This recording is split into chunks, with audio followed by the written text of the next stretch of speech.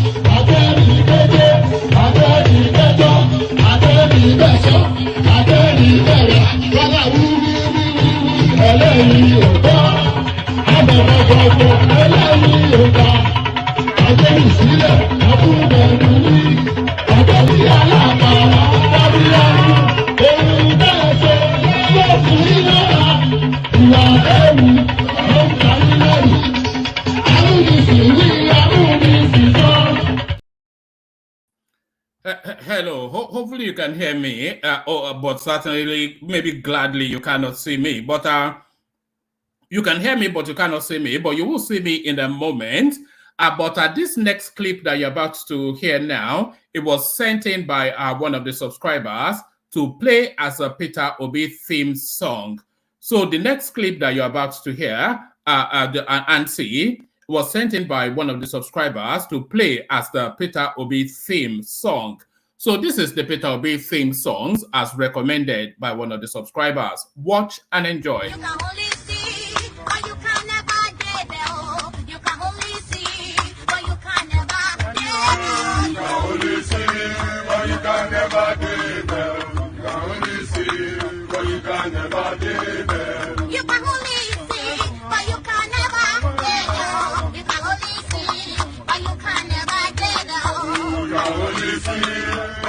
can never be there. You can only see, but you can never be there. Listen, you can only see, but you will never walk there. You can only see, but you will never be there. You can only see, but you can never be there. You can only see, but you can never be there. And there it is right there. You can only see, but you can never debe. So you can only see, but you can never debe. But hopefully, just as soon as I remove this from the screen, now you can see. So now you can see, and here I am. So here I am, there you are, and here we are. So here we go again. Another day, another half penny, as they say, wherever it is that they do say things like that. So another day, another half penny. So here we go again. Here we go again, the usual protocol. Click on the like button just as soon as you're coming in. Subscribe if you haven't done that already. Hyperlink that says StreamYard, your invitation to come join, and your invitation to buy your host cups of coffee. That remains ever present, so avail yourself of that. So avail yourself of that. You can only see, but you can never debe. So you can only see, but you can never debe. So there it is right there. What more appropriate music to bring up the first headline? So you can only see, but you can never debe. It is high time you pull in this clown. Loretta Onoche calls on DSS to invite Peter Obi for questioning as she reacts to a purported video of him speaking in a church. So, and there it is right there. The language of fed up. It's going to be very swift and sudden when the tide turns against this Obi narrative, and I hope he manages himself out of that before he becomes a hate figure. You see, when the Supreme Court comes in with its judgment, the sentimentality will switch 100 degrees, and then it will be a core ethnic base that will still stay within that space. So he now has to be managing the language to land at that Supreme Court space in order to still maintain his luster as it comes out on the other side. But the language of fed up, it is high time you pull in this clown. So this is not the language of reference. It is now time you pull in this clown. Loretta Onoche calls on DSS to invite P to B for questioning as she reacts to a purported video of him speaking in a church. So there it is right there. I didn't know he was still straddling the churches, doing the kumbayaism. Let's just quickly get Loretta out of the way. Former presidential aide Loretta Onoche has called on the Department of State Services to invite the presidential candidate of the Labour Party in the 2023 election, P2B, for questioning. Loretta made the call whilst reacting to a purported video of Obi speaking at a religious gathering and asking the church to act instead of praying. So hopefully, if anybody has that video, please send it in so we can add that to the narrative. I'm not talking about the Yes Daddy tape. We've all seen the Yes Daddy tape, but clearly Loretta is referencing a now new video of Peter Obi still straddling that religious strap line and trying to create a religious chasm within the country. So if he has gone out to still continue that campaign tonality in churches, if you have a clip of it, send it to my Instagram. You all know where my Instagram, what my Instagram handle is. Actually, let me repost it. Let me repost it just for the benefit of. Is it to hand though? Thomas, if you have it to hand, please post it. So if you have a clip of him still straddling the church spaces, please send it via Instagram. Former presidential aide Loretta Onoche has called on the Department of State Services to invite the presidential candidate of the Labour Party in the 2023 election, Peter Obi, for questioning. Loretta made the call whilst reacting to a purported video of Obi speaking at a religious gathering, asking the church to act instead of praying. Obi, who was declared third in the election, had his petition challenging the victory of President Tinubu dismissed by the Presidential Election Petition Court last Wednesday, September the 6th. The court ruled that his petition lacked merit.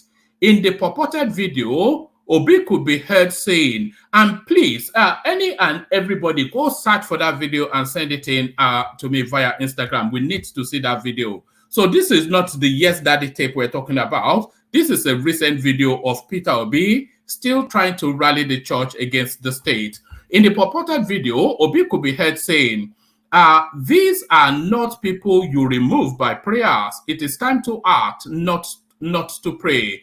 The youth, unfortunately, and that tells us off, that peters off. Do you know how Marcos left office in the Philippines?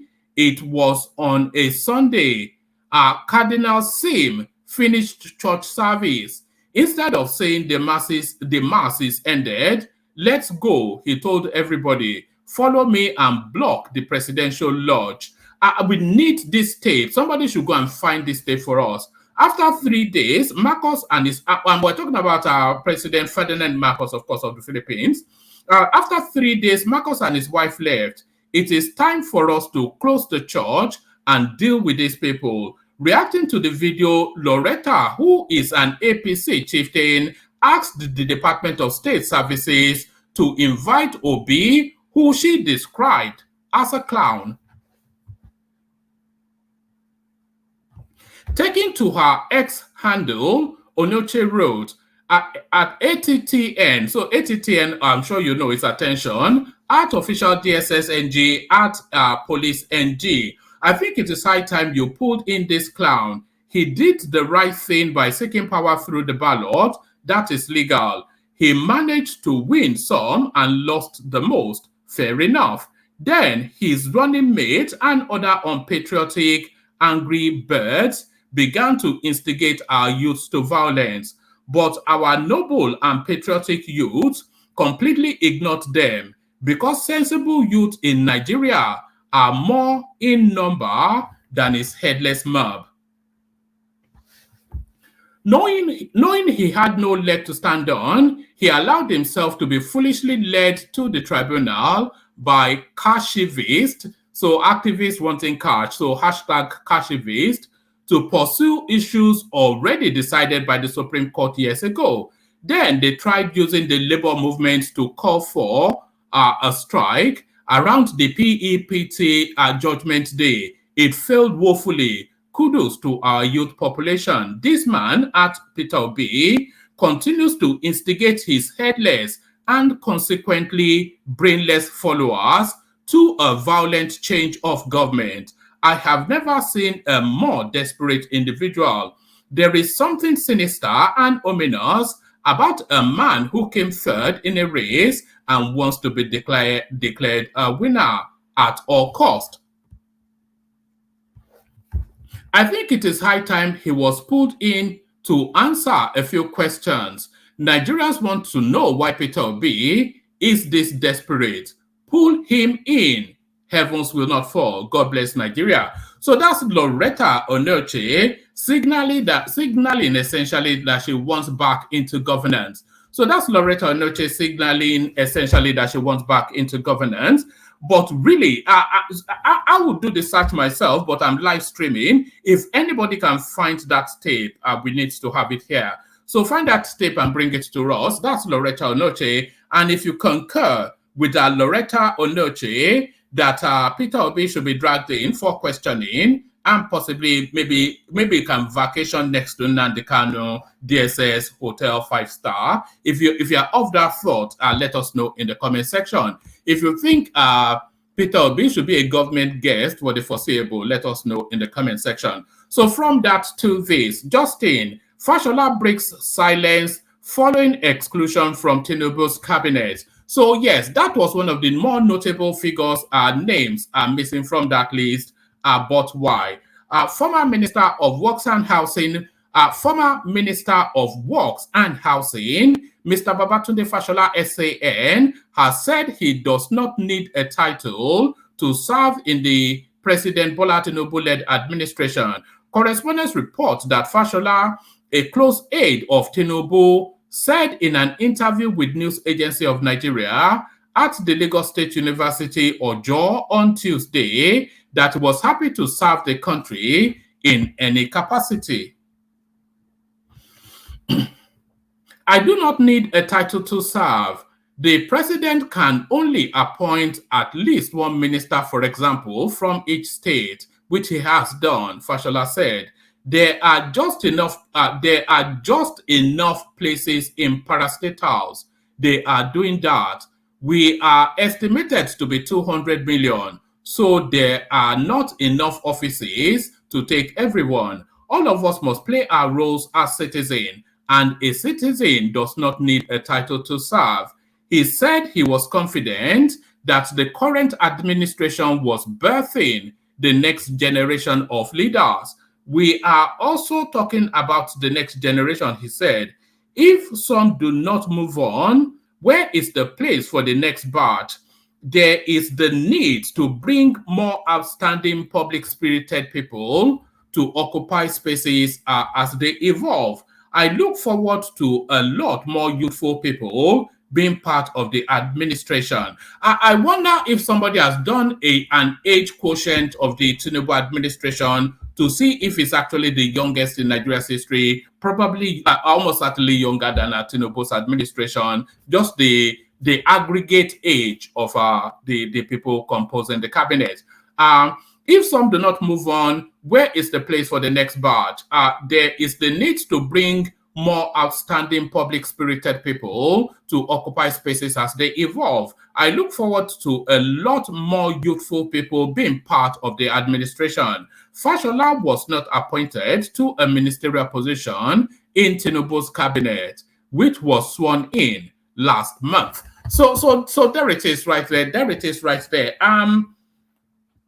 If there is anything, if there's one thing that is that is striking, one of the things to note, Tinubu's administration, and correct me if I'm wrong in saying this, but Tinubu's administration does not include any of the carryovers from Buhari's administration.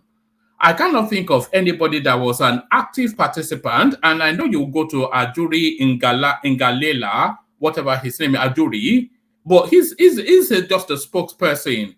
But I don't know of anybody that was a substantial part of the Buhari administration at the cabinet level that has crossed over into the Tinubu administration. So a total wipeout and a new administration, essentially, and Fashola a key component of that space. And he's also saying that you can only pick one from each state. And I think we have what's that minister of mineral resources or whatever it's name, solid minerals. So we already have him from Lagos, Alake. So I think that's sort of where he is going with that sort of argument. So there's that. We go on to this one. These are still the remnants, the carryovers, and the debris from the presidential petition election, whatever it is, the tribunal, and the fallouts from the tonality that we're hearing. SAN knock Agbakoba over comments on judiciary. So now, having lost now at the judiciary, they are now looking to rubbish the whole of the Nigerian judicial legal system. But one of the more functional ones within Africa, by the way, a senior advocate of Nigeria, Dr. Akin Onigbinde, has berated a former president of the Nigerian Bar Association, Dr. Olisa Agbakoba, SAN, over his recent comments that highly condemned the judiciary in Nigeria.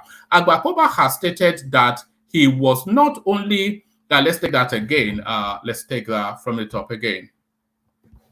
A senior advocate of Nigeria, Dr. Akin Onigbinde, has berated a former president of the Nigerian Bar Association, Dr. Olisa Agbakoba, SAN, over his recent comments that highly condemned the judiciary in Nigeria. Agbakoba has stated that he has not only lost confidence in the nation's judiciary, but suggested that the Supreme Court's decision should be subjected to legislative review.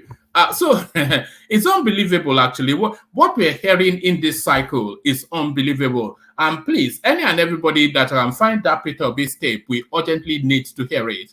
In a statement made available to journalists in Ibadan, Onigbide, who is a one-time, that should be who was a one-time speaker of the Oyo State House of Assembly, submitted that Agbakoba's outright condemnation of the judiciary was unbecoming of a person of his status, as his views is a serious indictment of an institution that is respected and held in awe anywhere in the world. According to Onigbide, although the judiciary has its challenges, Agbakoba's assertion that the court now gives silly decisions was unexpected of someone who was once the president of the country's foremost lawyer association, the Nigerian Bar Association. Dr. Agbakoba's approach and publication marks of a reckless, ill-considered, and empty activism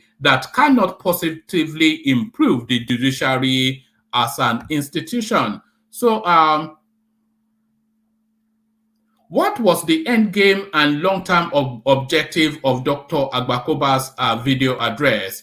Did he expect the disbandment of the judiciary the morning after, or did he intend to put the consciences of the justices on hook, or just bring the institution to complete disrepute? So it's unbelievable. There'll be a total rebalancing in Nigeria within the next few months. That's almost a certainty. There'll be a total rebalancing in Nigeria, and a lot of dead woods will be cleared out. A lot of dead woods will be cleared out. So a lot of, pardon me.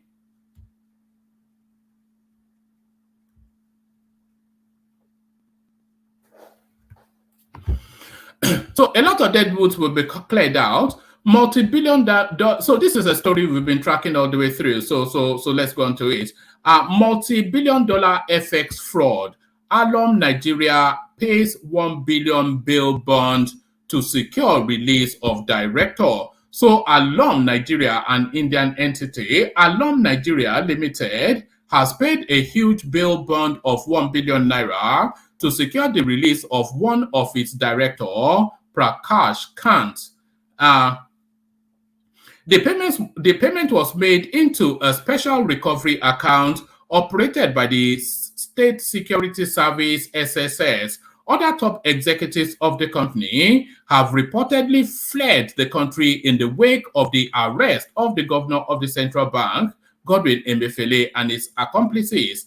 Insiders told correspondents that the DSS requested the humongous bail bond because of the gravity of the allegations against the company and the amounts involved. A payment slip seen by this newspaper showed that the money was paid into a treasury single account domiciled at Access Bank on Monday.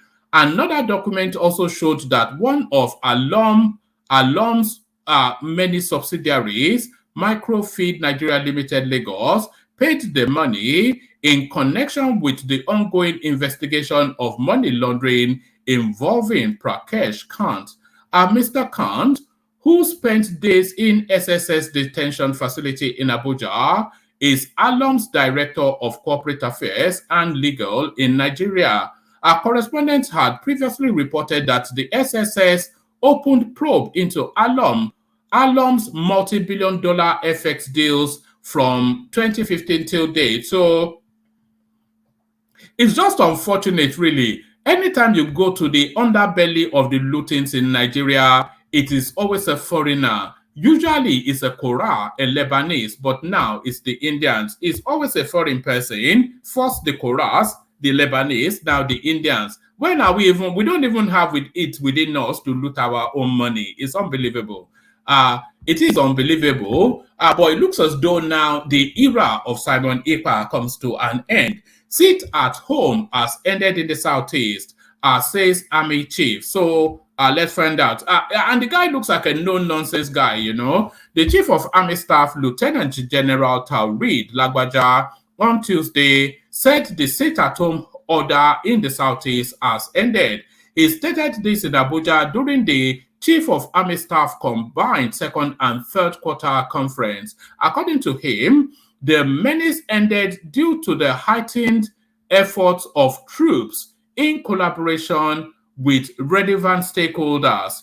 We have equally heightened our efforts in containing criminalities perpetrated in the Southeast region by the indigenous people of Biafra and Eastern Security Network. Through Operation Udoka, our troops have, in collaboration with other relevant stakeholders, put an end to the infamous sit-at-home order that has almost crippled socio-economic activities in the region. Lagbaja said, law-abiding citizens of the region now go about their businesses and everyday life. Similarly, our joint efforts with various government agencies have quelled attempts by criminals to disrupt economic activities in the Southeast region. So I cannot recall the last time a sit-at-home was called in that space. I think even Simon Ikpa has read the smoke signals that the tolerance is no longer there. He also said the Nigerian army has established special forces units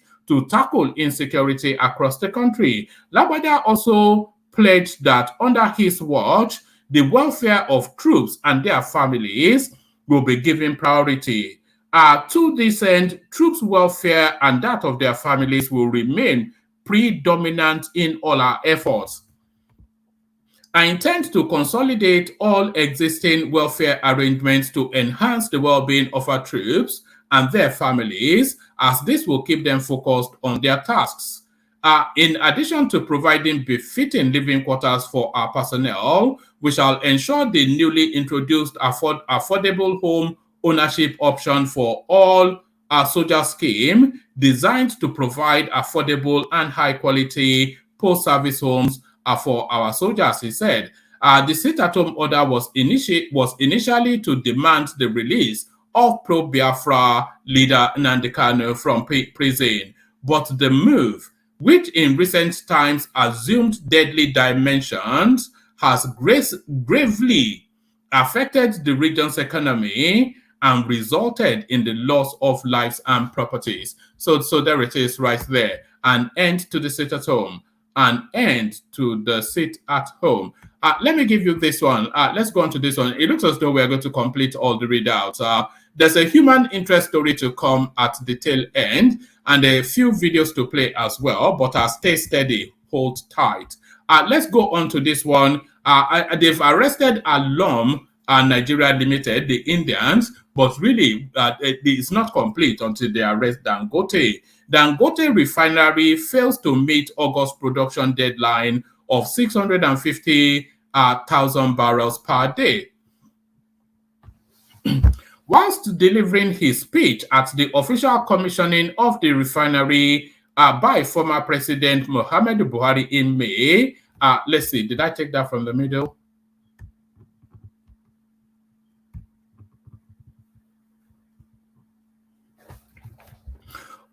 Right, whilst delivering his speech at the official commissioning of the refinery by former President Muhammadu Buhari in May, he said, "Your Excellencies, distinguished guests, our first product will be in the market before the end of July or beginning of August this year. The 600,000 barrels per day Dangote refinery is yet to begin production after the August commencement date, earlier announced by the president at Dangote Group, Aliko Dangote." Whilst delivering his speech at the official commissioning of the refinery by the former President Muhammadu Buhari in May, he said, "Your Excellencies, distinguished guests, our first product will be in the market before the end of July or the beginning of August. However, no drop of refined petroleum product from the refinery has hit the market weeks after the promised production deadline, according to findings by correspondents." Spokesperson for the Nigerian National Petroleum Company Limited, Garba Dean, in June, said that the company would cut down its fuel import program in August, once the Dangote refinery began to push out refined petroleum products latest August. A top source amongst the major oil marketers association of Nigeria also confirms that the NNPCL has cut down importation. Corroborating Dean while speaking to journalists after a meeting with oil marketers in Abuja, also in June. The chief executive, so let's go. Let's go to Dangote. Officials of the communications department of Dangote refinery could not speak on the matter as of press time. However, a source at the refinery told correspondents that the management was unsure of when petrol refining would begin in the Ibeju-Lekki facility. This source, who was not authorized to speak, said, for now, the management has not come out with any official dates. The president, Petroleum and Natural Gas Senior Staff Association of Nigeria, Festus Osifo, advised the federal government to focus on completing the Port Harcourt refinery rather than focus on this Dangote. I wonder why the cameras are not chasing him around.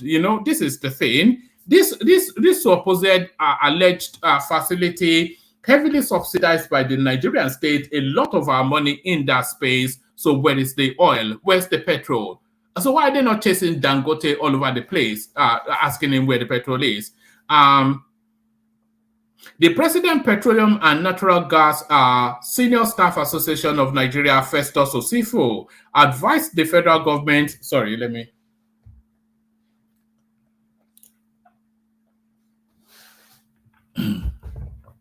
Right. The President, Petroleum and Natural Gas Senior Staff Association of Nigeria, Festus Osifo, advised the federal government to focus on completing the Port Harcourt refinery rather than focusing on Dangote refinery. He said, we should rather focus on making other refineries work because it would cut down on freight rate for importation and would reduce prices. Dangote is a private businessman and can decide tomorrow that he would not refine again. Although the government has a 20% stake in the refinery, we should rather push for our own refineries and ask the government the questions such as, when is the Port Harcourt refinery going to start refining? They've already told us. Did they not say November? National Controller. Anyway, that's the Dangote storyline. The goalpost continues to shift. The goalpost continues to shift, of course. But more curiously, nobody is asking him questions. That's the real killer. Nobody is asking him questions. So nobody is asking him questions. Let's go on to this one. This is a human interest storyline. Even with my money and body, I still get dumped by suitors. This is a Maddie Keys, whoever Maddie Keys is. Maddie, something or the other, Oluwada or Oluwada, popularly known as Maddie Keys, a Nigerian skit maker and brand influencer, has lamented her inability to find genuine love. According to the controversial comedian, her suitors frequently break up with her after sleeping with her. Maddie Keys made the announcement whilst appearing as a guest on the most recent episode of the Honest Bond podcast, which actor Chinedu something or the other co-host. She said, "It has not been easy for me as regards finding true love. I have suffered a lot. I just want happiness. I just want someone who will love me. But with all my money and body, I am still getting dumped.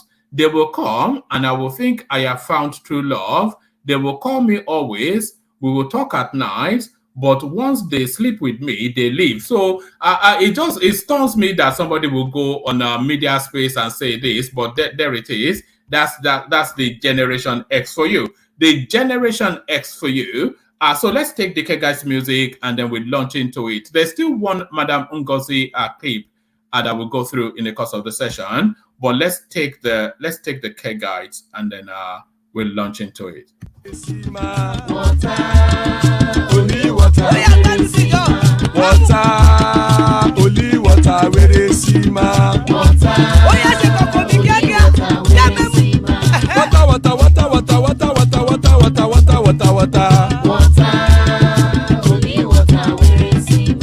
Hapa o naido.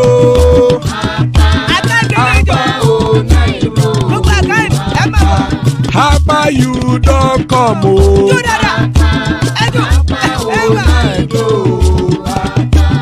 Hapa o naido.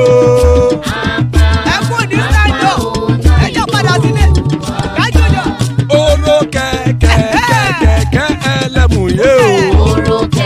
Ilé sọ́dí kẹ̀kẹ́ ẹlẹ́mù rẹ o. Bobby master kẹ̀kẹ́ ẹlẹ́mù rẹ o.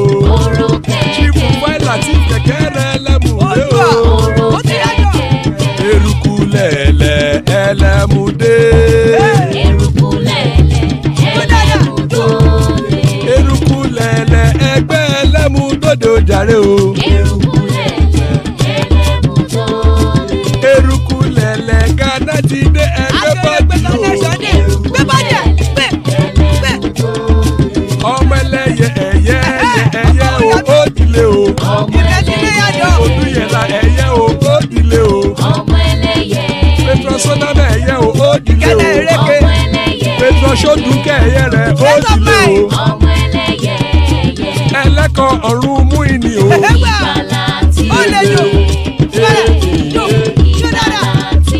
Àkùkọ ọ̀run méjìkọ.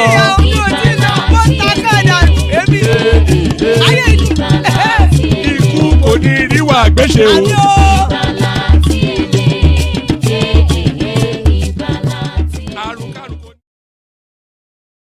And there it is right there. Iko Koneru Agbeshe, may death have nothing to do with us. So there it is right there. So we have somewhat of an assemble, but certainly more people needed. Thomas, of course, holding steady. Adan Lekoko, as always tradition. Baba joins us to get the conversation steady. And we have the prime daughter as well. So let me send the link again for whoever wants to join. So hop on if you do want to join. And Alexander Gomez kicks it off with a tidy little super chat. So there it is right there. Sorry, the prime says something because we are logged in twice, so I can delete one. The prime dot say something, then I know which one is the prime. Unmute and say something. The prime dot. All right. Hold on. Yes, the prime. Okay. Hello. Good evening, all. All right. Let me remove this one. Okay, let me remove this one. You're logged in twice, so I'll remove one of them. All right. Thank you. All right. Let me mute you back. So yes, gentlemen. There was this clip. Madam Ngozi Okonjo-Iweala. I think this was during the G20 meeting. I saw it earlier, and it really struck me. It's only about 4 minutes long, so let's watch it and then we kick on the conversation from there. Let's watch Madam Ngozi and see what she has to say.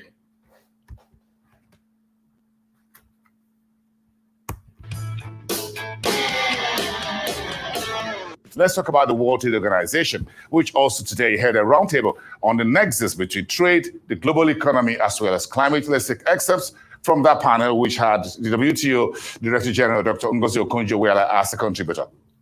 We've got the tensions that we see between the US and China, between Russia, Ukraine, the war in Ukraine. We have other tensions between different world power centers, even tensions between developing and developed countries, South and North, to some extent.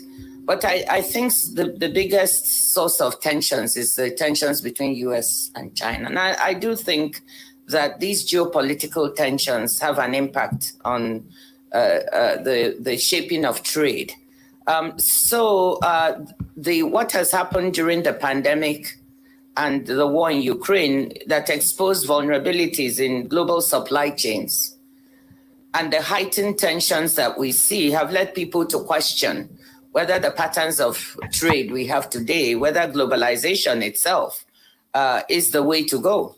And the tensions are leading to a conscious effort to reshore, to friendshore, to change the way that supply chains are currently configured.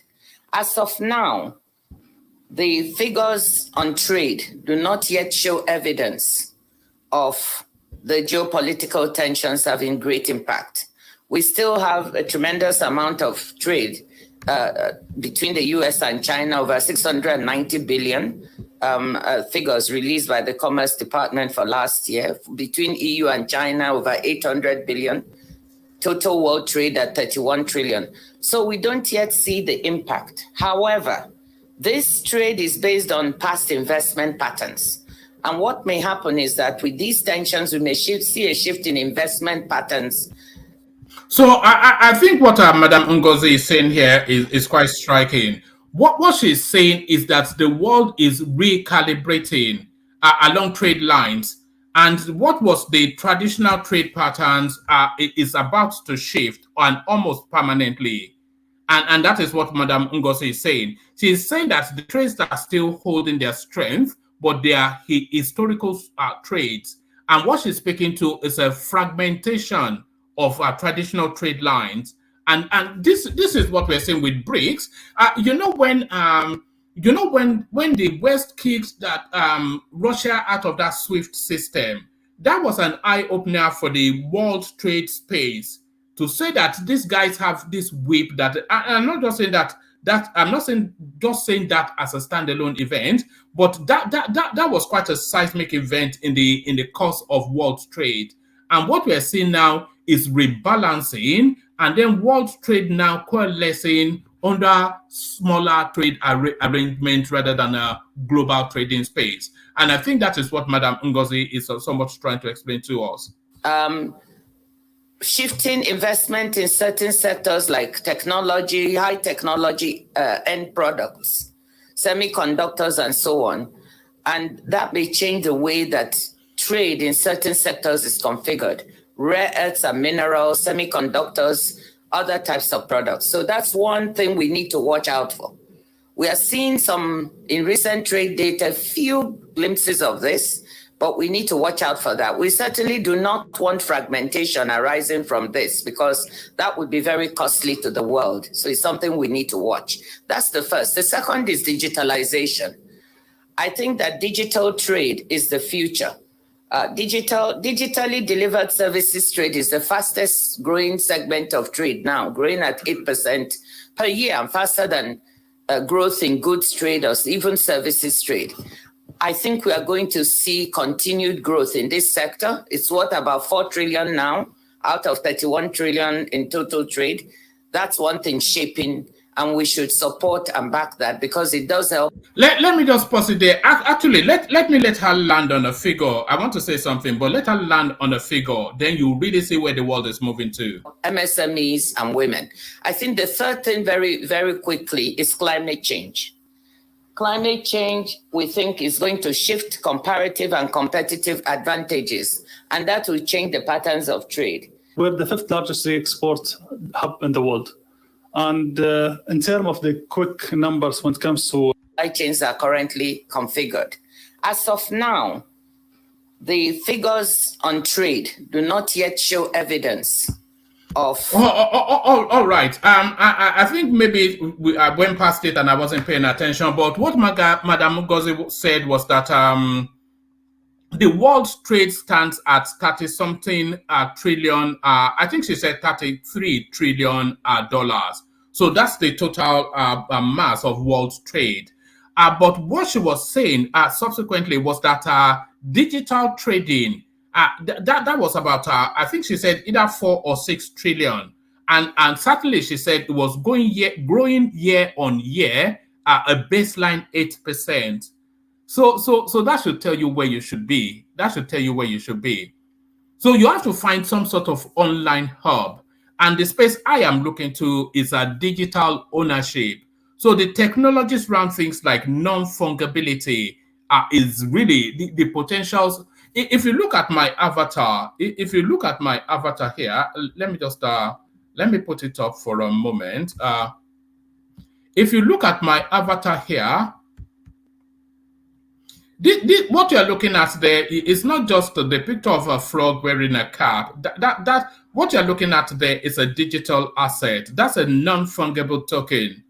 So that's a non-fungible token. Non-fungibility is something that cannot repeat or replicate. So this image that you are looking at on your screen here now is a non-fungible token.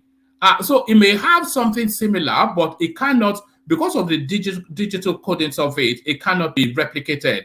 So this is just a fun little insertion into that space. But that non-fungibility is what people will be using to establish ownership. So now, if you own a piece of land, and by the way, that's how land will be owned in the future. It will be owned through non-fungibility. So the potentials are just endless. I just want to highlight that. So the potentials are endless. I want to highlight that. I thought we had Alexander Gomez, but I think he has dipped out. But let's kick off the conversation then and start it off immediately. Let's kick it off with Baba, if Baba is ready to go. Yes, one man. Good evening. Salam How do you alaikum. do today? I'm well. Good to have you here. All the better for having you here. So yeah. So here we go again, Baba. Another day, another session. Yeah, thank you, one man, for the opportunity. You're blessed. Good evening, folks. Those on the panel list and those on the comment section. Guys, in the comment section, you rock. You make this that space veritable. Please like, share, and subscribe. By all means, click the like button immediately if you are watching. And if you can share or subscribe, do that later, please. Thank you. Yeah, one man. All right, brilliant. So before we kick into the talking point, what are you looking at in the news today? What's caught your attention in the news cycle today? Yeah, you can see I came in early because maybe by my own 10 o'clock I will quit. But what caught my attention that made me actually come early is this Onoshie thing.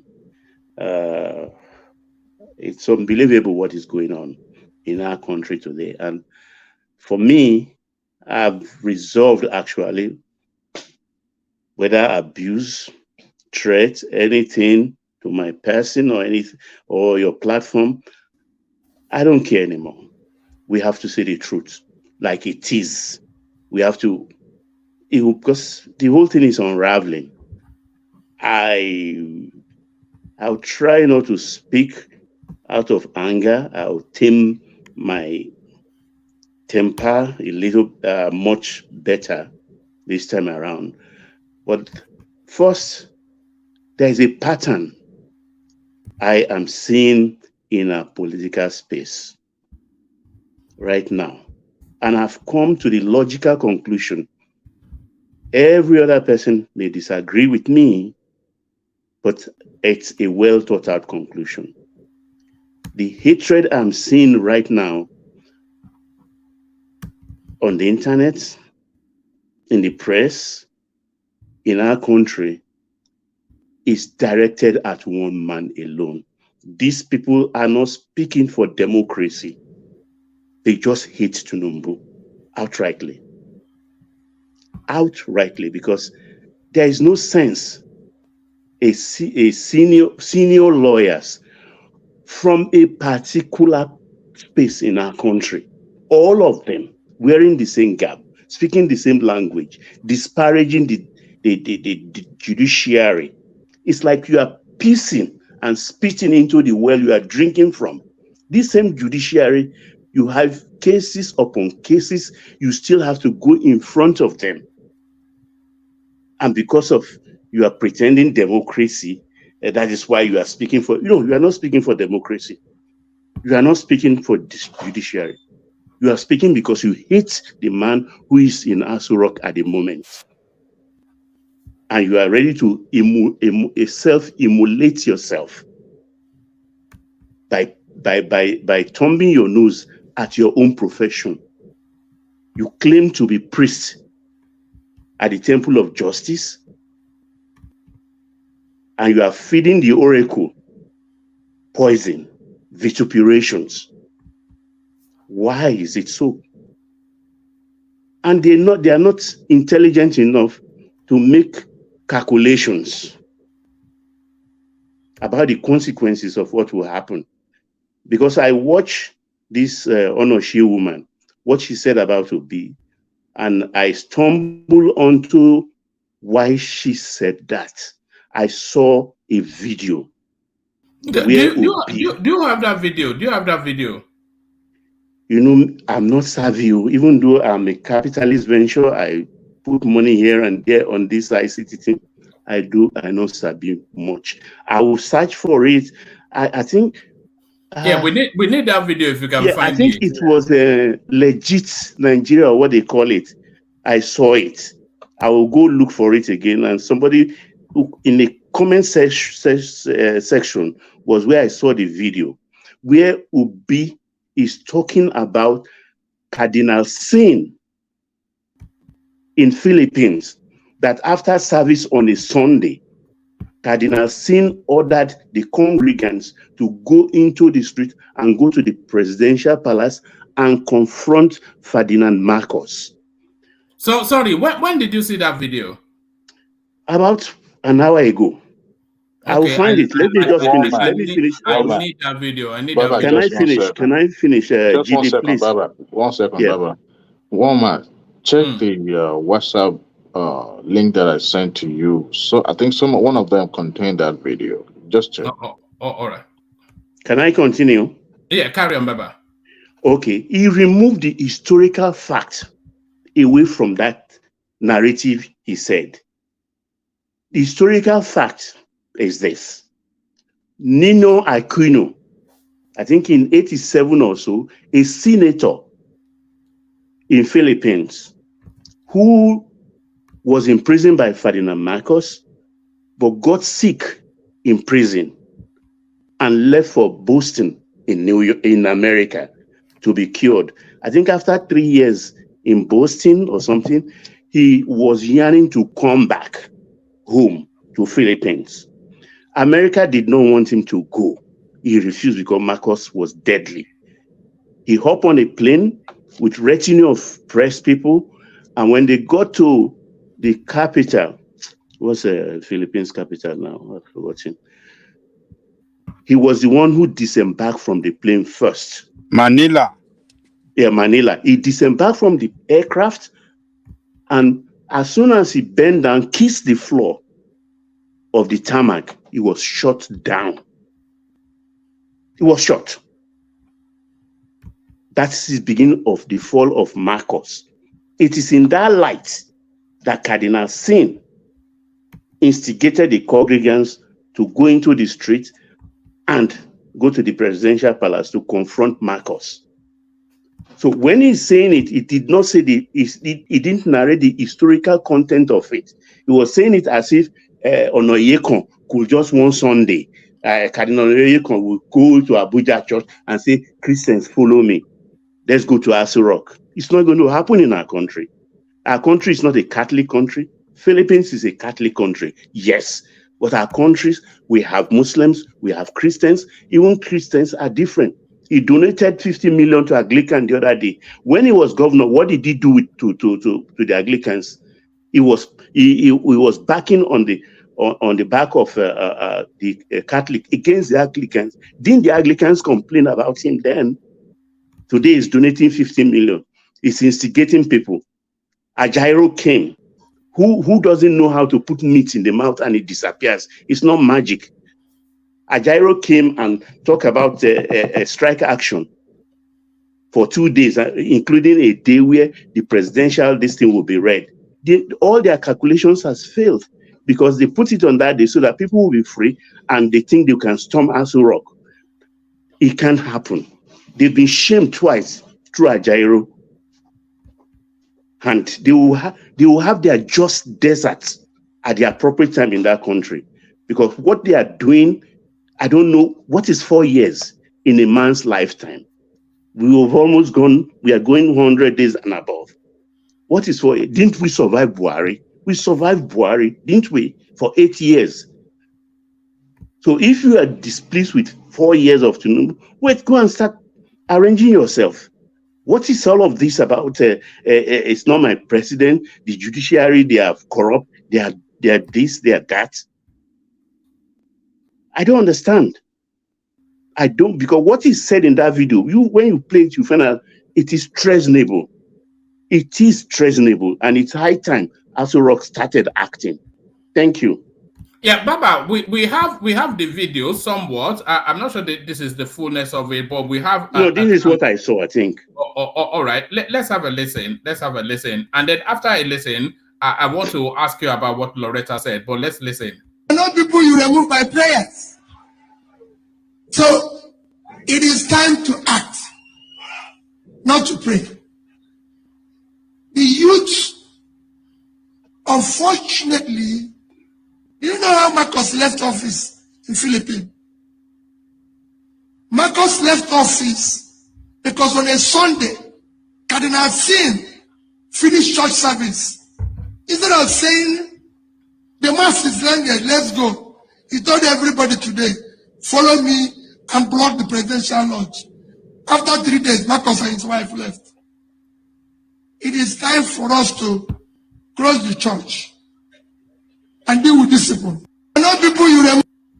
All right. If that is not a call to anarchy, then I don't know what is. Exactly. Baba, Loretta Onoche is asking that the DSS, they should bring the clown in. Do you think the clown should be brought in, the clown? Yeah, I support. That's what she's asking. And the DSS should not shirk their responsibility. You cannot instigate mob to take over the streets.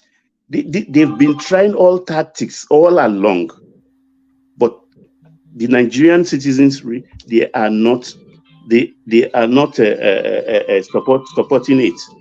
They've tried NLC, TUC last time did not support even the last 2 days warning strike. Let them bring it on. That's what I would say, because I trust too much the man in Aso Rock. I trust too much in him. I trust too much in him. I think if he's waiting for the Supreme Court to exonerate him totally, I think he's just waiting too long. He should start acting now. No, but he has to act. He has to wait for the Supreme Court to come in with a judgment, because if they start to pick up Peter Obi now, then that would not look good for the optics. It's almost as though they are using the weight of the state to fight an opponent that is fighting them in court. Let me call you back. So it's almost as though they're using the weight of the state to fight an opponent that is fighting them in court.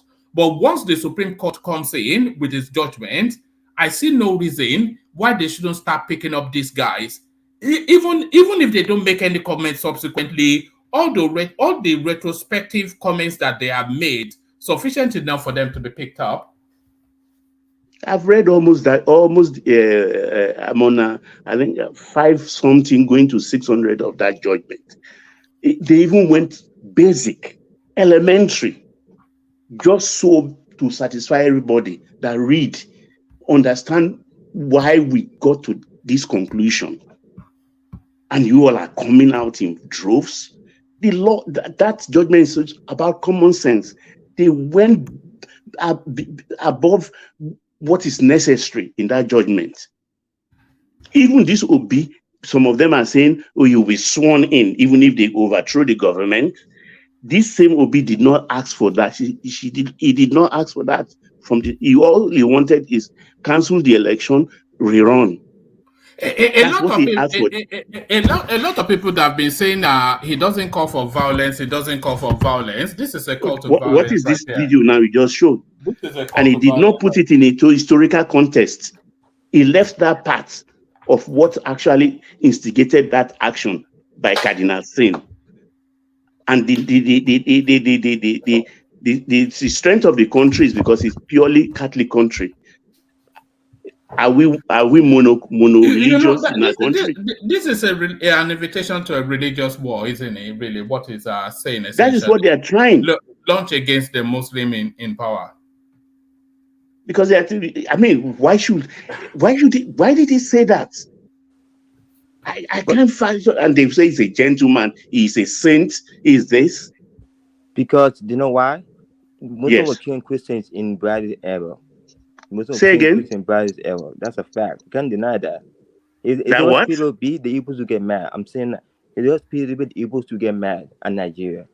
Enough's enough. The Igbo should get mad. Yes. Is it about the Nigerians Igbos or like Nigeria? So it's about the Igbos, not Nigeria. What are you saying? Nigerians are treating the Igbos like shit. And the Igbos are enough's enough. Igbos are enough's enough. Igbos are fired up today. Nigerians are treating Igbos like shit. I'm not even hearing you. I don't understand what you say. Nigerians are treating Igbos that's a speech like babies. The Igbos are tired. It's supposed to be Igbo president, but they deny us our presidency. So it's supposed to be Igbo president. Okay, so now we know. See, Igbos are tired. Enough's enough. Igbos are tired.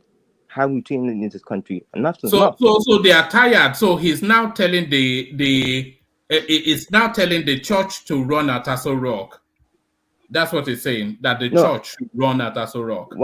I predict this is gonna happen. I predict this is gonna happen. This is the last one. will follow him. Presidency. I predict that Anglican will follow, Methodist will follow, Baptist will follow.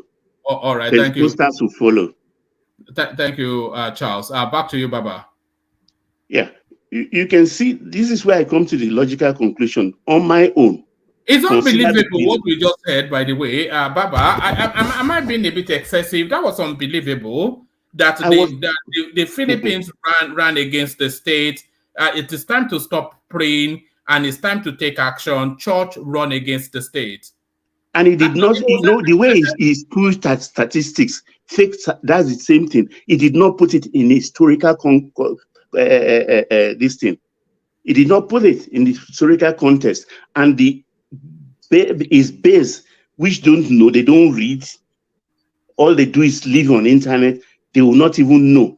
They will just listen that one Cardinal Cardinal Sin actually did this, so we can replicate it in Nigeria. They should try it. Hello, Go Baba. on the street.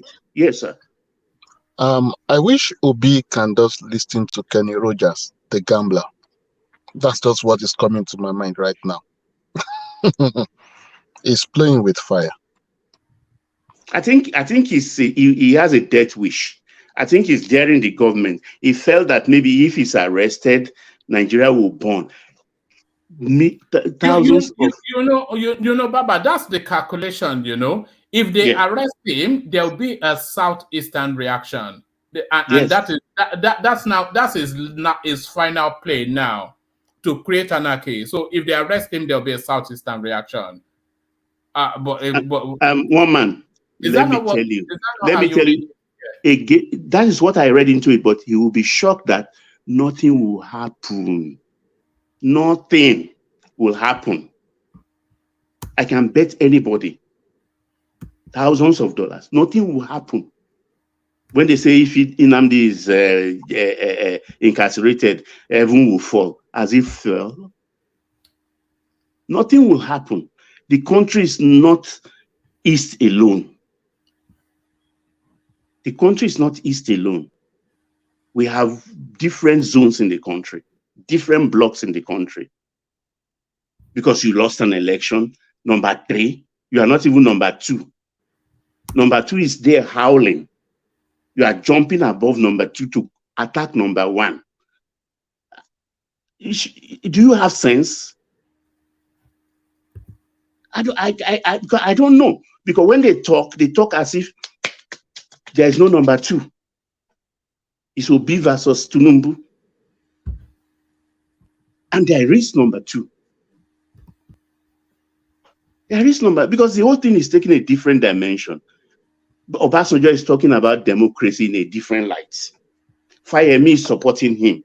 Because I heard Fayemi saying, what did he say? He said in a country where we should restructure our democracy so that have a kind of hybrid that if you have 37%, that's what he said, 37% vote, you should have only 37% of the government. Did you hear that? Did you hear that? Yeah, proportional representation. Is that what Exactly. it is? Fire me. Because he was not made a minister. He was taking yank before the EFCC. So he's angry. A lecturer in Ghana who was brought in because of the Abiola issue, who ran Kudirat radio. What is wrong with all of these people? Where are our senses? Has common sense taking flight in our country? I think the Supreme Court should take as little time to because they don't have to because all of the body of all of the work, all of the law has been done at the appellate stage. So they shouldn't take any time at all to come to a decision so that this thing can end. So after the Supreme Court, then let's now hear any noise in the public space, and then we can knock on the door of the DSS that look what's going on. And with all their bravura, with all their noise making, look at ordinary Asari Dokubo is there facing them in Abuja. They can't even do anything. With all this noise they are making, it's all sheer bravado. Nothing will happen. I'm happy. People, we think, because somebody called my attention, I think the last time you were here was when we discussed about the war. And somebody told me, I couldn't find it, that even Omokri, exactly what we discussed here, I think today's Tuesday, on Sunday, Omokri repeated it the same day as if he was listening to us.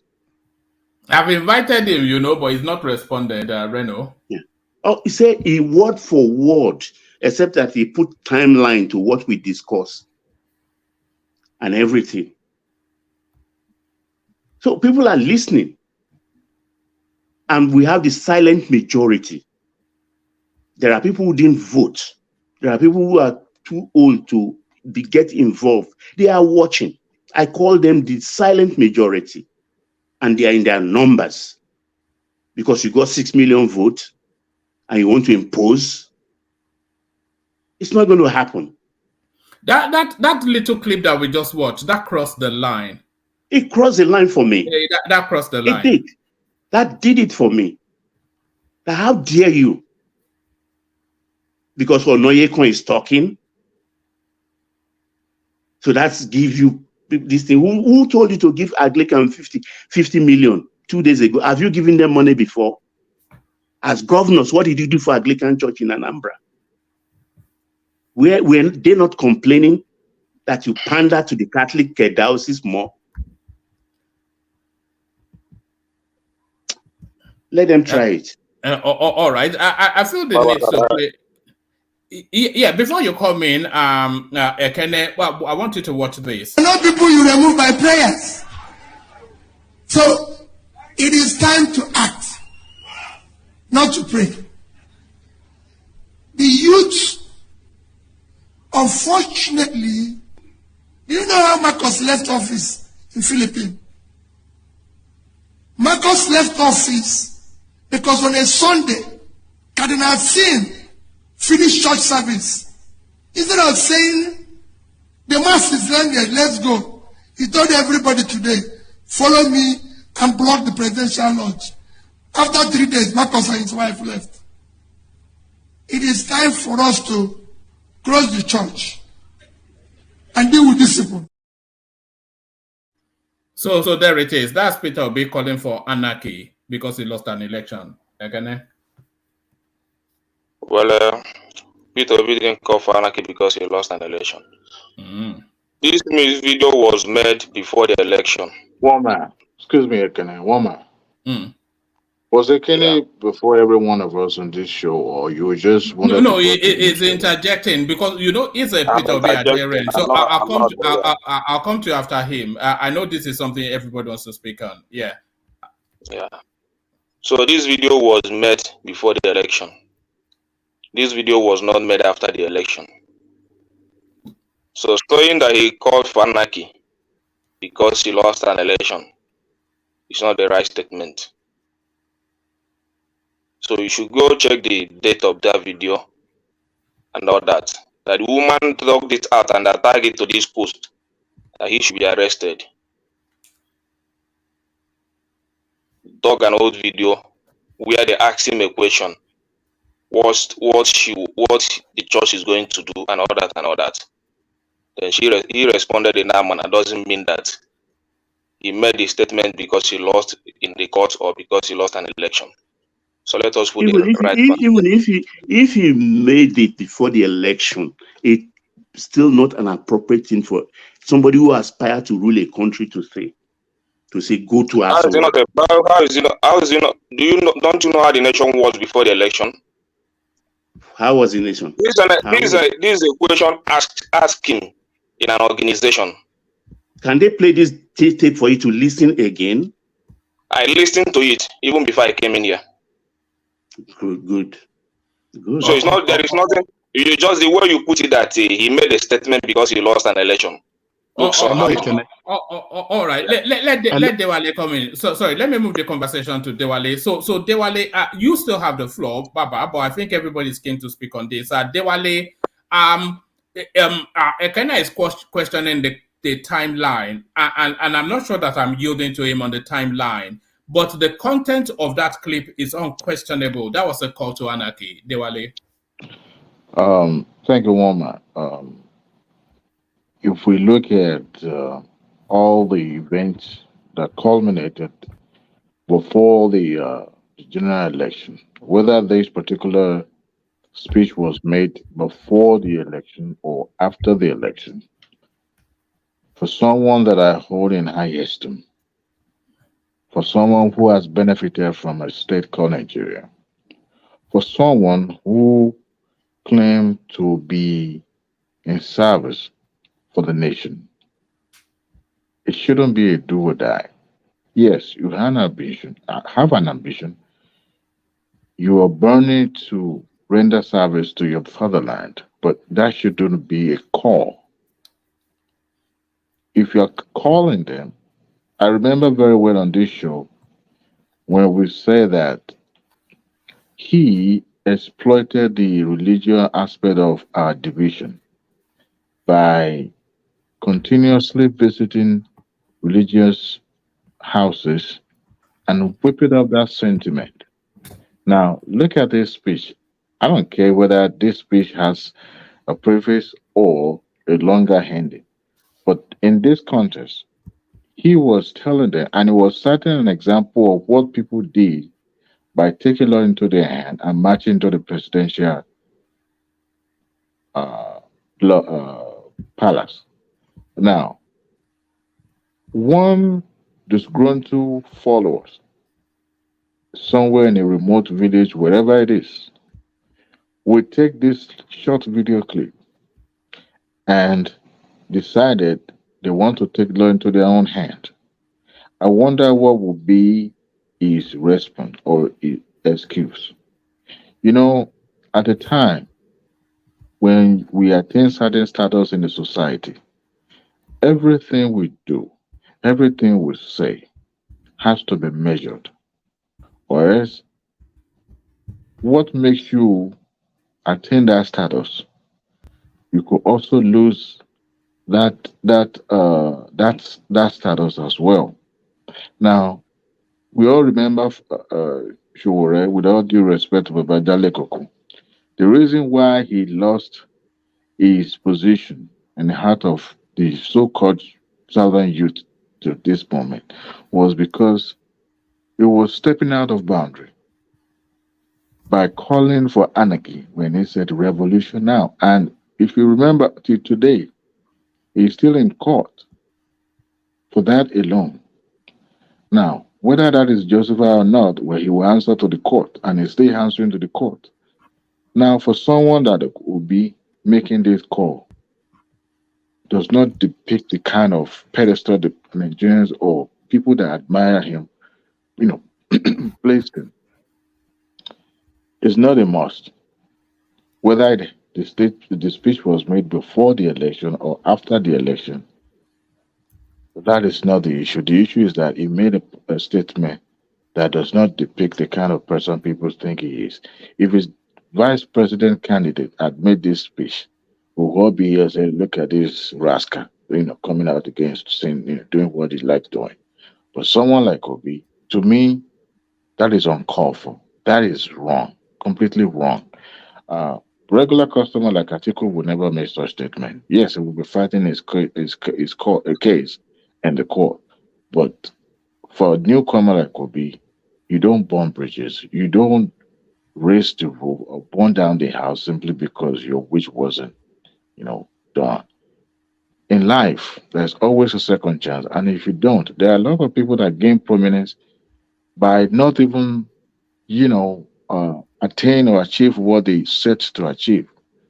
But they eventually become larger than life in life. Even they themselves marvel at the position or where life placed them. They refer them and they respect them. And I give you an example. At the time, Nelson Mandela was not beloved by the entire South Africa. Some South Africans sees him as a, you know, what was this example in the Bible? They felt that, well, you talk too much, you antagonize these people too much, and some of them, believed him. Man, look at him. At the end of his life, towards the 12th of his life, he was even larger than the position that he occupied as a president. Now, that is the mystery of life. You never can tell. That is why when you attain certain status, whether we like it or not, Obi is now a leader in Nigeria, whether in politics or in any uh, part of life. And he should comport himself in a way that for life, people will see him as not just somebody who come to contest for election, but somebody who came and contribute his own quota and trying to make life better for his kinsmen, not just somebody who believe that because I don't get what I Do said. you think the authorities should bring him in for questioning at the very least off the back of It should be. It should be. Because that speech because alone that is enough to toga stand.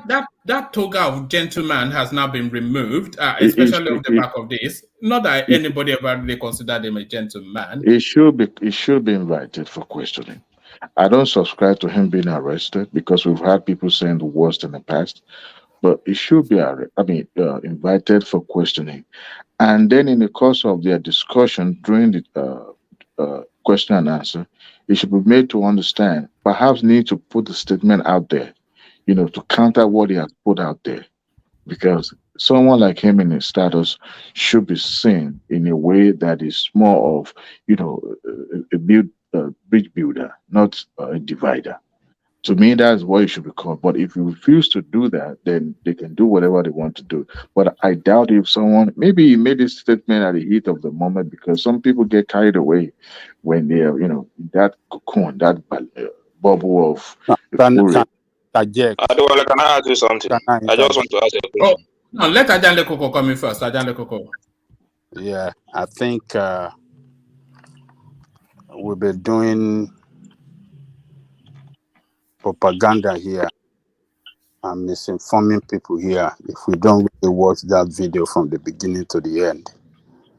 That is the only thing that we can do that can guide our opinion and our thought in response to whatever is said. So showing a video that is just like 5 seconds and in what context did he say what he said and what led to it and what we didn't even listen to we didn't even watch the video. So what are we trying to do? Are we trying to act like obedient that always carry out propaganda everywhere? I don't think we should be doing that. We should have conversation over this because we don't know when this video came out, whether it was 5 years ago or just recently before the election or after the election. We don't even know. And we want to start. Let's say what we do know, Ajande Koko. What we do know is that this video is within this electoral cycle. We know that because of the words that were said and Peter Obi's presentation as well, because it looks differently from 4 years ago. So we know that it's in this electoral cycle.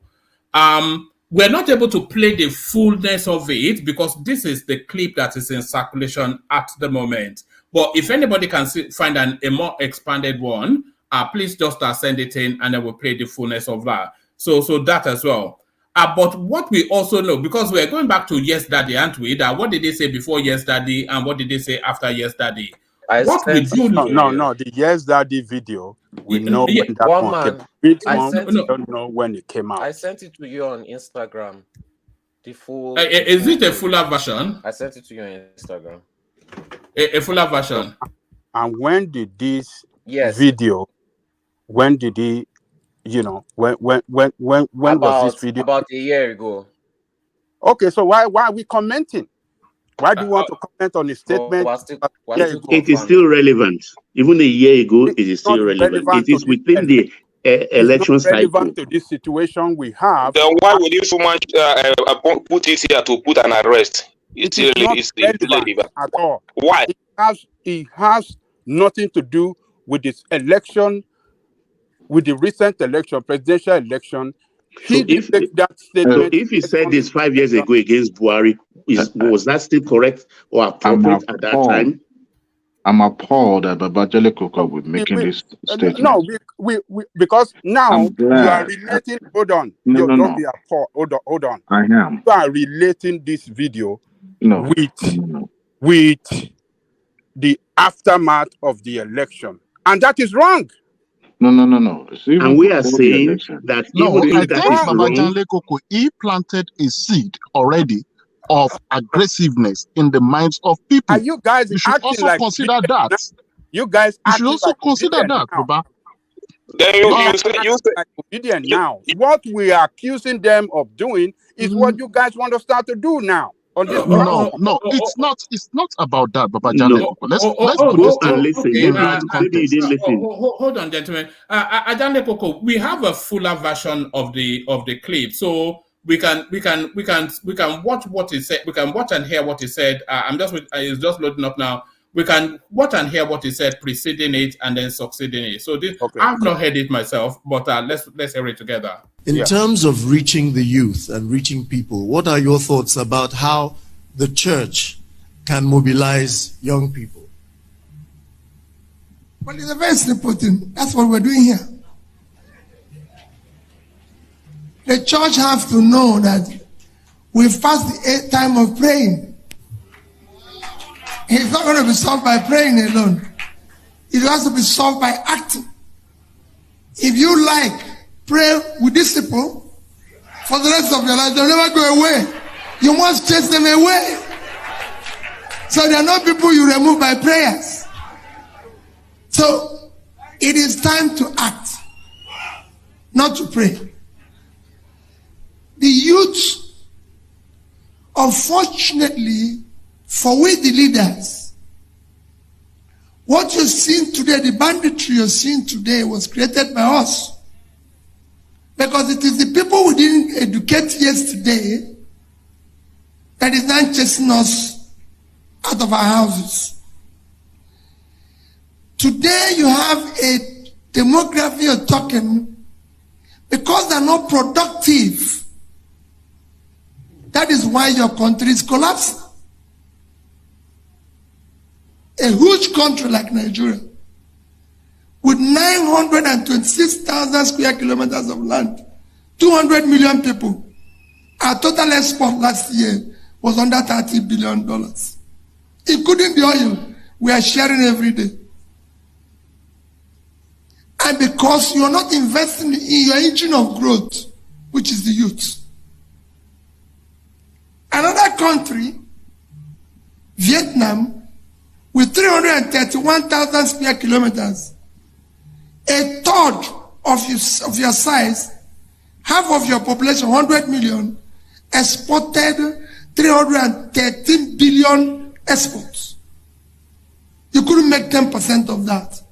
And what did they export? It's not oil. It was manufactured goods. Electronics, 60 billion. Clothing, 32 billion. Shoes, footwear, 23 billion. They exported more footwear than we got from oil. And we're sharing oil. Put money in this. We have youths that have talent, energy, willing that can change the world. All they need is leadership to invest in them.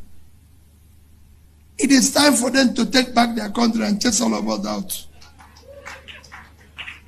If they do that, so what Pastor is doing today is what the churches need to do. You know how Marcos left office in Philippines? Marcos left office because on a Sunday, Cardinal Sin finished church service. Instead of saying, the mass is ended, let's go, he told everybody today, follow me and block the presidential lodge.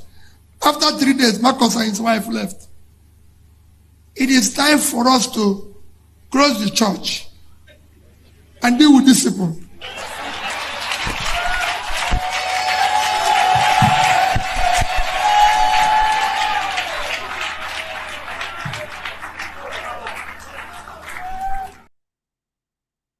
It's even worse than I thought. They should have picked him up there and then. It's even what has this man done worse than I thought. What have he said wrong?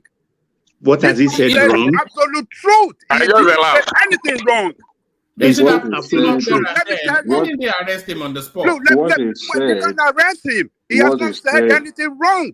Everything is said right there. Instigating the masses. Wrong at all. What he said is similar to the what you're... Once upon a time, we have church leaders in Nigeria, and I can remember vividly well, Olubunmi Okonge in the 70s, in the 80s, was a religious leader the military government. Spoke very tough and against the military government. Against the military government. Hold on. Against the military government. It doesn't matter whether government is government. You guys don't change this government is not government. Government is government. We have bad government in Nigeria. And that is what Obi was speaking about, that Nigerians must leave all this prayer. Prayer It's cannot containers that come in. out. Did they put anything inside to export it out? Hold on. You people should not exercise this anti-Obi. Will you let us have this kind of statement, even if he made it in the election cycle, it is what is fueling the present It didn't fuel anything.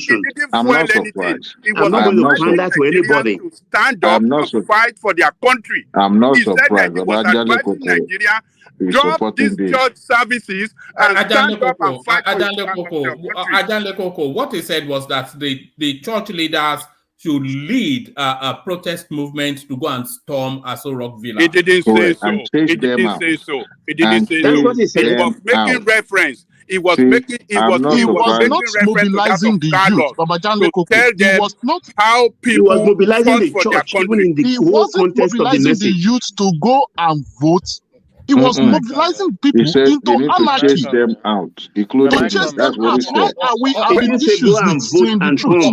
All right, let's get back to Dewale and take gentlemen, I'm not surprised. I don't get it. This is not guy personal. was advising church leader. It is time to. He was not advising. He wasn't asking them. Hello. He wasn't asking them to go violent. He said they should stand up and fight for their country. Yeah, That's okay. what he was telling them. Hold on. What did he mean when he said stop praying and take action? That's what they did in the Philippines, that they stormed the State House. Exactly. He didn't say go and vote. He didn't tell them to go and do such thing. He was just making. He was not telling them. He was just telling them, hold on, people, don't turn this thing around. Don't twist it. Don't spin You are the one twisting it here, Aja. No, you guys are twisting it. You are the one twisting it. He was telling them, look, this is what he was telling them what the church did in Philippines. The role they played. So what is he inviting them to do? And we know that in Philippines, the church is very, very strong there, particularly in the political struggle of that country. We know that. And he was telling them this is what the church did to send away bad leader in their country. He didn't tell them, oh, let's go and do, but he's telling them, stand up for your country. Stop praying, take action. Stop praying, take action. Even include himself. What are you Yeah, guys talking about? Philip, you are please. Philip. I Yes, think stop we're even preaching. doing a better job than let us have an input as rational well. mind. Not everybody that will be able to hear like this. All right, Okay. Dewale, you have the floor. I will make my own brief. Not everybody will be yelling like this. Obanjale Koko, with all due respect, I understand your stand, but the thing is, I'm not surprised that you are also backing and supporting this statement made by this man. Your own beloved candidate also makes similar statement, and where he landed him today, we all understand that we have some are closer to the government than All another. of you are not. All of you if not suffering it today. Mr. Dewale, I want to ask two questions before you hold continue. on, before you ask me a question. Let Dewale have the floor. Hold on. If Showore had been close and have a godfather like Obi did, he probably would not be arrested or be in Nigeria by now. So Obi is enjoying that closeness to the power up to this moment. If we look at this statement in the context in which he responded by trying to incite the Christendom, he said, and he make reference to what happened in Philippines. What led to this? He wasn't saying the Christians should come out and vote them out. He said they should be chased out, including himself, because whether he liked it or not, he was part of that and he's not denying it. He said to be chased away and blocking the presidential palace and chase them away. That is an incitement. He did not say that expressly. That go and block the presidential level. He doesn't have to didn't bring charge them. He megaphone didn't charge out. them to go and do that. He did not have to Why are bring you people trying megaphone to and twist tell them point all blank. you He said, Tinubuis, see, all of you that are Tinubuis? Why are you? Why didn't you say go and vote them out? we are I don't know. speaking the fact. If he had said, look, you guys need to stop praying, come out en masse and vote like your life depends on this. Exactly. I will say, I'll doff my hat. As a matter of fact, that's what I expect him as a statesman now to do. Adewale, I But want when to you ask you a have question. You don't want me to ask when you you a question have before you someone who continue. is taking a different route, Sorry, let's have one voice. We don't want voices cascading over each other. Dewale has the floor. Carry on. Yeah. who is taking a different route, a different approach, an approach that is meant to boomerang that is enough to burn down the entire country. Like I said earlier, we are all rational minded here. What about those who doesn't have that thinking, rational thinking skill that can easily say, you know what, this man is calling. If you go online and see the response people are giving to this speech alone, they are saying he should bring his own son, his own children to lead the pack to go and face these people and see how it's going to end. Those are the responses I was seeing online. And all these ones we are talking about here is even a child play. They were saying that he should bring his own children to lead the pack. That did they remember what happens in Lekki and all that? They were making reference to that who would do that? Considering what is happening in Nigeria today, and we're defending that, oh, this man made this statement. It wasn't meant to incite people. Give me a break. As a matter of fact, he needs to be questioned whether it happens in the past or in the present, and it's going to happen in the future. He needs to be questioned on that because that is wrong. If you and I make this statement, Dewale, we'll no be trained by Nigerian. the secret service. Dewale, no Nigerian is more Nigerian than any other Nigerian. Who said that? Aisha Yusuf. So clearly, some Nigerians are more Nigerians than other Nigerians. Here is a guy asking people to run at the State House and seize governance. He's walking the streets free.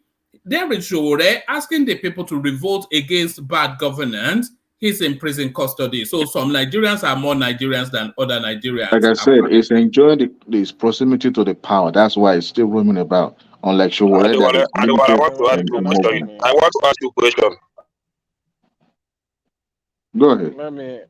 Let me come in. See, Okay. Hold on. Let Kenny ask the question first. With this.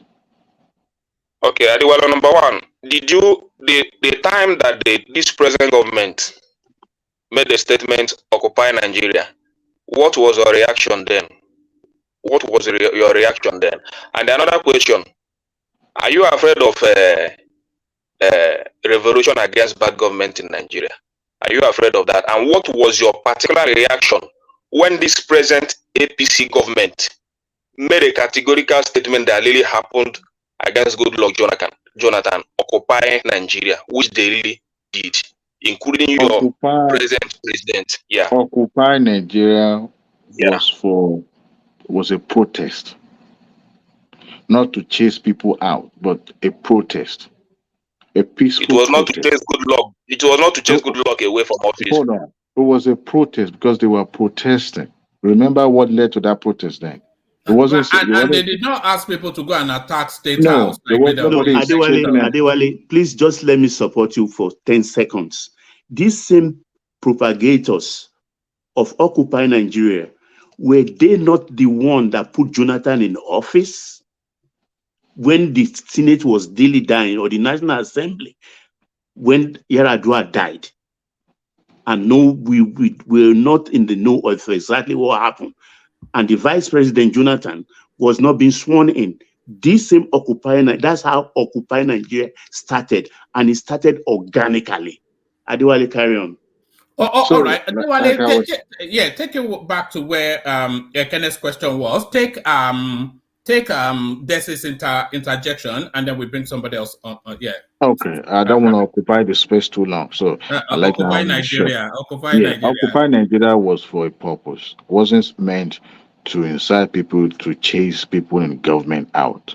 It was for a purpose. Now, if anybody call now, I think the second question was what's my position if there's a call for me to protest or something like that. See, I Oh, I am said, are you afraid? Are you afraid of revolution in Nigeria against bad government? okay. And this statement is not only occupy Nigeria. Both Yeah. bloodbath will fall on the street if this and this happened during the election.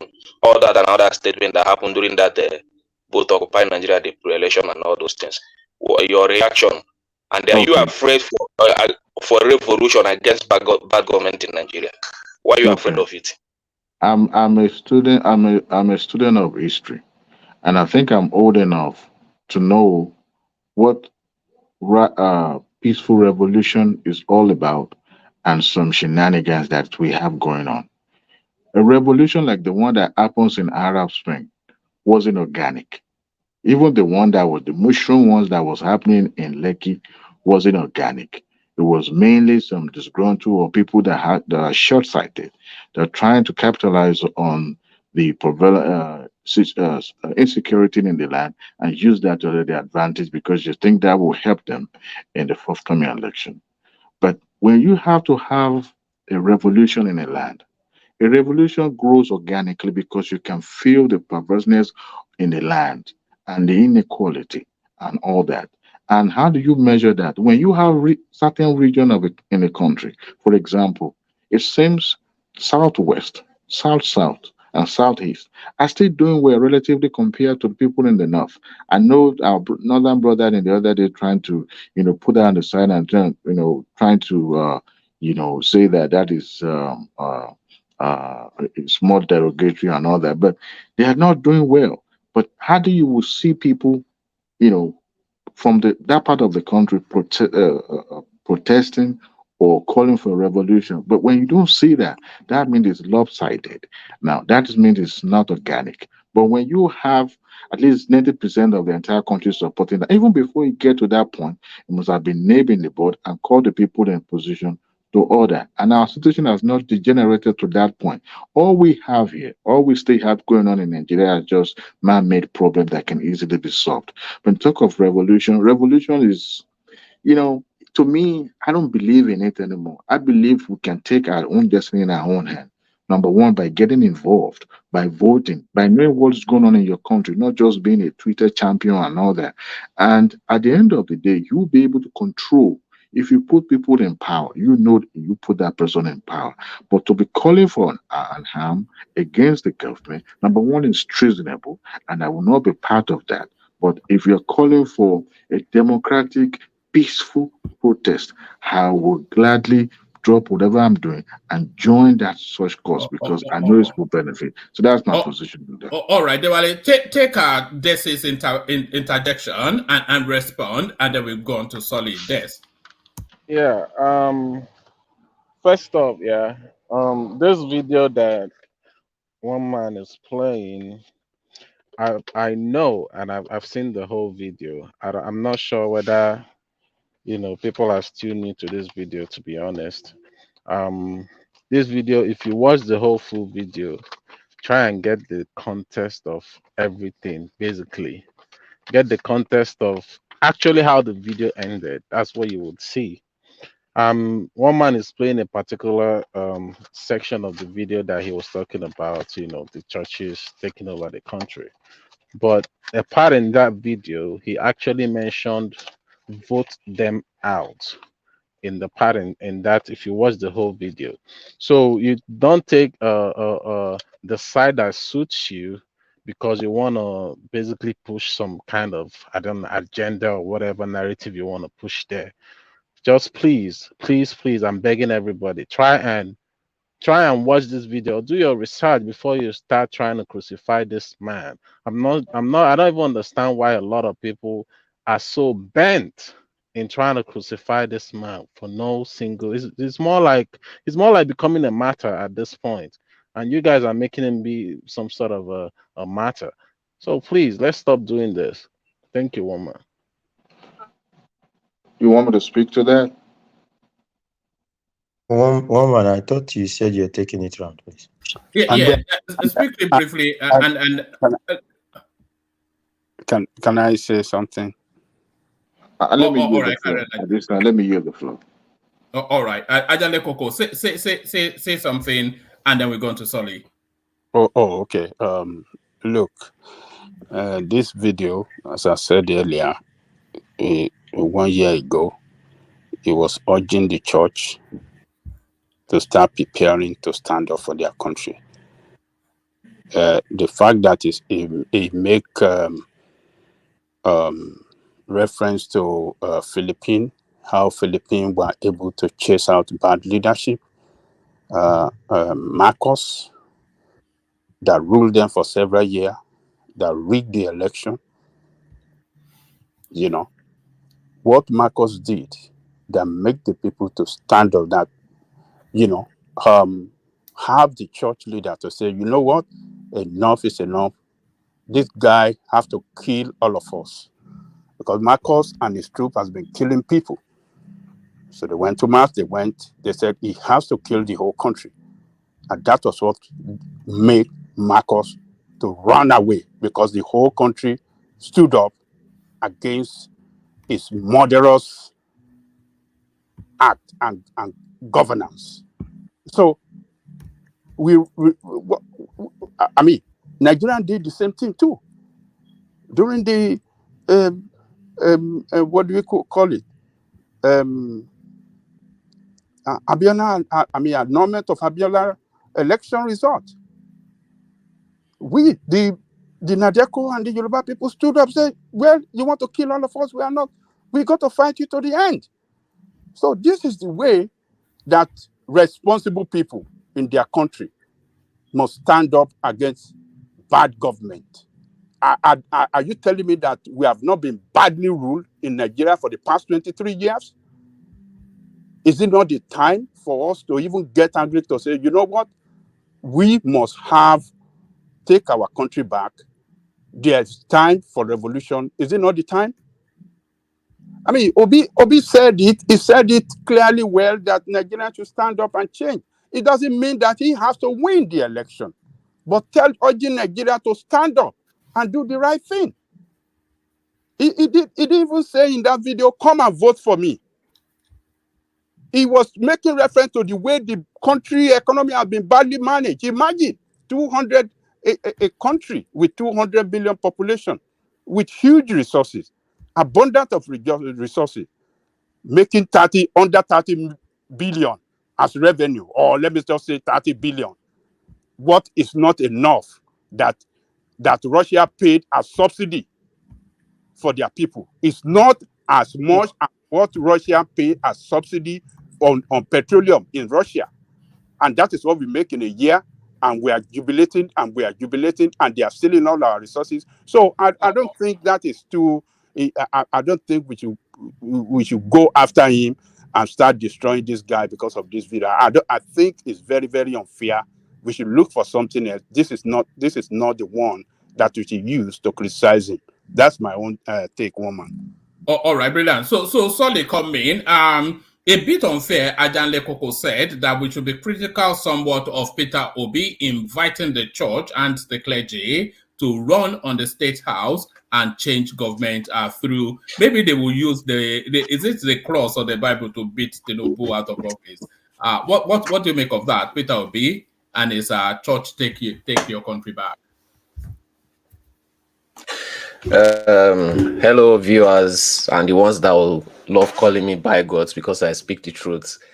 Yeah, when I first saw the video initially, I was not surprised, because he has past antecedents of doing things like this. However, fake news has started becoming a thing in Nigeria. So I had to dive in much deeper and look for the main source and everything.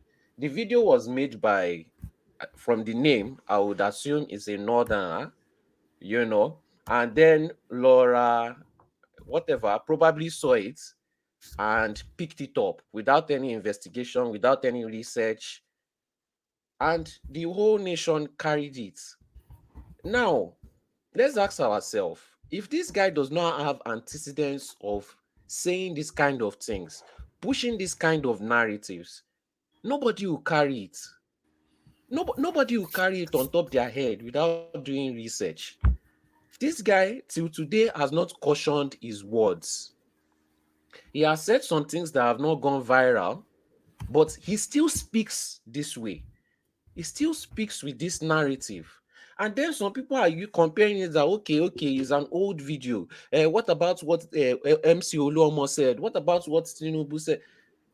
These are people that don't have past antecedents of curtailing violence, pushing fake agenda, pushing fake news, and not correcting themselves. They don't have this past antecedents. So we're talking about somebody that has past antecedents of doing all these things, and he never corrects himself. He never comes out to curtail his people's movements. If his people are acting violent, he will keep mute. He will hide himself. Sorry, Loretta Onoche is calling for his arrest. Do you align yourself with that, or do you think that's too extreme? If it was after the election, then I would have aligned myself with that. However, it is not. So, I wouldn't say that is extreme, because I'm sure she also doesn't know that it's an old video, right? If it wasn't an old video, then it's not extreme. It is actually exactly what he should get, And this kind of thing, most people will just look at it as, oh, he actually wants to get arrested so that he can cause chaos. Why would people think that? It's because he was doing all this kind of things during the election. That's why. But thank God he's smart enough and he didn't, say this kind of thing after election. So this narrative was just put out there to cause chaos. People should stop putting out fake narratives. Don't copy disobedience. They've not won any single thing in their life. Stop trying to play the game at their own level. If it was working for them, then you can play it at their own level. But these people usually set trap and fall for their own trap. Just let them keep on doing what they are on do. You don't have to come down to, even me sometimes, it's very tempting. I want to come down to their level so that I will show them that, it's not only you that can be wicked. It's not only you that can take it to this level. And you're even doing it at an amateur level. But you have to look at it from a macro level, not a micro level. They always end up playing themselves. Come down to their level. Don't put fake narrative out there. Don't put out this kind of video again. Just leave them to do their own thing. They always end up setting up themselves every single time. All right. So I don't this fake video is not good. It's not good. All right. I'll probably take maybe one or two more commentaries on that space, and then we move the conversation on. But one man, please. I want to say something on that space. Yes, please. I'll come to you. But Solly, you said they've never won anything in their lives. So, we have to do this then. You can only see, but you can never get there. You can only see, but you can never get there. You can only see, but you can never get there. You can only see. can never give them. You can only see, but you can never tell. You can only see, but you can never tell. You can only see, but you can never give them. You can only see, but you can never give them. Listen, you can only see, but you will never want them. You can only see, but you will never give them. You can only see, but you can never give them. Ṣé àwọn Nigerians yìí ṣé wọ́n serious pàápàá gan? Was That is Ellen Paul. what you meant, Solly? That's Ellen Paul. Yeah?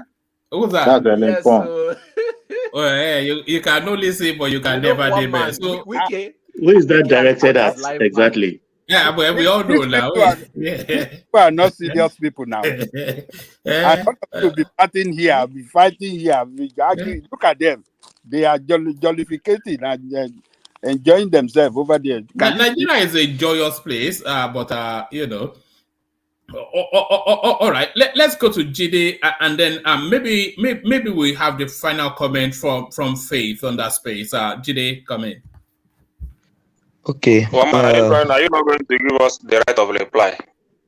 All right, you can come in, but I thought maybe we've been there for too long. But if you want us to hang around, we'll still have. But let Jide go first. Yeah, but when they finish, at least if you have them, they still give us like right of reply. Oh, all right, okay, we'll continue with it. Okay, one man. Thank you for the opportunity. I want us to view this video with a detective's mind and take his sentence word for word. If you rewind the video and you go over it, there was a place where he said the youth should come out and chase us all out, including me. Very good.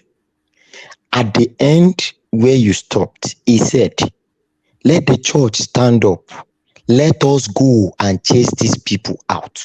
So he's now part of the church that will go out and chase the people. This man knows how to play this slimy snake serpentine moves. And the dangerous part of it is you are coming to become a president in a country that has Muslims, Christians, and other religions. And you go to church and you say that kind of a thing to the church. You are not saying they should come out and vote. Your statements were not consistently saying vote, vote, vote. If you had said that in the church and you went to the mosque and you said the same thing, nobody would take it against you. But what he has said is completely out of space, out of place rather. And you know one thing I find funny about our people is when Tinubu's there's a statement from that was credited to Tinubu that he said something anarchy. We all went out for him and said, no, this is a rubbish statement. When Buhari said, I am also a Fulani man, everybody almost cut off his head because they see it like he's aligning with the Fulanis. If this man has said something wrong, no matter how stylish or how he's trying to cover it or cover his track, we need to say it. What he has said is wrong. And I feel there is a lot of sinister motive and notion to this thing. The person that pushed this thing, Loretta, that was pushing it, she was actually commenting to an Hausa man. So you can see where the problem started, commenting to an Hausa man that actually brought out the video. Loretta herself was just sacked by Tinubu. So I know she does not like Tinubu. But this is something that would make the news. And maybe some gullible minds will look at what this man has said, not go and find where he's saying it from, when he said it, and jump on the street and riot starts. And the government comes out to say that, and then everything becomes a chaos. This is the goal of these people. You know, I said it when we're talking about the water market. I said the last stroke of the this thing for them now is that they want to create chaos in the country, and that is the only thing that is remaining for them. And that is my own view of those. I don't see how we can exonerate this man from whatever he has stated, either pre, during, or after election. This statement is insightful and it is a bad statement. If we are going to condemn, let us condemn. It does not matter where we belong. Let us say the truth as it is. Thank you. All right, brilliant. Well put. Always well put by Jide. So, always well put by Jide. Let's hear from Solomon, who's coming specifically for this space. So, Solomon, let's have you. And by the way, the super chat is open for whoever wants to use that $ at the bottom of the screen to chat with the. So, Solomon, you're up next. Yeah, good morning, everybody. Good morning, woman. Yeah, about this Loretta Onochie's call on DSS to invite P2B for questioning. I don't think is necessary because this video was before election, so this man did not do anything wrong in the comments he made. That is because it was during the election. Even though I won't say thank God he did not win the election, but he did not do anything wrong. He was just trying to solidify his base, his support base, telling them, as in encouraging them and making them feel that, letting them know that they are one and they have a mission to accomplish. But he did not, and yeah, that they have a mission to accomplish. But as long as he did not make these comments after the election, even after this election petition stuff that just took place last week, there is no need for anybody to talk of to arrest this man. There is no need at all, because in this case he's very, very innocent in it. But if assuming he made this statement during this period, yeah, they should not just only question him. They would. It's a very good idea, or it should be very good for the government to arrest him. But as long as he did not make this statement now, and yes, I don't think this guy has. He who must. I will even give it to him that, forget, maybe some people say he's corny and all that, but this man has not even made any statement concerning any statement, or incite any statement to try to incite statement that would make statement that will incite violence in this country since after the election. And this petition stuff, he's just being calm. And that is why this is one of the reasons why I don't even see him as somebody that is really fit to lead such kind of a movement. I feel like he's too calm, even though some people say he's tough, but he's too calm to lead such movement. But I will still have to give it to him. It's a very positive one of him.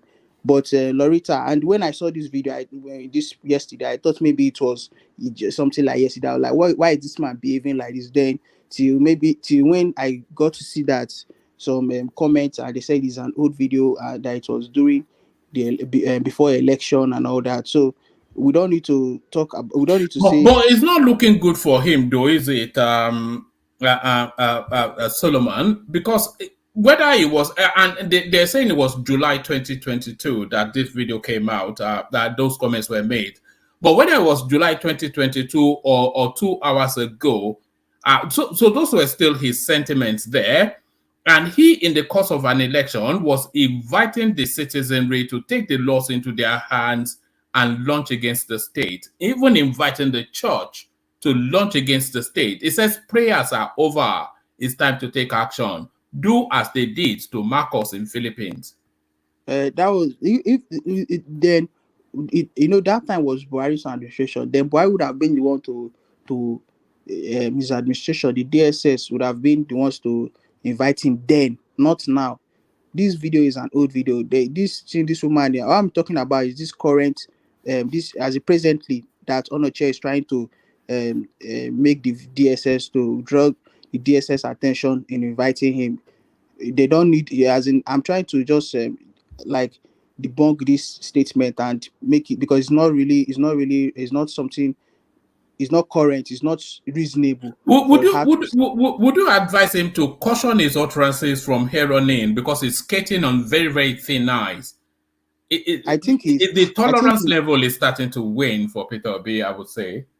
I think he's I don't should I use the word a diplomatic person, but yeah, I think he is very reasonable to know that he can't there are some statements he can't make, there are some things he cannot say, and so far he really followed that part of this, of not saying certain things, of just watching his words and minding the kind of things he says when he comes on media and all that. He doesn't come out to just talk anyhow or just say things, especially after the election. So we have to give it to him. It's just his, like people normally say, yeah, and I say too, that these obedient people are more than this man. You saw what they were even saying, even that a day after the court ruling, that this time, the day of the court ruling, that anything that the court, or even a day before, that anything the court says, if it goes against them, that P2B should just leave them alone. He should not even interfere.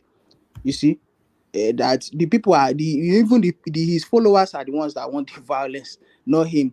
Even though he might even want it though, but these people now, they are just like, I don't want to say brainless people, but they, because right now because there's this kind of zombie, I don't want to say zombie followership, but because he don't need to tell them go, them they will go. Do you understand? But as it stands, Solomon, may I everybody. interject, please? Yeah, yes, sir. Good evening. Have you heard the word subterfuge? That is one. You can check that word out, subterfuge. And then also, I know that a lot of people will mistake and class as humble people because of the way they carry themselves. It's pure arrogance and deceit. Because when you see someone, oh, he's a humble man, but most of them are not humble. That is number 2 point. Number 3, I want you to take your church back. That video we watch. I want you to also look at the tape, Yes Daddy tape, and marry together with this. I think you will get a better picture. Thank you, young man. Yeah. Like I said here, if it was then that when he made this statement, the period he made this statement, that this called for DSS to invite him, yeah, it would have been reasonable. That was the appropriate time to get him invited, but not now. That this thing is about. This was last year, so it has already passed. So right now they don't need to. DSS should not do it. I know if they should do something like that, or maybe the Nigerian force just go against this guy now. It's going to spark up something that will not really be good for the country. So let's try and let the government try and be reasonable and be, should I say, vigilant. In anybody, if he comes out to make statement like this, they should pick him up immediately without wasting time. But he has not said anything since after election, anything like this. Please, let's just be good, and let's just be reasonable and say no. The government, the DSS should not go for this man, because this is an old video. Yeah. All right, Solomon, you don't they make sense now. I don't they like you small. No worry, they come back Nigeria December, I go bottle you. Solomon. Bottle him. You be buy him a beer. In the UK, if you say bottle somebody, that one a fight. He won't buy Solomon over. Solomon, you the way. All right, Ajale Koko, make it a brief because I want to wrap up this conversation very quickly. But have your interjection, then the prime, and then the final word to Ekene, and then we just move from there. Yeah, Ajale Koko. I just want to advise all of us, Des, Ekene, and Solomon, that are not on the side of those Tinubu people that are calling for Obi to be arrested, not to worry our head. They are Tinubu. they will say anything they will call for Obi's head anytime, any day. Same including as your you head obedient. too. Same as you obedient. We call for Tinubu's head. So it's for that. when the Tinubu sees the opportunity, the Tinubu's see this, so watch this video. Oh, this is an opportunity. Let's call for Obi said. And the same thing you people are doing, the obedient. So you guys should relax. Let us relax. It's just the game, tit for tat. That's the way I see it. So one man, we can move on. All right, brilliant. So very, Oh, very brief commentaries from the Prime and a brief commentary from Ekene, and then we'll move on to Dangote, which you will kick off, Ajan Lekoko. But the Prime, a short commentary on Loretta Noche, and a short commentary from Ekene after that. Okay. Actually, when I saw the video first, I was extremely furious. Like, what is Obi trying to do? However, the timeline of the event has doused my anger. However, also that has also reduced his talk to me. Like, okay, he is not really fighting for the interest of Nigerians, because we saw what the Arab Spring did. It never made the life of the people over there better. It was one dictator replacing another. And we saw how Ukraine issue degenerated, and hundreds of thousands of people are dead and displaced right now. So I think anybody that wants to be in power in Nigeria should be that person that consider the stability of that country first above his personal ambition. Anybody not considering that is not fit for power, irregardless of how brilliant his ideas might sound to some people. I think I would like to put a full stop on that issue for now. All right, brilliant. All right, brilliant. Ekene, just a short submission on that space. We spent too much time there, and then we move on. Ekene. Yeah, Mr. Maman, thank you very much. First of all, I want to thank people like Ajali Cook on this platform who always come with the right sense of reason whenever issue like this arises. So I love my cap for you. You are a great man. You are a courageous man. No matter what people say, I respect you so much. So I know, and I've listened to the video for a very long time. This is not the first time I've seen this video. Following his antecedent, because he's the one that I follow very closely. I'm not just supporting him just because I want him to be the president of Nigeria. I'm supporting him because he's somebody that I know very well, and I love his lifestyle. And he encouraged my lifestyle also so much. And I've never seen anything that I would say I didn't like about this man. His personality is attractive to me. To me personally. It's not because I want him to be the president, because I copy him and I love him so much. So coming to the video, I know it's an old video. I am not worried. I know the game Loleta Onosho wanted to play. I'm not worried about that. She can continue to play that game she wants to play. No problem. Obi is who he is. No matter the condemnation, no matter what people say, this man is a man I'm going to love. I'm going to love him for a very long time, whether present or not present. That's personal to me. So it never moved me. Nothing moves me here. Whatever people say against him, it doesn't move me at all. Because I followed his antecedents even before he became a governor. And I know what he left for my state and what he did for my state. And I continue to love him so much. So one man, no problem. It's an old video. He made a comment and he referred his speech to what happened in other states, which he didn't lie. It's what the church did there. So if anybody is not comfortable with it, then that means we are happy with the situation of the country. We say that the country should continue the way it is. And no problem, we are keeping calm and we are watching how this country is going to grow. And we pray that it grow economically. But if that should happen, all of us will start to tell ourselves the truth. Liberation is not a bad thing, provided it's done in a very right manner. So I don't think if things continue to go the way it continues to go today, this country will not move forward. But I pray that the present government do the right thing. That's my take, one man. Thank you, everyone. All right, brilliant. So brilliant. So we move on from there to a completely different topic. We spent too much time on there. A brief 10-second musical intermission just to say goodbye to Obi. You can only see, but you can never get there. Oh, you can only see, but you can never get there. You can only see, but you can never get there. You can only see, but you can never get there. You can only So there it is, right there. You can only see, but you can never debe. So No, Dewale. there's only one word for that. Shoroye. Shoroye, that's the title. To give to Mr. Somebody.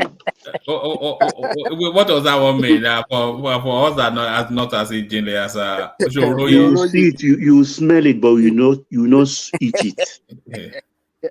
Oh God. Shoroye, that's the title. Ọlọ́run má ṣe wá ní Ṣòróyè. Àmì o lórúkọ Jésù. All right. Dewale, lead the space on this one. Dangote refinery fails to meet August production deadline of 600,000 barrels per day. So not only have they failed to meet that deadline, they have failed to meet even a single barrel. They are arresting all these Indians, and the Indians should be arrested, but really, the one person that should really be arrested in that country is Dangote. The 600,000 barrel per day Dangote refinery is yet to begin production after the August commencement date earlier announced by the president, Dangote Group, Aliko Dangote. So what are you then making then of this guy that every single administration, he continues to fleece the Nigerian state, but he gets to walk away free? Has this guy turned into a sacred cow within the Nigerian space? And if the question of Dangote, if it's not answered by that country, will we ever make progress? Dewale, are you there? After all that build up. Ajale Koko, pick it up. Let me take his place. Is it there? It's not there. Okay. Greetings to our listeners around the world. I did actually even say Ajale Koko. Yeah, so I did. So yeah, you Let pull me me back. take his place. Let me take Dewale's place. Who is that? It's Pansat. You know who it is now. I want to hear. Okay, Pansat. Okay. Go ahead. Thank you, sir. I appreciate it. I'm driving. Please, Pansat, don't dabaru the session, please. I beg you. Carry on. Why are you always picking on me? Huh? I'm not picking on you now. We know your antecedents, but carry on. Anyway, you're having a show, and the last question you asked, actually, I wanted to, my position on it. I don't think we're going to get anywhere until Dangote is tackled. He's an extension of these military dictators right from the beginning. And he's not allowing innovation, competition. And that's just a fact. Now, but he's actually extended that beyond those two evils, right? To where he's taking billions of dollars of our money and not delivering. For example, in this refinery case. There's no need to keep preaching to Nigerians and trying to tell us what are we going to do about all these things. And is there an us? We listened to the last argument and debate you guys were having about arresting OB, and we have a citizen, a model citizen, a patriotic Nigerian who's done everything by the book. Now, nobody's a saint, especially if you want to find fault with somebody. So when you combine all these things together, is the iniquitous Nigerians, you have a lot of them on this show. Quite annoying. So let me not debarrel your session, but it's a debarrel country.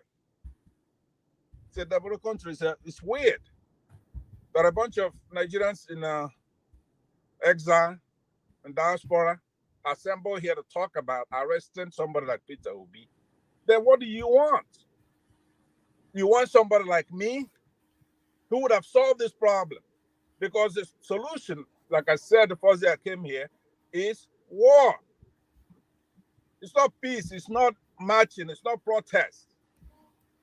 The model is the Iraqi model. We have to take justice back home, like the Shias of Iraq did, and put all these people on trial. And I believe it's gonna get there. So one man, I'm driving. I don't want to be abrupt. I want to be able to treat these subjects with reason. But it's war that you actually want. When you're insulting our people, somebody like Peter Obi, you want to arrest Peter Obi. What do you think you're gonna get? Now Nothing. you arrest and capture Nnamdi Kanu. Very, very. Oh man, it looks like there's an accident here. Look, somebody's sitting on the floor actually. Hold on. Let me put you on so we can see. Stay. Okay. I just hold passed on. the accident, but you could put. Oh, you passed it. Have you passed it? I just passed it. But anyway, one man. I wanted to document that. Can you pan the camera to man, it? if you want to see accident, then you should be calling me every time. I see that all the time. No, anytime you don't know. Where is it? All right, so you gone past it. Okay. By saying to everybody, look, especially Peter Obi supporters, Southeasterners, Christians. Get your guns, Abi. Are you going to get your guns? If you're not going to get your guns, at least start training, because you're going to need it. At some point, we're dealing with the problem in Nigeria is an Islamic problem. That's all it is. It's an Islamic, northern Nigerians and other people don't get along. Everywhere the thing has been solved, you're going to have to take your country back. Iraqis did a share in this case. So it's not an Islamic thing per se, but a sect of Islam, right? So in the case of Iraq, it was between the Sunni Muslims of Iraq and the Shia. Saddam Hussein used to get 100% when the votes are cast. 100%. Where he comes from a minority. And he's lobbing missiles at Israel. He's gassing the Kurds. And he's talking about nonsense like they're doing in the North right now, like they're smarter than everybody else, and they're not. So we can't defeat these people. Don't let that Nigerian Biafra civil war fool you. We can defeat these people. They manufacture nothing. They have no patents. So when they're using Dangote, like you to put it on point here, and you're just here assuming that we're defeated and we're conquered, and we're not. We're going through the process, right? These northern Muslims do not believe in democracy. Don't fool yourself. They don't like democracy. They don't like technology. So those two things are anathema to their culture. But we're gonna have to move on here, and it's gonna be by taking it back by force. Tinubu is not one of them. He's a fake. He's a fake. They're using him. So the problem is not Tinubu. So let me leave you at that. Is he a clone? Is Tinubu a clone, Pansat? Is he a clone? He could be. He could be. Before the election, he stopped going to France to stay away for a month or more. He was peeing on himself. His hands were shaking. His legs were shaking. Right? And we know that. You know the song. I like that song. His hands were shaking. His legs were shaking. But you know, since the election, this man is running all over the place. He's running around. Pansat, maybe the real Tinubu is in France, and then the clone is the president in Nigeria. Yeah, but you know, even if we got a clone, it's better than the real Tinubu, right? Tinubu is an unknown phenomenon. We don't know who the hell he is. You don't know. We don't know the school he went to. We don't know who his parents are. We don't even know if he's a Nigerian. We don't know if he's a Nigerian. No, we don't. He's more Guinean than Nigerian. Are we sure he's a human being? Maybe it's from Mars. We don't know. Have we explored that? One man, what are you doing? Why are you subjecting us to this? Now it's comic relief now. Comic relief. You're being sarcastic, but you know what? It's not funny. You may be right. He is none of the things that you. Aren't you? I mean, don't you have a shame by now? We have to have a president that we don't know any of these things, even half of the things you're talking about. You don't know. You know, the speculation is his real name is not actually Tinubu. He might actually be a girl. Up to that, he may be a Damas. No, it could be a girl because he documented himself as a girl at Chicago State University. So it could well be a girl. Maybe it's a cross-dresser, dressing like a man. Yeah? He could be anything. A girl, he's not. Pansat, Tinubu can never be a girl. No girl look that ugly, right? You know that. We know that. Let's not get carried away here. Right? There's an information that said that even Tinubu is not a Yoruba man; he's an Easterner. Well, I can imagine that. Imagine if we could prove that. Pansat will suddenly be his #1 champion. Suddenly will be his #1 champion. It's funny. Pansat, if you discover tomorrow that Tinubu is actually an Easterner, would you continue to speak like this? Would you still continue to speak like this in this manner you are speaking against Tinubu? Okay, listen to me now carefully, John Lekoko. You know how much respect I have for you, right? Now, every day here, other Easterners, not even me, first of all, who doesn't promote politicians based on their region or religion. Every Igbo person here tell you they are not supporting Peter Obi because of his tribe. They cite so many examples, right? Every single person you accuse them of doing that. Now, they give you an example. They say, what about Orji Zakalo? He's running against Akpabio, for example, for Senate. And they say, no, make you not take this guy, yo. We no like him, yo. Now, why your man way be you, right? This Orji Zakalo. Then another person will come and say, hey, these Igbos, they don't support their own. That's why they're not politically savvy. We don't support any. Peter Obi, somebody earlier described him aptly as a Nigerian. He says, look, go ahead and arrest him. You know that he's on. Oh, it's another show. Peter Obi is not an Igbo man like that. It's, if Peter Obi is an Igbo man, I would support him even more. The problem we have is that Peter Obi wants to go the Nigerian route and be a Nigerian. It's impossible. Peter Obi cannot succeed in what he's trying to do because Nigeria is dominated by, we have an Islamic problem. That's a Christian-Muslim dichotomy. And they know that the Igbo man is not going to put up with their nonsense. They hate us more than anything else. So they'll settle for Tinubu. Anybody else with an Igbo man should emerge as president. They know that. You put Peter Obi in there, Africa will rise. People have income. People have jobs. There'll be technology. There'll be solutions to our problems. Based on what antecedents? The people who come to take our resources, do you think... No, they are God's gift to the black race. Do you think if you put Macron and people to talk about stuff, that Macron will have the audacity to say, go and invade Niger?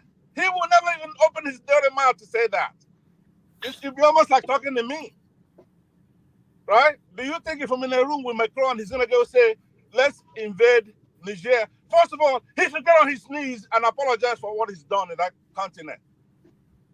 Or we're going to do business by the telephone. I'm going to get them all out of there. Now, how are you going to do that? Peter Obi's not going to be as good as me. You will summon the Hidio Habi. What is that? Now, how are you going to get them out? Are you going to summon a Hidioha or you will outgun them? Are you going to outgun them? Amadioha will be prominent in bringing about Ofono Ugu. I'll have Ofono Ugu when I'm dealing with these people. But anyway, Peter Obi is the best Africa has produced this century, if not ever. Right? If we get him in there, at least it's not going to be a panacea. He's not going to solve all our problems. But he's going to begin the process of getting things in order, prioritizing things, a good manager, right? So, please, I appeal all the time when I come here, make one do the right things now, have the right discussion now. What are you going to gain from arresting P2B or causing chaos in the country? Let's try to pursue This thing, obviously, Tinubu is going to be removed from office. In a few weeks or less, the United States will release a bunch of documents that would even convince you yourselves. Pansat, can we What bet money is on holding that? United States back all this while? You know, say Pansat. America. Pansat, Yeah, hold on. I want to bet $1,000 on your claim. Let's bet. Okay. All right, Since no you are problem. social. Okay, Well, no problem. Passat never backs it or something with that. Yeah. No, but Ajahn could ask a very good question, right? How come? See, America is not a bastion of virtue, right? You have administrations. What they have is a great constitution. There's no doubt about that. Their constitution was thrown down from heaven. Luckily for them, else this place would have been hell. They have a great constitution, but then you have administrations that come in, and it depends on their whims and caprice, how the rest of the world does. Make no mistake about it. Sorry, Pansat. Is this the United States you are talking about? Strong leadership. Biden commends Tinubu for ECOWAS intervention in Niger Republic. So this was just as early as New Delhi when they met at the G20 meeting. One man, what are you doing now? I don't know. Biden is not an American. I know, In the but calculation. where's the picture, right? When he met with the UAE guy and they're lying about release what is it? Lifting the ban on visa to Dubai, United Arab Emirates. You can see the picture there. Show us a picture of.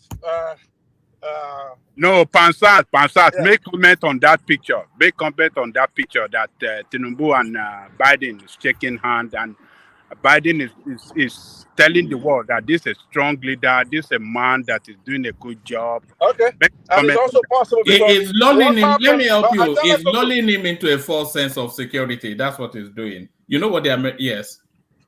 Yeah, what you have to know is that this particular Secretary of State and the State Department of the United States, and the one before, that Kerry headed, right? I can't vouch for him at all.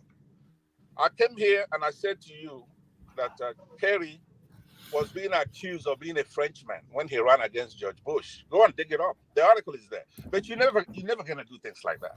Dig it up and see why somebody like John Kerry is considered to be a Frenchman to Americans. The American people are very savvy. They chose George Bush over John Kerry. All right. Round it up, yeah. Okay. So thank you very much, Solly. I will save you from that bet. A youngster like you, I don't want to take your money. So go and bet with your mates. I'm not your mate. You hear me? So thank you very much, everybody. Pansat, this is Kulata. Your haircut makes you look younger than you always talk. Your haircut makes you look like 45. I'm wearing a hat. And it says Second Amendment, right? You see? Which Second Amendment? I'm talking about your haircut. Where's my hair? Where did you see my haircut? Let's look at your video. God. He's wearing a hat. I think you were talking about. They had a haircut now, Pansat, clean shaving Pansat. And the hair was suspiciously black, blacker than normal. Yeah, vodka's pomade and all those things. From the bottle, sort of black. Look at this guy. Peace out, guys. All right, see you later, Pansat. All right, take care. So that was Pansat, inimitable Pansat. So that's Pansat. But back to normalcy. So that was Pansat with the comic relief interjection. But back to then where we were.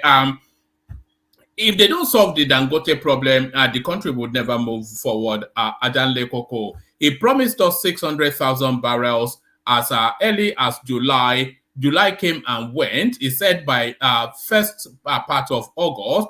August has come and gone, and not a single drop from this $13 billion supposed entity. Nigeria owns 20% of this refinery. So how come this guy is not even being chased around the country, being asked questions after all of the promises and lack of delivery? Yeah, once again, greetings to our listeners around the world. Click on the like button, share and subscribe if you haven't done so. Dangote refinery is a private-owned refinery. Nigeria is a stakeholder. It's not a majority shareholder. So I believe Nigerian state knows why it's yet to open. And because they're not a majority shareholder, so there's nothing they can do. Dangote, as a private-owned company, can open and close anytime. If you say that, look, I want to start production at so date and move it forward, there's nothing anybody can do about that.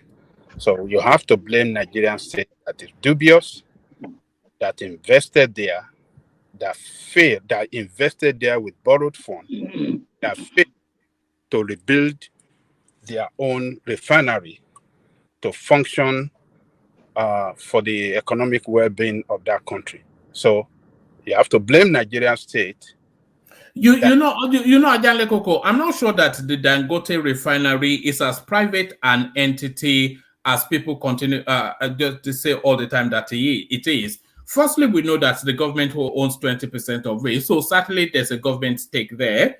And then we also know that for reasons of national importance, the project, a lot of concession made to him, both in terms of smoothing the ease of the facilitation of that space and giving him access to foreign exchange at preferential rates.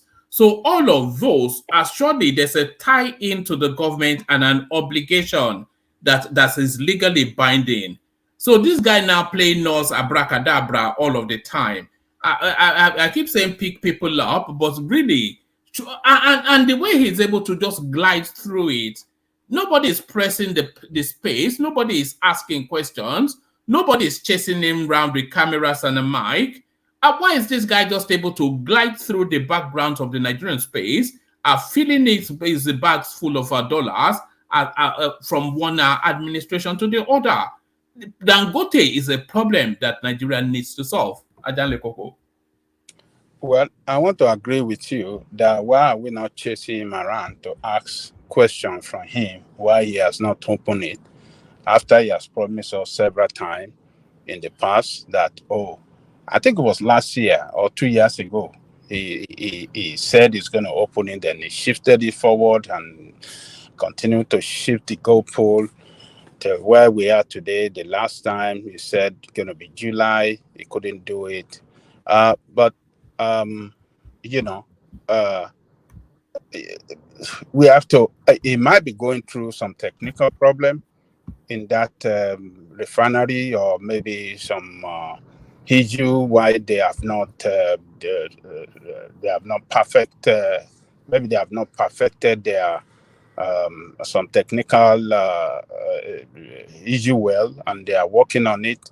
So I don't think that he doesn't want to open it, but I believe they're going through some kind of problem, and maybe one day, very soon before the end of the year, he might open it. But I want to blame Nigerian state most for commissioning a refinery that was not yet ready for but he gave them production. the assurances that he was. He told them that by July he will start pumping. In fact, I think he said full capacity even. Well, but I don't know why the state should deploy so much resources and the president and security and everything to come and open what is not yet ready. They knew back then that it was not ready to start production. Why should they go and it should have, the government was trying to sell us some kind of they're trying to misinform us or some kind of way that look at what we are trying to do. It's going to get ready very soon. We have done everything to get Dangote refinery for you, and it's going to start production so that we can start. Our hope can they can raise up our hope so high, and we can, vote for their party. I think that is what they did back then, But I don't want to blame Dangote. It's a private owned. Is our government just have a stake there, but you can open it anytime. It doesn't to me. It doesn't matter to me.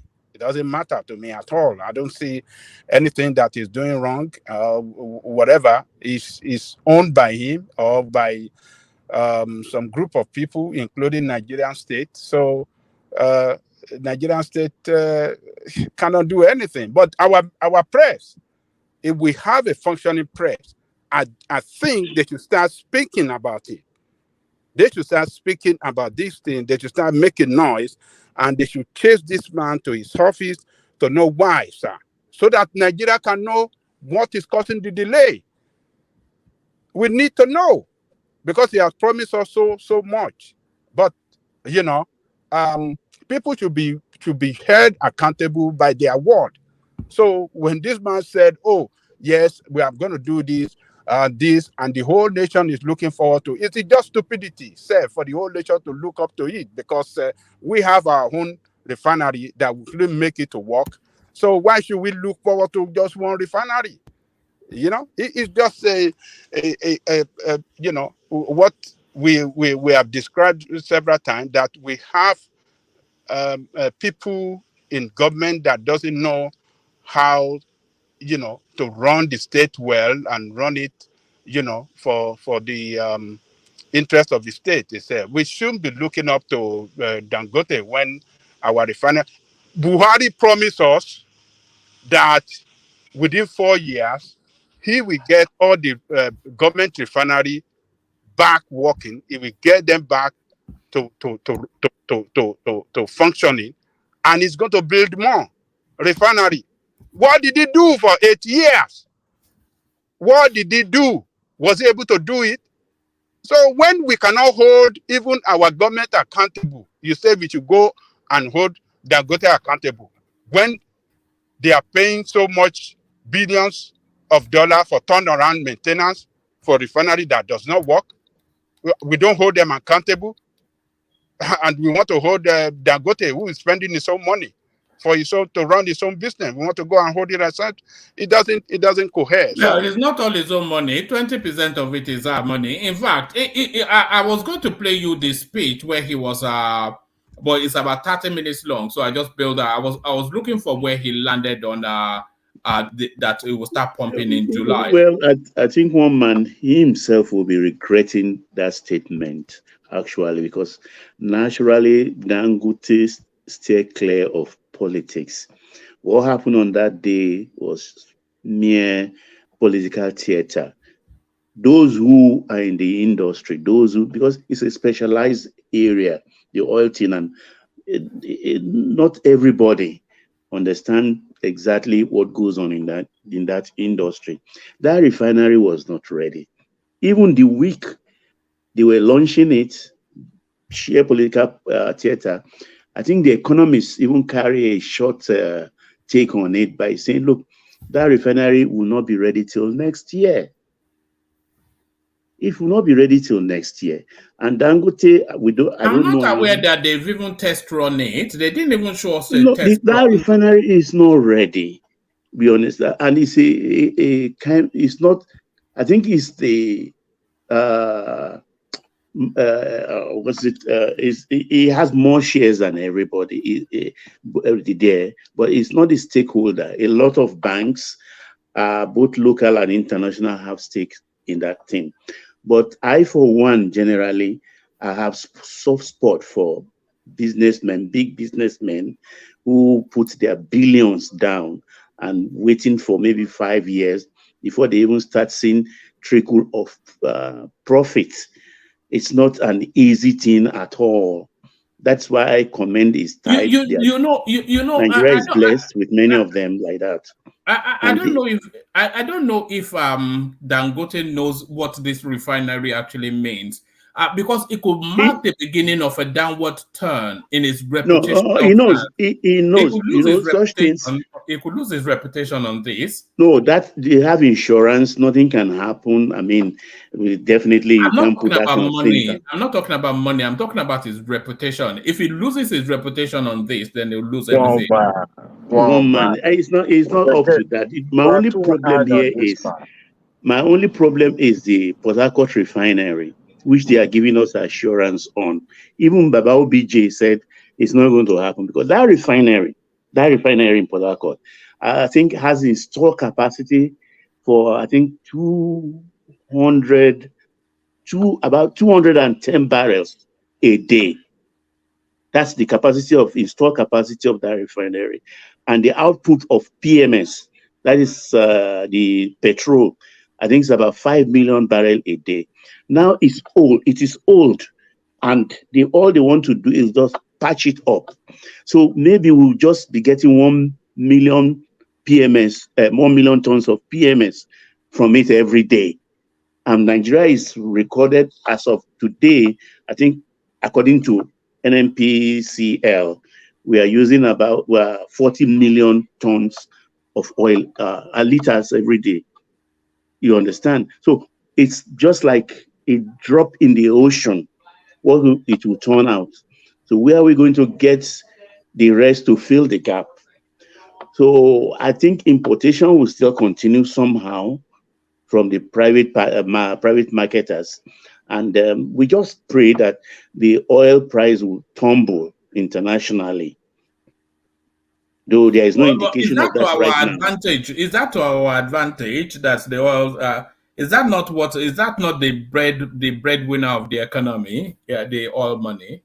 Well, I think by the last statistics, those on the platform that knows better than me, I think they can actually tell us that I think as of the last this thing, it contributed only less than 50% of our GDP. That's what oil contributed actually. But I'm looking at all in all, if that Dangote refinery starts operation, I think we'll forget all this suffering. But it's not ready. It will bring out its first liter by next year, not this year. All right. You know what, man, real quick, if you don't mind. See, we shouldn't be too harsh on Dangote. Forget about the jamboree that followed the inauguration. Too harsh on a multi-billionaire. Yeah, because no. The reason why I said that is this: we should also put it in context. The environment that this man is operating from. Nigeria as or Africa generally is a very difficult terrain. You see, there are a lot of things to mitigate against. I mean, if you are planning a project, those who have been in the project management will understand that. See, sometimes you have your due date and all that. There are a lot of things that could go wrong, and in the course of planning all this, I think where you got it wrong is be political about it by allowing presidency to hijack the entire deliverables and all that. Maybe they shouldn't have put a timeline on it, but probably under pressure from the presidency. But we should not be too harsh on him because this is a very big monumental project that I don't think anybody would sink in billions of dollars on a project as massive as this and watch it go down the drain. But I think when you put everything together, I guess they're having technical difficulty, even moving equipment from the port to that site alone is very challenging. A lot of things could cause all this delay and all that. But I firmly believe with the fact that they have a political backing, it will come alive. It probably, maybe not this year, but it will come alive. And it's just a delay. One day it's gonna produce but he was going to be up to that 650,000 barrel per day. Time will tell. But at least, for now, let's give him some credit. We shouldn't be too harsh on it. Thank you. All right, brilliant. So, gentlemen, let's go to Ribadu, only because he's joining us from Maiduguri, and his system dips in and out. So, whilst he still has the reception, let's hear from him.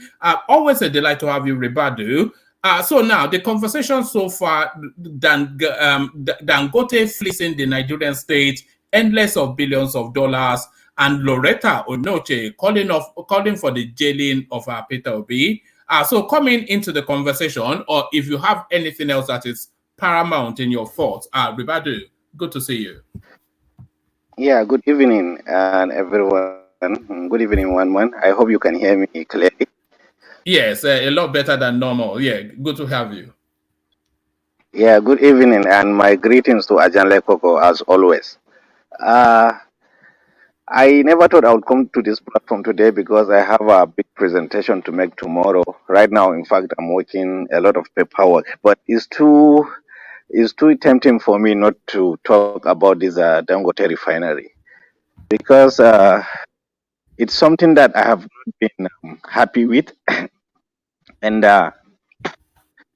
before I lay out my concerns, I want to give you some background. I think as a nation, we are not ready, or we are not willing to have energy sufficiency. That is because you see, first of all, this Dangote that you're seeing, even if he decided to shut this refinery for good, nothing is going to happen, because all the political tips we have been having in this country from 1999, at least from 1999, they have all their investment, all the money they stole from this country is tied to Dangote one way or the other. Okay, and if you take the history of Dangote's family, yeah, they are rich and they are businessmen for donkey years. We knows that. But look at what his family is doing in Kano. Today they have 2/3 of all the industries in Kano. And what have they been doing with those industries? They have just been buying them and then closing it up, laying off the workers. This is the only thing they are best at doing. Dangote survived half because of his business acumen. Let's give him that, but half because of monopoly. That is what he is good at. Dangote is not a saint. He has never been a saint. Okay, and one of the painful thing is, I don't know how true it is, but I think somehow I read that he employed 11,000 Indians. And it's so shameful that as rich as he is, with all the international exposure he has, with all the international connection he has, he failed to do his homework, because all the Indian refineries are mainly built by the Russian technicians, because of the tight cooperation between Russia and India. Instead of him to even go and hire Russians to come and do it, he came and hired Indians, 11,000, for heaven's sake. What room is he creating for our own Nigerians? You know, and I have selfish reason to be mad at Dangote. I will give you example from my own family. Okay, one of my younger uncles studied petrochemical engineering in Russia. He had the opportunity. In fact, his wife is Russian as I speak now. They has 2 kids. But where is this man working? He ended up working in a Ministry of Health when he come back to Nigeria. Can you imagine that? I still has another uncle that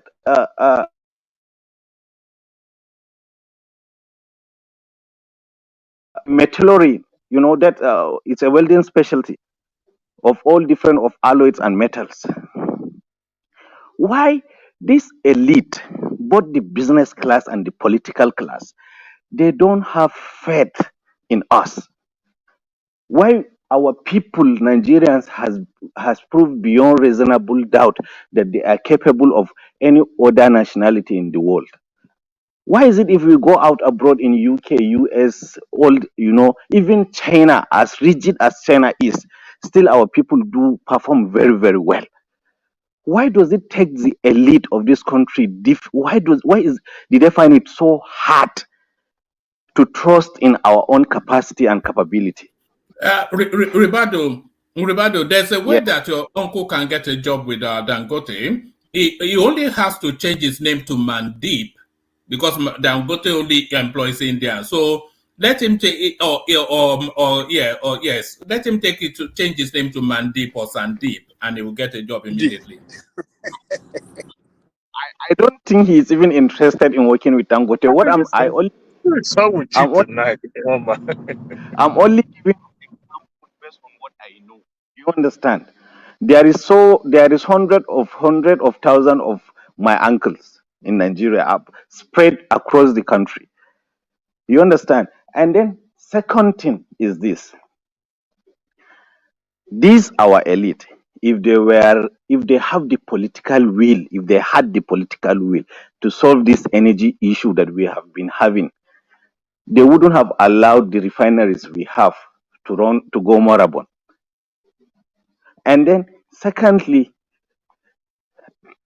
the cheapest way, the cheapest way to maintain a heavy industry, heavy duty industries like refineries is by having uh, uh, a tooling, machine tooling based industries that can produce spare parts, mold, iron, or make, a place like what they call this place in Kogi, Ajakuta steel mill. I mean, where is the basic setup to maintain all this heavy infrastructure? Little thing burst or little thing spoil, they have to go abroad. And not even Dangote, even Atiku Abubakar, when go and check his Faro water, almost all the upper echelon of the managements are Indians. When he said Adamawa Plastics, he brought an Indian manager that stole hundreds of millions of naira and ran away to Dubai. Now he's nowhere to be found. And that place was shut down for good. Adamawa Plastics is shut down because of that theft. So my anger is really, why do they fail to see our own capacity? Even if they are going to employ expatriates, it's It's normal and it's right. inferiority complex, isn't it? You know that is inferiority complex. You see a white man, is Dangote a white man? Who the hell give him the head to accumulate all this wealth? If he's Olubadu, in place, he should have it on his head. He's not a white man. He's a black man like all the rest of Nigerians. In fact, some of Nigerians are even more white than him. So yeah, I agree with you. It's an inferiority complex. But what I'm trying to say is this: as a nation, as a whole, we are mono economy. Without this foil, Nigeria is not going anywhere. We have been enjoying the grace of God on this crude oil for since early 70s. But what are we doing? What are we Olubadu. doing? Yes. Sorry, can I interject for 1 minute, please? Yes.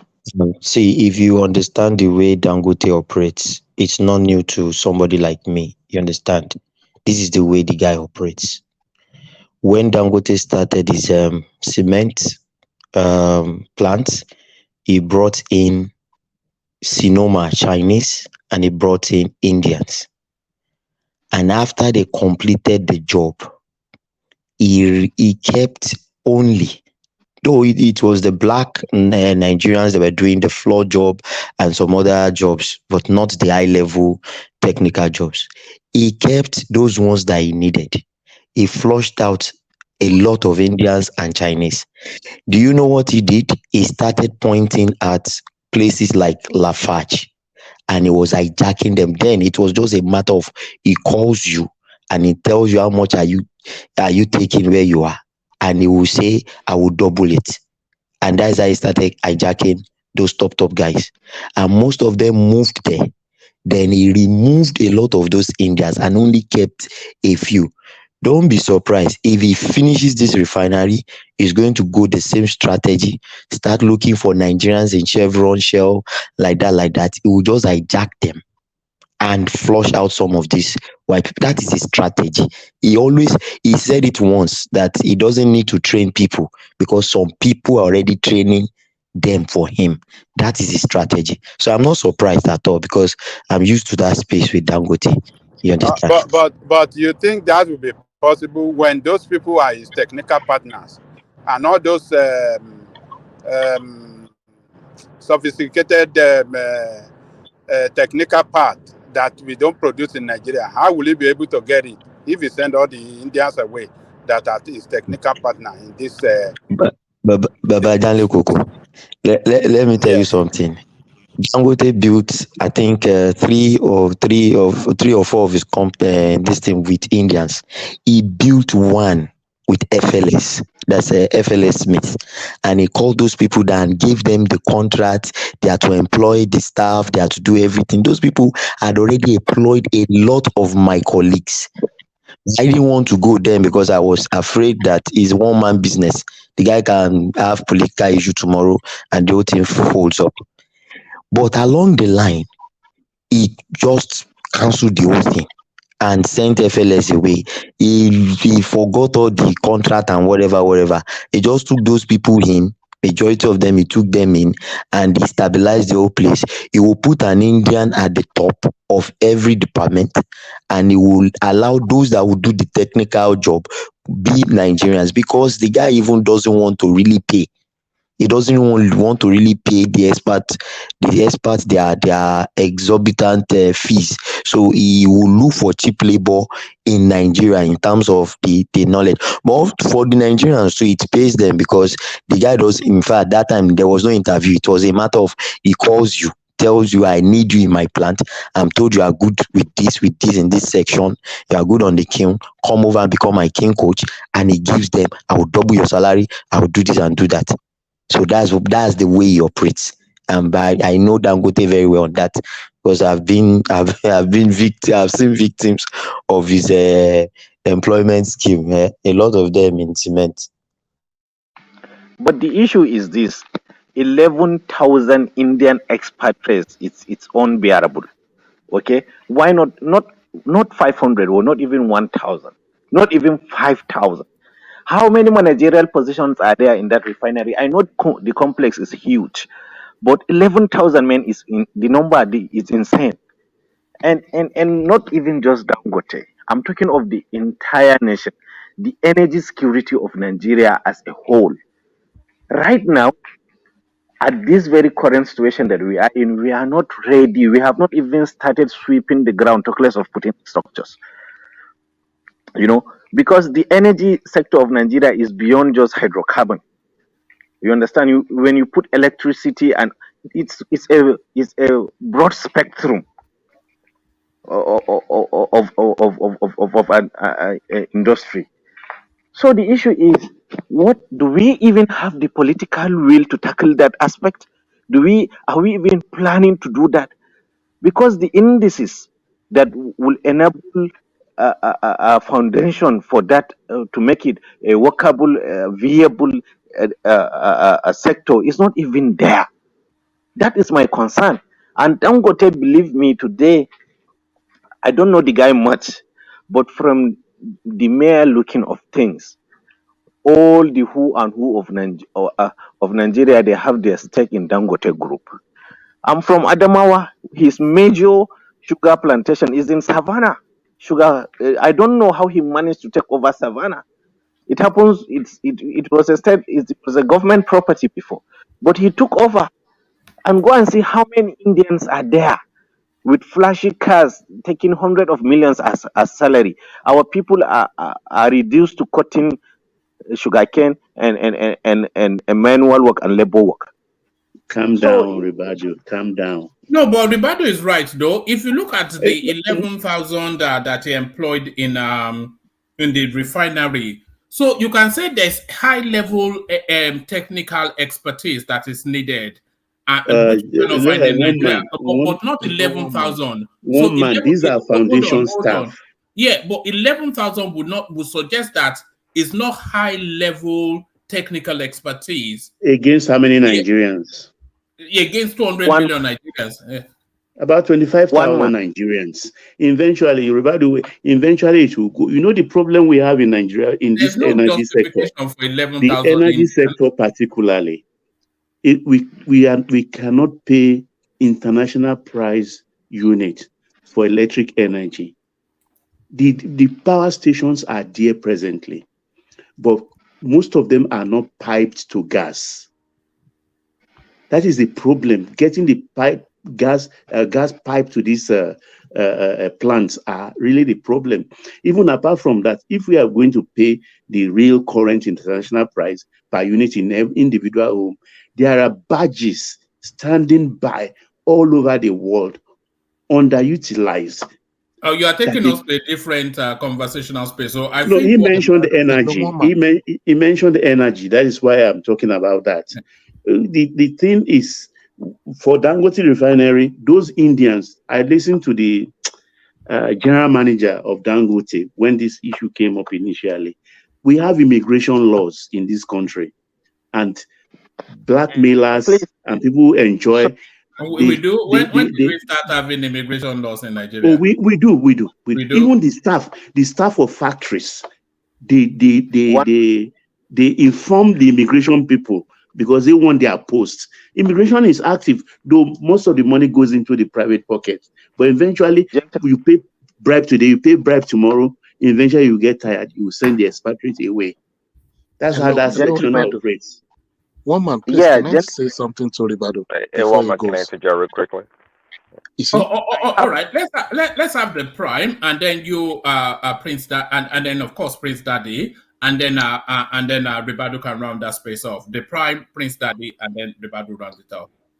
okay, Ribado, Yes, most sir. times I agree with you on issues, but in this case of Dangote, I have my reservations for your opinion. I think the issue is this: refinery is mainly a pipe situation. There are hundreds and thousands of pipes, and Yeah. when it comes to piping, it goes beyond just running the lead over the pipe. If you don't do it well, you're gonna redo it. Now, it's a very distinct skills that you need to do that thing well. Presently, the few people that skilled in that field, they are tied to other parts. So I think sucking up the very skilled labor force in piping to do his own job is part of the consideration he is having. So I think he has brought in those people to do the major job, and I think when it's done, they will go. Sorry for my sentiment, but I think I like the way Dangote does his thing. At least he's still keeping the money within the system. So that's just the way I feel about the whole thing. All right, Prince, then Ribadu, Prince. Yeah, thanks, woman. Hello, everyone. I was going to say there's always an intentionality between governance and or government and private sector or businesses, right? So this $20 billion refinery, and I don't blame Dangote for what he did or what he's doing actually, because that's when we talk about government being involved in the affairs of the country in totality. We're talking about policy, not necessarily controlling what the businesses do, but there has to be policy. Even the so-called Western countries we talk about, they have policies that control to a certain degree what businesses do. $20 billion investment in Nigeria is huge. I'm not even sure if the government in it by itself has done such a huge project like that before. If you guys know, tell me. But and something also tells me that this project of this huge refinery is it the biggest in Africa or the world? Um, it takes planning and time. I don't think it just woke up in 6 months or 1 year to do this. It's been going on for quite a while. And that's when we needed the intersectionality between government and private businesses. See, I don't buy this the argument that they need 11,000 Indian workers to because they're technical BS. Something tells me that over 3 years or 5 years, less than that actually, maybe 2 years, we are able to train Nigerians organically, even fly them to Russia or India to learn the technical skills necessary to build this refinery.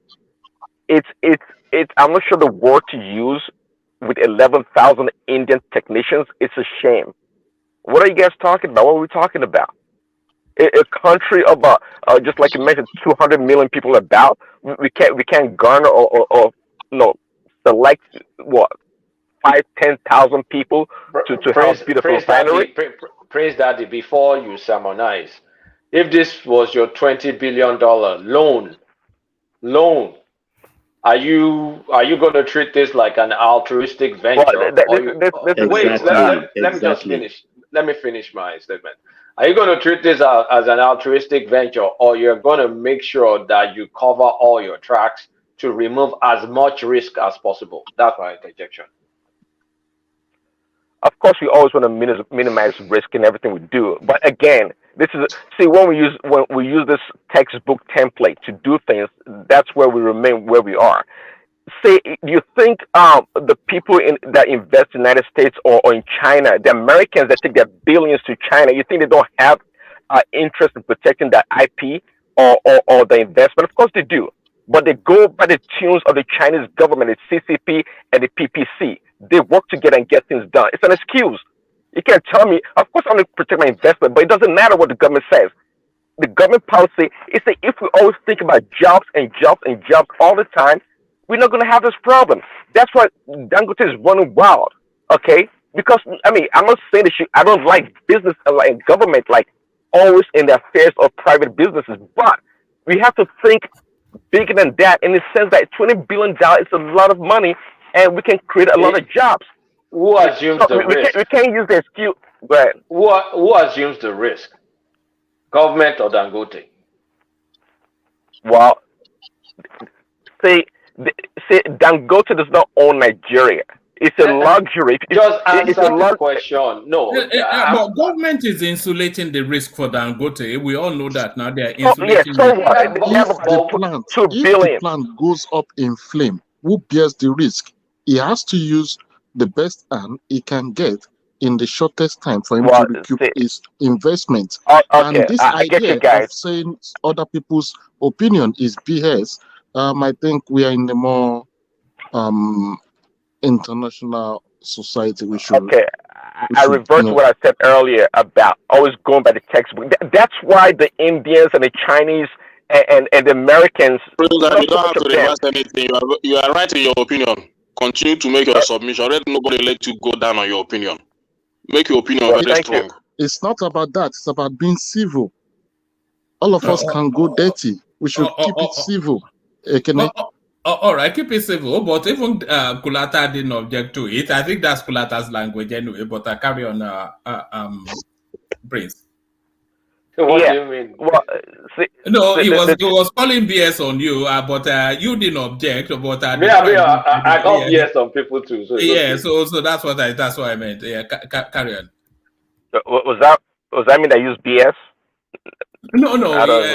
it wasn't even. Just carry on. I think it was just a little moment. Well, Carry yeah. on. See, In the Prince introduction, Daddy, please just give me 10 seconds. I think one thing here is we overrate ourselves, Nigerians, in terms of skills. There are machines every day that are upgraded. Even in America here, people are being trained and retrained almost on by a 3 months basis. I'll give you an example. Last 2 years, the Chinese, because of the Freeport zone in Lekki, they wanted to utilize one of the warehouse to start sewing children clothes. You understand? They thought we had these skilled tailors here. For if you ask me, I'll say, those tailors with those embroidery, everything. By the time they brought their own machines, if you see machines like human being, you will not believe it. None of the tailors can sew one straight line, can stitch a straight line on a fabric. And these people are not ready to train anybody. So they have to pack their bag and baggage and go back. So when we are talking of skill is something that is dynamic these days. We don't have it in Nigeria. Thank you. I understand your submission, and that's why I President, open my statement. can I come in a bit? Can I come in a bit? Go ahead. You see, this is the reason why I don't like most of our submission. You are making a strong submission, and I back you by that. You see, we always find the reason why we cannot succeed. I'm even surprised with Kulata's submission in this occasion, because I remember his argument here. I always remember his argument here in terms of this what is happening in our space and all that. See, we always find a reason. We always find languages to cover the reasons why we cannot succeed, but we never find any language to support the reason why we can succeed. And we are talking about growth as a nation. But the only language we understand is the language to support inferiority complex and all that. There is no positive language to support the Nigerian citizens. And I'm baffled whenever I'm hearing such a submission. See, it is not the skillful that always succeed in this society. It is the bold. It doesn't matter how skillful you are. If you're not bold enough to take up your challenge, you cannot go anywhere.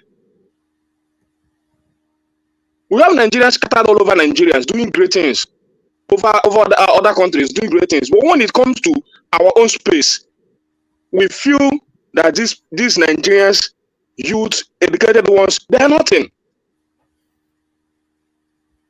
We find languages to support them, to say that they cannot do it, this and that, but we spend thousands, millions of naira to train them in the universities in that field. For us to come and say they're not capable. It baffles me. It baffles me. And this is the reason why our governments are doing what they're doing without looking at anybody. Can I? Sorry, based on my own discipline, because I am an engineer and I'm into instrumentation and automation. I want to say you are right, but you are not totally right. Okay. Now, if I'm to give a very good example, like for instance, Lafarge Africa, Lafarge Nigeria, Lafarge has like five locations where they have they have 5 plants in 3 different locations in Nigeria that make cement. Okay. Now, when they started, they brought in experts from FLS, from everywhere, and they started the plant. Nigerians, fresh graduates, everybody were were absorbed and they were placed under them. Now, if you come into our system now, you won't find expatriates. In fact, I can tell you that you won't find expatriates. Then let's begin the process. There is nothing like we won't find them. Wait, you would not find them again in the system. Even presently now, our CEO, Lafarge Africa now, is a Nigerian. Okay? He just got it maybe 2 months ago. This is the process. When the people now show that they have learned, this is what we call technology transfer. These people have learned the system. They now know it. They understand it. Now, you bring 11,000 of them without giving space. No, brother. Where your people can learn. Brother, and they align with them. Brother, when it is refinery, to build that refinery, if it's to source for ordinary welders, it's not only refinery, it happens in all our sectors. If you can check it very well, it's not only in this refinery. It happens in all our sectors. Ricardo still has the floor, so let's make our way. Let me just land, Roman. Say, when it comes to that refinery, I'm telling you, if Dangote is to source for the welders that will do that pipe welding job in Nigeria, he would not find all of them, because they are specially trained welders for gas line. Is that Baba, right? Especially, specially trained welders for these jobs. In So the oil and gas, they are there. Even in cement, we use them, but they are specially trained. So if he brings them in, these people in, some Nigerian welders will work under them. They will learn the process. These people will face out this expert. It is natural because the businessman wants to make money, and at the time when the overhead of the expatriate is killing him, he will automatically phase them out, and the Nigerians in the system will have shown capability. Then they will, this thing is natural. I don't see anything big deal in this. It is what he does all the time. That's the system. There is a big deal in it. The issue I'm having now, okay, the problem I'm having now with all this submission Ekene, now. Mr. Nigeria, calm down.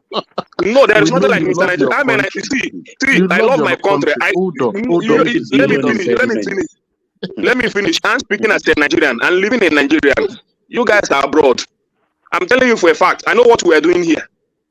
Okay, Ekene, you So know the don't. issue is this. It's No, like what you people are doing. Let me finish. It's like what you people are doing is downplaying our intelligence. no, some of Sitting us are abroad into and downplaying engineering. our intelligence. That's what you are Can they doing. stop being emotional now? Even There is ordinary not. buildings. I'm being emotional. Wait, Even at you, I have something against you this night because of the statement you just calm made. down, calm down. I'm being emotional. Even ordinary to lay cement, we go and carry people from Benin Republic. Why are It's you not because we are not shouting doing the about right that? thing. We are not doing.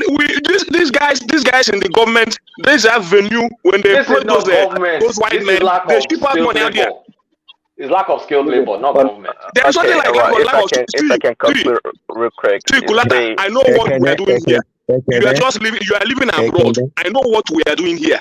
Even without going to school, Ekene. I know what we are doing here. Sorry, Ekene, let me tell you something. Hold on, Not Ekene. Hold on, Jide. Let Prince come in. But Ekene, you cannot be beating us over the head all the time that you are abroad, you don't know what's going on. We know what's going on, no. And Kulata made an excellent point. Even One you man, know that. I will continue to people. Hold on. Yeah. Even the POP when you are building a house, they go I and get wanted to say that. them from Benin Republic. Togo. well, Togo and those ones. but there's more to that. You can't say that. There's more to that story. Are you saying the Beniners are they're smarter than the Nigerians, or is it because they're well trained and that's their skill? If They you develop the skills over see, let there. me tell you, one man. Let me tell you this thing. I've done POP before I venture into business. I'm a POP guy. There is no design I cannot give to you. Do you understand? one man, that one is I largely did to a lot of Okay, work before I venture into business. When you're talking about POP, I did this plenty. And I Gentlemen, have many of them doing it today. one If I give you designs that guys can do in Nigeria, Benin Republic got nothing. What are you telling me? let us no Benin so Republic is from just from about the now. top to the bottom. Hold on, Ekene, everyone.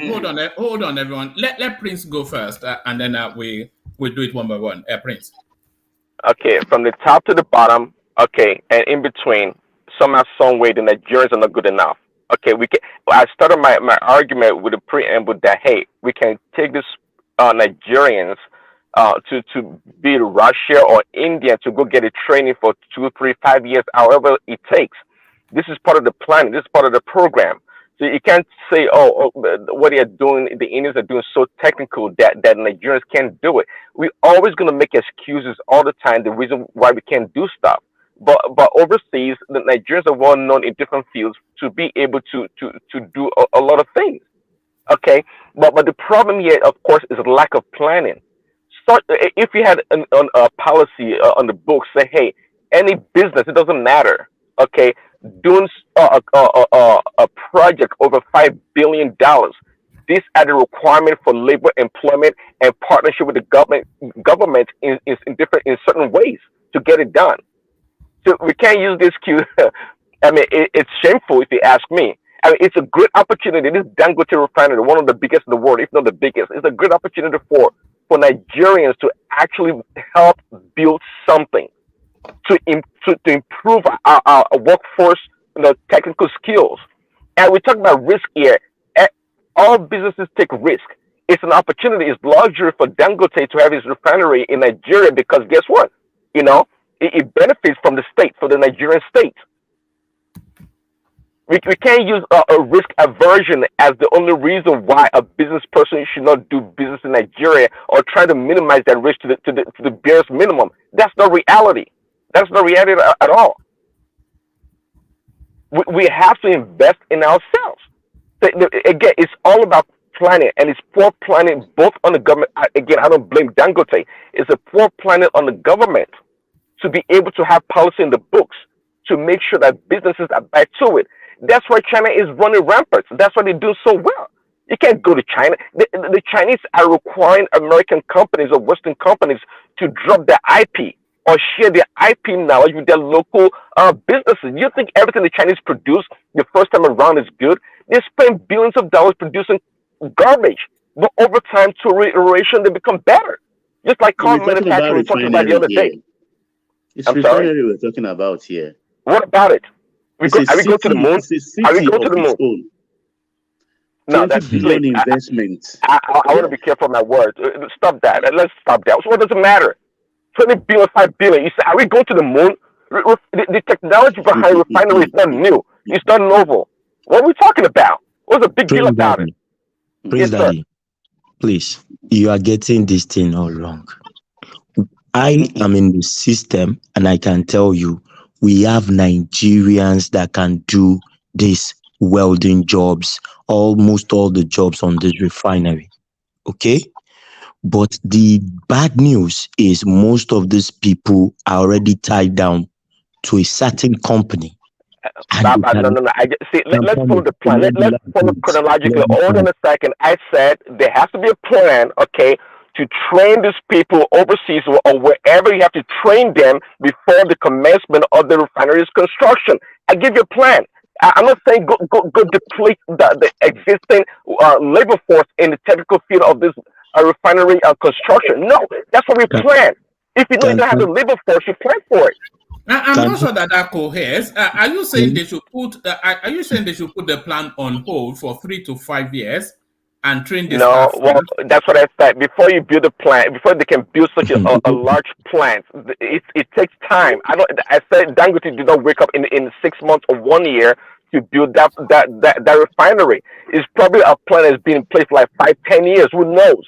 During that point in time, there should have been some investment from the government, okay, to train these workers to be able to embark on the project. Why is it so complicated? The Chinese do it all the time. What I'm offering to you guys is nothing new, by the way. It's not novel. There's nothing new about it. That's how they do it around the world. To carry workforce of say Prince. 5,000 for about 5 years You say and Prince. pay them. You say Prince. I say it in the opposite direction of how you've just described it. I see it as them building the refineries using already experienced expertise globally, but then in that process, starting a training program for Nigerians to, as quickly as possible, take over from those experts. But that's really, yeah. But how would those still go and train them now? Why that One same man, no, Prince what about Daddy, 50 Prince 50? Daddy. What about 50-50? You trade 50 Nigerian experts and 50 whatever an Indian or whatever a Russian expert. Why do you have to? Why should they be the one building everything from scratch? Do you know how much tacit knowledge that will be lost in that process? The main point here is not about having after the fact. The main point here is having Nigerians being part of the refinery. That's where the knowledge is transferred. Prince Anyways, Daddy, thanks, one man. Hold on. Prince Daddy, Prince Daddy. Hold on. Let's hear from Ribadu. Ribadu, you've opened up quite a bit of a debate here, Ribadu. One man, thank you. Once again, I appreciate all your submission because it's a very serious issue. That's why you see the debate is getting heated. I think before Prince Daddy, the previous speaker says that at least he is not against Dangote because if not anything, at least he's keeping the money in the country. And I agree with him. I appreciate that submission. But see, my point of view is Dangote refinery is only some subsection, within the entire national energy structure. Okay, so we shouldn't just concentrate on only Dangote Because after that, and the second thing is, it's not like Dangote employed those 11,000 bloody Indians since the beginning. I'm telling you, this happened just 30 days back, just a month back. So it was after the whole almost 95% of the refinery has been built. Then now he's employing 11,000. This is just, if you check the dailies, maybe Daily Trust or Punch or whatever, you will find it. If you guys can Google it, you can see it. It's just of this recent, just yesterday, just recent here, maybe that 1 month ago, okay, or less than that. And then, secondly, what I'm still seeing is this: even today, if Dangote refinery is running 100% capacity, still there is lack, there is vacuum of that technicalities available in the country, that eventually we have to be spending our foreign exchange. I mean, he has to go out and get spare part and also get expatriates to come and do maintenance from time to time on that refinery. Even though technology transfer is a normal thing between two countries, but the volume, the number of that employment is observed, okay, is very, very is too huge. Then secondly, I think we have Federal University of Petroleum Resources in the Niger Delta. If I'm not mistaken, maybe during, is it Yaradua, or I don't know for sure when that university was established, but it has been operating for years. And when they said the whole university, the entire university is dedicated to petroleum sector, it means in the faculties you will find all those disciplines, from chemical engineering to metal, to liquid, to fluid techniques, you understand, and all array of specialty, welding, metallurgy, and elements, and all you find all these that are basically primarily related to energy and hydrocarbons. So all those all those graduates for years that the university has been dishing out year in, year out, what have they been doing? Because you cannot tell me they have been observed by Chevron or Total or what, any of these downstream factories. So I mean, if Dangote had it in mind, if he had it in mind all these years to build factory, if he is patriotic enough, not just he's after interest, though he's a businessman, I know he's after interest, but at least as a Nigerian, if he is patriotic enough, he should have at least a kind of create a liaison between him and such institution. And not just that university, we have a lot of technologies, polytechnics, sorry. We have a lot of polytechnics that are technical based institution. We have a lot of human resources that we can harness. You understand? And in the process of building, that refinery, definitely he will have put a lot, thousands of Nigerian youths, that has at least academic training on such aspect, that they will have become something else. See, let me give you one example, okay? Not this current governor of Adamawa, the previous one. We had the opportunity to start with him, and I was personally the person, when we were talking with him, I said, sir, you don't need to go and bring Chinese to come and construct roads in Adamawa State. And I want to make this very clear, because I want you please to judge it with all sincerity of purpose. Is this: I said, we have the plan. What I spoke my mind then was, I said, we have polytechnics and we have Adamawa State University that is owned by the state government. Why can't you, in the process of constructing road and houses, why can't you create a platform? Maybe you can go to Germany or India itself to bring at least around 100 specialists, then you engage these students that are studying in engineering and technical knowledge-based courses.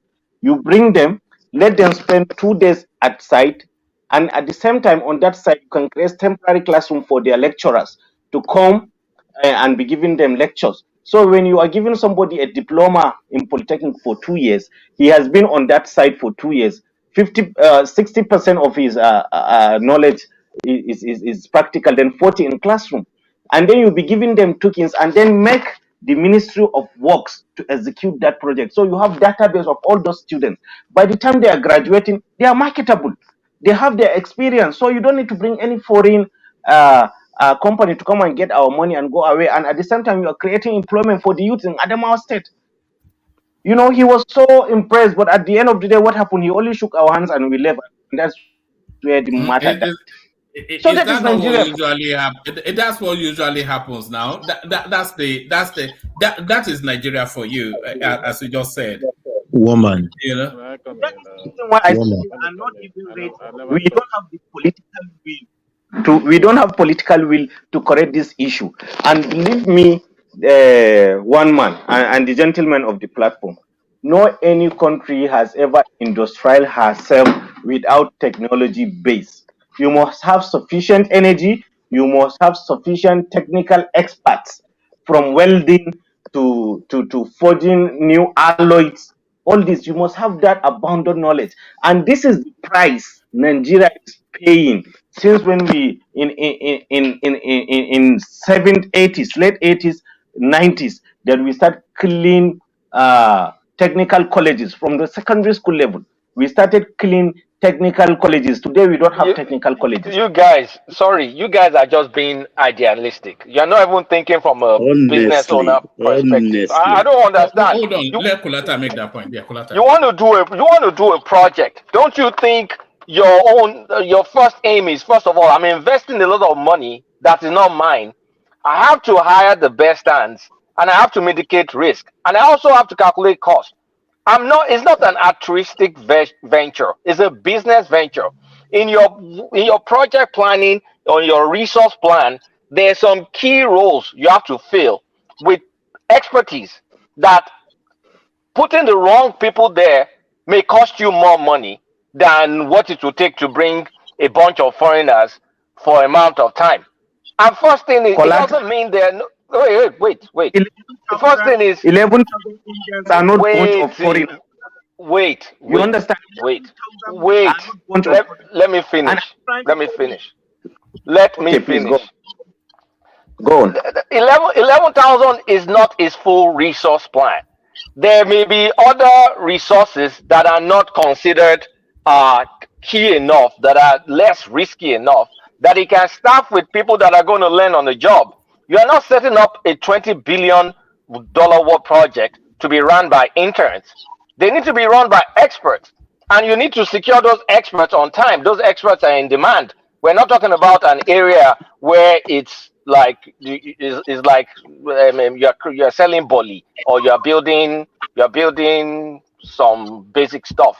So he's already factored that in his resource plan, and he needs there's background noise, and he needs the right people to come and execute the job in a certain amount of time. And we don't know if they're long-term hires or they're hires that are just coming in one phase of the project, because this is a long project. Maybe they're just coming to do in this phase, and it's not an all or nothing situation. It doesn't mean because he hired 11,000 doesn't mean he still didn't hire 45,000 Nigerians. So you guys, you need to take a chill pill. When you're running your own project, decide to staff it however you want. But this guy is sinking $20 billion. He's taking a risk. He has to protect his risk. That is how I run my project. That is how I expect a billionaire to run his project.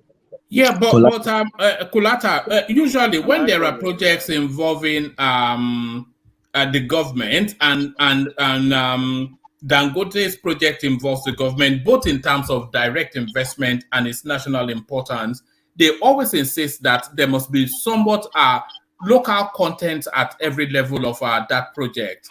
Yeah, that's what I said. 11,000 Indians is not local, and that's not expertise. That's not expertise. You don't know. You don't need 11,000. Hold on. One man. Yes, you don't know. Let's hold on. The fact, like I said, is not an all or nothing. It's not mutually exclusive. The fact that you have 11,000 Indians doesn't mean you don't have 45,000 Nigerians. Except someone can tell me that no Nigerians were hired.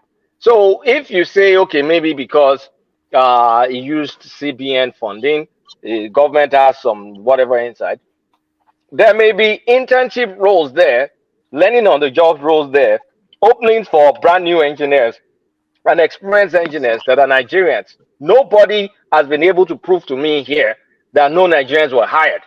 But you have to leave it to the man's prerogative how he wants to resource his project. It's his money. Colata.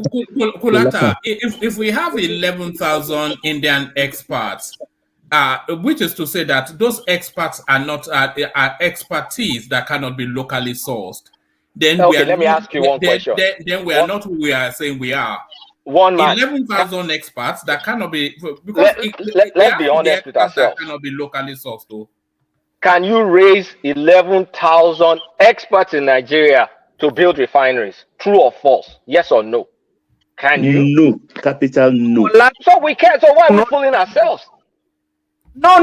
You are getting it wrong, Colata. Please let me make this. Let me repeat it again. According to your opinion, but this is my own opinion. I think you guys should leave the guy alone. Sorry, It is please. not. You guys are not. You guys are arguing, and you are not. Hold on. Let Ribadu make that point, then coming after him. Ribadu. One man. Thank you. It's like I'm going to summarize this and go off the platform, please. You see, why you see I'm becoming this emotional? It's just that these 11,000 they are of recent. Please, you can take it in all the Nigerian newspapers. It is there. Okay, it is as recent. It's just 3 weeks or at most 4 weeks. And then, secondly, what I'm trying to say, it's not just this. My point of worry is not just this very refinery. What I'm saying is, as a nation, please understand me. As a nation, we are not ready. We are not even making an attempt to address this energy sector of ours because we are not laying down the basis for even the independency, to stand. That is one. And then secondly, if you think Dangote is trying to get the best of his investment, don't you think employing 11,000 Indians, are you going to tell me they are all experts? All those 11,000 are all experts? Forget the ratio between the Indians and the Nigerians. To me personally, I may be wrong, okay, but to me personally, it's quite unpatriotic. And believe me, the Indians I know, they would rather sabotage that plan than them allow the Nigerians to learn on time. And after all, That's too simplistic. That is just it. You understand? And after all, if he's looking for the best, he will have gone to maybe Russia, definitely, if not the United States. If he feels the Americans are expensive, definitely he would have gone to Russia. Because believe me, all the Indian knew, all what they knew and knows today, the basis of it comes from Russia, from defense to all telecommunication and what have you. That is one. Then, secondly, why is it our federal government cannot censor some sensitive part of it? Because if it's expatriates in it, specialists in it, believe me, how many thousand, just 2,000 will be enough. And what will they do that our people, with the guidance of this, at least 1,000 or 1,000 expatriates, definitely our people, we are not that dull, Ribadu, let me ask Jide a Roberto, can I question ask you a that question will before help you you. go? Jide, are you the one who the engineer of Lafarge? Yes, I am. Good. You graduated engineering. You got to Lafarge. Were you trained or not? I was trained, obviously. That's all. That's it. Yeah, this is why I wanted to say, if we want to talk on this aspect, that's what I'm trying to explain. I'm in the system, and I understand this thing works.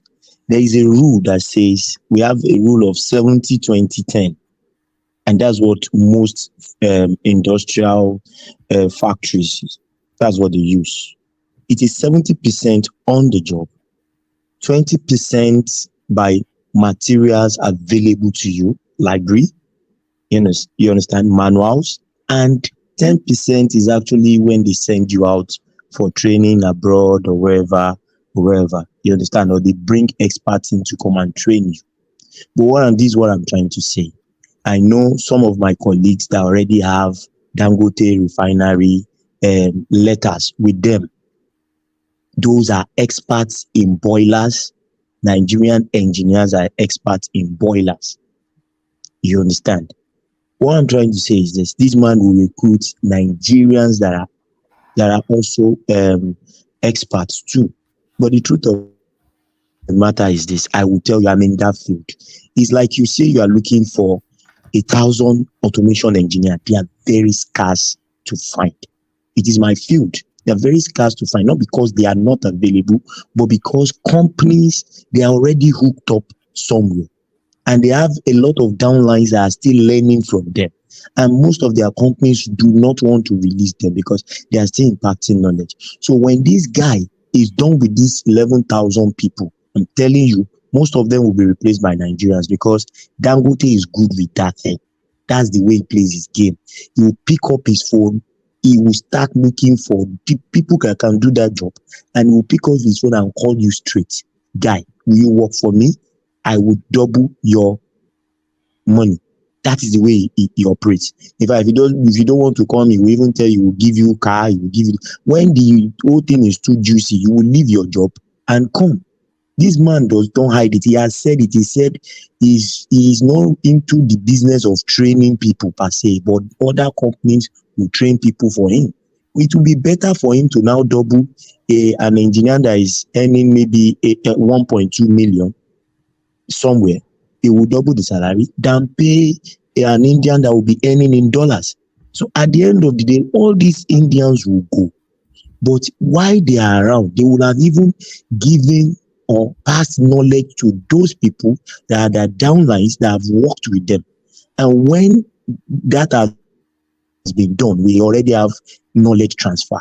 You understand? This is how the whole business works. This man is only trying to make sure that he starts his refinery on time. There's no hitch. He starts, and I'm telling you, he will not start gaining the money on that refinery back in the first 5 years because most of these people, you will still be paying a lot of money, huge money for these foreign experts until he starts removing them and he will replace all of them with Nigerians. You can check that with cement.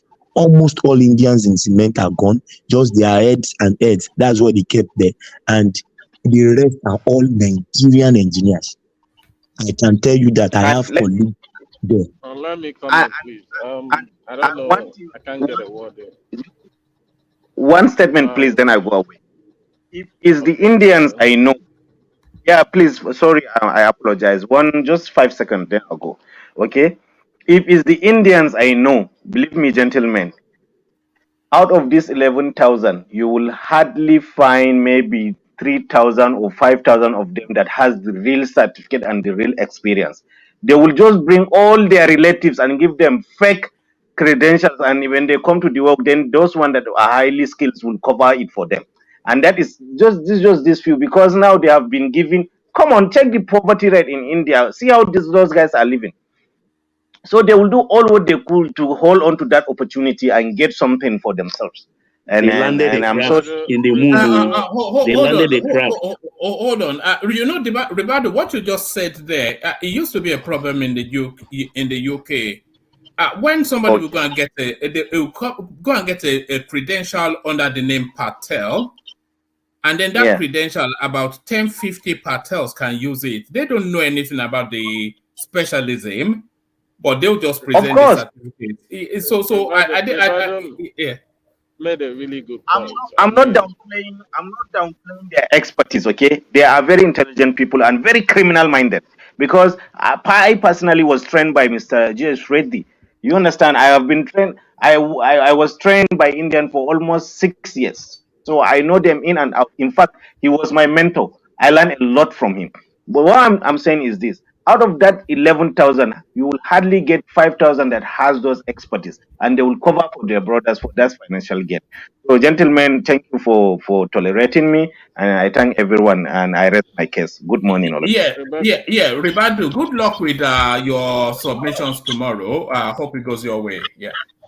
Roberto, thank you very much. I mean, Thank Roberto you, is everybody, for spending Why, some time with us today. why Ribadu Thank you. call the go? Roberto Now, I is when I want to put absolutely something You right. guys somewhere, you allow I this mean, now. Allow this. This has been I know, trying. say I no get I no get Well, strength ladies. to Well, shout. ladies. Well, Roberto have made a really good point. If you're alluding yourself that the 11,000, first of all, is a whole lot of people. I mean, how many people can even, work in that plant per se? I don't know how many it can employ, but I don't think it's going to be more than 20,000. So 11,000 is a whole lot from coming from one country. And I can guarantee you that, like Roberto said, a lot of them probably are just didn't go to school. They're just probably trained. I mean, what we have, the system we have is more like, let's use an example of when I used to work in Toyota, yeah, where they build cars. I get trained in some certain parts of the plant, and what happened? Toyota or whatever, the manager had to, when they were running low in Japan, they had to send us to Japan to work in Japan. I'm not a mechanical engineer. Neither am I. I never went to school for mechanical engineer, but I was trained. So I got there. I mean, for all they know, they probably hired a very professional guy. I was good at my job. So if you think that they're professional, you're kidding yourself. And also, I don't know what is this with refining. I don't know why Nigeria can't trust ourselves when it comes to, a minor. I feel like refining crude oil is a minor thing. This is a basic just three subject. Organic chemistry, methane, propane, octane. What we learned a long time ago. So I don't see a really big deal in this. And when someone starts insulting, whether Nigeria has this, profession. I mean, you're basically saying to all the petrochemical engineers in Nigeria, you guys are dumb. That's basically what you're saying. So I don't think it's fair to those people that have spent so much money training There's, so many years for that school. there's, there's Yeah. many Nigerians operate what do they call it, modular refinery and all that. Is it India that are working there? Why can't you Yeah, transform those talents? What are you asking? What are we discussing here? it's basic training. I know a lot of people that, let's say, people that is doing millions, if not thousands, if not millions of Nigerians doing IT now.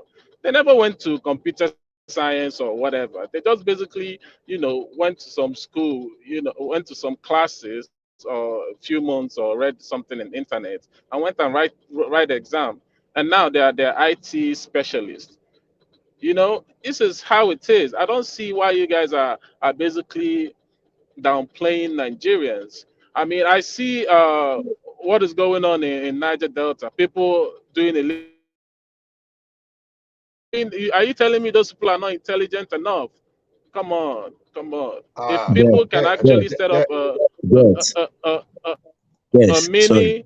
mini refinery, Des, can I interject Yes, you? can I yeah, interject, please? Sorry. Let me just say this. Quickly checked something now. That refinery is to employ 57,000 personnel.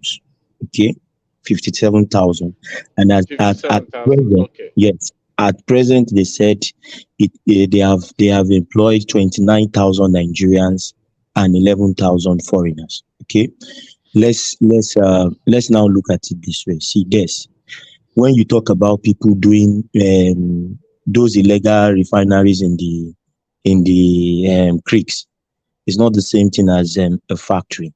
Okay, for instance, if you do welding on a gas line, you need to pass that pipeline or gas line. You need to pass it through a radiation test. to find if there is a leak or a crack, because you're talking of gas moving in PSI under high pressure in through those lines, and you don't want a fire outbreak in a place that produces fuel. Okay, so see, there are a lot of technicality to what this thing is. It's not just putting pipes together and putting firewood under it like they do in the creeks to break down oil. No, it is not. When you talk of our programming, for instance, you see, when these people are coming, they come with their own technology. If it is Indian technology, first, the owner of the technology, the OEM, the original manufacturer, comes in to commission the plant, and they stay there, make sure that it runs well. Maybe they have signed a memorandum of understanding that they are going to do that for the next 3 years or 4 years. Okay, then you hand over to me, but then I will retain some of you. That is how it is done, because there are programming. Maybe they did not even use they didn't use common PLCs. They didn't use Allen Bradley. They didn't use Schneider. They didn't use the Siemens of this world. They are not using Omron. Maybe they are using Indian PLCs now. It is not. Maybe they are even using Mitsubishi. You need engineers that know how to program Mitsubishi. Okay, so these guys will come in. I do What I'm trying to understand say what you're is there are a saying, lot though. of technicalities to these to running factories. Okay, so I don't have any issue with him having 11,000. If it is 57,000 and 11,000 are foreigners, meaning that we have like 46,000 Nigerians working under them, no problem. Okay, but what I'm trying to say is those 11,000 would will they will die natural death in terms of elimination when the Nigerians, because Nigerians will always catch up. Nigerians will always push them out. They will always go to board meetings where these guys will be there, and Nigerians will talk them down and shout at them, don't tell me this, because yeah, obviously it is just knowledge. Once you have the knowledge, you'll be able to do it. So, and it's not like Nigerians don't have that knowledge. That's not what we are saying. We have it. But even a plant, if you are trained in a cement plant, like me now, if I'm taken to Ashaka to go and work on our own plant, it will still take me 6 months to adapt to their own system of how they do things there. You understand what I'm trying to say? Because it might not be the same architecture, might not be the same technology, it might not be the same routing. You understand? There are so many, it might not be the same process flow. These things, they are things that we need to understand. So when they are putting this, you just think that because they want to produce oil. No, it's not like that. It's deeper than that, and it is not just what a street guy can do. They can use them for the mania jobs. Yes, fine, but the No, that's the technical job, problem. Now, no, now no, no, no, you're no, coming wait, to the wait, problem. No, no, let All wait. me right. talk. Shall we move on from here, or are we still? Okay, let me just round up. The technical jobs, Nigerians were, I said to you, I know two of my guys in cement that already hold refinery letters that they already accepted just to start, and they will join up. Okay, Uh, so they will have technical and skilled and unskilled. So I think it is not out of place, please. I get you. All Hello. right. So Kaizo, I see you've built that onto Nigeria. Who turns YouTube into an endurance test? You could Otisalo. Okay. So land that point. Des, and then we move on. Unless people still want to be here. Yeah. One man in a general or in a higher point, I feel like with what I know about Nigeria, most of the menial jobs, and he's talking about 11,000 is foreigners and whatever thousands is for Nigerians. I can guarantee you that most 80% of those jobs that give Nigerians are basically more likely sweeping the floor and all that stupid jobs that they're probably in there. That's not true. I I know don't. someone personally. I know someone personally, not just like about 5 minutes away from me, that was employed by that Dangote refinery since 2017. So the thing we are making there is this: we just do the play. Oh, when we talk of this thing, we think. You see the way, my brother, see the way you are even comparing serious engineering project to software development. It made me laugh. See, you can train someone from university, but you forgot that some of the products that we use for the build of the refinery, they are proprietary products. And when we are talking of proprietary products, you must have built years of experience. Because it's not a No, way of no, no. You got me wrong there. Don't say I'm trying to compare the both. I wasn't trying. I'm just saying most of those jobs that you're thinking that a specialist or whoever, maybe someone went to school, a PhD guy, an Indian PhD guy, 11,000 of them are there trying to do the job. I'm saying it's not true. Most of them are trained just like you get trained in the IT, or when I made the reference on when I was working in Toyota, I'm not a mechanical engineer. Do you get? But I got trained in it. You get? So I can do that job because I got trained in it, not because I got the certificate for being a mechanical engineer or whatever. That's what the reference I was talking about. So all this 11, like I said, 11,000 is a whole lot. It doesn't take a whole lot of people to train Nigerians in the job, the specific job they ought to do. I mean, you can actually get 1,000 people can do that job in training people. So, one man, I think I yield there. I don't have Oh, much to say. Thank you. all right, brilliant. Yes. Zita, did you come in for this space, or did you come in specifically for this topic, Zita? Hey, one man. Salam alaikum. Good morning. What are you people discussing in the first place? No, Don't we tell were me. we were talking about how Dangote is fleecing the country, and then we got into the space that is employing 11,000 Indians at his refinery, and then we started to debate that is 11,000 Indians, are they necessary, and if the skills shortage is such that you need 11,000 Indians for areas of expertise that Nigerians cannot fill, then maybe we're not as great as we often imagine ourselves to be. So we'll be in back and forth on that. First of One all, man, one please man. bring other people in. I have to go. Folks, good night. Wish all of you restful nights. Thank you. All right, thank you, Baba. See you tomorrow. So thank you, Baba. Yeah. Okay, one man. Hey, I like talking like Wiki. One man. What is wrong in employing 11,000 Indians, if I may ask? Well, that tells you then that 11,000 Nigerians are not employed. So that is wrong. Okay, let me ask you a question. How many one man, please don't get me wrong. When I say one man, is what they call actually not the subject. You are not the subject, but I'm using your name like you not being the subject. So don't get me wrong. It's not like I'm directing the question to you. I know. Carry on. Okay. How many Nigerians are outside of Nigeria? We don't know anyway. They're working in another. Let's use a working hypothesis of 10 million. Okay, and they're in another man's country working, right? And those, me, when I want to discuss this kind of a thing, I come from a different angle. And most people don't like me because of it. The place I am now, the place I am working, we are 23,000 foreigners. And the job we are doing, the indigenous, of course, if they look around, they can get some indigenous who can even do it better. But they want diversity. Or cost Again, efficiency. Are you not cheap? Is that not what it is? hold on. Let me say this. What is wrong in Dangote refinery employing 11,000 Indians? Because it's not employing 11,000 Nigerians. So that is what makes it wrong. And what is wrong in that? Because most most Nigerians are outside of Nigeria working. They are taking How many of them are in high-level employment?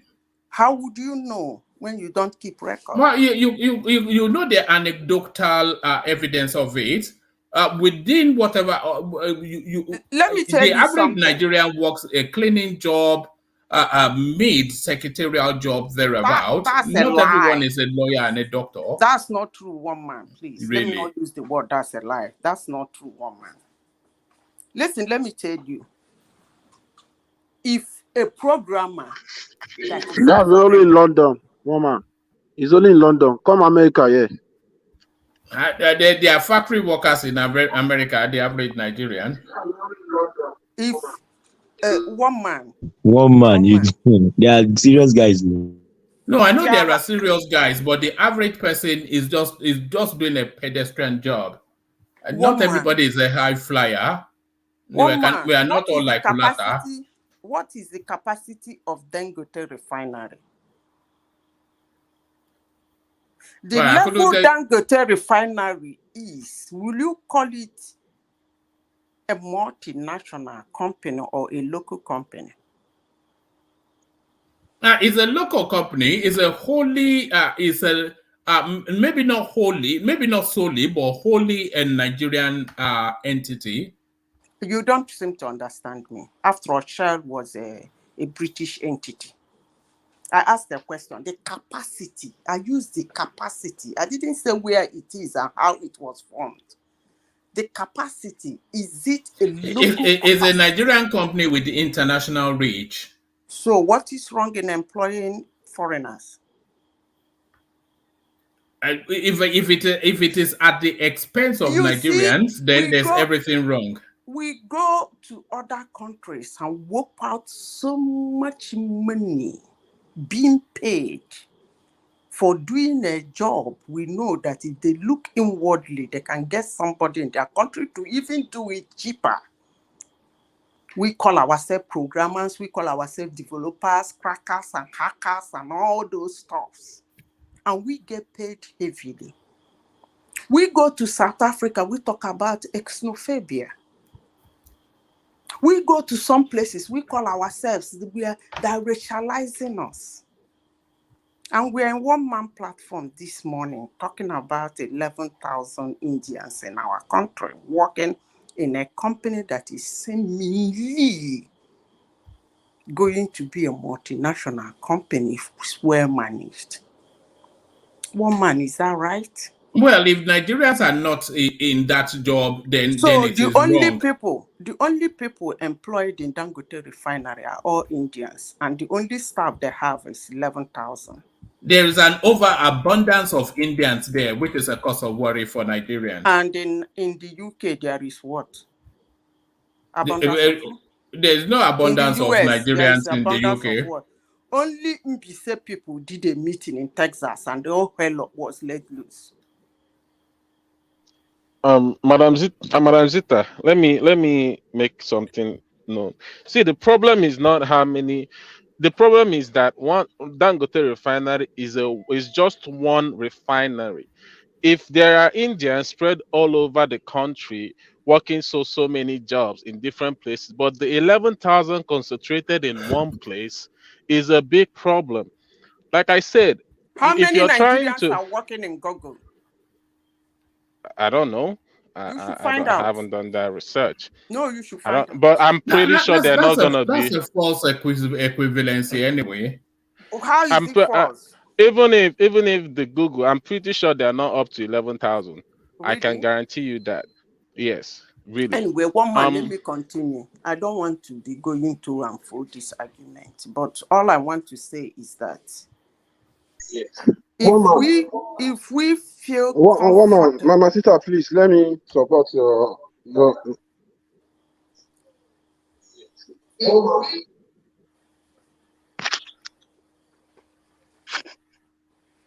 Hello?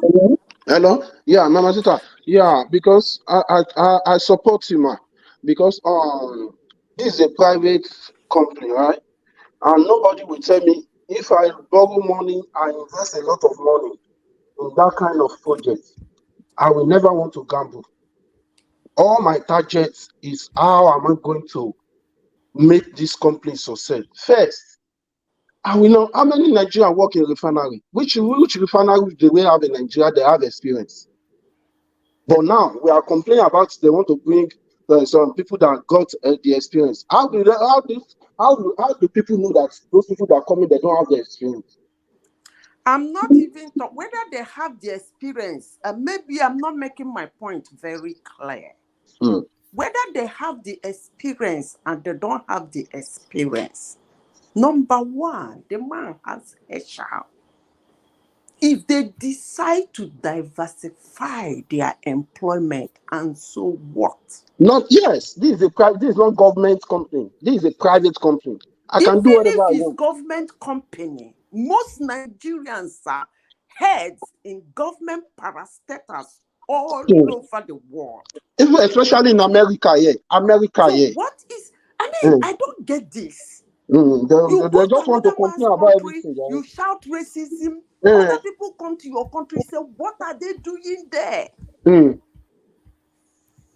What is going on? No, you are giving a totally different inflection on.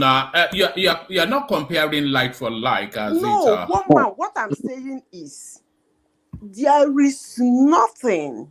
Please, let me make this clear. No matter any angle I want to look at it, there is nothing wrong in him employing those people. We have how many oil and gas company in Nigeria? At least if I can count, let me count 4. Shell, Mobil, Total, Ajib. This has almost how many thousands of Nigerians whom their contractors, whom the contractors, and how many foreigners are working there? So why would Dangote company be different? Nigerians are littered in those oil companies all over the world, including more. So what is this? Why this? Is it because they're Indians, or is it because they're not supposed to work for Dangote? I'm not getting the why. Honestly. The why is Because that they I are am in a foreign they land. are doing Nigerians out of jobs. Is the why Listen, we've already said. I'm in a foreign land. And I know how many Africans are in my company. And that company is not actually like that. Maybe one day I can send you the name of the company. You go and make research. I know how many Madam Africans Zita, are let that. me ask you a If you question, hold Madam on, let me Zita. finish. Let me Just finish, one please. question. Just one If they question. sit down, if the indigenes of that country or citizens of that country sit down one corner to begin to profile us the way you guys are doing now, how do you think I will feel? I don't get Okay, this. Madam Zita, let me ask you this question. Is there companies in America that if you're not a citizen, you won't be able to get? I don't know. I don't Yes, I know. can I yeah, can of tell course, you yes. categorically They are, they yes. are, they are in There is a America, I of lot, course. don't know. there is a lot of them. I don't know. I don't I know. can No, tell you I yes. don't know.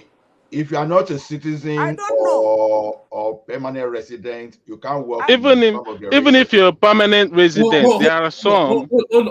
Hold on. Des, is it for security reasons? Because if it's for security reasons, then it's different. It's a different No, argument. no. Some are not No, security reason no, it's for security security reason. reason. No, It's some are not security. security reasons. I know, because I know what I'm No, do saying. you know why? Do you know why security reason? Because you are going to do e-verify.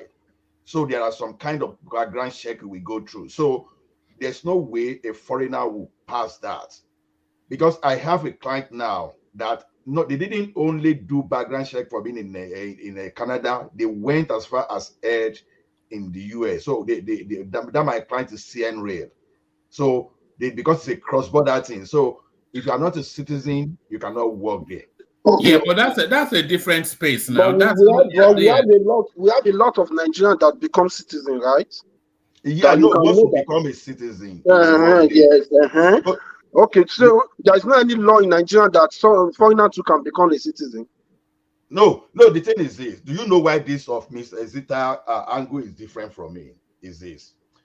You see one thing, we have because of unemployment in Nigeria, that is why this noise is coming from somewhere. I get that for sure. Bringing foreigner to country like this, they will do some kind of the labor assessment. They will do they will look at, okay, can you fulfill this type of labor within Canada? Now, sometimes it's not as if Canada cannot fulfill it, but the Indians, they've mastered all the loopholes to even bring a fresh graduate to come and be doing desktop. You know, when I say desktop, just to put laptop on someone's desk in Canada, yes, they bring their people in like that this way. That I understand too, because of loopholes. But you see, this particular thing we are talking about, Nigeria, we are talking of it as if like Baba Sulia want to start his farm and he looks someone to bring the ridges. It's not like that. Here we are talking of serious engineering works that need long-term warranty and sustainability. Attending university to get degree in civil engineering, in chemical engineering, petroleum engineering is different from you having that experience over years. We are talking of Indians, and when we are talking of those people that have expertise in refinery business, they are about fourth or third in the world. The main point is this technology they're using to build this refinery is from India. Exactly, it's proprietary. It's proprietary like technology, and these people they build expertise. Meanwhile, look at it this way: are we not talking of Nigeria that we build when we start building more than two-story building?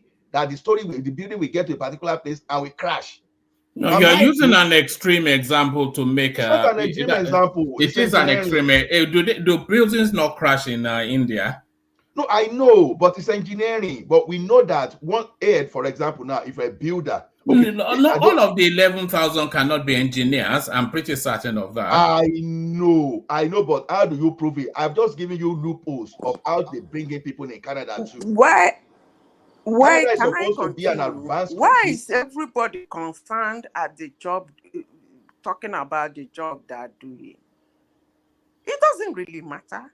The important No, thing is it that the matters, place is madam. It no. The matters. important thing is that the place is diversified. People should come into Nigeria to work. Nigerians should go outside to work. Let's mix it up. Everybody, America. But not the Let work me finish. Nigerians can Oh do. God. America is what it is. These are people. I don't know how to put this thing. Look at me. No, America Madam is Zita, what I it can is work in today because America. of diversification. I These can work people, in America, but that should be work that Americans cannot do. We have jobs quota for Canadians that if I get job in America today, it's just for me to go to the border and present my employment letter. From there, they give me work permit straight away. No story. But that But must my be the point is this, work Ola. My point that is this, Ola. Americans cannot do. How do we train experts in that areas? Like Madam Zita is saying now. If we do it like that, how do we train experts? How do we get experts that are going to No, manage? let me answer Oh, your all right. question. Yeah, Zita, carry on. Yeah. Ekene, there's something I will tell you. It concerns me. That's why most times I don't get very angry with Obasanjo. I have shipped it in here before, but maybe I was not elaborate about it. I will answer your question because I've said it before. So let me say it now to answer your question. You are very right, Ekene. How would we train experts? It's not only experts. How would you train people to be able to manage human capital if they are not diversified? You remember some time ago, I always make reference to 2023 election because that's why I came into this place in the first place. I said that if you keep somebody who ruled Lagos, a governor from Lagos, and a governor from another state in Nigeria, and tell Zita, who do you want to rule Nigeria? I will tell you the governor of Lagos. Because if you have not studied diversity, you will not know what diversification can do. Inclusiveness. It brings a lot, both economically and socially. It updates, it upgrades. Now, let me answer your question, Ekene. Let me not go through. In the year 2004, Obasanjo has a MOU or whatever he do with oil companies in Nigeria. That's why I said he did a lot. But because we don't have institutions, he cannot keep them. And can't, and nobody can't. You can't keep something you don't have institutions that store it and update and upgrade those things. Now, he said, this thing Ekene said now, there must, that's NCD, Nigerian Content Development. He said, they will only employ not more than 2 years of working experience. Somebody who is a fresh graduate, but not more than 2 years of working experience. Somebody who came out from university and somebody who has worked for 2 years, obviously you and I know that person is not an expert, okay? Now, what did Obasanjo did? If you go to Nigeria today, we are the first engineers. I'm not an engineer, but I was one of them, to build the first indigenous front-end engineering for AFAM project. Nigerians are hearing my voice today. Designed in Nigeria and is working perfectly well. How was Obasanjo able to achieve that? He forced it down shell throat. What Ekene said, how do you get experts? Today, what I learned in field office is what I am flexing my muscles here. Now, he was bringing those experts from overseas, from Hague, from Oman. Share complained that if they teach us instead of doing it, that it will take a long time for them to conclude the project, that they're working on time. I remember Bishop reminded me of what Obasanjo did that day. As the Shell EPV was speaking, Obasanjo was busy playing drum with the table. What is he telling the man? I think I'm done with this discussion. You must train them. And they turned to us. Obasanjo made a comment. He might be listening. His head might be listening. He said, you said you can help me. Help me. You said you can teach me. Teach me. I've never seen an African say that to a white man before, but he said it. And they turned to us and told us, you must learn. They might not be happy to teach you. They might be angry at your work because you are a novice. But your job is to learn, because this project must be done indigenously. So they were moving them in batches. This set will come and stay 1 month. That set will go. Another set will come. That set will go. People who do not know what was happening in Shell, we say Nigerians are outside. Experts, look at how Shell is importing Oyibo into the country. No, we know how to talk. But they trained us. The day we launched AFAM phase 1, it was hell in Nigeria. I know most of you were not following. Did they do it? Did they do it? They did it. If you see the way we were posing in the picture, we were 37. 15 of them are still in Shell as I speak to you. The rest are littered all over the world making waves.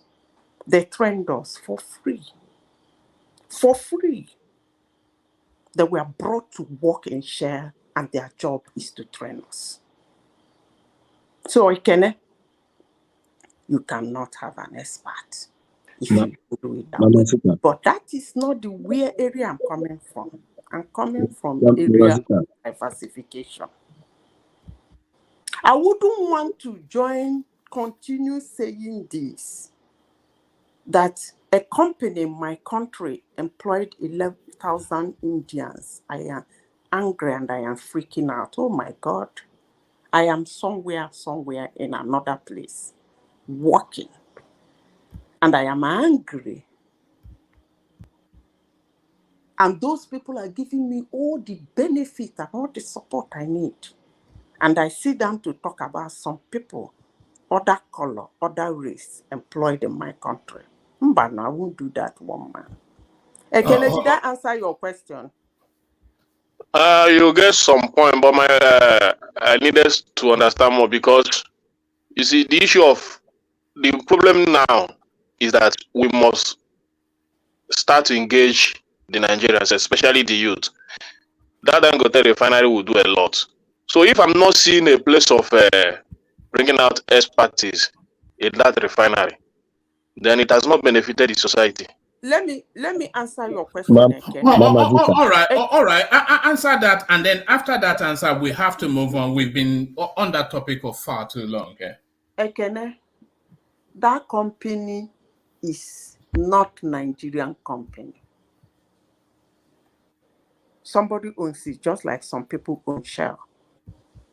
If they want to have a training department, it is of their own auspices to do that. If they don't want, you can't force them. That's the answer to your question. It's left for them to have a training department where they bring in young people and train them. And for your information, training is not Gary. It's a lot of money. Thank you. All right, brilliant. All right, we must move on. Let's move the conversation on, and let's move it. Let's move it in the direction of Kulata. See if it's ready. Kulata, are you there? Yes, sir. Look at that. You are not grilling today, eh? You know too much protein is not good for you, eh?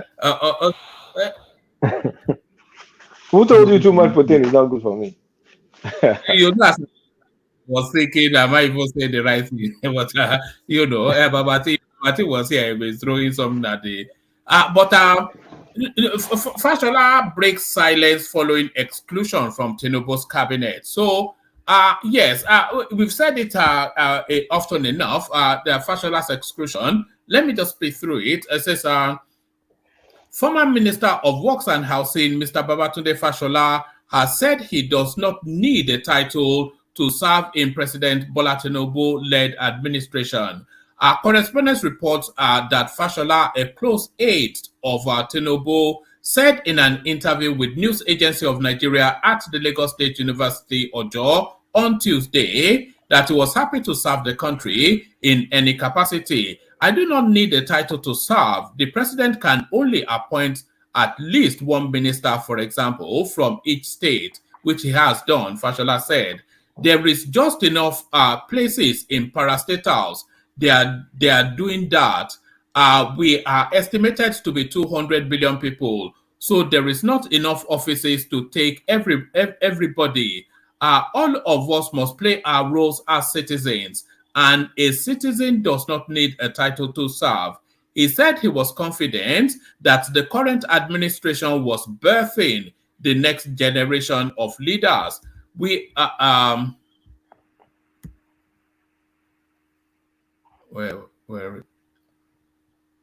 Yes, we are also talking about the next generation, he said. If some do not move on, where is the place for the next batch? There is the need to bring more outstanding public-spirited people to occupy spaces as they evolve. I look forward to a lot more youthful people being part of the administration. So that is Fashola now speaking to that space, his absence somewhat from the Tinubu administration. So I was saying at the opening phase that that there was no real carryover from Buhari's cabinet into Tinubu's cabinet. So it was quite noted that that wasn't the case. But the one name, just from the longevity of their relationship, Fashola you thought would still have some form of a title. So what are you making then? Has it been abandoned? Is that what it is?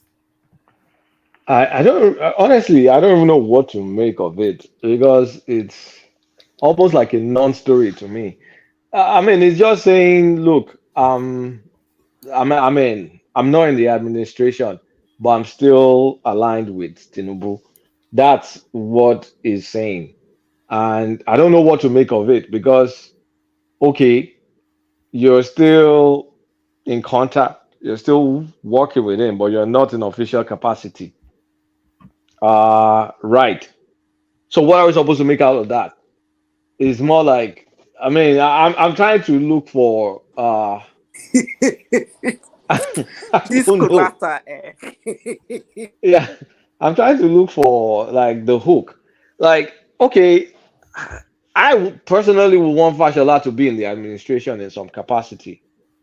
If it's not ministerial, then it has to be like a heavy parastatal, some important stuff. Let's say, let's say we fire Mele Kyari now and we make Fashola the NNPC MD.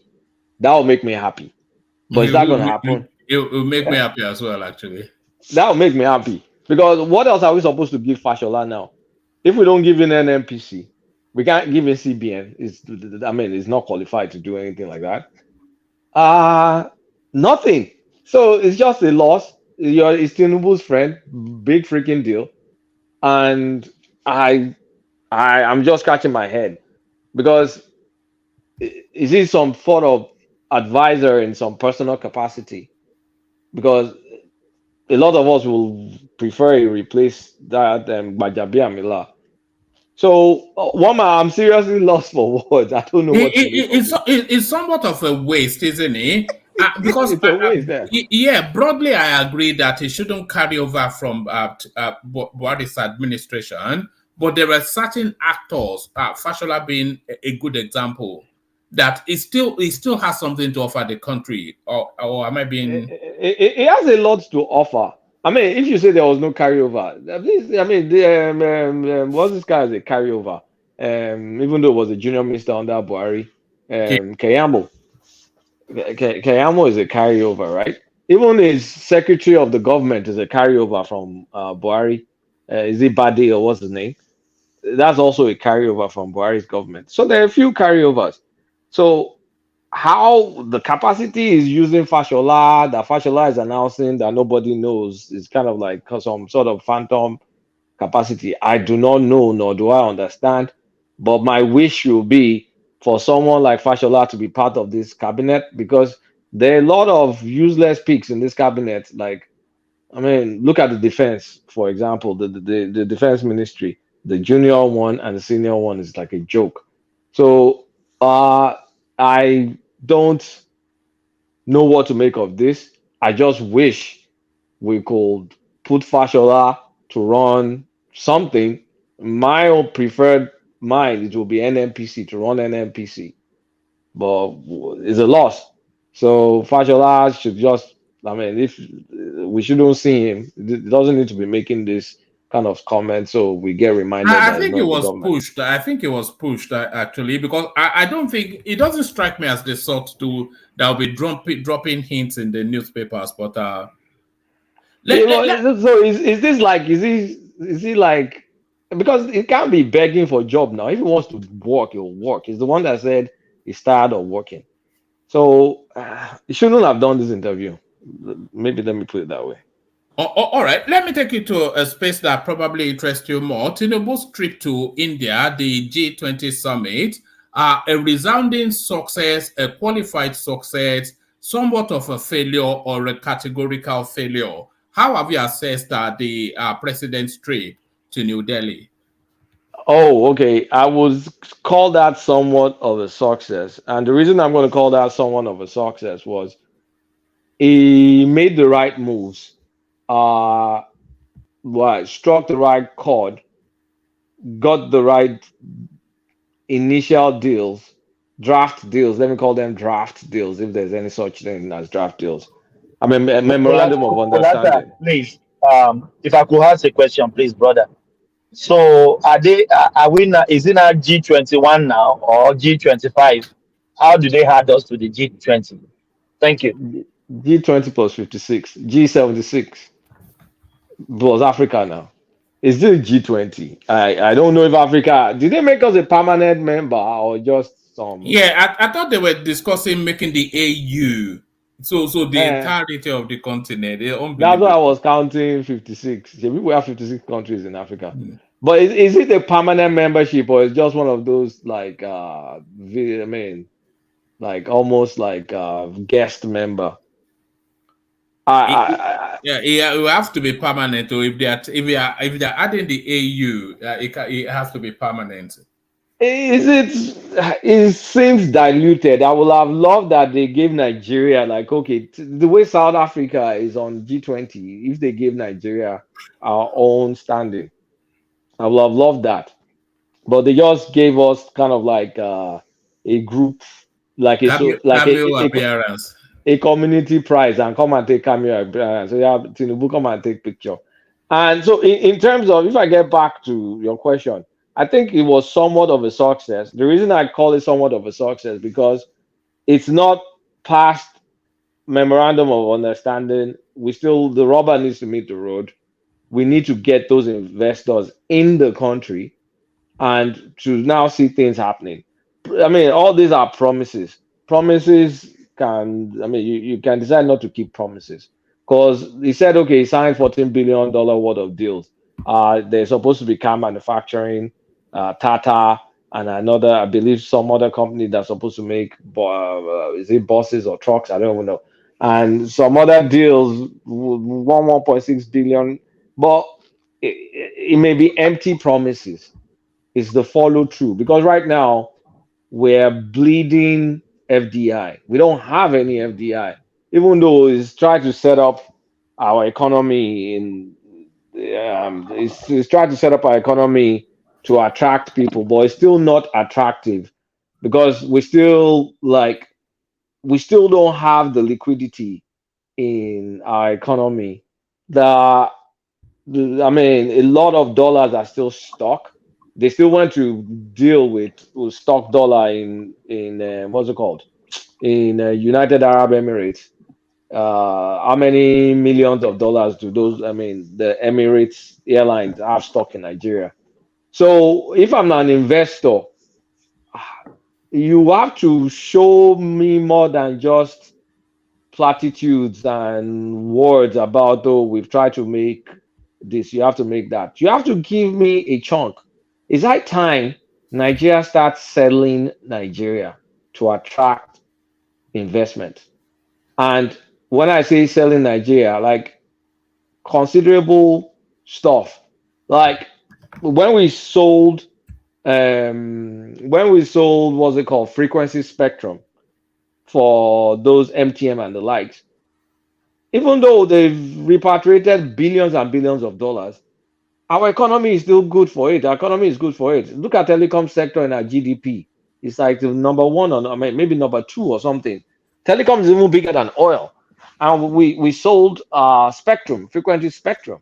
We licensed it several times now. Can we look for something else to sell? Can we sell right of way and say, oh, okay, uh, I was looking at someone project some road networks that I think make sense in Nigeria. Like, okay, India now, if you build road from Lagos to Sokoto or from Lagos to Calabar, just coastal road line, and another line, I saw someone come up with that idea and I thought it was a fantastic idea. Or a road that goes to the north but takes all that, the west side of Oyo, Kwara, Niger, all the way to Sokoto. And then the person also gave another good idea to have a ring road in north central that transverses north central, southeast, south, southwest, just a ring road. If we have those kind of three roads and you just sell the right of way, that okay, I'm selling you the right of way, build this stuff, operate it, toll it. The infrastructure will be there for all of us to use. We'll benefit from it. And after a few years, transfer it to us. Why not? It's not going to cost us anything apart from those guys coming to build stuff that they can't take away. They can't take it away. So If they vex tire, they'll say they close it. Close it now. We didn't have it before. Big deal. So we need to do more than just those promises, because I don't think our economy is not that attractive. While we have a lot of population, they're they're poor. I mean, the amount of things they can buy, the purchasing power is still low. So we need real, meaningful, hard investment that can build the next set of middle class, the way Obasanjo built middle class during his time. And then when we build a middle class, we will attract more people, because then they have purchasing power. They'll be able to buy more stuff. That means companies will be able to bring more stuff. That means we'll be able to grow more middle class, and that ripple effect will happen.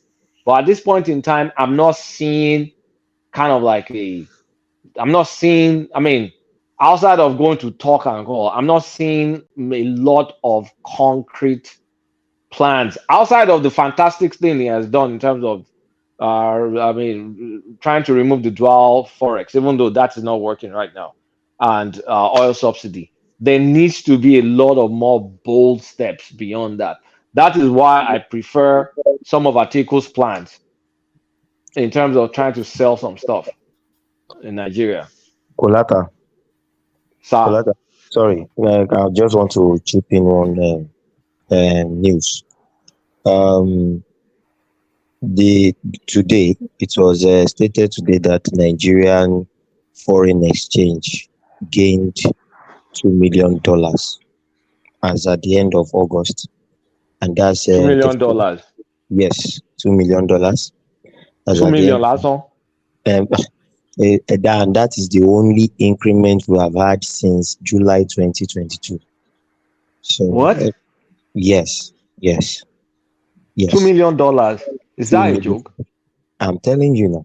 They just this evening, it was stated on the news Can that you explain what that means? I'm not sure for the benefit of that the central bank declared that the forex reserve of Nigeria has just increased by 2 million right. Oh God. at the end of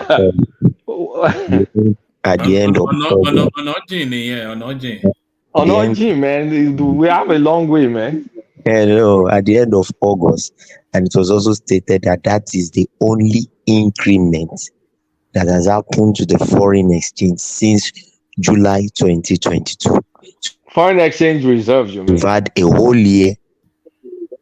Yes, yes. The reserves. So We what have a you're whole saying year is, of I know for a fact that Can you please say? NMPC is currently paying the gbese that they owe those guys doing crude swaps. I think from what I understood back when Tinubu just entered, I think they said they owe them all the way till October. So we're not yet in October. And that time they said we owe them $3 billion. So maybe they're still paying those $3 billion, because then, I mean, those guys are going to pay from the crude. So that means NNPC is not really remitting much. And we also have encumbered BC that they were using to back reserves. There was one time a friend of mine, an economist, said something a while ago when I was looking at Buhari reserve that $40 billion, that this is high, oh, this is nice. He was there laughing at me. He said, do you know that all of that, a lot of that is borrowed money? I did not understand what he was saying then. But when we got the revelation of some of the money that those banks, American banks, is it JP Morgan loaned us and co. That is what was in our foreign, that is what's been showing as our reserves. So if you are now telling me we only grew our reserves by $2 million, that is outside of the loan we even owe there. It's just $2 million that came in. Can you see how terrible our situation is? yeah, just this August only, meaning that for the past 1 year, there has been no activity in that aspect. The activity has been negative, and presently the foreign reserves, before they declared this one, it stood at $3.9 billion. 3.9. They remove all the money they owe. No, no. And you guys heard the shenanigans that Emefiele and Olam I mean, the Olam. Yes. We're in that space. We spoke about it a couple of days ago. In fact, it was one of the things I was going to ask you to speak to. But I think AY wants to come in. Let AY come in and then pick it up from there. Yeah, so the thing is, the truth is, there has to be some recoveries. While I acknowledge the fact, I would like to read the I would like you to share the link where you got the news for the $2 million, because I doubt it. $2 million is too small. Are you talking about $2 billion or $2 million? No, Two $2 million. billion will be too high now. Not necessarily. We're talking about foreign reserves now. One man or foreign reserves. $2 million is too small. $2 million. Is that I want to we have to confirm whether it's 2 billion or 2 million. Really. So, and the thing is, if you look at the audit reports are already coming out from CBN, the truth is we've not known our financial position as at today. I can't believe whatever we are doing is speculations. The audited reports that was released, they already fought on it. People are already faulting it. The auditors are already faulting it. They already um you know investigating. Investigation is going on. So the truth is we're in a very precarious position. I believe that. But the thing is, we can also easily climb out of the hole we found ourselves. We can't easily climb out of the hole. Please don't simplify That's it. why I No, I want to ask said Kulate a question. no. Let Kulata me said wrap up. something now. I Lata, want him to you are tell me limiting how he's going to you are work. not checking the expansive opportunities of the economy. Look at what Dele Alaki is doing. That's his story now. All that one is story. Wait, Like look at expansive opportunities. Dele Alaki's ministry alone. That solid minerals ministry. If you can reform it in few months, we'll see the gains. Don't say No, guy, let's not kid ourselves. You don't really make that serious. You don't make serious money like that with solid minerals, except you're refining it or you're doing something to it. You don't really make much in from solid minerals. That's what all these poor African countries are doing. Burkina Faso is solid mineral. Mali is solid mineral. Are they rich? They're dead poor. Niger is solid minerals. Let's not talk about solid minerals. It's a distraction. do you know what Niger did recently on their That's value a of lie. money? You say they increased it to 300. It's propaganda. It's not backed up by any credible media source. Are you sure? I'm sure. You can Yeah, no, research it. that's been debunked. It's bogus. It's a lie. Okay. Please don't talk solid minerals. Let's be serious. There's nothing in solid minerals. All right, Zita, you wanted to ask Kulata a question. Yeah, Kulata said selling off all those things will work. How? Right now, for a precarious situation, we'll get quick liquidity. And what we need is that cash infusion to kind of like get the engine rolling, because any idea you have right now, if you don't have cash, it makes no sense. Like our exchange rate right now, it makes no sense because what can we back it up with? That's why we're looking for a loan. So there's some things that we just have to kind of like take the L, take the loss. I wish we could just sell those refineries off and just make some quick Uh, $10 billion. But Kolata, Kulata, you know that Kulata, Tinubu wanted to sell it the off, but way it's this same NLC and co that started shouting. The Forget man all was those already NLC. uh, those guys. Kulata, you just said it as if you are doing the business from one side. You mean you call somebody to come and buy Nigerian refineries and the person will come and buy because you need liquidity, you need cash. Well, I oversimplified it for the purpose of this kind of conversation. Yeah, because I was just on it's a one-man platform.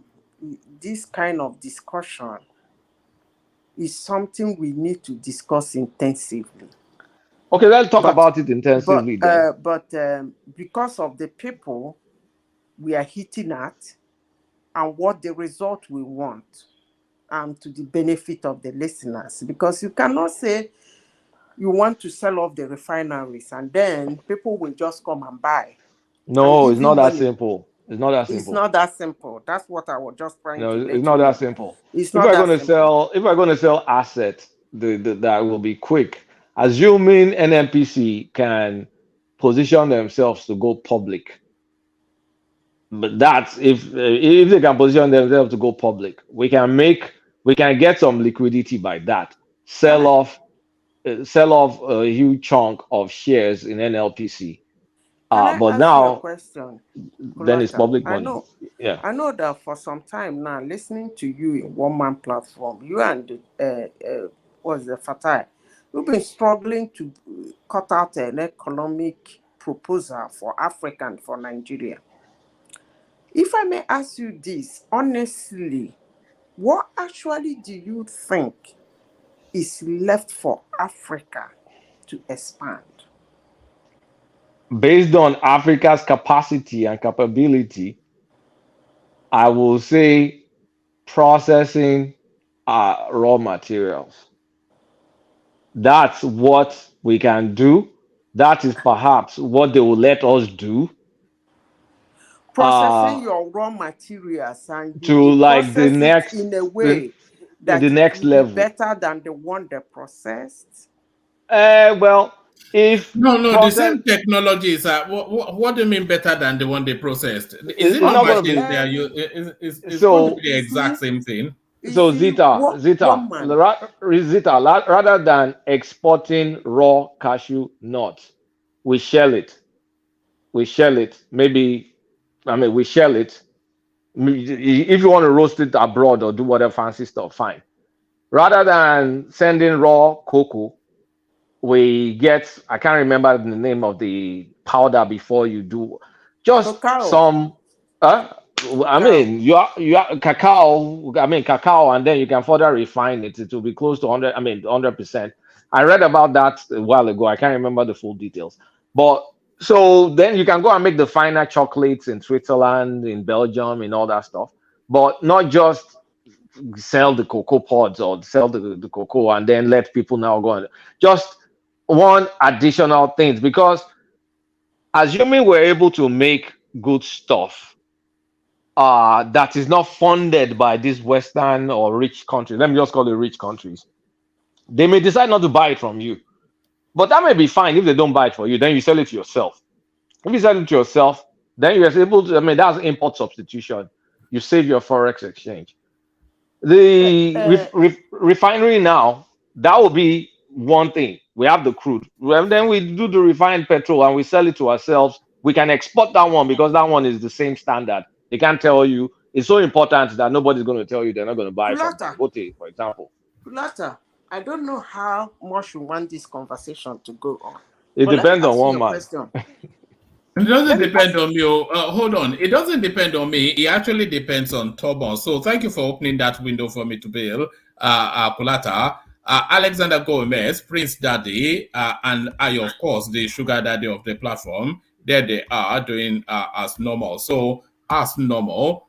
So carry on, and I'll ease myself quietly out as Thomas takes over. Carry on with our conversation. Kolata. Yes. No. This one man, this is partial. You have to bring me in appropriate way. No, I don't take this. No. I don't take this one man. You have to bring me in appropriate way. One man has left. Yeah, continue, guys. Yeah, You're a continue. I was dictator. joking. Bring yourself in. You can do whatever you want. Kolata. You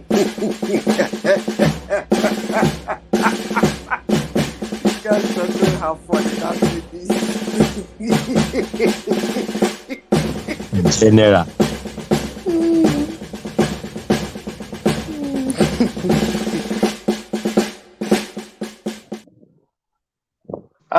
That is it. Yeah, You don't know how funny I you was want to in, get us I was laugh in, here. I was in, what they call it, with my fellow junta, people yesterday. So you have to respect me, people, guys. You have to respect the general. Yeah, Feed continue, Masha. Okay, guys. You are no Kulata. longer general. You are feed Masha now. Feed Masha. Okay, Yeah, Kulata. Zita. Yeah. Let's continue for a little while before I go. Mama Sita, please, I want to ask Kolata one question. Kolata, I feel we are looking far away from some very simple things we can make money from as a country.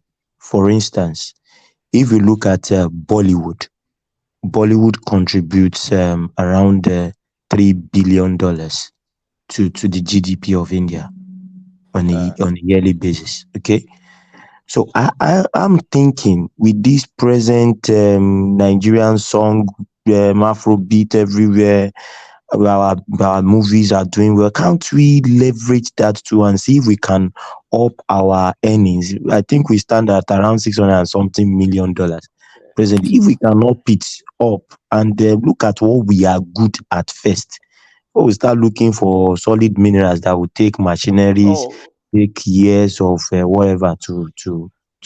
Or what yes, do you yeah, think? you're right. We have opportunity in entertainment because whether we like it or not, the world has come to accept our entertainment industry. But I mean, a lot on the music side. The movie side, we still have a lot of work to do to produce quality stuff. But gradually, at least, diaspora, black diaspora, has accepted our movie side. They watch it in the Caribbeans, they watch it in Brazil. I mean, that Jagun Jagun, they were watching it in the Middle East, in everywhere. So you're right. You're right. We can make more money from entertainment, but if we're gonna like be realistic, if we're at like $600 million now, if you're saying Bollywood is making 3 billion, so we can as well self peg ourselves to $1 billion. That's not enough. Can I say continue? Yeah. Talking about movie industries, let me use this opportunity to thank Nigerian uh, directors, more especially those that their movies were able to make it to Amazon Prime and Netflix. I just want to appreciate them for always flagging Nigerian skylines in their movies. They make me so proud down here. For all that has been said about Nigeria in the internet, whenever people see those skylines, they respect us. I appreciate them and I thank them very much. Now, talking about using the movie industries to generate fund, how? I How? don't want, yes, how? The same way, like the funding of the movie industry, the Amazons, the Netflix, they buy content from us. Those content are funded in dollars, I want to believe. And the more we can do those, I mean, in terms of attracting platform, because right now is the tech sector that runs entertainment now, whether we like it or not. So Can I? assuming we expand to Disney, we You expand to always get me. Hulu, You we are expand to all these places. you are going far, but there is something I will say before I go. Uh, if if uh, if what's this one that I always like his song? What's his name? Something Daniel. Ashake, No, Kiss Daniel. thank you. If he goes to Uganda, or what do you call it, or to play in Britain, how much do you think he will generate for Britain? A lot of money for Britain. Now you are coming home. What A is lot of money wrong for in Britain. No, Nigeria having stadia like that so that those people can play in such places to generate such funds just easily like that for us? But that's not what I wanted to say. Kulata, you know that a nation, a people whose basic requirement is being replaced, how do you think those people can grow economically? We all attend a World Economic Forum. You know what I'm talking about. yeah. In Nigeria and in Africa, our basic requirements has been replaced. And it's requirements that drive economic growth, update, upgrade, social improvement. And those are our basic requirements in Africa. I would like to say Africa, they have been replaced. And not only that they were replaced, we embraced it so wide with our open arms and open leg. Now, let me ask a question. If you see a chocolate made in Nigeria and you see a mass chocolate made in the United States, a typical Nigerian, which one will he prefer to buy? United States. Even if they are the same price, or even if that of Nigeria is lower in price and that of United States is higher, which one do you think he would prefer to buy? United States all the time. Even when they taste the same, which one would you believe he would buy? United States, right? United States, yeah. Thank you. So you see, when they say that we have issues in Africa, we have not really come down to understand our issues. I keep saying, because when all of us speak here, I know that we do, or I assume that every year we go for World Economic Forum. I don't know the sessions everybody attend, but I know that these are the fundamental problems in Africa. You said even if they don't want to buy, we sell to ourselves. What is your consumer index? Very important. Are you going to manufacture something that nobody will buy and even your family will not buy? That is the problem. So, if I want to make an economic proposal for Africa, or more especially my country, Nigeria, I will tell them to go the China way.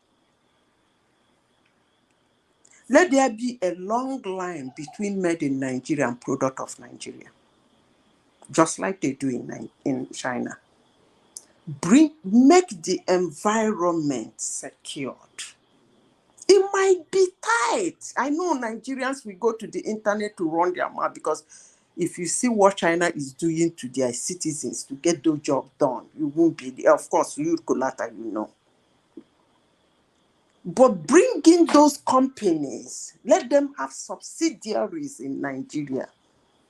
Employ your people, produce their people. When they produce, they mix it up with the ones they produce over there.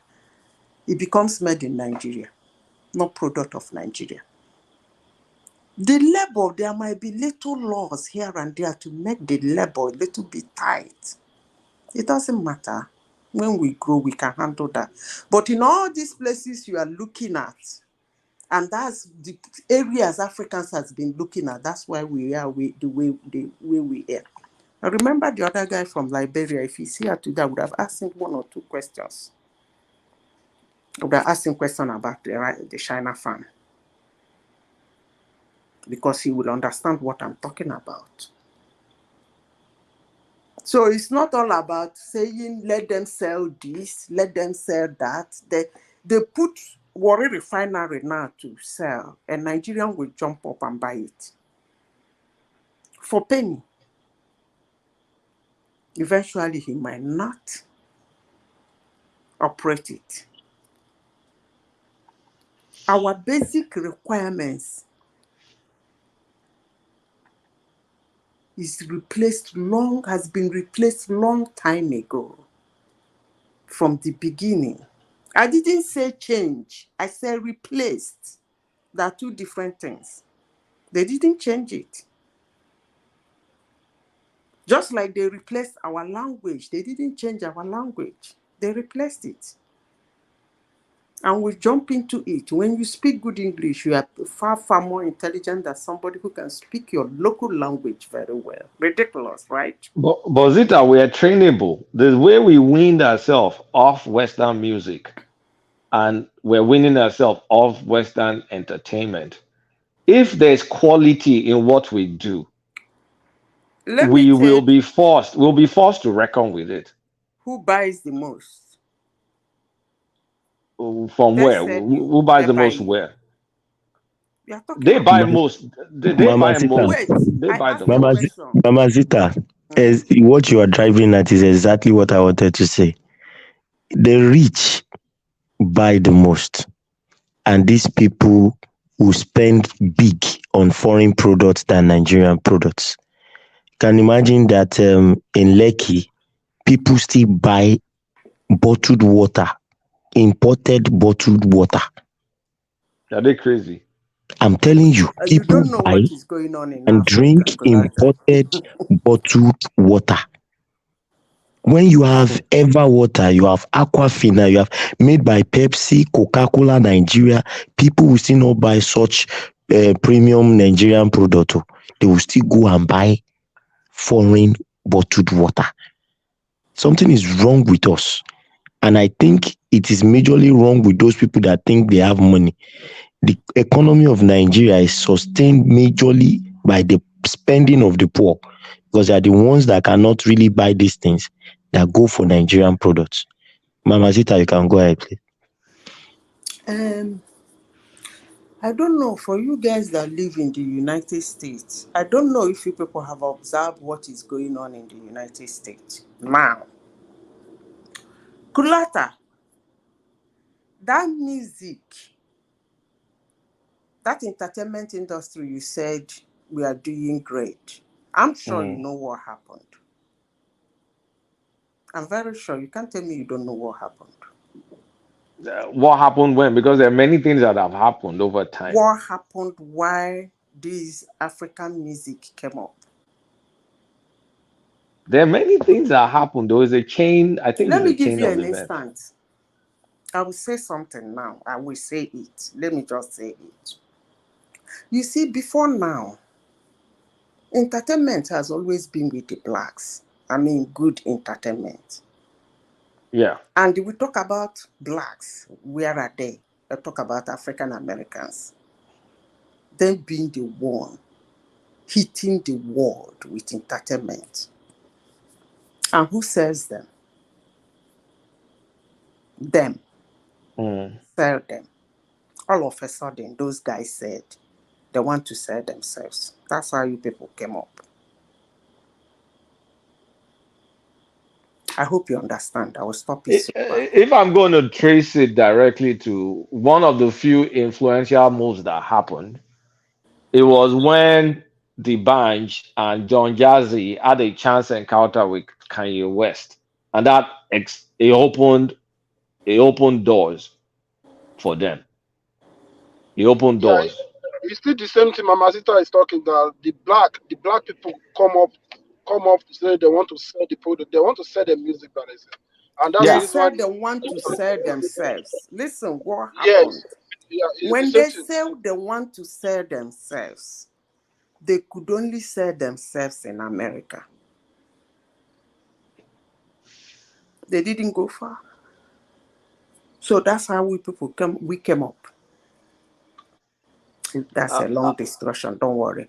but I'm linking to a practical one Madam, with what's it called? Good music from Kanye West signing, bringing on Nigerian talent, production yeah, company, and also artistry. Yeah. Madam Zita. Good evening, everybody. Please, can I contribute to what you're saying? Yeah, go ahead. Yeah. Who is Love. speaking? This is Rosie. Nice. Hey, Rosie, my My sister. How lovely you doing? sister. How are you? I miss you. You took off for a long time. Yeah, not too much wahala. I'm I'm back. glad that you are back. That's why I said you are courageous and bold like a lioness. Oh. Yeah.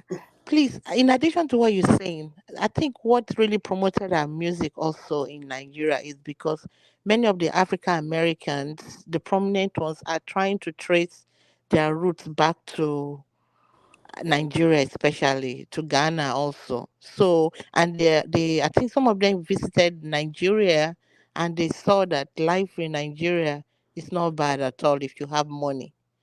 So I think that also kind of helped to bring up their interest in our music. and then with people like who is that guy that sang with that new one that is that one say lo lo lo lo what's that there was one Christiania, of them. Christiania, right?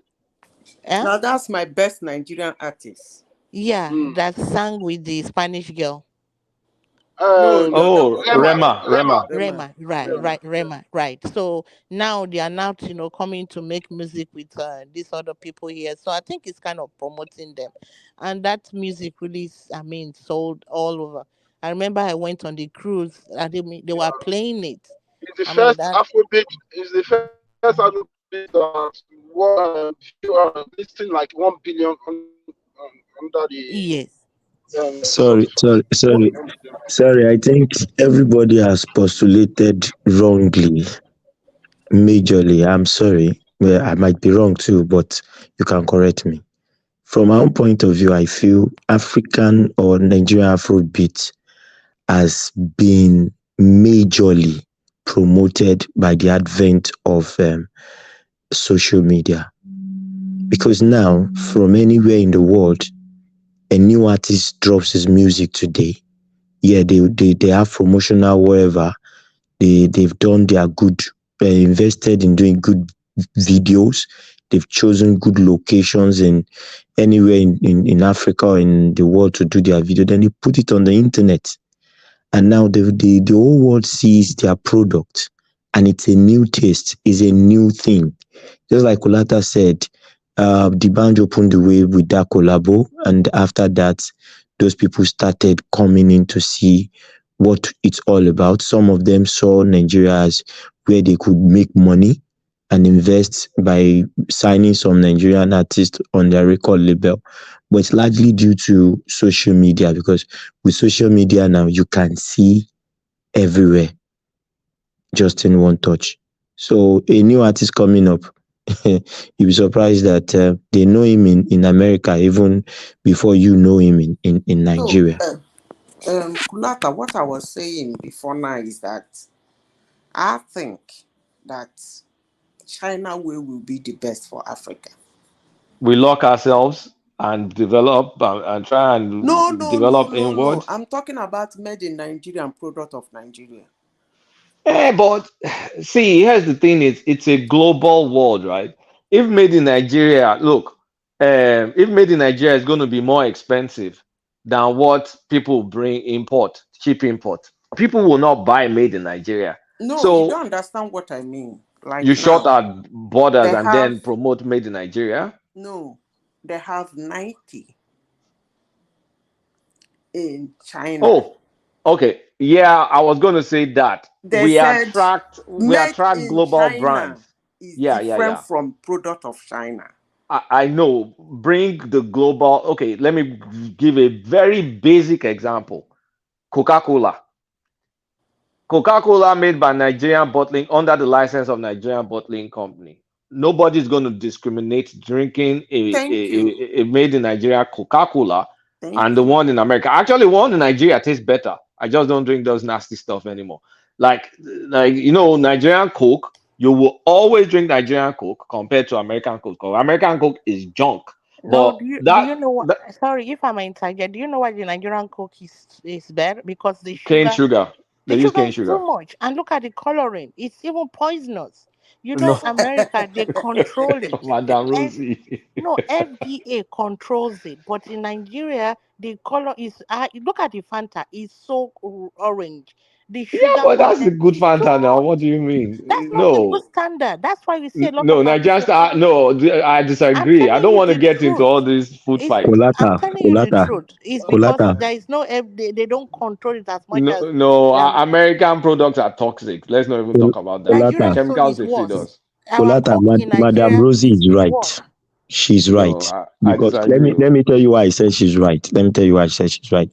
Cardi B came to Nigeria, and she said she wants to see the nightlife of Lagos. So she was taken out to Lagos, and then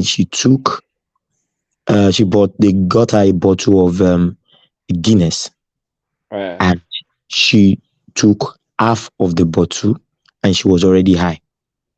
And that's alcohol now. Like it's Sorry, different no, from wait. Coke. And That's what I'm alcohol trying to now. point out. Let me land now. What I'm trying to point out is, and the next day when they were interviewing her, she was like, "Man, I take this stuff in the US. I don't get high like this. What is in your own brand that made me? I didn't even finish a bottle." She was saying it in that interview. So I That's believe good that, quality. That's good quality beer. hey, it's not good quality, It's it's not good concentration. quality, oh. It's more It toxic. is. Concentration. It's more toxic. No. Please don't drink their I quota. disagree. But my point is, look, in America right now, people import Mexican Coke because Mexican Coke is like Nigerian Coke. But let's not Too get much sidetracked by soft sugar. drink. It's not too much sugar. The one in America is made of what's it called, high fructose corn syrup. It's even worse on your body. It has more fructose content, which damages your liver. But Batik and any doctor can testify to what I'm saying. I think what Zita is saying, what I wanted to say is, if we can get those brands to come and operate out of Nigeria, then we maintain that branding, that international standard, and it's made in Nigeria, made for us primarily, and also could be made for export. But Madam Zita is, how do we? I mean, it works for certain goods, but for, let's say, chocolate, like for example, how do we get I mean, because we need to say, okay, Mars Corporation come and start factory in Agbara, Ogun State or something, and be making Mars bar and whatever nasty stuff is in I mean, the chocolate people eat. How do we get them to come? How We need did to get them to. China? How did China get them? Well, China's own was really started with the Nixon policy, and American businessmen wanting to make a quick buck because the That is labor in what China I'm is cheap. saying now. That's why I talked about the level. The labor, If we but the can, cost of manufacturing needs to be low in Nigeria, and thank you. power is but power is one of the hindrance that we have, and infrastructure, good roads and power. So can we be talking about economic recovery without power and security? Is that Security possible? is not possible because if we don't secure ourselves, we're joking. So security number, the highest priority right now is security. That's the topmost priority. Then you can talk about power. But if we don't get those two things right, what are we doing to secure the country? I don't want to sound like too Niger, but he's right in some instance, but not in terms of soldiers, internal security, not not trying to fight war against America or some ridiculous stuff too Niger thinks about. But internal security, how do we secure ourselves to make sure I'm free? If I want to move around, I can move around. I feel secure. I can bring my business. I don't think anybody's going to rob it. That's the number one thing Tinubu should be doing right now. I mean, of course, we can walk and chew gum, but it should be one of his topmost priority. And then the next thing will be power and additional infrastructure like roads. Because otherwise, we're just going to locate all our companies in the coastal areas. And but what about the agriculture value chain in the north? We can't miss out on that's the biggest potential in the country, in my own opinion. So we can't do it if we don't have like basic power, basic security, and basic infrastructure. And those three things, someone can take a Ulata, guess. When are we going to get those three things in Nigeria? Ulata, I don't know. But what I'm telling you is that for them to come, the consumer index, more especially for all those little things, is supposed to be high. That's the difference between China and us. They can do that in China because the Chinese, their basic requirements were not replaced. So when you see something written made in China or product of China, Chinese will buy it. What about a Nigerian? But Nkolata, I think a way to go about that is to place high task on foreign products, so that I don't know what they call it in this thing, if it's tax or VAT, I don't know. But what I'm trying to say is that if the consumer knows that he will pay more to buy a foreign product of the same quality to a made in Nigerian product, it would to some extent discourage buying, and at the same time those importing it, if they pay more for importing for those kind of products. And so tariff. They're asking for a tariff on imports. Exactly, tariffs. Thank you.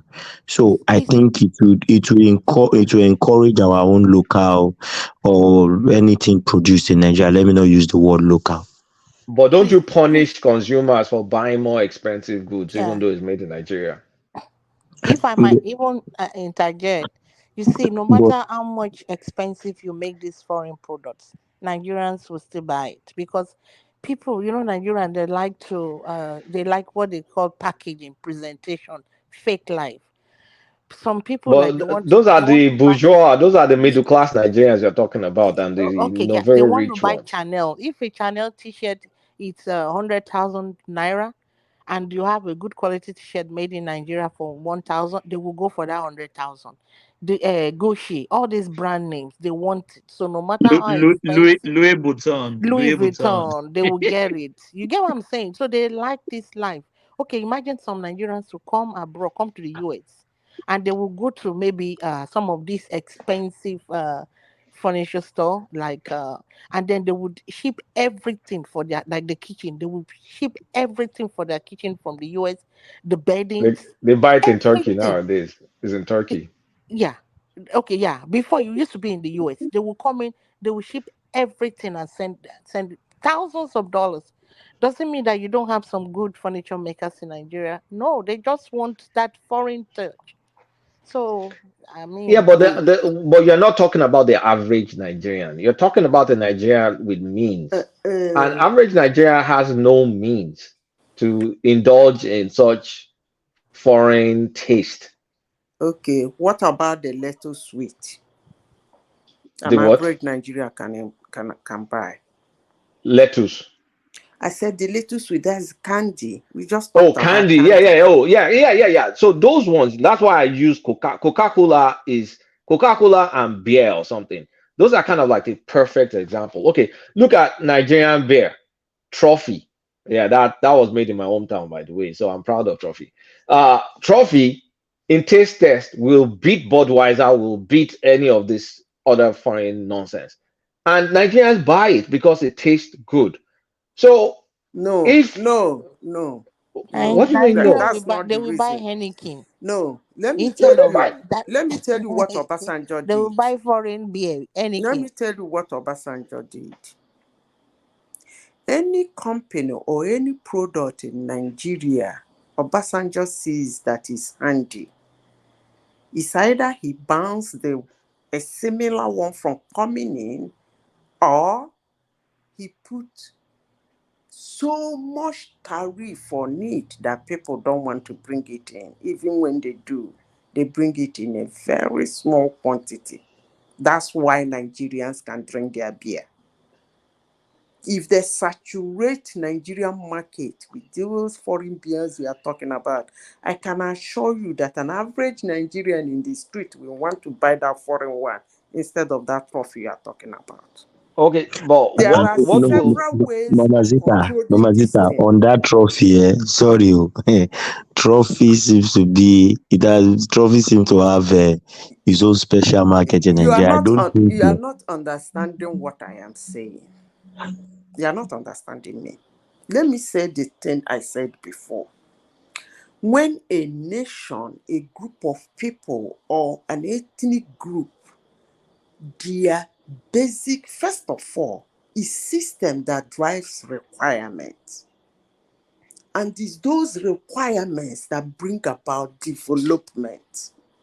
It brings about update and upgrade economically, socially, and otherwise. Because as long as the society keep requiring some certain things, manufacturers, businessmen and women will keep creating it because there is business for it. Now, you are not understanding. In Africa, I keep saying Africa, I'm not saying Nigeria. Our basic requirements, some people will say, they confused us, they colonized us, they touched our brain. They made us believe that their own is better. But I wouldn't say that. I will use this word. Our basic requirements has been replaced. Whether you call it trophy or it tastes nice, I repeat myself again. If you saturate Nigerian market with foreign beers, that trophy will shut down. Even when those foreign ones test water, like ordinary water, cooked and written made in Germany, and Nigeria knows it's coming from Germany, that your trophy will shut down. So Zita, what you are saying, I mean, I understand what you're saying to an extent. I mean, the problem exists, maybe not as magnified as that, but what we need is more like contract manufacturing, like the way we are NBC license. I keep going back to Coca-Cola. The way we have Nigerian bottling company making Coca-Cola, we could have Kulata company making what's American, maybe making Doritos or something. Okay, I'm let just me using some American snack or something no, that will let me be made use in Nigeria, but Nigerians will eat it because it's an international brand. let me And give you a then typical example, because Coca-Cola is not made in Nigeria. it's bottled in Nigeria. Okay, Thank Madam you. Sister, Madam Thank Isa, you. Now Madam you're Sister, please, speaking. can I say this is what I understand what you're saying is like this trophy that they're saying trophy is good, right? If they now flood Trophy is good. Nigerian Don't this market, trophy. We go if fight. they Oh, okay, that's if from they my now town. flood Nigerian market with Henneken and even make Henneken more expensive than trophy, people will go for Henneken than trophy. Thank you.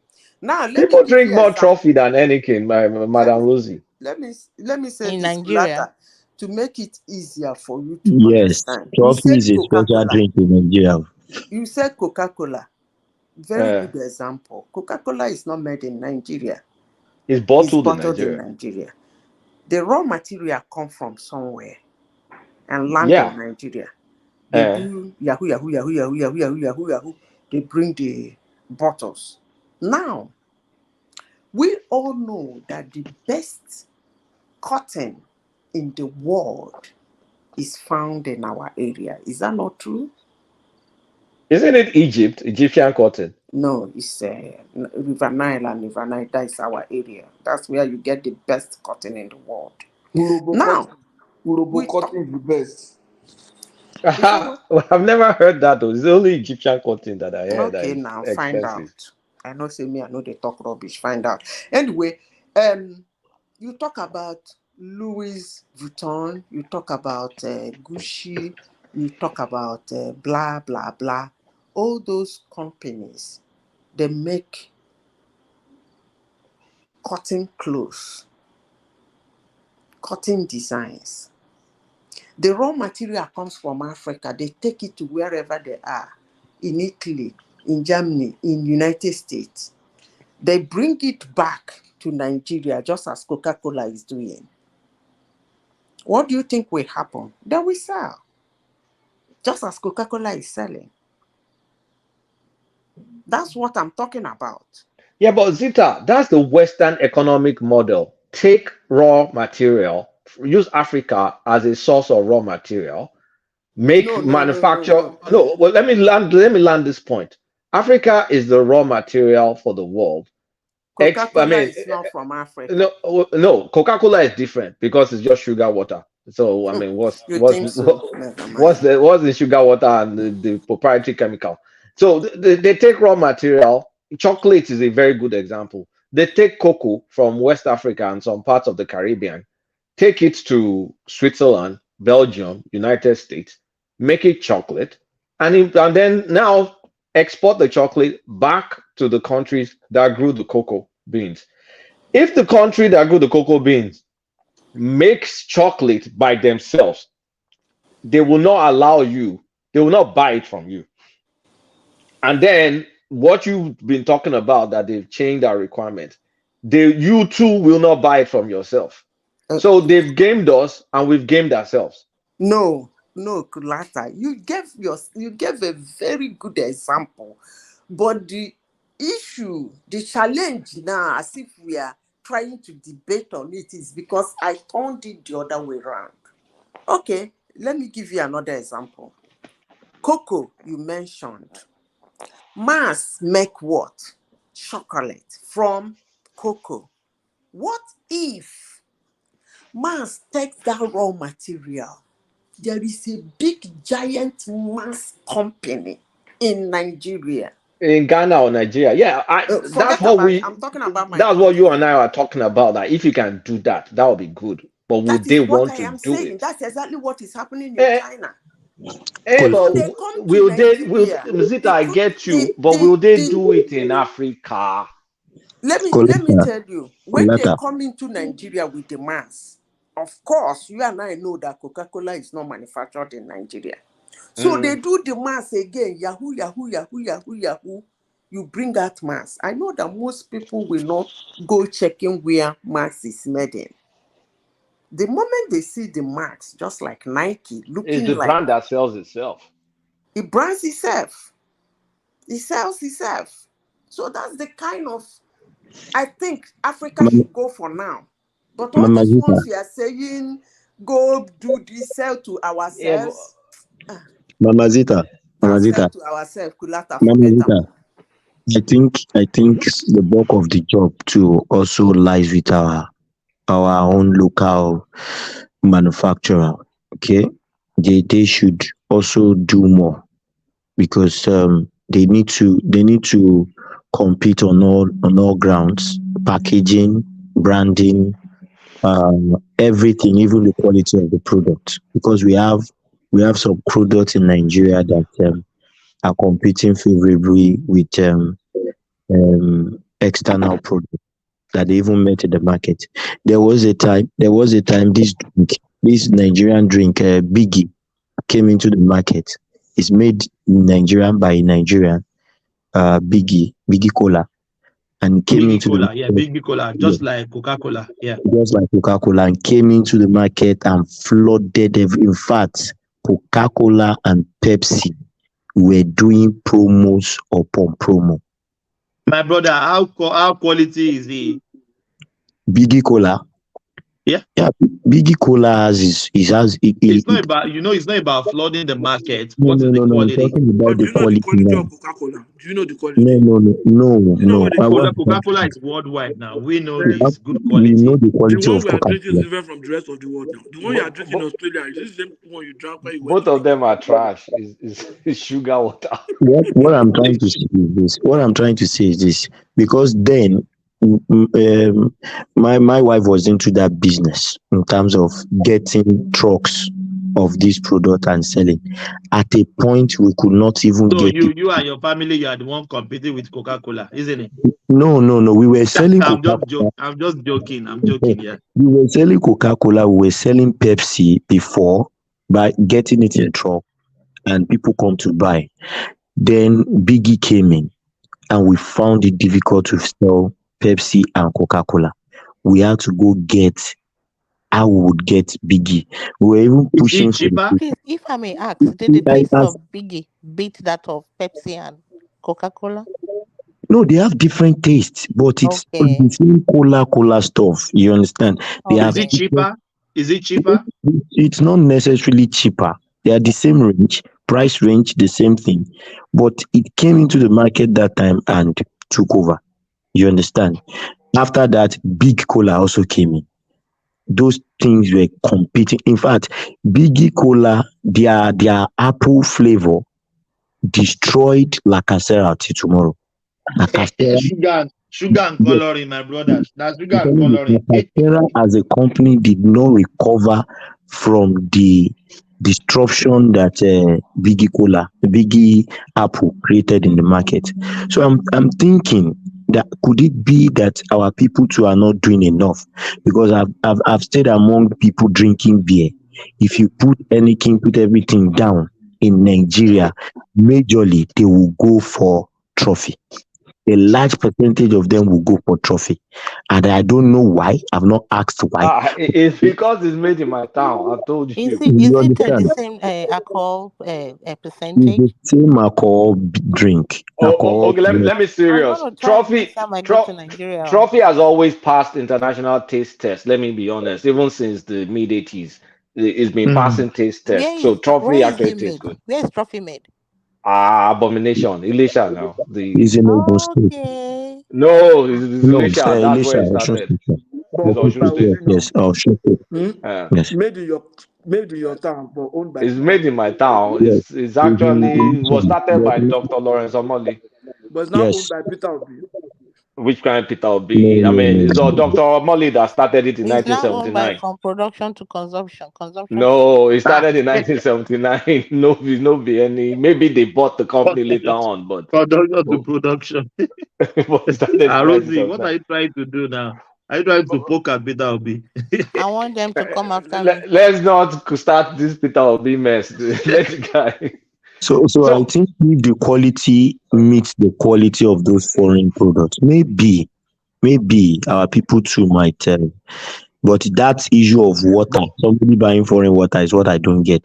I don't yeah, get but that. those are the people that have money now. Are you going to go to Inyofororogi or you go to some village and they will Yeah, tell for you they want to Orogi. buy imported water? Nobody's going to buy imported water from those, I mean, small towns now. Don't use Lekki standards to judge Nigerian consumption patterns. But what Kulata, what government I'm telling you is that if they reduce the quantity of the size, if they reduce the size of those foreign water and send it down to the village for sale, you'll be shocked at the amount of money they will make.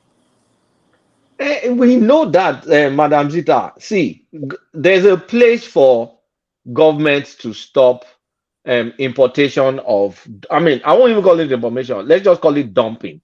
Dumping of cheap, inferior foreign goods, mostly from China. There's a place for government to do that.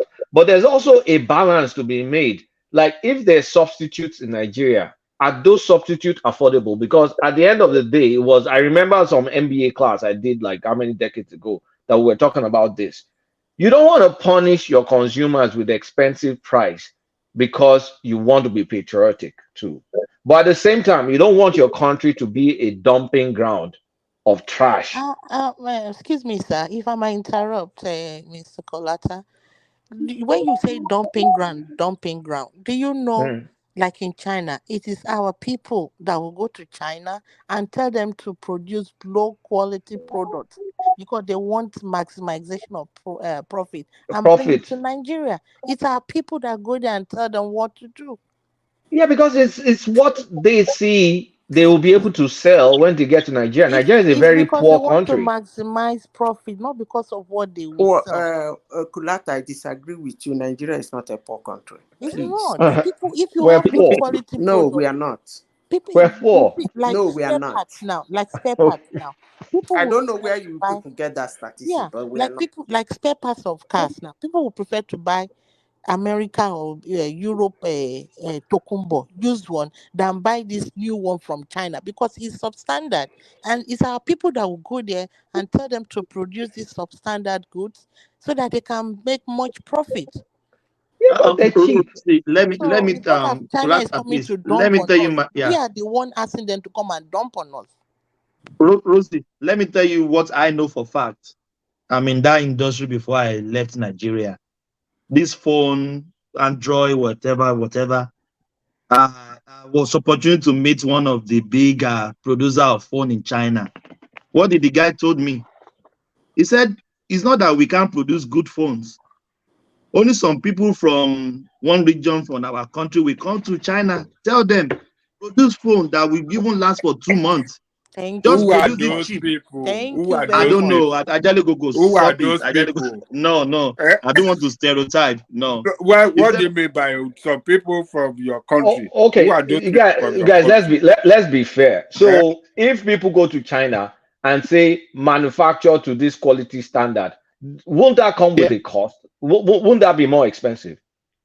No, Àwọn no, no, èèyàn no. wo It's not expensive. It's not expensive. No. No, They are going more, to use no. I they are said going to more use low expensive. I didn't quality say product. expensive. I said They will more use low expensive quality than the materials, cheap which will be stuff. cheaper. The low quality one will be cheaper, right? Yeah. That means more Yeah. people can afford it. That means more people can afford it, right? Yeah. So if Kulata. you make the quality high, will more people be able to afford No, it? no, No. no. Kulata, you didn't Can you get my can you hear point. me?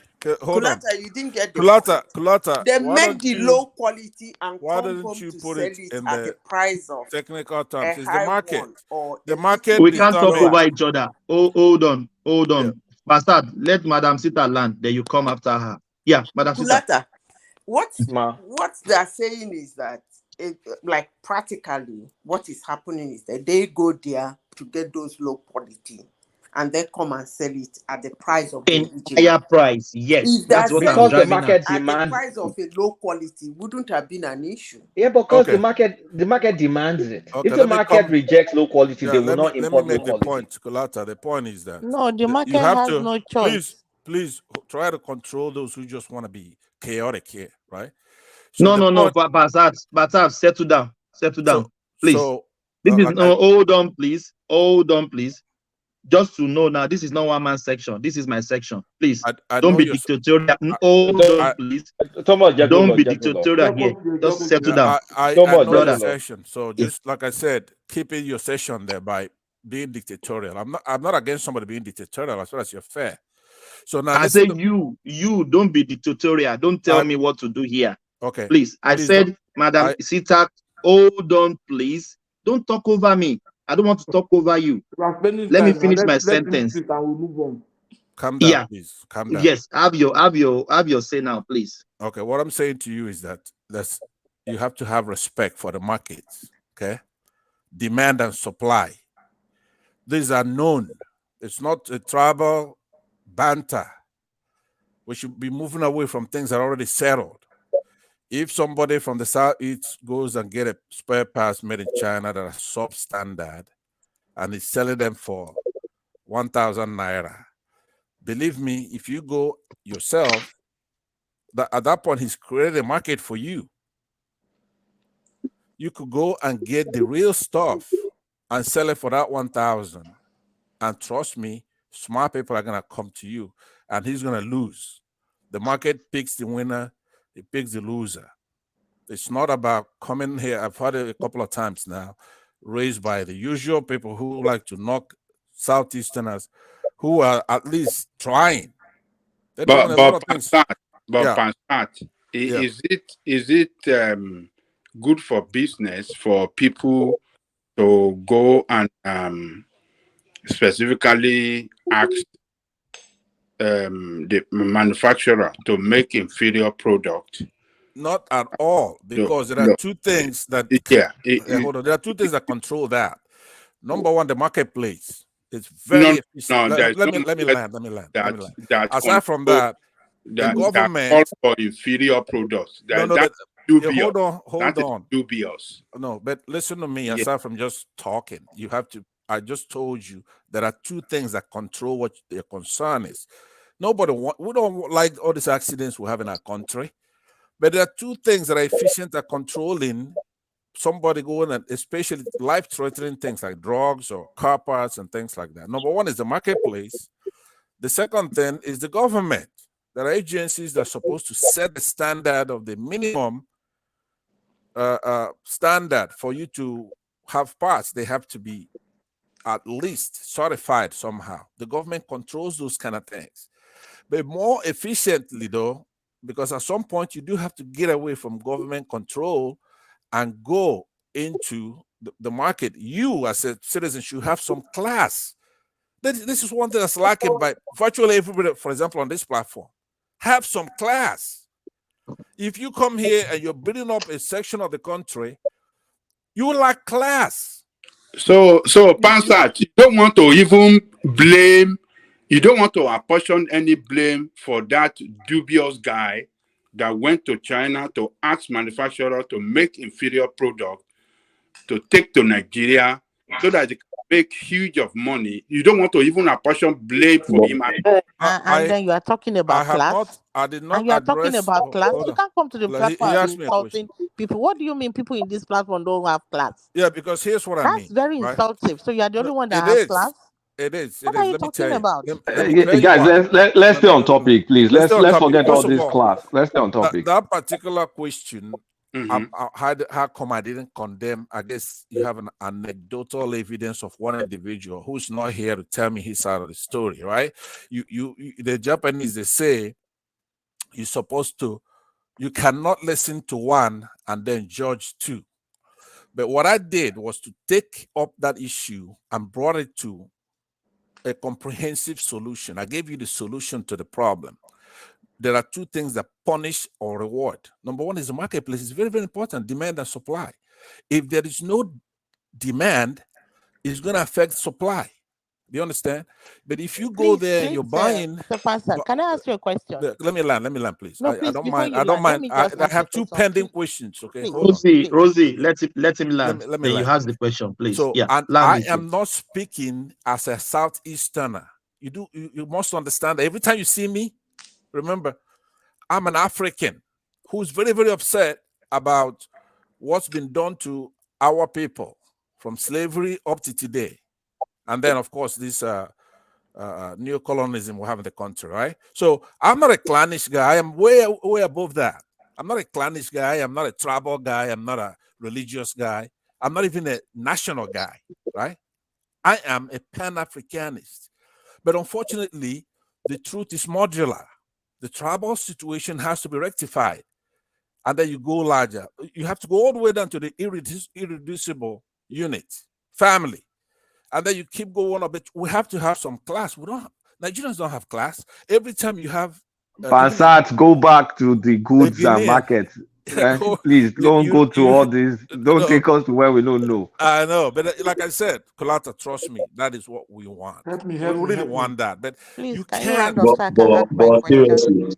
Seriously, Did anybody mention a particular tribe when he Yeah, was talking? somebody did. Somebody let did. me No, answer that. nobody did. No, let I me don't answer know that. where Pansat is coming Let me from. tell you where I got that from, right? So let's not play, right? Pastor, don't So worry. right I know here, someone did. Thomas gave an example of a guy that goes now in Nigeria. It's known that Igbos they into spare part. Come Hold on, on, come let on, me land, come let me on, land, let come me land. on. So hold Let's on. not go tribal now. Let's not go tribal, For but God's if sake, hold please, on, let's stay into economics. it is because you see all the big points that I made here. Did anybody here ask a question on that? No, they don't have that kind of class. They want to talk tribal. God. That's it. Pansat I now, just I told beg. you. I just told you that the Okay, Pansat, market. let me help. So Pansat, Sure. Yeah. anti-dump a serious When government can I should ask Pansat my question now? You will go after Kulata. Just let me just princess, quickly yeah. inject something, Madam Rosie. Yeah. So it's a serious government should have anti-dumping laws so that substandard products that are gonna harm the population you should not even let that enter your country. But now when you talk about businessmen, let's just call them shrewd businessmen that go to China to make cheap stuff. Do you guys think that if I go to China, if they make cheap stuff, they can sell it at 1,000 naira, for example. I can bring better stuff and sell it at 1,000 naira. When we get to Nigeria, the consumers will buy my own stuff because it's better quality than that cheap stuff. So that person, next time he goes to China, he will have to step up his standard. That's the forces of supply and demand. Exactly. So it's not just that, but government just shouldn't let things go Kulata. haywire. And that's Kulata. why you should have governments regulate, like Kulata. Sorry. anti-dumping laws. Kulata. Now, Rosie, can I? no, the next voice I want to hear is Patrick. Hold on, please. Let's Rosie ask the question. Then you come after her. Yeah, Rosie, Yeah, you have the floor. yeah. Thank you, Kolata, for educating Pansat. Although he's talking about class here.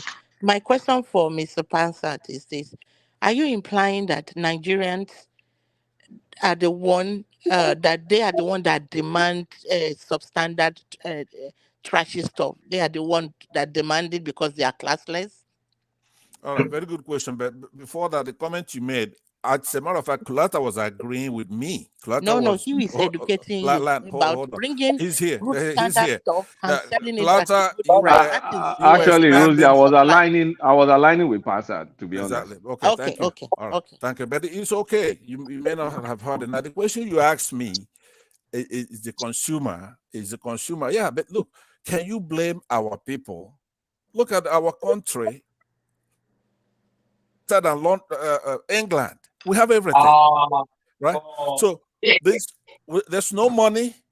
There's no jobs. The unemployment rate, if you know the actual unemployment in Nigeria, you can So believe it. that means Under that MPM. our people they deserve trash.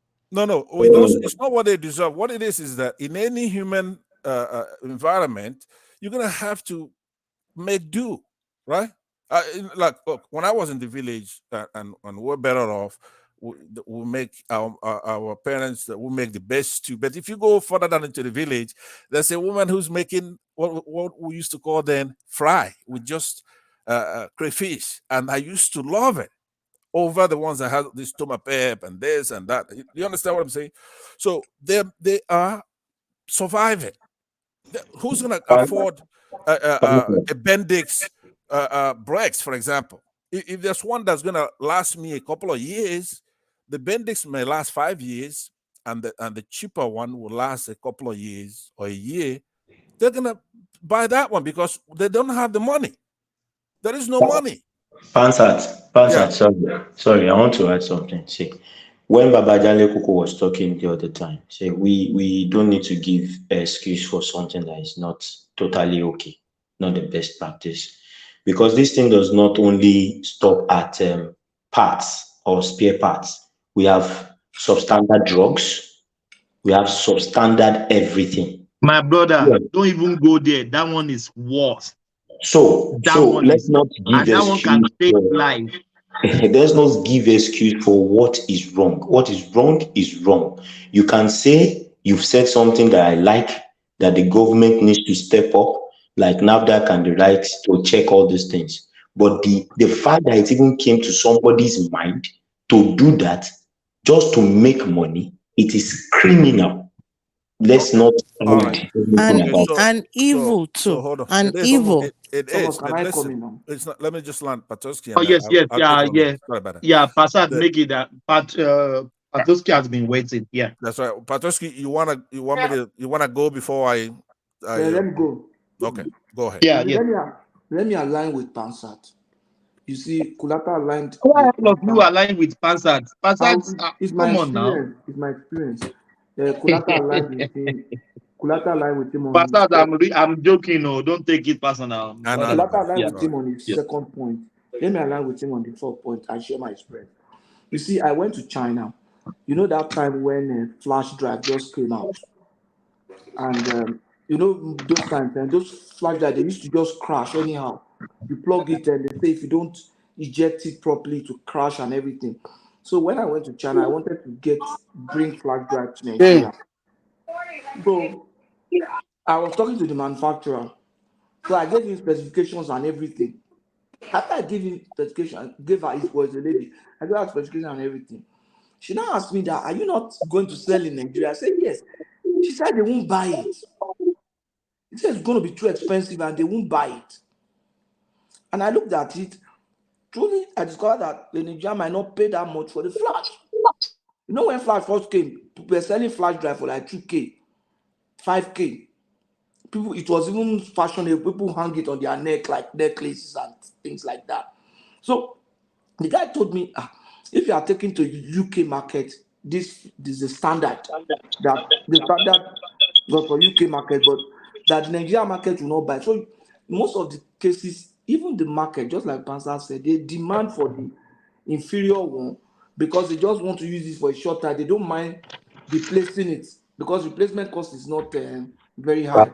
So why would they spend 10,000 something? Patoski, I want to speak after you. But Not that for would mean that, did you know that would even not mean that authenticity the product. foreigner knows your market better than you?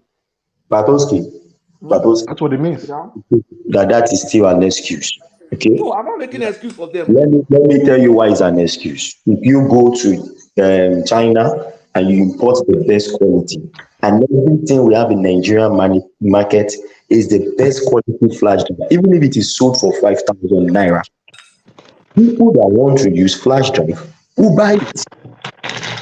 I didn't buy I didn't buy flash anyway, but I just dropped the idea. I mean, I couldn't bring myself to bring that kind of inferior quality product to market, but I don't want to bring something they won't buy. Patoski, do you know there are some products that cannot enter Australia? Even some cars, they are not allowing it in Australia because they have their specification. They have Okay, their Is it like specification. in any let me developed say this. country, that is Australia specs. important stuff. In, Let, in let, let every me, developed country. Yeah, Yeah. Passant, you are let, very right, because like when we talk about things that are produced in China, they are like put into three categories: the one for the US, the one that goes to Europe, and the one that goes to Africa. The one that comes to the US is like the first, the highest grade. The next one is the one that goes to Europe. Then the trashy one is the one that goes to Africa. But you know, what is that supposed to? What's supposed to happen when that's going on? That is a huge market for innovators to come in and make our own stuff, rugged stuff, right? It's not just sitting and pointing fingers and complaining about somebody. If look, you're let gonna me be let me importing let me something, say why this. import it? Why not make our own in the country? Why You, not? you see, We don't believe we can do it. it is not good to defend criminality. No, we're not defending them, Wadale. We are just explaining the situation. I just Yeah, explained the situation. And yeah. because of that, I didn't bring the product. So Oh, okay. Yeah, Ajanle It's Koko. an act of criminality. No, but listen, People that Ajanle Koko, engaging, we're Hold beyond on, that point. We're beyond Passat, that point. hold on. Let him land. Let him land, please. people Let him that land. are Ajali Koko. engaging, people that are engaging in bringing inferior product to Nigeria, product Who that are those? Who? It's all products. Nigerians. It's not a part. Oh, you have inferior Gary in Nigeria, right? You have inferior everything I in don't know Nigeria. where they are selling inferior Let me land. gari. Let me land. Okay. original There Gary is is no. I don't Ijebu. know where they are Inferior selling is inferior gari. inferior Okay. is Let me. I Let eat, me. I There eat is white gari. Don't eat inferior Baba. gari. You see, Ajanle, if they sell inferior gari in the villages, where are they selling inferior gari? I they, don't know. they sell. I've never Listen to this. eaten inferior gari in my life. Baba, Listen to it's all me. these Who are wicked who are? businessmen all over Nigeria Listen to that will me. go to Don't. China and tell them to produce substandard goods Okay. because they want to make all We the heard profit about that, and right? And dump somebody it want on to tell us. me that, But And oh, that that's is what the evil. That market is no, no. demands. wickedness. I think The the Patoski market, covered it very well, right? the But market Ajaleko, did not hold on one demand minute. for Please Hold hold inferior. on. on. Let me speak Passat, you now. You can't have been talk over speaking, people Pastor. No, no, now. but Let somebody He's speak, speaking. man. Let him Thomas, land, when I'm please. speaking with Let somebody, it doesn't mean that I'm the one speaking over them. They may be no, the one speaking no. over me. Hold on, please. Hold on, please. Ajali Kuku, just claim him. Just let Yeah. him land, please. Yeah. People do Ajali Kuku. not demand for inferior product.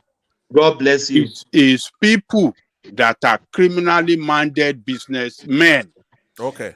How many times that you gonna will make that go point? to China, Can you let him land, Oh no, please? request, Thomas, Pastor, don't let me do this with you, please.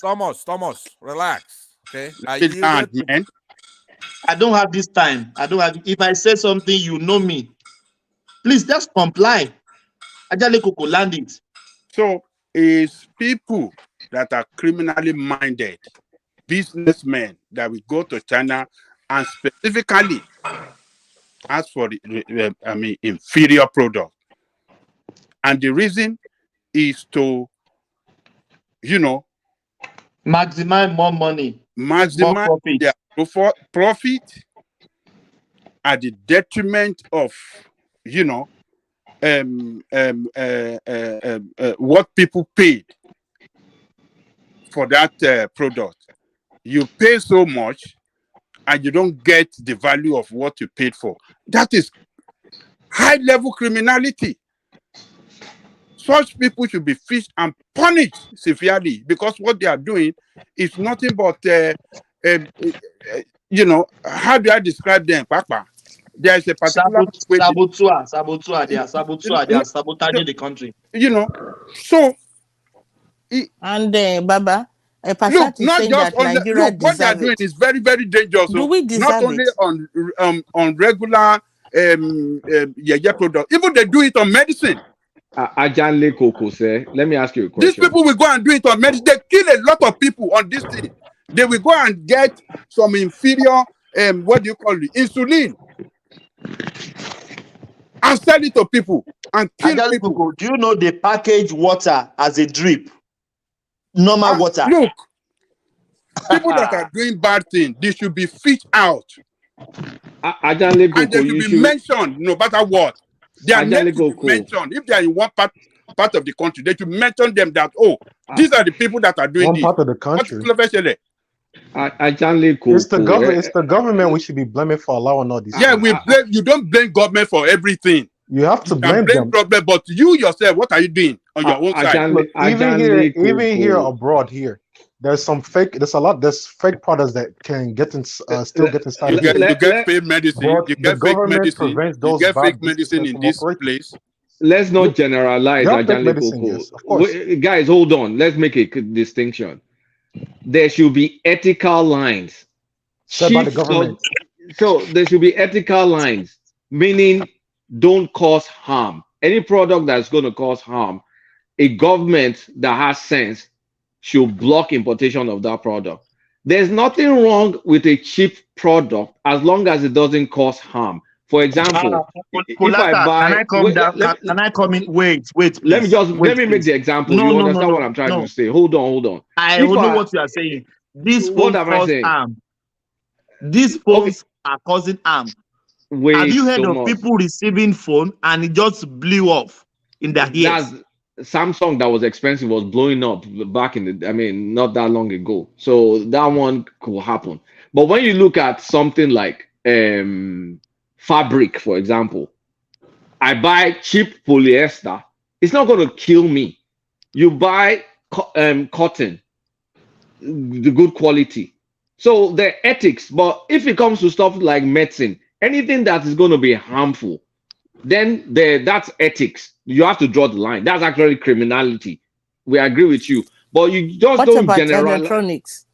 Electronics, there's yeah, if you could be buy, harmful. not everyone. There's a Spare distinction. parts. It could cause accidents.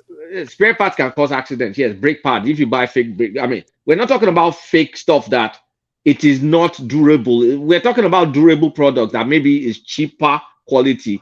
When it works, it will work well according to the tolerance. Maybe a brake pad, a good quality one. I'm just going to give a useless example. Let's say a good quality brake pad will last 3 years and it will work within the tolerance tolerance limits. And then a cheaper one will work for 1 year, but you know that you're buying it that it's going to only last you for 1 year. Then we can't say that is wrong. But if it's in case of medicine that it can actually kill you immediately, then we know, okay, the ethical lines and government needs to step in. That's the distinction I'm trying to make. Yeah, Kulata, I don't know where you keep on saying spare parts. Most of those spare parts are before I original. go. Let me say this because Kulata is having a responsible discussion, but that's not what Ajan Lekoko and those who talk about this all the time, right? By this session, Thomas's session, you're talking about those who are importing stuff from the southeast, like spare parts. They're known for that. And the spare parts are original parts. Hold on, please hold on. No. I'm not going to take that. I have the power to kick you out. If I said, hold on. 9 people on the screen now. Did anybody mention Southeast here? We're only mentioning one type people of answer fact. now. People answer, please. Nobody mentioned Southeast. Even I Did that anybody am We mention know who's Southeast here? involved in the spare part nobody. business. Let's not kid Why are you ourselves. so sensitive, Pasat? Why are you so sensitive? Why are you just putting no wrong narrative? I didn't mention Southeast. Yoruba people go to China to order goods. Hausa people, everybody go to, and order goods from China. Nobody mentioned Southeast. I disagree there. We say Because we all know businessmen. We say where everyone is referring to. I am not mentioning Southeast. If you have Southeast in your mind, that is your own problem. I am not mentioning that's the Southeast. only product. Because even the spare parts, a lot of them come from original cars. Original, it comes from original cars that have just been Because damaged they demolish or imported. original cars. Yes, before they get So spare parts, so why we nobody keep on produce. saying spare parts as if it's the worst thing? Come on now, Pansat, please, don't bring tribal thing, please. kicking me out of your show, right? That's okay. If Right? Pansat, You do you no, know hold on, what I hold on. like? If I said hold on, You're I kicking want me you out to of your hold on. I will show still give yes. to make yourself look big, right? But let me conclude, then I'll No, leave. Here's what I'm no. telling you. Hold on. For Hold us, on. If I say hold on, hold on. I can still kick you out again. Hold on. I am not demoralizing you. I'm not trying to be dictatorial. No. If I say hold on, I want to put something in. That's why I said hold on. Please. You can have your floor now. Please. Yeah. anyway, Go on. you're making a fool out of yourself, Thomas. You kicking me out when I talk. That's enough. That's enough. Yeah. People that have brain, let them talk. Simba, I will replace you with Simba. Yo, Kulata. Kulata, It's continue, my turn to please. talk. Oh, it's my turn to talk. Go Yes, ahead. We're Go who is waiting. speaking? Oga Cyrus, it's my Oh, turn. yeah, Oga. Yes. Let's hear from Oga. Yeah. All right. So essentially, I think everything that we've been talking here, we're trying to think about how Nigeria is going to be good, how Africa is going to be good, when it's going to be good. But for everything we have been seeing, no matter as it stands now, no matter what happens, our place is not moving anywhere. Even if you put the best guy in charge, the Peter Obi now, you put him in charge, the next person will still destroy everything. We saw it with Lumumba. Peter We Obi and saw it Ben. with That's an oxymoron, though. Sankara. It's this we're not serious in this world. Look how every other group of people, be it the Indians or the Asians, even the What Arabs now, criteria are they're you saying moving. Peter Obi is the best? From what criteria is that? I said when Yeah, people are saying he's the best, let's just assume he's gonna go there and do that's your something good. opinion. That's not my point. My point is whoever gets inside of there, even if he does good, the next person will still destroy everything. So until we admit our problems and our main faults, we're not going to move forward. You see people already defending what's the nothingness that this President Tinubu is doing. Look at how Boko Haram has just destroyed half of the country, and he still hasn't declared state of emergency in one state in the northern Nigeria, not even one. Meaning This that we guy can, that is talking, Boko sorry, are you in Haram meaning Nigeria? invasion. meaning that we Boko, cannot even, wait, Boko that means that Haram we cannot even invasion. defend our space. Is it worse in Tinubu's time compared to Buhari?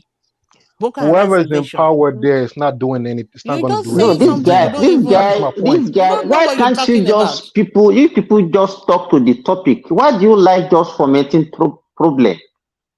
Who's We are fomenting? talking about the way to move our country forward. You are just taking us to politics and changing things, I said how changing. to move the place forward now. You have to admit that there are serious problems in the country. You have to But admit that we are that's not doing things Captain correctly. Obvious now. We're talking And about this, importation, how we can product substitution. You are talking about So how do we Nigeria is get a to Boko failed Boko Haram. country. Haram now? How do we this get to Mm. Boko Haram even now? this We are talking about. importation issue now. The only reason why we're getting inferior products is two reasons. One, because our currency is so weak. If we had the purchasing power right now, we won't be getting most of this trash we think is good in Nigeria, so-called original products, which are cheap in Nigeria. I don't But know again, your that is the knowledge. I job of the don't know government. what is your knowledge of economics. I'm very sorry to say. What Currency is not a yardstick to measure the economy of a country. We have so many countries in the world, they have very bad economy, and their currency is even higher than that of US dollar. Jordan is an example. Jordan is not a wealthy So country. What about Greece? Is Greece Jordan is not a another wealthy country? example. Greece that so shares the what are you euro. talking about? Greece that shares the euro with most of Europe. We're talking about people who have their own currency. And Jordan is one of the richest countries in the world, if I'm not mistaken. It's along the lines of Jordan? Dubai. Yes, is it Jordan is not? one of the richest countries in the world. The king of Jordan, is he not Are we one of the talking of wealthy? the Is the country or king the that want to king? use It's a Are we you're country talking of talking too. the about king, king? you're talking Are we about talking Just about like Jordan. king? Dubai. This guy, I don't know what your background is, I please. don't know. I don't know. I Giving us don't know. I trash don't here. know where these people are Please, coming Jordan from. is a oil producing country. I'm pretty we sure want to Jordan be is not Jordan educated. for oil? like Oil? Dubai. Are you kidding me? Oil? Jordan? I'm He kidding. doesn't sound like Jordan a is Nigerian. Doesn't sound like a Jordan is I mean rely on American how do I describe it? Is it American aid and grant, American tourism. aid and grant every year? Yeah. Jordan is a country that cannot really stand on its own Thomas, please, without we need to American know aid. Well, who this guy's background. Let well, him not be dishing out I trash may be to people confused that with are one of listening in the this platform. Arab countries there, but if you check most of the economies that have strong currency, No, these they are have the a very people strong that will purchasing be power. talking and be Look at giving Nigerian people currency, right? wrong impression. And they will think that they are the What people is the that will wrong be listening impression? to What are him we now, they talking will about? think that it's making sense. But they are not making sense. I'm very sorry to say Look this at the morning. look No, at the that's purchasing enough. power of the Let's yen. no, hold on, Look at hold the on. Let's purchasing go back power of to the let's go back to our discussion. Yeah, we are talking about the importation before you, my brother, you deviate us to well, you carry us where we no one go. Yeah, as Is this Kolata said, Pansat yeah. brother? This Pansat brother. Everybody has been importation. coming. Again, it's the government is not Everybody has been enforcing coming. these laws. But Thomas, anything can everyone, we are happen in all the feeling country, this thing. and that is what is happening now. The government has to take a step and enforce the laws, but to do that, they have to spend money, and they're not interested in doing that, amongst other things. And our government is not interested in that now. So until we start doing that, how are rubbish goods still going to stop from coming in the country? Even inside the country right now, we have all these people selling concoctions on the street. We don't know how they made it. We don't know when they made it. They just sell it, and a lot of them still get away with it. So that is we have to. The government has to act. If the government does not act and enforce these things, it's going to be more of the same. I think That's what. Ajali Koko want to come in. Yeah, thank you, my brother. Yeah, Ajali Koko. I saw you unmute yourself now. Yeah. I think my brother that just spoke. I think Yeah, he Oga. says, Oga. Oga, Oga Santos. I think he says some things that really make sense. When we don't have government that is in control, that doesn't regulate things, you will see people doing all sort of nonsense. You see, like this inferior product that we have all over the places is we can blame government as well. At least they imported this inferior product. It passes through the port or through the land border. Ajali Koko. Maybe we have all these standard Kinecon, Oh yeah, we have what they call Standards their name. Organization of Nigeria Oh now. yes, yeah. Yes. So how could we have them, But these Ajali Koko, criminally do they minded even people? identify substantial goods on Shondam Ogan, the Yes, yes, they Mamu? do. Yes. Many You times we have know, raided Baba them in the Jaleko, you marketplace. know, there's Yes. a difference. There's a difference between substandard and fake. Yeah, well, substandard and fake.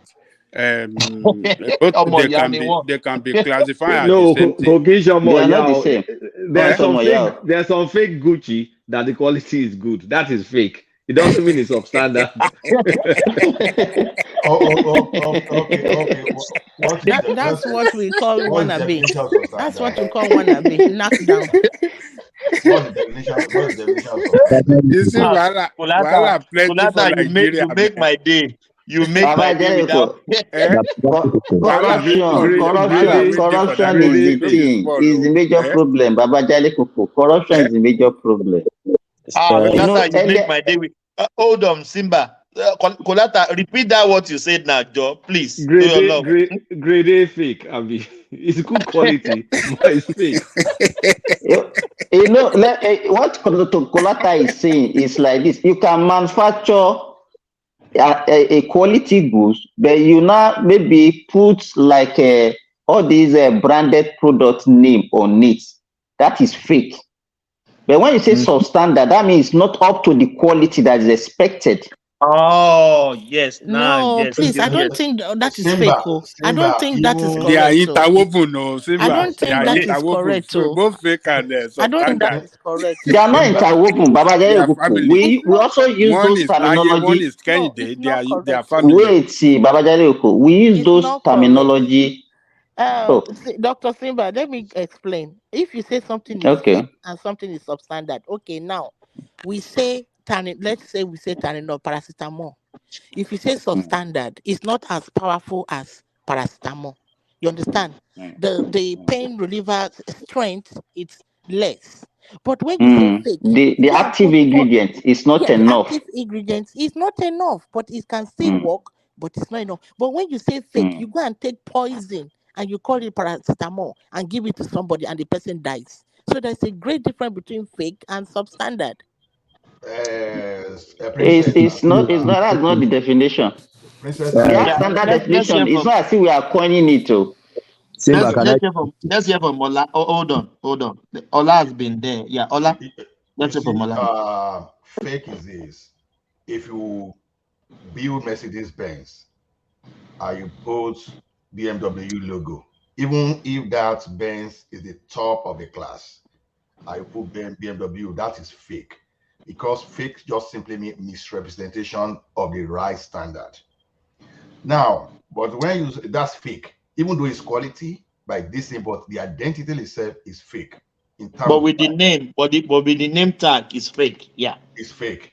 Now, some standard simply means that you set a minimum standard and the team fail to meet that standard. So within your space is substandard. In another space, it might just be the right quality. So all these things are just vocabulary. They are just they are just operation management vocabulary. So So which is it, the dangerous one? The it, one it, that kills, what will you call it? so no, that's another thing entirely. Like Okay, give us the vocabulary for that, please. Kulata said something here the other time. You can manufacture a brake pad that can last for 5 years. That's a grade. That's a quality on that one. Then you can manufacture another one that can last for 1 year. That is another grade within the quality. So quality and grade they are not the same thing. Okay, what about medication? So medication is you have the minimum specification. Okay, maybe you have your pharmaceutical association or medical association in a particular country that okay, this is the minimum you must meet. When you meet that, then that's standard. But if you bring the standard of another country to that particular country that's a substandard. But when you now take another thing that is not even the product at all, maybe you make a shock as a drug, that is fake, and that's criminality. So So that means there is no difference between you are saying fake is when you take one name and you put like Mercedes Benz, you put a BMW. That's fake. But when it's medication now, it's fake when it kills. But medication, Ola, No, medication. let me tell you, the one you are referring to is counterfeit. Counterfeit That's drug. what I'm We saying. call it Yeah. counterfeit. Yeah. So give us the vocabulary. That's what I'm looking No, for. So there is It's fake, counterfeit. there is but counterfeit, and there medication, is Princess substandard. Rosie, Princess Rosie, medication is a different class because a medication is actually what's it called? When pharmaceuticals creates a medicine, at some point in time, they run out of what's the name of that terminology? Milligram, No, milligram. not milligram. You know when you have a scientific creation and What then you is have a it? period that The nobody life? can expiry, copy it. Is it expiry. when it is expiration date? Not expert, nobody can copy it. And at some time, Okay, what I'm trying to copyright. say is, yeah, When they it's have something like copyright, but the other one for medicine is something similar to copyright.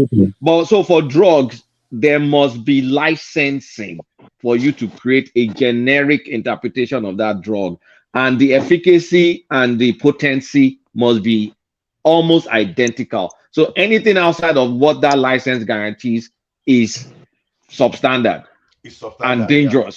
dangerous for drugs you need a license to do it to create In a generic. medication, the name of the company that manufactures the substandard medication is known.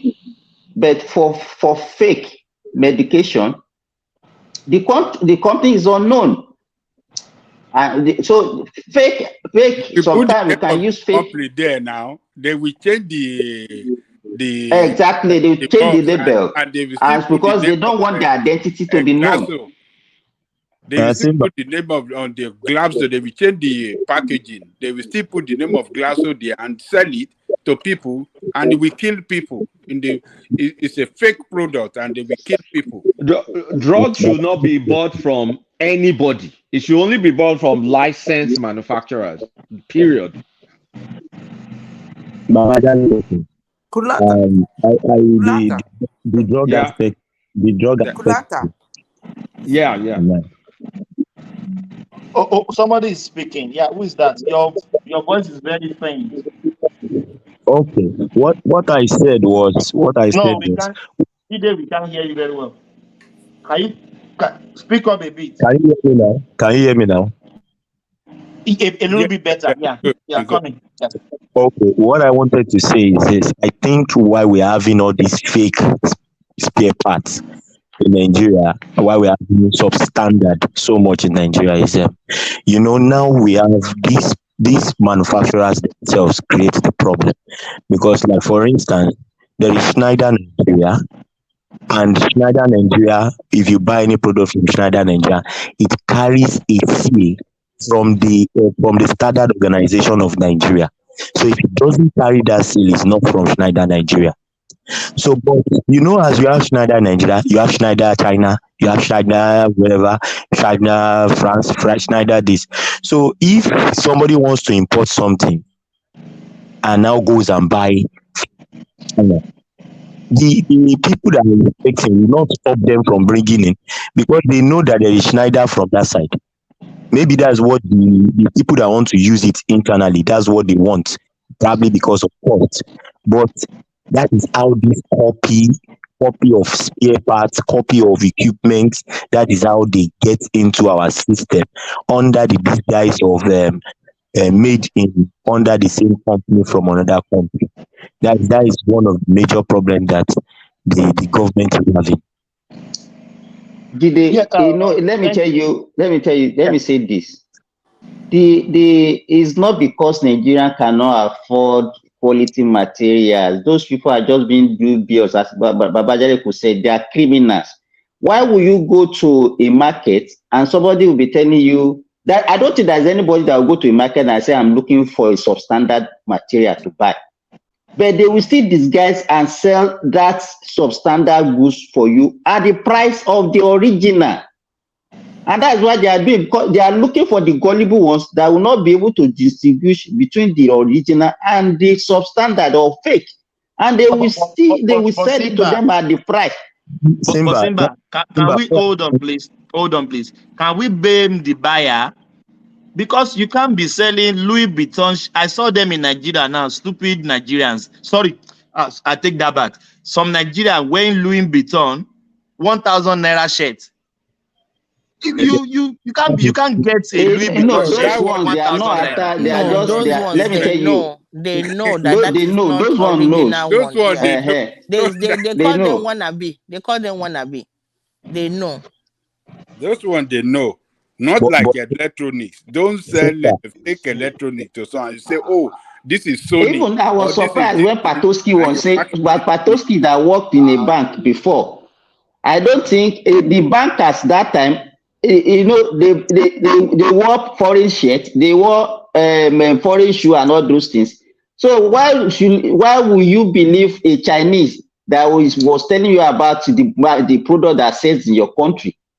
I'm very sure that time if you imported those quality flash drive, Nigerians will still buy it. Yeah, they will exactly. Kulata. I people know decide to Kulata, I Padoski buy wanted quality. to were ask wearing Kulata a question. Italian shirt then. No, I Eh, wanted to ask Kulata a question. don't mind him. Italo. Where is he? Is he Pato, still on the platform, my friend? It's on the No, screen now. Simba, General Simba, has put him in the back. Eh? Is Simba, Kulata stayed there? Madam Simba. Zita, can I'm I ask you here. a question? Sure.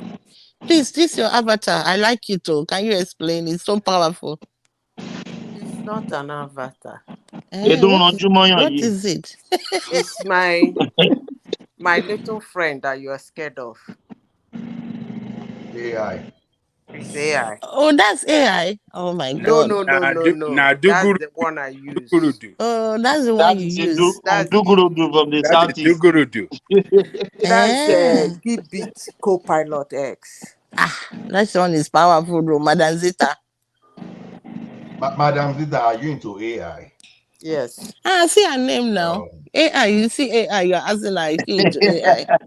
no, he may be using Madam AI Zita and is I the may one that not That will be is take into AI. AI. AI. Madam Zita, you'll be the Madam one that Zita will take is AI into to AI Nigeria. and she talk like AI. Madam She's Sita, going to take all our jobs. Madam Sita will take AI to Nigeria. She wants to create serious unemployment. Unfortunately, No, it But doesn't. Can I Coletta, Ola, explain? don't we be praying for that area Madam Zita, AI to Madam crash? Zita, do you know very soon men Simba, will can not be I marrying explain? women anymore? They'll be marrying AI. Hey, because you women are you are very troublesome. We'll replace you with AI. No, no.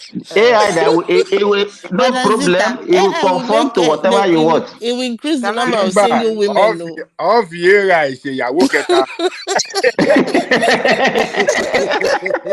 But okay. if one marries AI more than, I mean, wife 2 and wife 3, is that considered polygamy?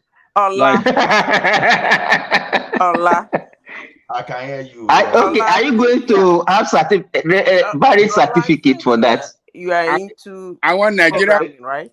AI Huh? certificate. No, AI. I am knowledgeable in AI. That's why I'm even asking you if you are in AI. You said So what? I didn't hear you. I'm very knowledgeable in AI. I mean, hands-on, academic hands-on in AI. Yeah, very strong one. Very what? Oh yeah, Ola. Very strong AI background. Very strong one. You. Yes, now. Well, you see, That's big why I data and was AI, asking you now. they I go told hand you in that I hand. told you are into it. I said you're a programmer, right? I Yeah. saw your profile. Okay. You're a So, programmer. yeah. Uh-huh. So you need to explain to them what AI is. It's not taking anybody's job, is it? No, AI will not take anybody's job. It's just the kind of fear Please that leave all people that are one. I just know just one talk. Let's not talk AI all is that not one. killing. AI is gonna bring too many single women in the world, though. Men are gonna be marrying AI instead of Anybody women. No. How will that work now, Àwọn madam? obìnrin ò gbà. Wọn ò fẹ́ kí AI wáyé. Ola use Wọn ò fẹ́ AI a lot competition. too. No, see, And let them change now. Baba Jareko, come on now, change ìwà wọn. Ola, No, Madam Zita, you are right. AI is good, though. I just had a Ola. surgery. I just had surgery I can hear today. you, Do you madam. know it was I robot? It said was I use robotic it a surgery. lot. Madam Zita, you are Hold right. on. Madam What do Zita, you say, Rosie? I said, Madam Zita, you are right. Do you know I just had surgery today at 2? I'm home. I'm fine because it was What are you robotic. doing here? I'm fine, but that's AI for you. Robotic surgery was cool. How are you? Precise. How are you doing? Are you I'm right? fine. I'm very fine. I'm Oh, very fine. yeah. Get well soon. Simba will Thank be you. flying. Simba will be flying on AI Wait now. aeroplane from Saudi Arabia to Nigeria. And the rate will not take people's job. 5 minutes flight. One doctor just lost his job from. And the pilot will not lose his job. The pilot, that means it's not something that we're supposed to even be debating. Simba. Okay, that robotic surgery that Madam Rosie just had today. A doctor has It's supposed to be a human being that's supposed to do that one now. No, but the human being is still controlling it now. The human is there controlling it. He's not going to let it go crazy now. So, Princess and Simba, look at AI. You see one thing that we are just hearing about AI now. AI has been for decades, for more than 5 decades. It's not just coming now. You see, why AI is popular now is just the response of the European Union, or specifically Germany, to what they see as the shining thread in terms of the global economy. Now, see, AI you are talking about, aircraft has been using AI. Do you think it's pilot that controls everything once you get up air there? So all those speed, all those crazy Ola, speed. this one where you the talk now, is it not AI and ML? This Yeah, one we are the doing now, is it not AI and ML? yeah, it's AI and So the ML. autopilot is AI. It's AI, madam.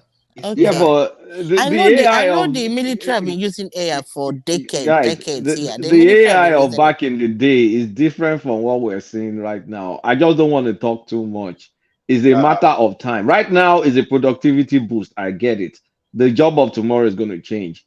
But the learning that those things are getting and some things I'm seeing is a just make sure your job I is think safe. you're wrong in that It area. will Make- still take People job. no longer No, make bicycles in large quantities, it will but still they're take making job from cars. people. It's It will take just the job from way people. things go in life. Look, Kulata, AI will take job from people and we will create another job. It's It just will like create Yes. some jobs, but up And to a point. it will take knowledge wait from schools too. Do you know now. some students? Some students don't No, want There are to read some. anymore. They just go. There's a question. They get this. What is what? There's one particular app. They use it and they get. Chat Yeah, GBT. it's Chat But, gonna take GBT. out all knowledge those from There one will people is be too. some all jobs those one will be AI can regulated never now. do. There Kulata, is some jobs AI can never do. So For make una no now. worry. For now. Kulata, I said Kulata. can never do. It's beyond human understanding. He can't do that. For now. I said he Kulata, can't. Okay. He can Madam Kulata. do Sita, some. Yeah. But Madam Madam Sita, I Tita, don't AI will not go to the other room, so I know that. AI So will go to the other room. Men are marrying AI now. They are marrying robots now. You They're say you not already go in to the the other other room. room. AI is already in the other room. AI wife. If you tell her to jump, she will say how high, and that's what men like. So AI is taking. Exactly. We need somebody that will be our command. And then also AI is more intelligent than human. That's Like, not true. who told you? Where did you get that That's one not from? true. That's Okay, far there from is true. something I'm reading is talking about how they are becoming even more intelligent. No, It- no. You are Madam mixing Zita, up things I'm gonna together. get it and share it to you. I don't know if it's lies, but it's scary. When I read it, I was reading It some. depends on the training you give the AI. I mean, a lot of AI have more capacity than human beings. Like, Okay, you That's know, thank you, you thank you keep for that. training them. Thank you. But anyway, if we keep this conversation, it will turn Oh, to Terminator. wait. Are you It will turn mixing to up Judgment human Day, robots? Terminator. Because They will take over the world. A wait, They'll matter of take over the Ola, world they will get I'm completely. rid into of robotics. woman. Ola, are you They into will extinct us. robotics? Ola, AI and let's robotics hear goes from together. Ola. Ola. So Ola has been trying to speak. Ola, let's hear from Ola, Ola. are you into you robotics know too? the backbone of robotic now is AI. You know, you start talking of computer vision and all those stuff, you need AI today to engage the arm of any robotic No, Ola, what I'm device. talking about is human robot. Human robots. No, I'm not into Yes. human robot, Have you but met one? no, I'm not into human robot, but I can write But robot app. are you into robotics? By training, yes, but by practice now, no. I love them. Anyway, continue. So look at it, Kulata. This thing will always create some kind of argument that machine or those will take job. We had modern days with the advent of computers, where everybody believed that computer would take every other job. Yes, it took the traditional typewriters. It took their job away. But see what the thing created. It even created multiple of typewriters now, because everybody now from your home now, you type in computers, and some people are producing those computers, and those parts you use to produce those computers, But some Ola, people can are you writing them. confirm to Ola? Can you confirm to us today that computer has taken some people's job? Why do I say that? I know one of the persons, my own father-in-law, was laid off in this Australia because they go robotic. Yes, They said Thomas. they said they Thomas. don't need the service anymore. Thomas, you are very right. In addition to what you are saying, go to like Walmart, all these big stores. The cashiers, they are laying a lot of them off because you can go there, self scan and go. So those Princess, people that machines used to man those places, now they are taking off those people off, and then you go there, you scan it yourself. So that's okay, taking people's jobs too. It okay, has its princess, advantages and also its disadvantages. Yeah, yes, princess, I'm listening. I'm princess. listening. No, Oh, Madam Rosie. Let me explain. I will try. I believe Allah will help me. Madam Rosie, I will do a Nigerian content AI stuff and then do the explanation the other side. Let me give you an example. There was a time in life, let me say, they say, people say, I don't know how much time I have, Thomas. I wanted to explain something. Go So on. We are educating ourselves. Yeah, go on. I'm struggling to explain something. They say, life do happen. And when they say life do happen, people say when something bad happened to me or when something, yeah, it's changed. But actually, what they are saying is that some people are watching life. It's either it isn't happening or it's not happening. I didn't say it's happening. I said it neither isn't happening or it's not happening. Now, before now, life happens with chance and time. For every time something wants to happen, it looks for a chance. And a particular time it will happen. It becomes a phase. And when that phase passes, it will stop. It either it sparks and start happening in small places. It will no longer be a big deal. Before now, they used to produce bicycle. Everybody rides bicycle. Years back, maybe 50 decades ago, 30 decades ago. So bicycle manufacturing companies that were making it big then, they changed to cars. Very soon, maybe helicopter will be the end thing. I'm just trying to explain. Now, let me do a little bit of Nigerian content in AI. Madam Rose, you know, before now, we used to use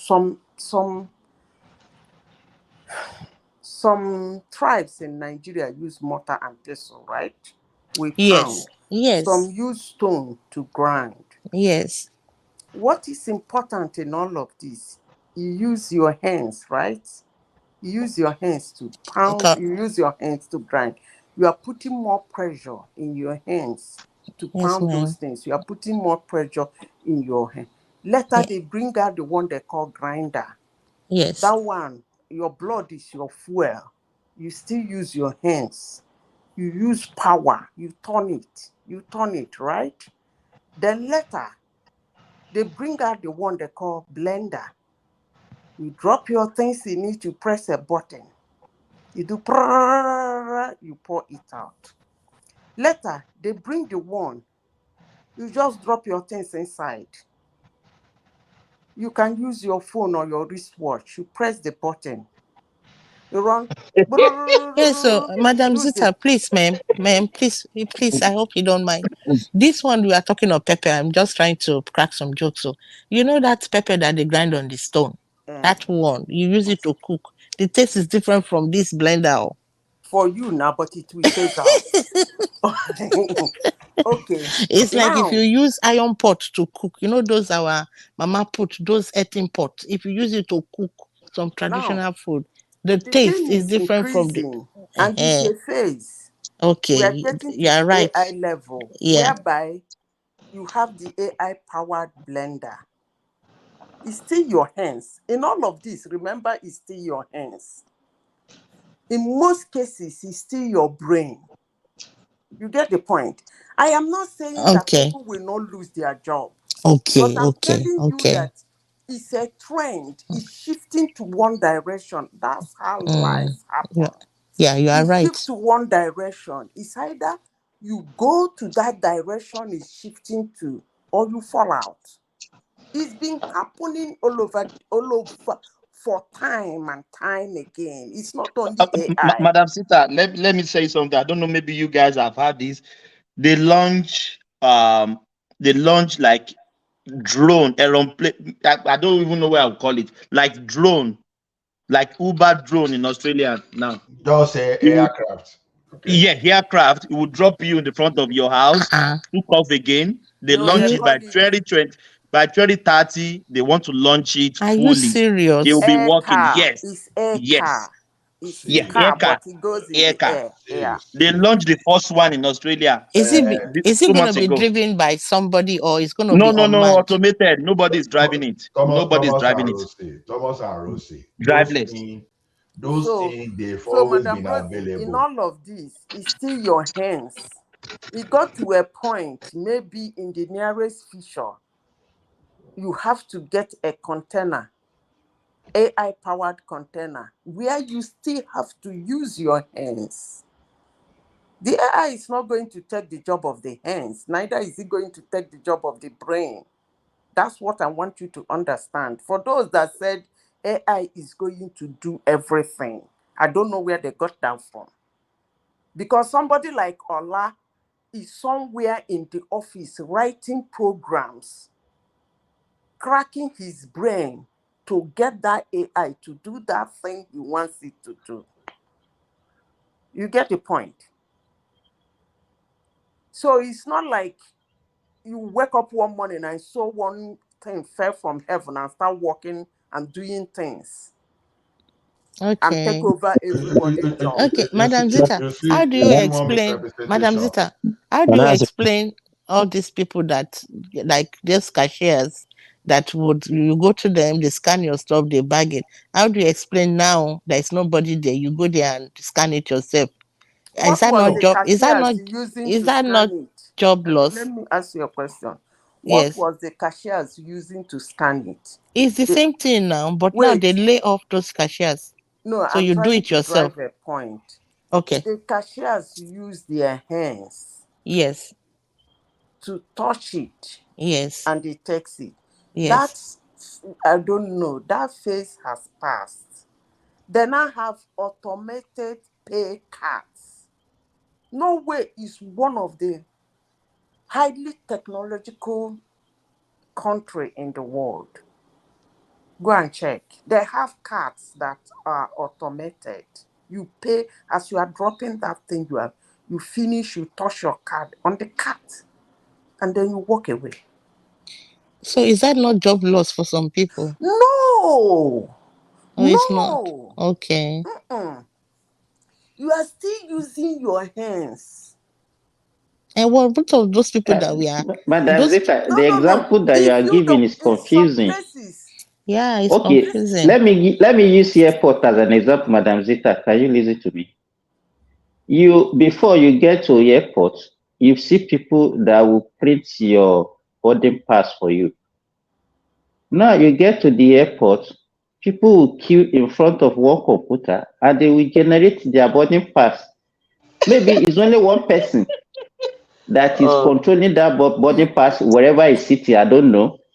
But before you can see like 3, 4, 5, 6 people lining up and attending to people. and So where what we is are all those saying is jobs that the going job to? of 6 people will not be No, for one person that will be using his or her hands. no. And where is that job going to? I said before that life do happen. Everything has a time it trends.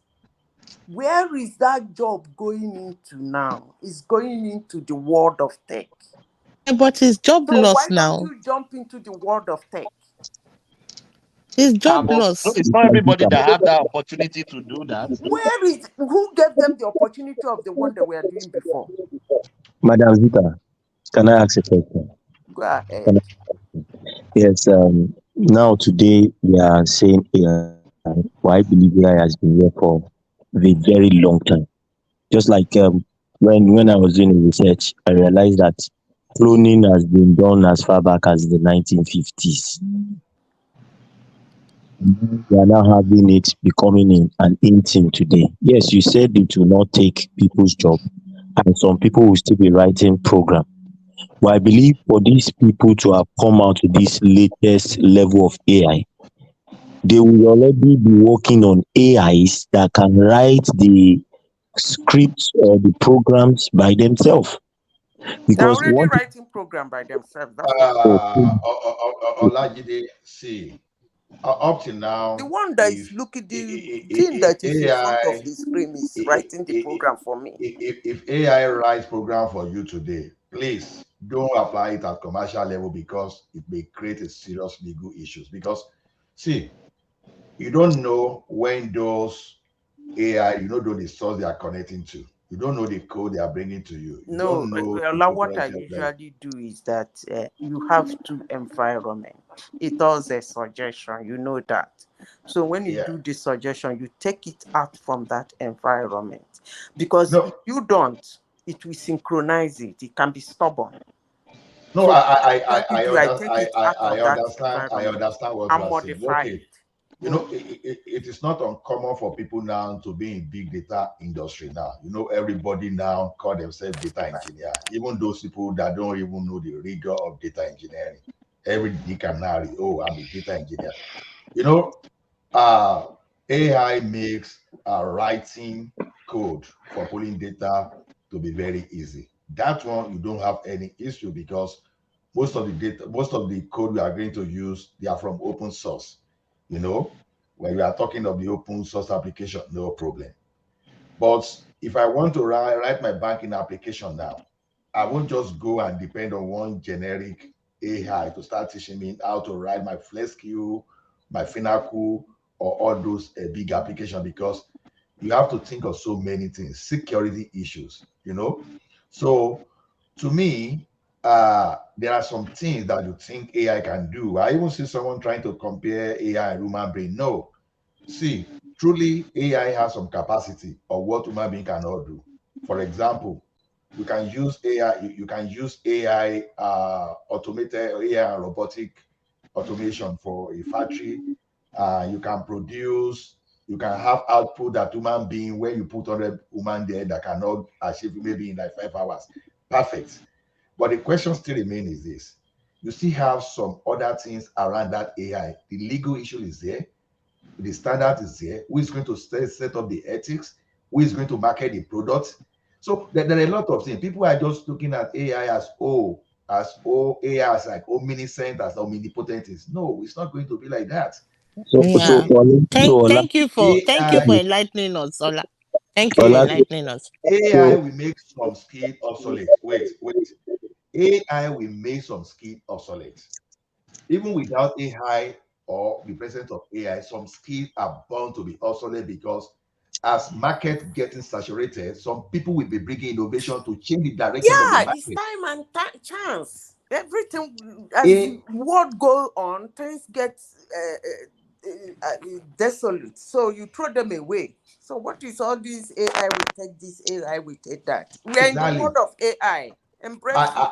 I After know I now, know we why move to another thing. I know why people are afraid. Me self, I have that concern. Is we human allow that?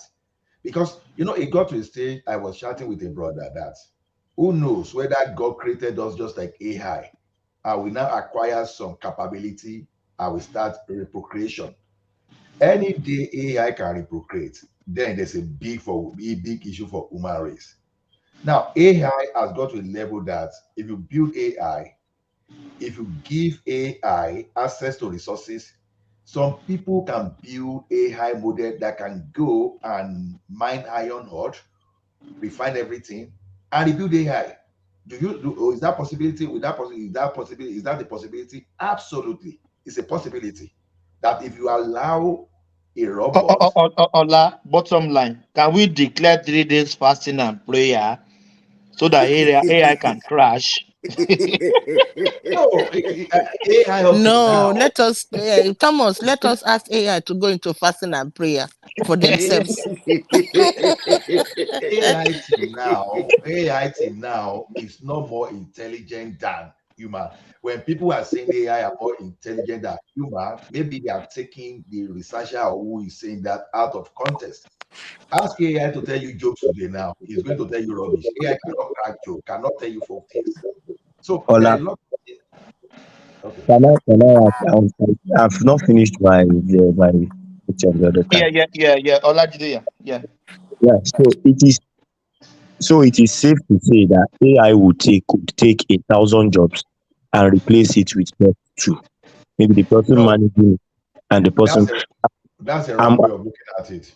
I'm coming. I'm coming. That is the way from what you are saying now. That's the way I'm looking at it, and I want to also say, do you ever think a time will come in this development of AI whereby human intervention will not be needed? Since now AI can write program for itself, do you think a time is coming that it's possible that AI will write a program for itself and will not need your verification, will not need anybody to do anything, and it will on And that program? anything in this our universe, anything is possible, but I don't know when it's going to happen. So if I want It's to, we that we are going to create what will make us extinct. So it means exactly. that what you people that are operating AI you are creating and what you are doing to people that will lose their job now might still happen to you too in future. That's what I'm trying to say. Don't So let's accuse me Question now. you agree. should ask. I Can I come in, Ola? accuse Google, The que- accuse Amazon, accuse those people that are creating platform for AI. You don't accuse me. Me, I just is random person that want to make money, and I see what I think I can kill in. So the thing is this, Olajide, look at it this way. Like 5, 10 years ago, you'd never dream of someone that would be writing, that would like to be going for, let's say, master's degree in accounting, even undergraduate degree in accounting now. Maybe what they were learning that time would be like Excel. But today now, you will see some graduate of accounting. You know, you went for accounting, but you can write program, even you can even write application more than the programmers we used to have in early 2000. And you're supposed to be an accountant. Accountant writes Python program as if they are an expert these days. You understand? Accountants they use R. There's another application, there's another programming like that statisticians use R. They use R like anything. So the thing is, what am I trying to say? Look at the change in skills. Look at the skills level now. Before it's your Excel, but now an accountant now is now writing you Python, now writing programming R, and now even hosting websites. An accountant too that will be looking for someone a computer ability to do for you before. Accountants are doing all those things now. The same way too, you see people in mechanical engineering, civil engineering, all those people, they are all learning Python, which is programming language. So what am I saying is this: AI is just a tool which you can use properly or you can misuse. Now, it will now depends on what you want to use it for. So Ola, AI will still remain a good tool to human. Like we said there, aircraft has been using AI for donkey years. You still have a pilot. You don't want to fly a commercial aircraft. You just say, okay, AI be piloting all those things. There will be a particular point in time that human being will have to make a decision. Because the same AI you are seeing too, it takes a year for them to learn. Like machine learning now, for example, is a subset of AI. It's a uh, subset uh, of uh, AI. It takes Ola, time for them to learn, just like Ola, I human being think takes time there to is learn. something you're forgetting to tell them. Where is AI found? You say That's the what? question. Where is AI found? Okay. You put AIs are in the machines. AI is not in the air. Is it in the air? No. It's in the Internet of Things. So why is people saying people manufacture those equipment that are being powered by AI? Like now, Dr. Simba was saying, you walk to the airport, you go and meet one machine. Who made that machine? The machine is AI powered. Who made the Yeah, machine? it's but And who put the Madam AI AI, inside? Madam Sita, we can still say is people is human being that is behind AI, isn't it? Of course. Yeah. And So even the equipment that the AI is being powered with is human beings that made it. yeah. And one thing you should know that the moment you upgrade that machine, that particular AI ceases to work. I don't know if you people know that. Because they work at the capacity you give them. I don't Madam, know if in future they will have their own capacity. I don't know. Madam, I understand what you are saying. Right? I understand. It's just my fear that a time might come I've not when the even given it 5.5 stars. let That me so-called AI. It doesn't even have 5 star. Ola, does it have 5 star? At the ask you. The one what I'm you are trying to using. say for instance, look at I'm Google. asking Ola. Ola, can you give it 5 star? Who Eh? can I give you 5 star? I mean AI. No, AI has not even, we are still not even that. Yeah, it looks like we have advanced actually in AI, but we are still not at any point I at can all. give it Yeah, 5 star now. I don't know We about still you. we are still not even 5 star. Where will AI get 5 star? I don't know.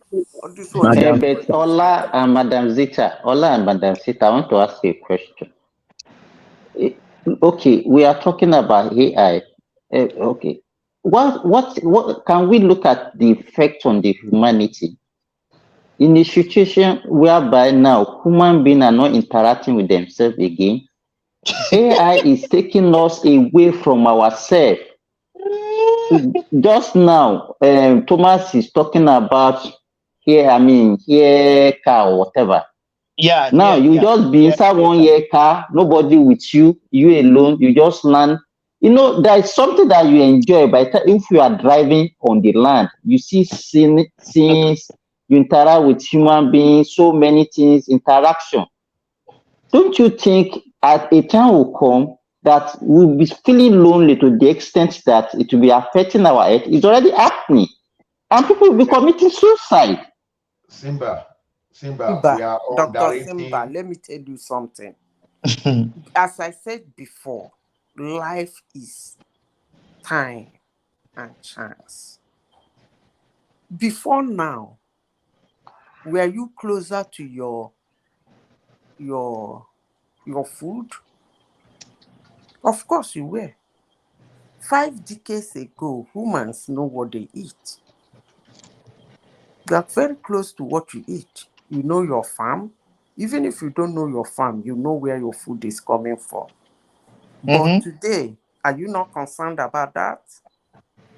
That's Are you what I'm close to telling your you food? here, Madam No, Zita. I'm telling you, I are don't talking take about their AI. fruit I'm telling you that because the we fruit that they are selling, they are like what we said, they are not original, they are not organic. wham. So that's the same thing you are getting in this one. You don't expect somebody to sit down and be cracking their brain to write everything. You have a machine that helps you. If you can accept the food, please accept AI. That's what I'm telling you. Simba. See, like you don't have to worry about what is going to happen tomorrow. You know, my own now, our own now. How many years do we have more? I'm just looking at the whole world, and to me, it's not. Exactly. See, I keep repeating, when computer was coming, people were saying they were giving us all those conspiracy theory of how computer will send people, will take human job. Like I said, any new go and look at it. Go and look at it since the new innovation when you have new technology. It has always been, oh, this thing will make human being we obsolete. But at the end of the day, that new technology happens to create more market for people. Like I keep telling you, AI will just extend human capability. There are some kind of thing that human being, as we speak today, that they think they don't know that whom they just Ola, that Ola, I agree AI will with you force them totally. into that. My own, I'm viewing it from my own profession and the effects of the technology on human race. That's what I'm saying. Yes, they have it. You cannot tell me that all these advantages that you have, you cannot tell me that there are no disadvantages. And that's what I'm trying to emphasize. That the fact Now you are you see talking human about is an being, just opportunity. hold on. You see human being that will now prefer to be alone. You don't want to interact with your fellow. You have a husband and a wife, the same room. They don't talk to themselves. All of them will be. They will stay glued to their phone. And any little thing, each or one of each all of them, they will flare up. And there's no relationship. We don't build good relationship again. Everybody is just on their own. Is that the world we want to continue to live? Okay, Simba, this is what I'm saying. Look at that. Look at that scenario you just created as an opportunity. I'll give you an example here now. You know, in Nigeria, people with mental issue, people will say they'll be weary, they'll be this, they'll be that, and they will allow them to wander on the street. But here in advanced nation, what do you think? What do you think they will do? Those people, they will get speech therapists, they will get psychologists, they will get, in fact, about 5 people will get job just because of someone that has been that issue alone. That aspect you mentioned, a time will come that you will start finding some kind of job around those people that are lonely, those people that So that is the way you are looking at it. People are very selfish. Oh. No, that's what I've learned. It is what that human being they will always So find yeah, well, okay. So the thing will create a problem that will also find solution. Like Will not create job because of the solution. Simba, like Of what you are course, saying, computer. eh? Okay, look at Simba, computer. in Sorry, just addition a to what you second, are please. saying, Just okay. a second, princess. Just a second. Just look at computer. Computer came with different problems and people are solving. And one of the problems is cybercrime. And do you know how many people that are eating from cybercrime today? So any new solution will come with its unintended consequences. That unintended consequences is a law for business people. It's an opportunity. Yes, if I might say, in addition to what Simba is saying, it's like human relationship now.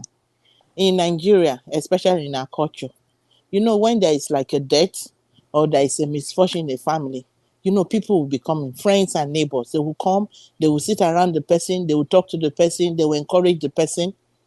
A lot of times, you don't get suicide, you don't get severe depression because there is human interaction. But overseas, when there is a misfortune, hardly does anybody come. You are on your They will send own. text message to you now, Text princess. message, Oton. Simba. Then, like WhatsApp when you have message. a baby, like I remember when I first came to this country, I had my baby. I had postpartum blues, not postpartum depression. I had baby blues because I know in Nigeria when you have a baby, it's a joyous occasion. Families are coming, people are coming. Like for the next 2-3 months, people are coming in and out. They are helping you take care of the baby. They are helping you cooking special food. When I came, there was nobody. I used to sit by the window and cry. I'm like, what type of country is this? There is nobody. You know. So we have I, Simba. all that social. even princess, Yeah, what we is have going that to happen social is that gathering, helping people people. will stop procreating, they will start having No. children, and Simba. people will just be creating more like like AI. like what you are Simba. saying, like what you are No. saying these days Simba. you will see To a family, buttress what eh? Ola said. Please, madam sister, let me finish this, please. Like to say, sometimes in a family you see some people riding in a car, or maybe you go to doctor's office. That one is very, very common. You will see father, mother, children, everybody is on their phone playing fiki fiki fiki fiki fiki. When they're in the car driving, no interaction, everybody is engrossed in their phone except the driver. That is, all this technology is reducing human relationship, so it is social relationship. That's why you have so many cases of depression, mental problem, mental breakdown, because human being, I mean, we are social beings. But when you start Exactly. using all this technology and all these things, you start that. Look at COVID. When they locked people up, there was not as interrelationship. A lot of people had mental issues that they are still suffering till now. Let me even tell you this, princess. You know, that's what you call law of natural selection. When a man and a woman populate, you have so millions of eggs and I mean sperm that will come. The best one will be the one that will fertilize, because even if you have like more than two egg, or the egg breaks down and you have like more like 3 or 4 fetuses, naturally the bad ones will die and you will not know the And best that's one that will survive. survival of the fittest, right? Exactly. Mm-hmm. But now with If technology, we are now making those bad ones, even the one that's supposed to die immediately after that, we are now making them to survive. We are But what keeping them kind of alive. survival do they have? They will suffer. They will waste resources. They have nothing to contribute to the world. They will the okay. only thing they consume. And those people, they don't even live the best of life. They You know what? suffer. You know what we call them? I'm into ICU. We call them the multi-million-dollar babies. Those babies are the ones that bring money to the hospitals, because maybe the body wanted to flush out the baby when they were like like say 5 months, 4.5, 5 months old. But they keep them, they bring them, we turn ourselves to God and keep these babies. At the end of the day, they have head bleed, they have all sorts of complications, and we call them multi-million-dollar babies Hello, because they are Can Simba. I bringing money. buttress what Ola said before I go? So Simba, Simba. it's let me Okay. say this. I've always said concerning this AI, life is about time and chance. There are, as Ola said, for every new thing, there are consequences. Something must give way for the new thing to happen. You know, there are a particular race that was alienated for us to exist. You know that? So it's not just about AI. It has been the way life has been. For humans to exist, those people have to go. Otherwise, two of us cannot cohabit on planet Earth. So they have to take them away. So in this AI, some jobs will have to go for the AI to take position. When we pass the phase of AI, we enter another phase. That's life. Worrying Thank about God it is that not going to change Madam anything. Madam Zita, Madam Zita, thank God that we have expiring dates, because it will not be good for our sanity. We that we have lived the kind of life we have lived before, and we are seeing this one now, it will be very difficult for us to adjust. When we have an expiring date and will not be able to live to see all those useless things that's going to How do happen in you the know? future. How do you can know there's anybody not hear going to me? be research? No, Prince Daddy, just a second, we can hear you. How do you know there won't be a research that will make human being live longer? You are in the medical line. How do No, you but know that? we human beings, we are the one that will destroy ourselves now. We are the one that will destroy ourselves, like Hey, God Madam Zita bless said. you, We Princess will Rose. destroy ourselves completely, and then AI will take over and be living in the world. See, Exactly. Princess and Simba. Simba, Ola, let me quickly say this. Do you know what iPad and gadget is doing to the Australian child? It's destroying them now. Destroying them. Because Thomas, there's why don't you worry about the Nigerian child first? no Nigeria, they don't have money He's to only buy talking iPad. about where he lives. He's not in Nigeria Right, now. yes, So let yes. him talk Nigeria, about Australia. Prince Daddy, Nigeria lower to Prince iPad. Daddy, Nigeria don't have money to Prince buy iPad. Daddy, No, don't say Nigerian child, that. Yes, Oh, yes, Prince Daddy, Nigeria children, they have iPad. Nigerian Oh. yeah. child in the village that will take pangolo and be kicking as soccer. No, no, Is that no. one iPad want to No. kill them? I tell you, the same problem. It's only the rich Thomas kids is. now.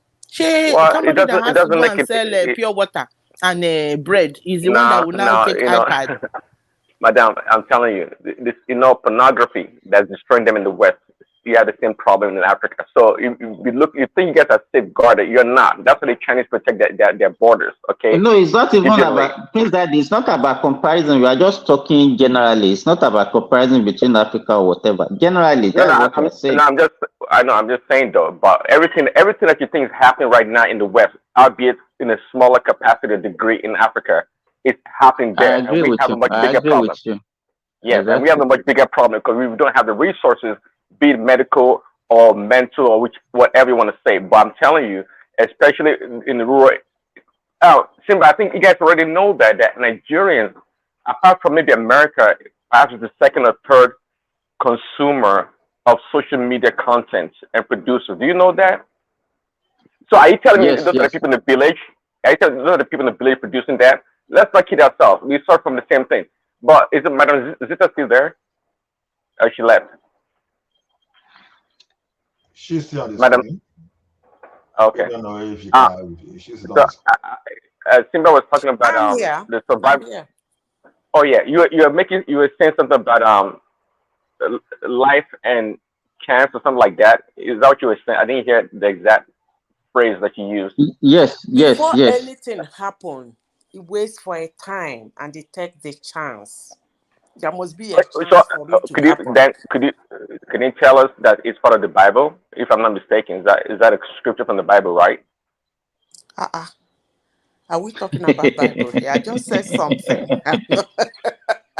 I didn't say it's Well, from the Bible. well, in case you don't know, time and chance, if that's what you're talking about, that's exactly from the Bible, Ecclesiastes. That's where it came from, unless you have yours. But I was going to actually ask you, actually, in terms of what is the outlook for jobs?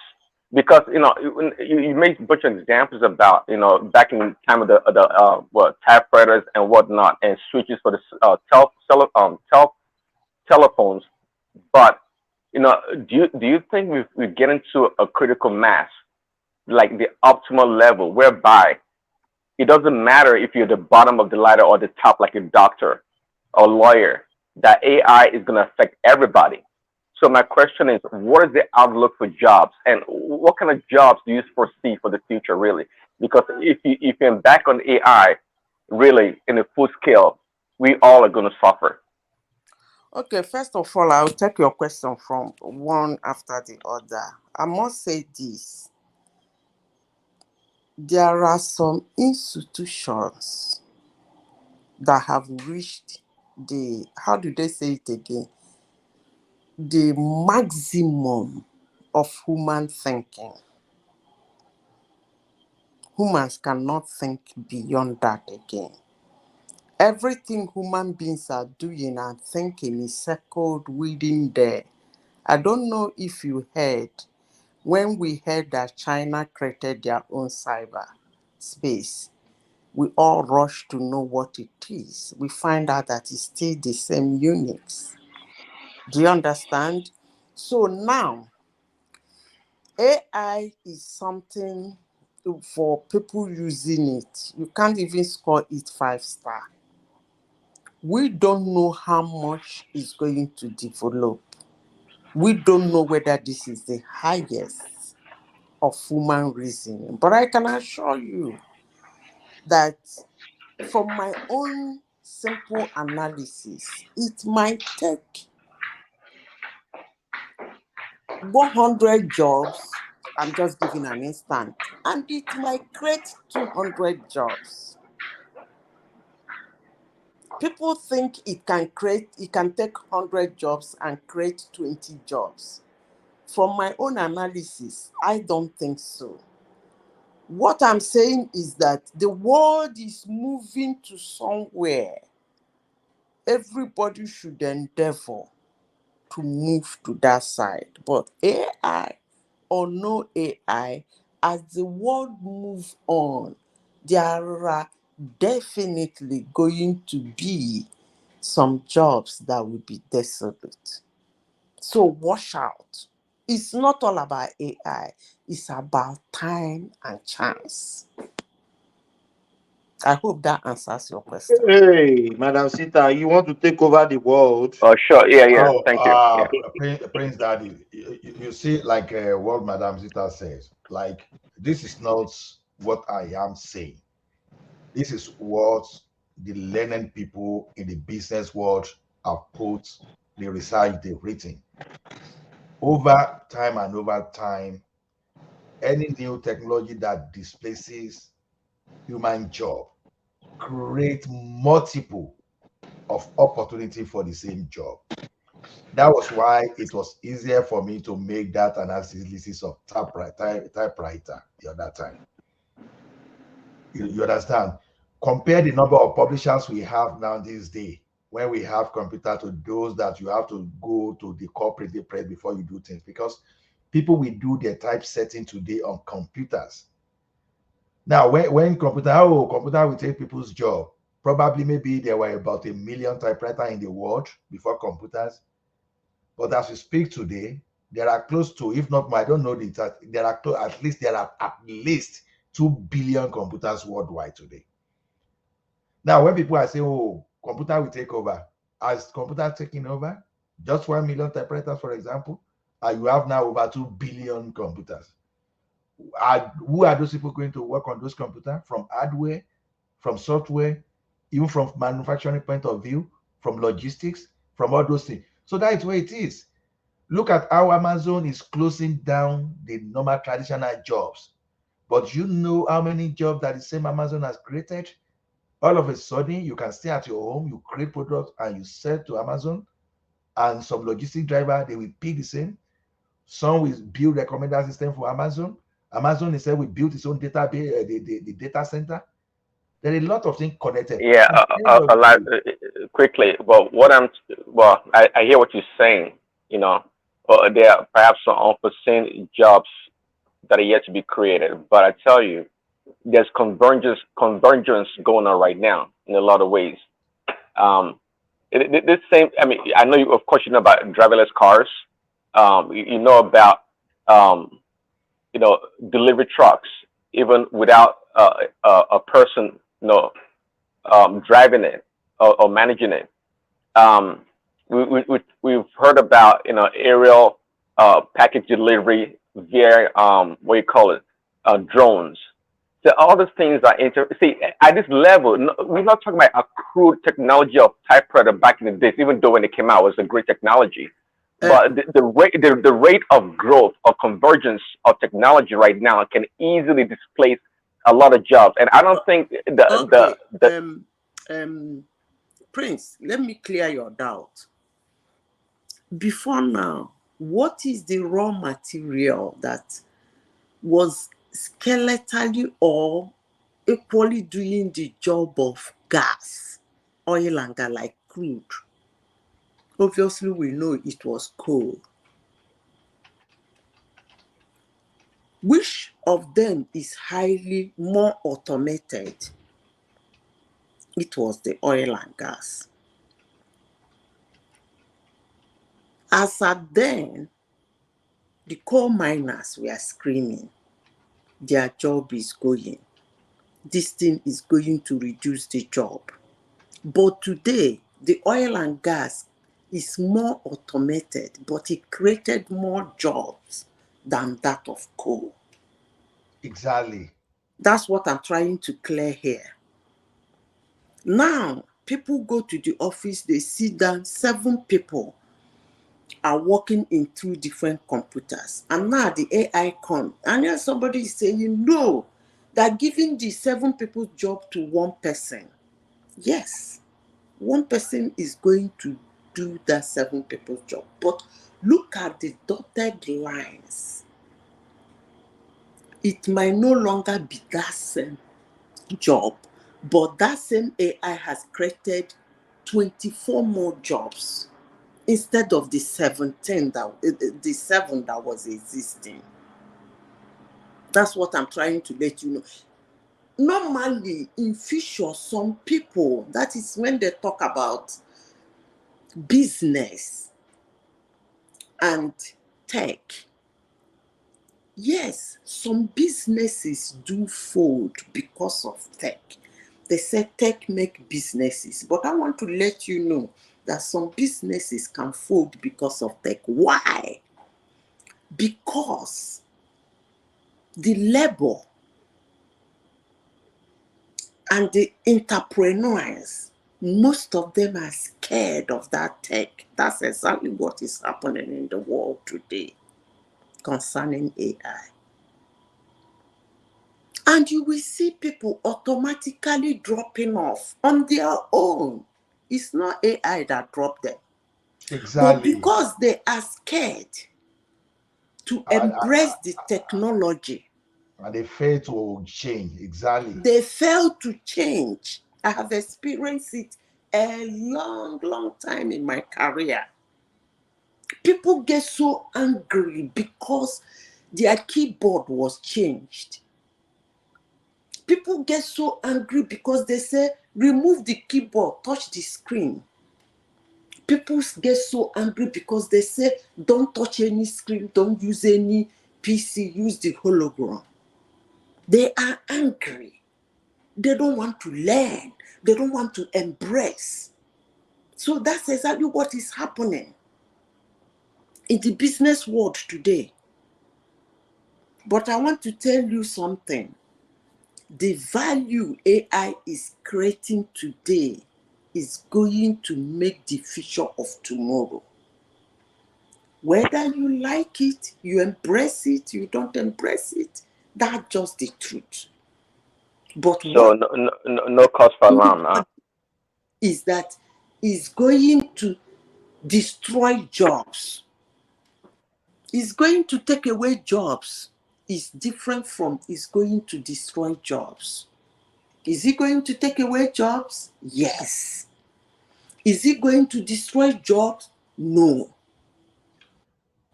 Will it create more jobs? I foresee that. Will some jobs go? It's obviously. So Okay. No, okay. Praise So you Daddy. said no. Let Hold me on. You quickly said add no something. fear, right? We shouldn't worry, right? No, Prince Daddy. yes, that's what I said. Okay. All right. When you When you put business and tech together, you will understand what I'm talking about. You will see over the years the trend of technology and its impact on businesses. Some people don't notice that what they are doing has been upgraded, it has been updated. They stick to what they have and their businesses collapse. So Prince I was Daddy. listening to Madam Zita, I Madam listened to a Zita, program not too long ago, and Madam they're talking Zita. about in Hollywood, whereby they have now AI writing scripts. And before, when they used to have like seven script writers do work on a movie, right, or a TV show, right? They have AI doing it, and they only have one person coming in to edit and And add the what human is touch to it, right? So what? Okay, let me ask you a question. You said one person coming to do it. the job I'm of seven persons I'm combined with AI now becomes I'm one. going to answer your question. As I said before, I always like making reference to things I said before people ask me questions. I Madam Zita, said, please let me ask this question so that you can answer everything together at once. Please. Please. Can I? go ahead. Yes, so it's a joke anyway. Are we going to vote AI next time for president? If need be, why not? Okay, Prince, as I said before, I said when you keep business and tech together, you will understand what I'm talking about. You said 7 people do write scripts, right? And all of a sudden, one person is the one editing it. Can I be dodgy in this, answering you that question? Why are you not the one person? I just want to sound off. Well, and that's a nice question, but well, my concern is more an overarching question, And let me and I ask you a question. Let me ask you a question. That one person doing that scripting, you think he doesn't have an assistant? He doesn't well, have people in the I office that help him? They might not earn as much as those that were writing the script individually, 7 of uh-huh. them. But probably he might have more than 9 people working with him. You don't think so? Well, the trajectory right now is really a massive job consolidation in the future. Okay, No, but in the area, okay, no. It's not have you heard job about AI? consolidation. It's No, look, have let you me heard give you about an AI? example. Let me give you an example. In the city of Chicago, Chicago has over 6,000, you can check it, over 6,000 tech companies. And the 34% of world startup tech companies are owned by women in Chicago, and that is the highest in the world. Do you know what is going on there? When you mean startup, they're providing the technical know-how to help the technology. So where everybody getting this job, lost of job, lost this, lose that, this good. Are you saying that those 6,000 over 6,000 companies are going to crash, and one person will be manning them? Are you saying that each company will employ one people Uh, or we're not, Madam Zita, we're not there yet. But what I'm suggesting is that if you get to the critical mass of AI technology deployment, there's uh, no way jobs will not be cut, or people will not, jobs will not be consolidated. It has to happen. let me I tell mean, you, look in the area of as medicine whereby long they have as AI combined with biomimicry. Now, let Prince me what you need it done. Daddy. Prince let me Daddy, tell you calm this and down. conclude. Let me tell you this, Prince. As long as anything happening on planet Earth depends on human beings. It's not going to overtake human beings, neither is it going to take over from human beings. I concluded like that. Let me You repeat see, it again. As long as anything happening on planet Earth depends on human beings, it cannot be human beings. Neither will it take over for human beings. Prince Daddy, I will give you an example of what Madam AI just said now. If AI is writing you a legal document, the first question I will ask you is that who legislated, and who produced all those laws that AI will be quoting for you to represent a client, assuming that you want to have AI-driven legal firm. There will be a law of the country. Some people will make the law. Some judges must have made some kind of a judgment that the AI will use and be referencing. This is how it Say applies to everyday. a lot. So what you're saying, okay? Of course, all these politicians, for example, in the U.S., they have plenty of assistants, right, helping them. But the AI can be deployed to produce that document, and only one or two persons will go over it for review and summary to give to the lawmakers to sign into law. And we Yes, know the AI can do a faster, more robust research based on what you guys call machine language or big data, and now my in question, a much shorter time be the produced, question, right? the question that I put to you now is this: where is AI getting its own knowledge for? Which repository is AI accessing? Is it bringing all those data from the sky, or from he just sit down on his own and produces all those documents and he Well, pulls that's what I on said. human being? As long that big data the AI is working with, it keeps getting bigger and bigger. It gets to a point of critical mass, optimal point that Okay, the now the AI next will be question is, almost self-sufficient to produce any material. Even where do you get where are those big data coming from? The next question is, where are those big data coming from? Who are the author of those data that well, combine humans together are the to one make the big producing it data? right now, but not the AI is exponentially creating more of those data. Yes, I mean See, AI. It's all about logic and pattern, right? Part of it, I guess. And they can reproduce and produce more data quicker and faster than humans now, can. this is the question. Okay, now that you've not gone technical, now who are those people designing the logic upon which AI acts upon? Don't forget that these are just machine. You can call this sometimes computer scientists, they don't want to call AI as an intelligent machine. You understand? They just want to restrict to the machine that can take instruction and act according to the design. So the way we are pushing this AI is like we think that, oh, all of a sudden AI we have emotional intelligence, or AI can do something without referencing what human being has done. You understand?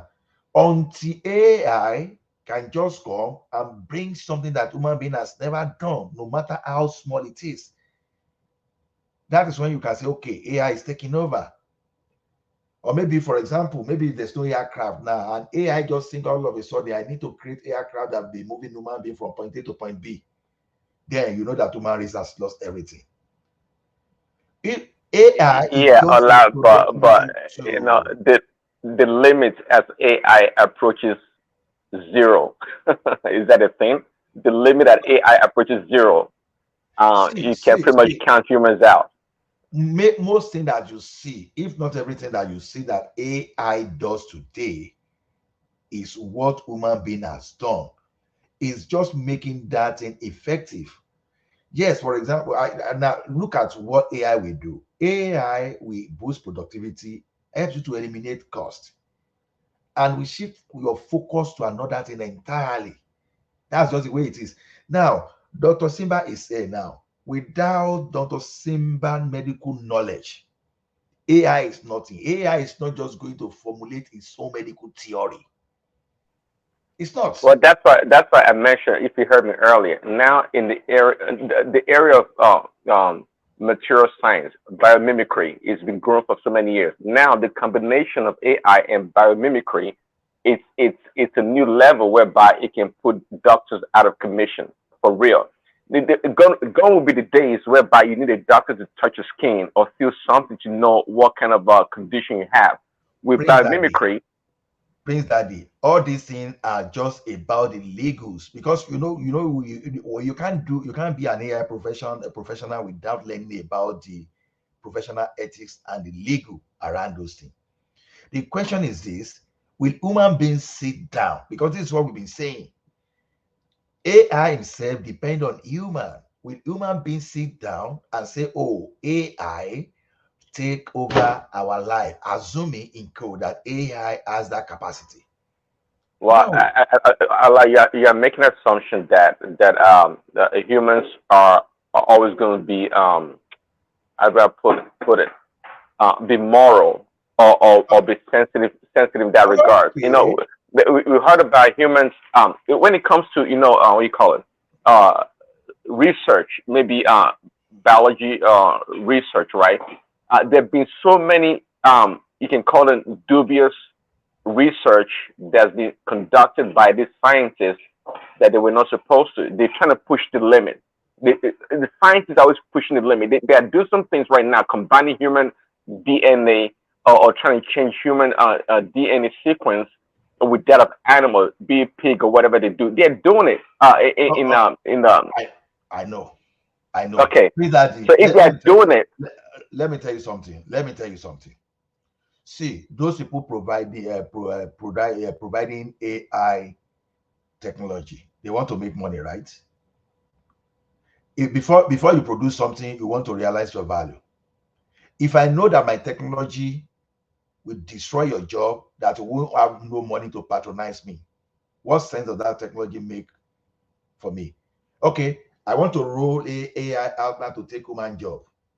Then who is that woman that will now come and spend money to buy my products? How me that I'm even producing that AI, how am I going to sustain myself? You understand? I didn't want to say that one initially, because this thing, let's just use economic and let's say civilization logic to put this thing. Will you produce something that will not give you value? If I'm a high service provider, I'm take over your job. Then nobody is working. Will AI come and be buying food from me? that's a good question that I've thought about myself because Yeah. if humans are out of jobs, who are the people going to be procuring all these products that are made by AI? And I thought about them also, but um, this is assuming that again, if you leave things to business and you don't have the right balance, equilibrium in life in society, things will go really really bad quickly before we realize, oh, this is what is going on Yeah, because that's right now that there are many people, many industries. I mean, they don't really care about human life. Do you want to talk about pollution by companies that externalize their costs? They don't care. They pollute water and do all kind of stuff and keep the people that are buying it. They look for other buyers elsewhere. So when it gets to the critical mass of AI, like doing a lot of things that if it left to business, they're only going to think about profit. At the end of the day, they would have done a lot of destruction before they realize, hey, we kill the Prince people that are going to buy Daddy. the products. Prince Daddy. yeah. That is why That we have please, Daddy, please. human In being. addition to what you are saying, like you are talking about pollution, about businesses, like in Texas now, we have one place called Texas City. They have like the highest refineries in the world. That place have the highest concentration of people with various type of cancer, lung cancer, all sorts of cancer. The poor people are living there. Do these businesses care? They don't. And the one question I have for you, Ola, is this: like now, AI now, most pharmaceutical companies they want to use AI to be counting medications, bottling it. Before this was done by the pharmacy tech. So now, when all these pharmacy tech they are laid off, where will they get? Where I mean, what's going to happen to them? And then we are talking about this like unmanned cars. Like some people they have drivers, chauffeurs that are taking them around. So now, when these people are their jobs are taken away, what happens to them? So Eh, even though it has advantages, there is still a lot, you, very many you, you, disadvantages too. you see one thing is this: you can never beat law of physics, law of nation. And this is law of conservation of energy. You still find that in this universe. Energy can neither be created nor destroyed, but can be transformed from one form to the other. It applies to life, whether we like it or not. Look at what new technology is doing for you. You look at one bigger problem before that. Okay, maybe you have A. You have A now. This A is only giving you 1 unit, and one person is doing 1 unit. But that A now want to split to like 10 units and give 10 people opportunities. That is what technology do. That I say, whenever technology comes, it take one job away and can create like 10 jobs, 20, 100 jobs. And we still be equal to what we are not maximizing before. So I don't want to go into complexity of it because, I'm not a good teacher like the like of Kulata and Co. Or like AI. So the thing is this fear we are just putting in place, like I said, is going to make some skill sets obsolete for sure. Sure, banker, some job will be obsolete, but at the same time, it's going to create several opportunities. Now, those of us that are this age now, if we do not upgrade ourselves, we are nearing our retirement age. Good. Our fear is because how we can catch up. Our imagination, the way we used to imagine, is different from those people around 20, 50, or 25. Those guys that are coming behind us, they will key in into whatever is happening. They will find opportunity in the fear we have. That's the point. Like you're saying, if you go to the issue of human being, there's no time at a particular time you innovate new process that will take a job away that will not create. Okay, look at email. Look at email now. Truly, we say, okay, email. Did email even take a postal job away completely? No, it didn't take postal job away completely. People believe that, it will take postal job away completely. It rather enhances some kind of human job. You understand? You But see some kind of. Ola, sorry, let me interject you. What you are doing this morning, you are behaving like the businessmen that are investing in this thing for profit reason. You are, because you are also a beneficiary I'm just in an this thing that hustler we in this field, though. I'm just a very so that is high that is person that so because if you because we are trying to draw your attention to the danger, but you refuse to reason with us just because you are in that line. Okay, let's say somebody, you just hold understand on, those of just hold fear. on, don't just hold on. If I have a skill and I'm working at the age of 50, you said my skill is obsolete and I should go out of job. Then is it at that age that I'm going to go and learn and start all over again? Okay, why do you think that the businessmen invest in this thing if not for profit making? Okay, can I respond to you? Yes. You see, one thing is this: even when you go to university, generally, what you learn is general knowledge. In most cases, you find out that you don't even apply 1/500 of what you learned when you went to school. Like Mike was accusing me the other time that now everything Ola knows, and I just laugh because my field is still around the same thing. Electrical engineering background. The only thing that changed there is just because I added business degree to it. Even at graduate level, I added computer science, right? Which is still data and electrical still correlate. There's still no difference. Now, this day, do you know that I don't really need to go through the stress of even going to any university or any college to learn?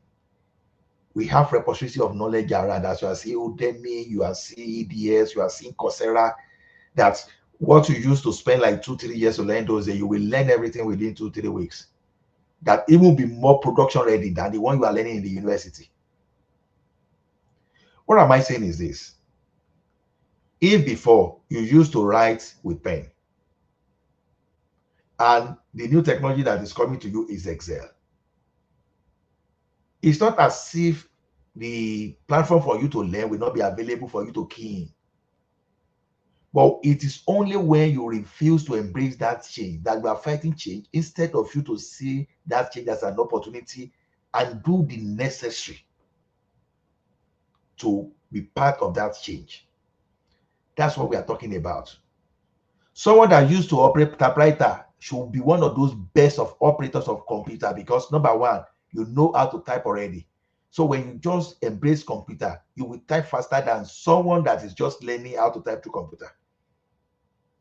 Because Yeah, because you can transfer your skill. yeah. Ola, if I might interject, what Simba is trying to portray to you is that you are viewing this AI stuff from a businessman perspective. You are not looking at the implication of what it would do. People losing their job, like AI comes, it makes like 1,000 people lose their job and create job for 50 people because of maximization of profit, and you think that is right? So you are looking at it because it's beneficial to you. You are, I mean, thinking from a businessman point of view. You are not thinking of other people. It's going to affect other people. That's what he's Okay, trying to portray to you. okay, madam. It's not as if I don't understand you. This Ola you are talking to, you don't know how many times he has lost and gained job and lost jobs in life. You understand? Before I found myself in IT environment, I didn't graduate to work on IT. I was a core electrical person. You understand? Even join them, they climb pole up and down. It was only at the particular point in 2003 that I changed to IT. For good 6 years, 6 years before that time, I was fully a NEPA guy, working on bus bar, doing power line, doing all those stuff.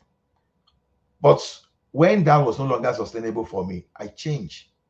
Even that change was never easy. I have lost my job and been rehired several times in my life before I even started doing something aside on my own. So it's not as if it's new. And how did I get a new job? Learning new skills. See, whether AI or no AI, even the job we have now, except for those people that have relatively stable job, people are bound to lose job. It's a normal thing in this environment. When you see say I do this program, do you think I like book rich? Not be so I like book rich. Oh. Because if I do one job, you will fire me. The next available thing is to look for school to go to. So that maybe I dey pay student loan, I don't go one pay student loan for a while. I go quickly go and register for a program until I get another job. See, when you see some of us here, they get some kind of yao certificate. Some people will tell you they get a certificate. No, be say they like get am. Now the environment, you get job today now, the next 6 months they don't fire you. Not be say you do something bad, though the economy change. If you look at this AI from the same lens, you already identified that this is a threat. When you identify a threat, Yoruba will say, igi gangan magoni loju, òkèrè láti ń wò. You already know that this is a threat. Then the next question will be, how do I kill it? What opportunity can I find in this thing? And what exactly will I do? Like I told you the other time now, maybe in the next 10, 20 years now, if an accountant, if you don't know how to write Python code, maybe you are obsolete already. So this one has nothing to do with AI alone. It's a process revolution everywhere. It's a process revolution. So to me, AI has come to stay. There's nothing we can do. You know, I've tried several times to even tell the story of what even brought all this AI we are shouting today. It's not as if they are just coming. All this big data and this thing was as a sort of response to the Chinese threat to the European and the Western European economy and the Western world economy. The day the German people pioneer Industrial 4.0, that is when this wahala of AI started. And what happened? When the Chinese people opened the economy to the Western people to invest, and these people started growing, and all those manufacturing in the Western world now going to China, it already created some kind of crisis there. And Germany be the largest economy in Europe. Look at, okay, now these guys are taking our job away because those guys, they try a lot of things. They did the 0% lending for investors to boost their production. It wasn't work. There was a time they even went on negative interest rates just to help investors to establish and bring those factory back. The thing didn't work. Okay, they now say, okay, now we are now going to start using robots. We'll be going to use artificial intelligence to do business. Then how do we get this thing? Then we need capacity. What are those capacity? Big data capacity. Those are the component of industrial 4.0. That's that other was known as the industrial revolution version 4.0. So when they started doing all those things, that is where all this wahala of big data start coming. Because what the intention is that, okay, instead of me going to China, I'm just giving one of the components and go and bring goods to Germany to sell to my people. After all, I've lost that manufacturing job. Okay, I will use machine now to create it yourself instead of even creating in China. I will respond to them. I will use machine now to create what I'll be creating in China. And I'm doing so, I will reduce cost of inventory, in transit inventory, because all those goods you put in ship from China to Germany, for example, or to America, they carry some cost, both insurance, both some cost, even anything can happen to the ship and all those things repair it. So that is the response already, because already they are facing threats. So there's no way you are going to tell these people not to proceed with AI and all those robotics. There's no way you are going to tell them, because if you don't do it, they are not going to survive also. So they are bringing their product home. They are now creating another market entirely around services to service their customer to survive. So look at opportunity. Now, I keep saying, in my opinion, when you look at the big tech today that are behind this AI, they are the Western people. When you want to talk of Google of this world, you want to talk of Amazon Web Services, you want to talk of Microsoft, you want to talk of IBM, who owns all those things? So they managed to recreate their job. You took manufacturing away from them, but they've managed to find something to create another set of job for themselves. So that is what new ideas can bring. AI truly, robot will take warehouse job away. But there will be some situation whereby they will create some kind of job for people. That is exactly what we are saying. So it's not because of me. Like when you say it's because of me, who am I? Who are you? Who am I in the I'm just like a laborer in the world of AI. I just see opportunity for me to survive there, and I key in. Nothing more than that. So AI will not take the research of how to cure cancer away from a typical doctor. Doctor will just use that as a tool. Maybe a doctor that is a researcher is spending like 10 years to come with a breakthrough in his research. Maybe AI can just aid him to have breakthrough in 2 years. But meanwhile, what are the components? What are those things you are going to use for those AI? You will still build, some people will still build the metal that they will use to build that AI. There are some electrical people that will still build the component, electronics component of that AI. Some people will still write a program for those AI. Some people will still deliver those AI. Some people will still come to you and come and couple the component of those AI. Some people, yeah, okay, the office whereby you build that you want to establish your AI facility, some people will build that. Some people will do the roofing. Some people will do your alternative with AC. A lot of things will come around this AI. The only thing is this, there are some skills now that will be out of action. That is exactly what we are saying. It's not for me. It's going to create more. Because see, look at this very well. It is well documented in the global environment. If the government, if the decision makers actually see that a particular technology is going to create problem, they will stop it. The only reason that AI is not that explosive today is just because of legislation. They will use legislation to stop AI if they see that as a threat. But when you look at the trend in the industry now, since the advent of technology has been able to create jobs to match the growing world global population. If they see tomorrow that this thing are taking job away from people and is able to replace those jobs with many other jobs, trust me, The United Nations will see that and they will stop it with immediate effect. Yeah, that's the part I don't agree with. I don't believe that unless you're talking about one world I government. know you don't believe that. Yeah, you said. No, I don't believe that.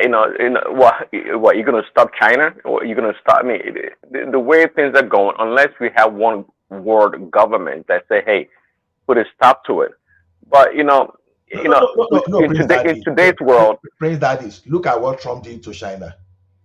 Okay, China said, okay, now let me tell you, this is my favorite example, and just because I know it's what people can relate with, maybe fear glass. Before when you look at, I don't know people that are into operation management here. When you look at the average monthly inventory of America, maybe it's eating trillions now. Maybe no, there was a point of time that I think it was eating like almost trillion. But what's the reason for that? Is that the American entrepreneur, they will spend money to import goods from China. So on the sea alone, you can see several billion of goods in transit. And when they now bring that one, they come and put them in inventory in America. And that's another cost. Meanwhile, those costs, we include the cash in hand for the industry themselves, and those one they borrow from financial institutions, they will be paid interest.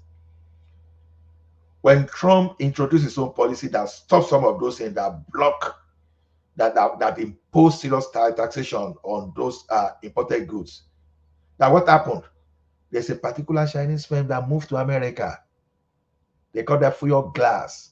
They now go and do fully robotic vehicle, all the vehicle glasses, all the windshield manufacturing, fully automated.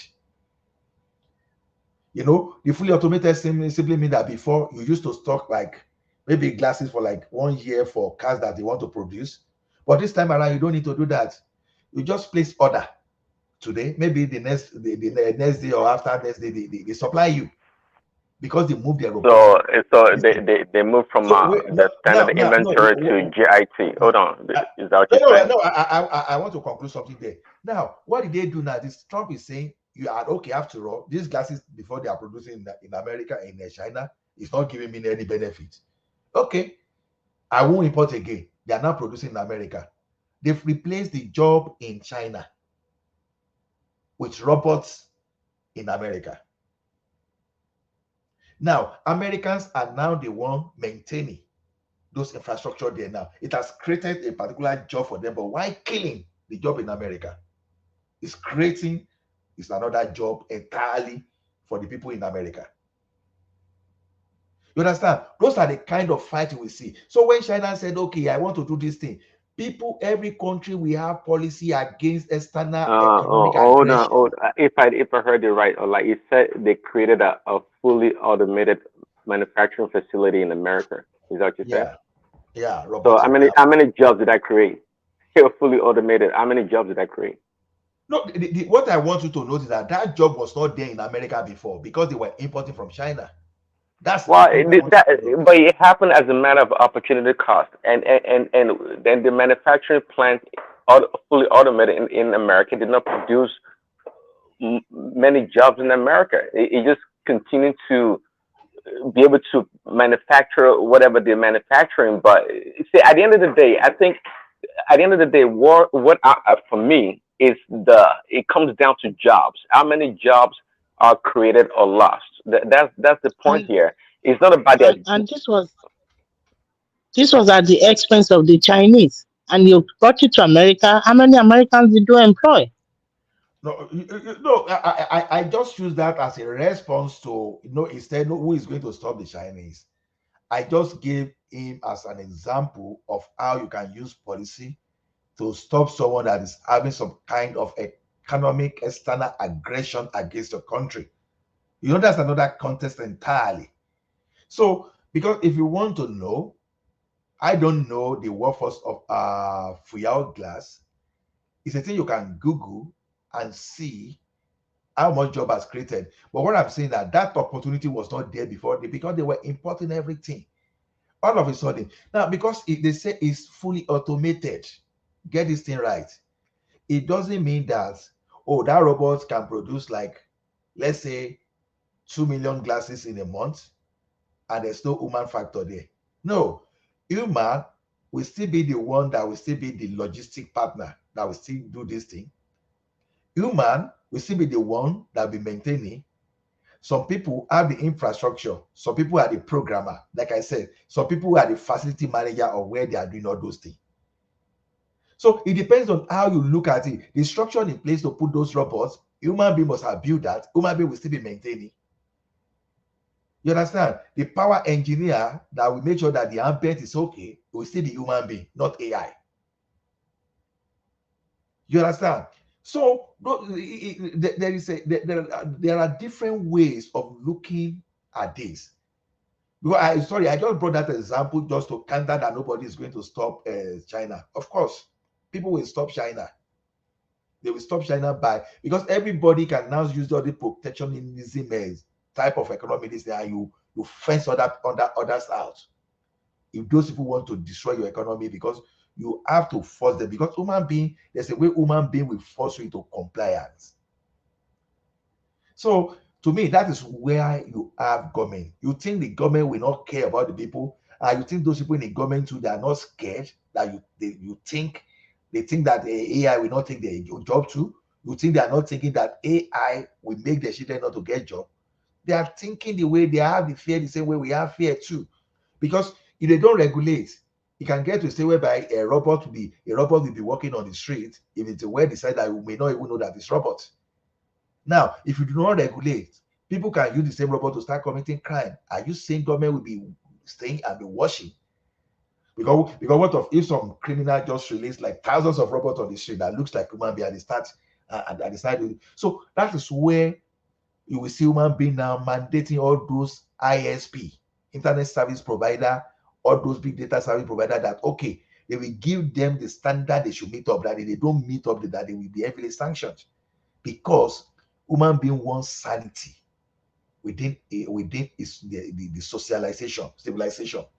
So to me, I get it. This is not the first time in human race that whenever new concept is coming, that people are afraid. You understand? Just like when Uber was coming, people were saying, "Oh, Uber will replace taxi driver." To be honest, as Uber replaced taxi drivers, maybe they think has sliced some of their distance. But there are some people before Uber that okay, maybe you call a taxi, you've waited for your taxi for 30 minutes, they can just cancel. Oh, it's just because of traffic, they cancel. And they won't be able to come to you. Probably they've gone to another people. Because that time, the demand was more than the supply. But today, Uber has helped us with the demand, the supply side of the demand for taxi services. So that's Yeah, just the but way it is. when it comes to Uber, it's more like a process improvement, innovation, more so than actual job creation or I mean, Uber did not do any did not bring about any innovation in transportation, so to speak, but the process was greatly improved, right? So the Yeah, same thing in taxi people. that argument has always been there, whether Uber is disruptive innovation or is just sustenance, what do we call innovation or whatever. But look at it this way: someone somewhere was thinking, because look at that time, we wanted to break into taxi industry, but taxi industry was being operated like a cartel. They were auction space for taxi, and people were unable to come in. As someone look at it, okay, what is even taxi? Is it not just to move someone from here to the other place? Then what will I do? So a brilliant person now look at it. I think the person that started that Uber graduated from this University of Calgary. He look at, okay, is to operation person will be looking at everything, human materials as capacity. An operation person will now say, okay, this guy that work for 8 hours, is that the limit he can work? If we call doctor, oh, how many hours can a human being work in a day? Oh, he can work 15 hours. Okay, if an operation person will tell you that, okay, you are working for 8 hours. No, you are being underutilized because you are supposed to work for 15 hours. That is what come to Uber.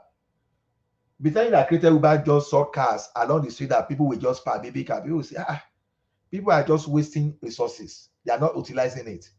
What of if I give them an idea how to use this Uber, how to use this to make money? That's innovation, process innovation.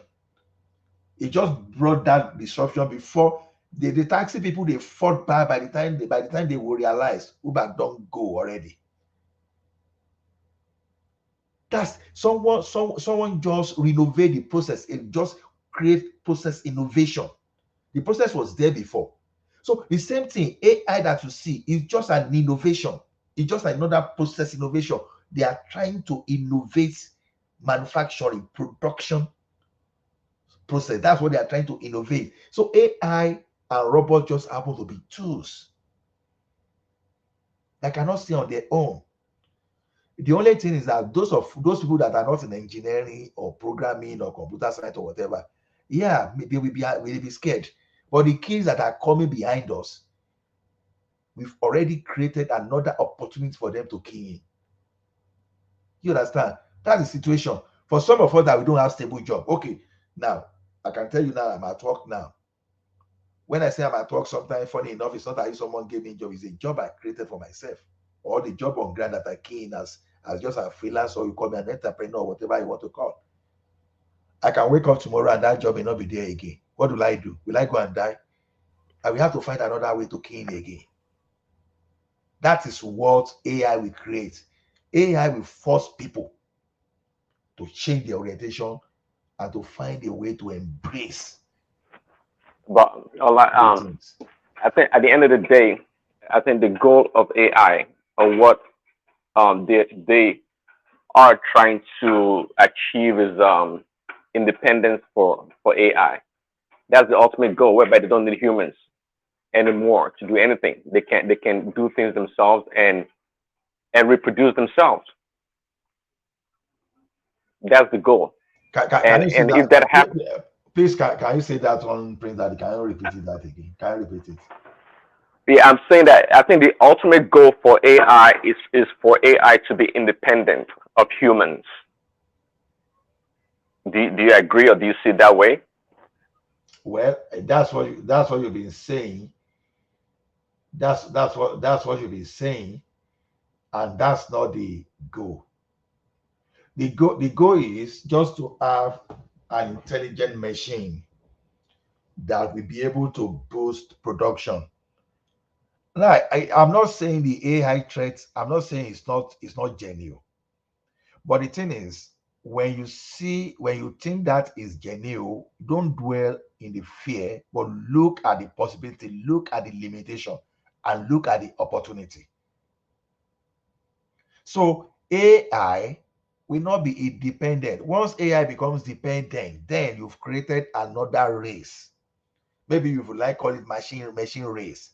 Like I said, like I was discussing with a brother like last week. I was saying, look, come me, I believe in the existence of God, but every religion they just preach what they think they know about God. Nobody really understands God the way we claim to understand Hey, God. 1 second. Is Thomas there? I think Babati wants to come in if he's not in already. Thomas? Yeah, well, now Thomas go bring him in. Yeah. So the thing just want you to see there is this. I was discussing with that brother. I said we don't even know whether God created us just like human being is trying to create AI now. But there are so many things that human beings have that AI do not really have. Human being doesn't AI as of now. I don't know of tomorrow. They don't have emotion. They don't understand your emotion. Although I once proved to a friend that AI will get to a stage that will be able to understand a drunkard, that will be able to understand some people that are not stable mentally, because I was applying that to self-driving car that, okay, because he has some repository, he has some archive of behavior, he'll be able to see someone and say, okay, he be like say this one don't shag, he's a drunkard. Let me slow down. I know that AI can get to that, but it will still depends on data. The data being gathered from different sources. Now to now build a model for that AI to reference. So the thing is, I don't worry myself because I know that in my generation, AI cannot replace me the way women are looking at. And the generation that are coming behind us, they will definitely become smarter than us. Because we've already built that repository of knowledge for them, and they will build upon that. There was a time in 2023 when I started, 2003 when I was struggling to learn to build on the programming I learned in my undergraduate. I wasn't finding Java and C programming funny, very difficult. For more than 5 years, I could not even maintain competence in all those things. But today, you can learn this C programming. In fact, to make it was Python make it easier for you to learn. Just 1 month, just under 2-3 days, you started producing app by the power of what we have today. So those guys, those kids that are coming behind us, they have more capacity than us because of already the standard has been raised and they are starting from there. They are not starting from the scratch. They will solve whatever problem you think AI will create to them because they are human beings. Human beings will solve the problem for themselves. Hiroshima event the other time, you will think, oh, since that thing don't happen, that okay, people will be using it. You can see how countries have been shaking themselves against nuclear power these days. That's the power of human being for you. Client control, they won't allow you, okay, if they see the movement of this one, if you allow this one to go, it might destroy the entire world. They won't let you go. They will use some kind of legislation, some kind of United Nations thing to meet the restrict you. If AI is becoming a serious problem for human race, human being will find solution to that. That's just my point. So I don't even bother myself. AI will never outsmart human being. AI is just like intelligence behind robot or whatever you want to talk about. AI itself is not a machine. It's just like some kind of intelligence trying to compare with human brain. So to me, tomorrow. But do you see my concern though? My concern is not actually AI. If you see the friend of my thought, it's The not really brain of AI. useless It's the people. human. It's the I human. know. You said it. Human is the problem of the entire universe. I know what you're saying. But without a problem, this world will never exist again because there will be no problem you want. Because why we exist today is because we have problem to solve. When you go through human civilization, there was a time that human were living in the bush. Simply means that if human was living where human being were living where lion live, and you go and people were sleeping on top of the tree, it simply means that lion could still climb and come and kill, go there and kill human. But what do we have today? Human being has solved that solution. That look at can you compare the population of lion to human being? So any problem that is facing human being will always counter the problem. So see, I've gone beyond the point where I'll be scared of tomorrow, that something will happen tomorrow. No, I know that as a human being, if I don't have a solution, fellow human being will have a solution. That's the way it is. That is why we are several billion in this world. That among the several billion human beings we have in this world, maybe about 8 billion now, I'm telling you, for AI to overcome 8 billion people in the human race, that AI will have to be omnipotent. That's just the way I believe it. So I don't maybe because in science field, you understand? Maybe because I'm in technology field, maybe that's why I think that way. But when you look at researchers, what researchers have said on AI, or those, at the end of the day, everything will come to AI will never replace human being the way we are dispensing the fear. That's just my point.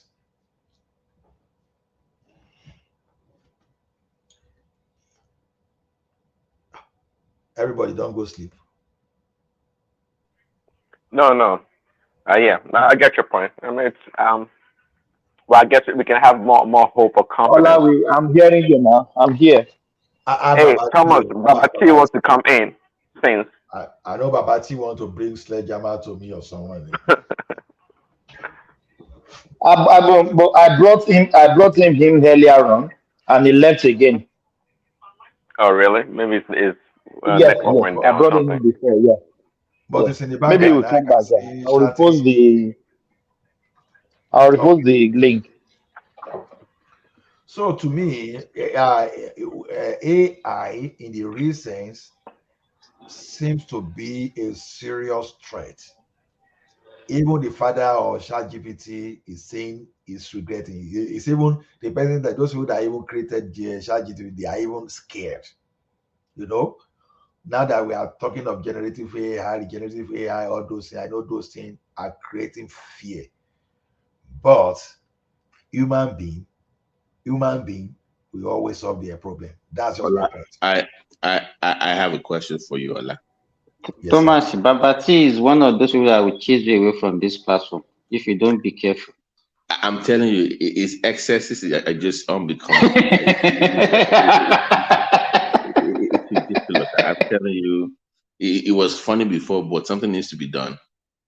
But Ola, they said AI can think for itself and it can teach itself.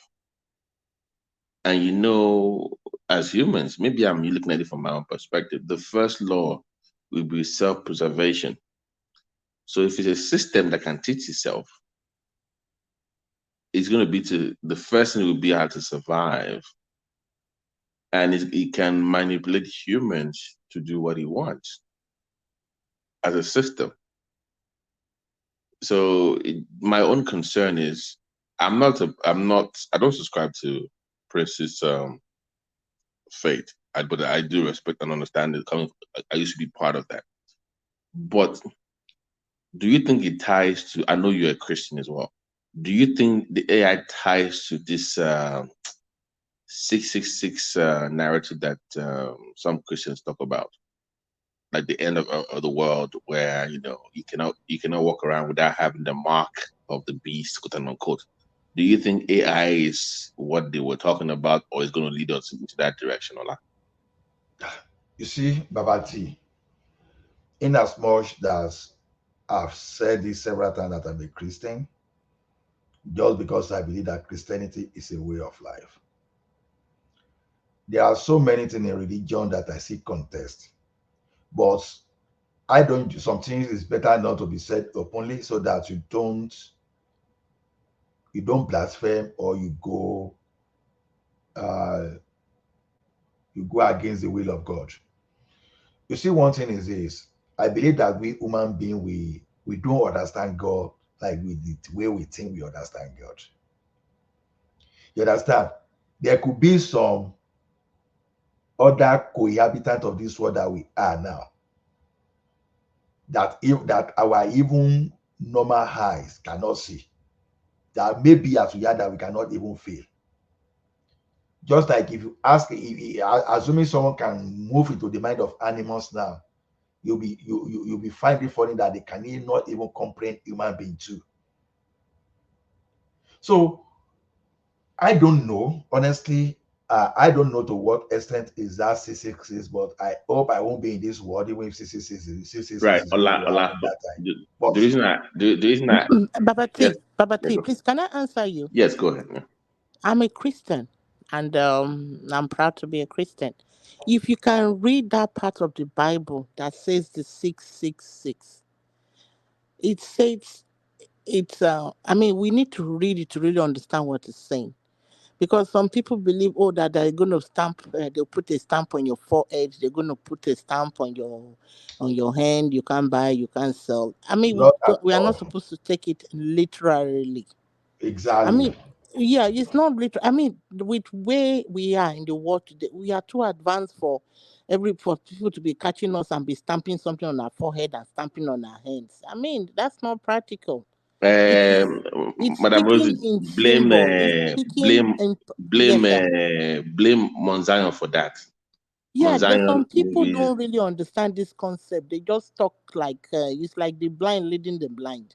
The Uh, Bible sometimes is in symbol. I mean, we are too advanced for one person to line us up and be stamping No, stuff on our Madam, forehead. Are we Madam animals? Rosie, Yes, sir. just get where I'm coming from. I am with you, but I'm talking about the system itself because in the next 20 to 40 years, the way the world is, everybody will have to get on some kind of grid where you cannot live off grid eventually to trade and to that will eventually happen. Even the informal sector in Nigeria, you can see how they are bringing them into the formal, they are bringing them out of the shadows. So Yes, yes, when I bring up CCC, I'm not really talking about the stamping. I'm discussing yeah. the system itself that compels you to operate within it for you to survive on Earth because you That cannot do anything. Yeah, that's, I think when people take it literally like that, they are just misunderstanding it. It's not as it is. I mean, in this world, the Bible is not against, like, when you are sick, for you to see the physician. You cannot say, "Oh, because I believe in God, I'm not going to see a doctor. I'll just drink water and believe that that water would cure me." No. I mean, the Bible accepts science. There is a lot of science in the Bible. So those people that just come out and just interpret this thing, I mean, just like literal word for word. I mean, sometimes like it's symbols. It's like when you speak in proverb, you don't take symbolic. it. Yeah, it's symbolic, right? You don't take it literally word for word. You get what I'm saying? So Now, some of the Princess Rosie, like when I told the Prince Daddy here the other time, I don't know if you have the same belief like me. I said I'm a Christian. Even though I'm a Christian, I'm not sure I want to believe in hellfire. The way people are taking hellfire. Because that's why today, if you are preaching to me, if the first thing you are preaching to me is fear, I won't listen to you. But But yeah, yes, Chifola, in why the did you even ask to my my name now? bin, my bin, my bin. But because you raise a very important point, and I want you guys, Rosie and Ola, please, it's very important for you to educate the Christians that are listening to us. okay. For me, my Let me let understanding. me Okay, let me finish the question. So in I the 80s, can't educate anybody on that. So I'm just giving my no. opinion. Let me finish so you know where I'm coming from. In the 80s, if you remember, prior to this evangelicals coming in, it was the Orthodox Church, Catholics and all that stuff. But how people were converted to Christianity in the 80s in Nigeria that I know was through what Ola was talking about, through fear, through this Mount movies. If you don't take this, you're gonna have 666. It was through fear. It wasn't because you love God. You were just scared of going to hellfire. But, To but, how? but, but see, Yes, Lord. the way I understand this is this. You see, God, huh? God is a spirit. Nobody has seen God, I mean, face to face, because it's a spiritual being. And God is he's so great that he will manifest himself to you in a different way he would manifest himself to me. You cannot put God in a box. And then when we talk about God is just title. It means an object of worship. What is God to you may not necessarily be God to me. So God is an object of worship. Whatever you place in front of you that you reverence is God to you. Above you, if it's above Yeah. you, Yeah. yeah. Anything you put place in reference to above you is God to you. So what you accept as your God may not be what I accept as my God. You get what I'm saying? And then when we talk about God, it's innate in man to want to serve a higher being. And there are so many ways you can go to God. Many ways. But I, as a Christian, just believe from my own perspective that there is only one way that leads to salvation. But you can see God in so many ways. The Hindu, his plan is he wants to see God. Mhm. The I mean, all African religion, they have this concept of God, a Right. supreme being. The way they wish to approach him, they Mhm. have mediums, they have Ogun, they have Obatala, they have Shongo. Those are mediums to which they want to go to But God. do you feel like if they don't believe in Christ, they cannot go to heaven? No, that's Those what I'm same saying. people, I am biased in my own perspective because I'm a right? Christian. You understand?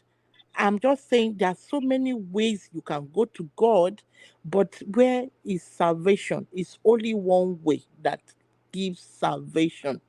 You get But what you I'm don't saying? hold it against other people that don't I share the don't same hold it belief. against anybody Okay. because even as a not everybody, the Bible says it's not everybody that says Lord, Lord that will go to heaven. Not everybody. The Bible says some people draw close to me with their mouth, but their heart is far from me. Like a babalawo sometimes. They are even godlier than some people that sleep in the church with their Bible. You get what I'm saying? So some people are very religious, but they are not spiritual. So there are so many ways to God, and you cannot put God in a box. You cannot say, this is what God is. No, it depends on how He manifests Himself to you. But how But do you then? How do you? Because I don't want to be any anti-Christian stuff. I'm not even against that. I was born in that, and so you are well, you are well educated in this this knowledge. But what bothers me is that when, because even when I was in Christendom back then, they raised you to be independent of anybody teaching you how to get to God. That was the whole point of you going to baptismal class, everything, so that you can be independent. But what I see that now that those pastors, they want you to be dependent on them. They don't want you independent of that knowledge. They want you to depend on them to get to God. So they turn themselves into some kind of no, it's just medium, because people are lazy. You know, the Bible says, right? "My people perish due to lack of wisdom, knowledge." People are lazy. They don't want to find God themselves. They wait on one pastor. You have a problem. Instead of you, the Bible said, "Where two or three are gathered, I am there." It means even if you are in your room, you kneel down and you call on God, He will answer you. He said, "Call upon me and I will answer you." He did not say, "Go to Moses and call me." He did not say, "Go to But David." So some people are lazy. They don't want to do it no, themselves. They are running from pillar to post. That is why these pastors are scamming them. They let are, me rephrase it. No. So you know where I'm coming from. yes. That is for people that are already in the faith. I'm discussing people that are new, that don't know any better. You know, when in the 80s, when we were in coming in, you if you just saying that, okay, Christ is God is not enough for the church. You must go through a class. They put you to what we call baptismal class. They put you to Sunday school. They put you to digging deep. So it's just saying Yes. that I believe is not enough, because they know that if you go out there, you will, but because you don't have that tool to fight that they know. So they will put you to all these classes, all these seminars to train you. But I'm discussing people that you cannot even blame them, because their first experience was this karma in the first place. So they don't even know. They don't even know better. Not because they are Okay. lazy, oh, Okay. but they Okay. don't even know at all, because that was their Okay. intro to Christendom. It was those guys that first introduced them to Christianity. So they don't even know those things were there before. Okay. Okay. So, like I'm saying, there are a lot of people that are being misled by some doctrines. Anybody will just come up with one doctrine. Somebody will come up and say, "Kill and kill and kill him." You carry a stick and you are killing. What are you killing? Everybody is a witch. Everybody is a wizard. You're killing, killing, killing. Where is that doctrine on? Where is it based on? You know, there's so many doctrines that the people use to tie down people, and then they just kind of brainwash them. You brainwash them. You get what I'm saying? So God, I mean, there's so many ways you can go to God, but the problem is, like an idol worshiper believes in God. It's just Mhm. that his approach to God is different. He's going through different mediums. This Hindu, this Chinese people that have this fat belly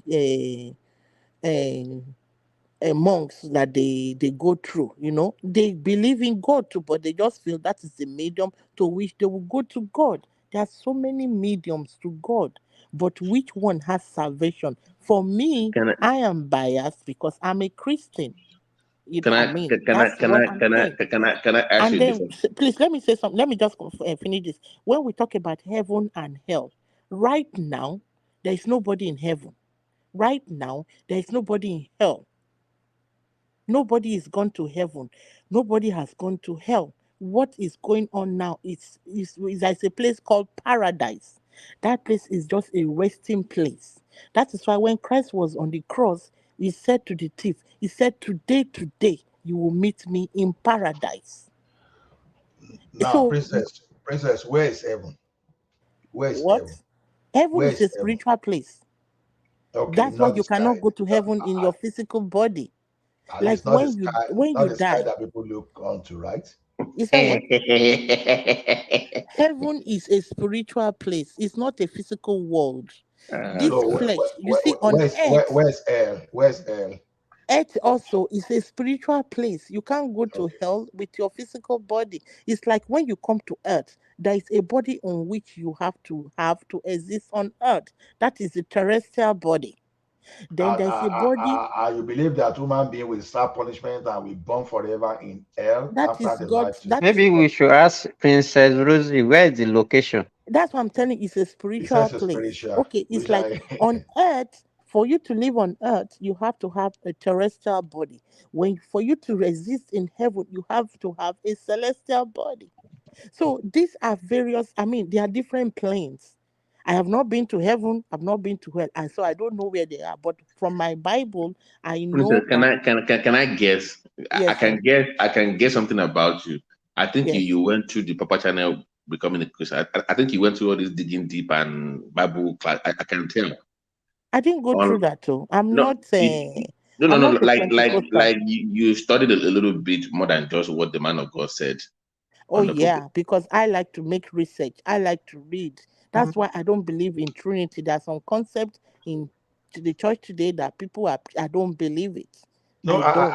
for instance, I believe in Trinity now, and Yeah, I that's may why I'm explain saying that Trinity to I you. don't believe because I know the origin of Trinity. It was when the church got to Rome that the Romans, due to their paganism, their idol worship, introduced Trinity in Nicaea Council. That is when Trinity was introduced. There is never a place that's why you can't see that word Trinity in the Bible. It's God that came. He manifested in three positions. In the olden days, he manifested Yeah, as that's three Jehovah. position that is being termed as There cannot be Trinity. three. There's nothing like metaloko. It is No, one God. like human being now is a human being Okay, exists in Thomas, as Trinity you too. are now. Okay, let I'm me not ask you Thomas, this. so Oh, I'm sorry. Okay, who is speaking, please? Allah. Okay, Ola, Ola, as you are now, you are let's say you are a father, you are a son, you are a husband, you are a friend. How many are you? Are you many loco? Are you not No, one that's person? in computer science we call that No, wait, polymorphism. let me see. Okay, you are one person, One but person you that will manifest exist in different form. you manifest in various positions, but you are still That's one. polymorphism, exactly. You So see, God, that is why the Muslims, you see they Uma, you even see know. Uma, That's why the Muslim. Rossi, Eh? Rossi. I believe that man is Trinity spiritually. When you What do you say mean Trinity spiritually? No, no, no. okay, Wait. Let me ask you a question. So okay, when Jesus was on the cross, saying that he's going to be with his father, was he talking? That means he was talking to himself, Okay, or you how? see, let me see you. Let me my understanding of what the position of Christ. Okay, look, in the old we have God, which is Jehovah, as a spirit manifesting. He was manifesting in various ways. Sometimes they call him Jehovah Jireh, God the provider, Jehovah Nissi, God the healer, Jehovah it depends on the way Jehovah El God is. Shaddai. Yeah, it depends. They call him these names according to his manifestations. Okay, he's a spirit. He would manifest and he would. Princess Rosie. Do you Yes, so sir. you believe that Jesus is God? That's what Simba I'm can trying to tell you. wait That now. okay, Simba, it came, let us finish it the came, answer. it came to a time. Okay, okay, okay. Now this same God, that is a spirit, decided to come down to earth because man sinned in the garden, and he said, without the shedding of blood, there can be no forgiveness of sins. So, who is going to shed blood? Holy blood? Nobody. For all have sinned and come short of the glory of God. So, for anybody to shed the blood, the person must be sinless. And anybody that came through Adam and Eve is a sinner. So, now for God to redeem man, he had to come as Jehovah the Spirit. He had to leave his throne come down to earth as a human being. He put himself into the womb No, of no, To Mary. come and to no, come no, and no, guys. sacrifice himself. Why Yes, Hold should on. you God see need that to he No, appease? can Simba. Why shed, should the question so I want that to ask you, Princess because he Rosie? said Why without the should shed, God just hold on? Why yeah, should God appease himself? because let me tell you, God is the This God of session his will never word, end. because he No, made the no, law. no, Simba, guys, hold on, please. It's He very made important. this No, no, law. no, no. No, He no, made the law. please, hold on, please. Remember when John the Baptist baptized him, Yes, and they said a voice came from heaven and said, "This is my son, yes. in whom I'm well pleased." So he's speaking to himself. So the Look, same let me person tell talking to you. themselves. Okay, I let me mean, tell you. that You is see, just wait. really, Okay, let me give you an instance. You see, John the Baptist. Before John the Baptist came into the world, right? You know who gave birth to John the Baptist, right? It's Elizabeth. Okay, when Elizabeth was pregnant, Mary also was having Christ in her womb. John the Baptist is sent to prepare the way of the Lord. That was his mission. He said he is not the one, but that there is one coming that is greater than him. So now John the Baptist came to the world to prepare the way of the Lord. When he came, there is a sign that is supposed to see on Christ to know this is the one. So when John the Baptist baptized Christ, that sign John the Baptist saw it. That is to establish, to make him know that this is the person. You understand?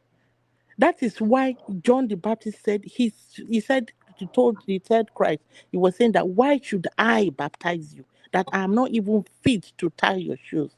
Christ said, do this to fulfill all righteousness.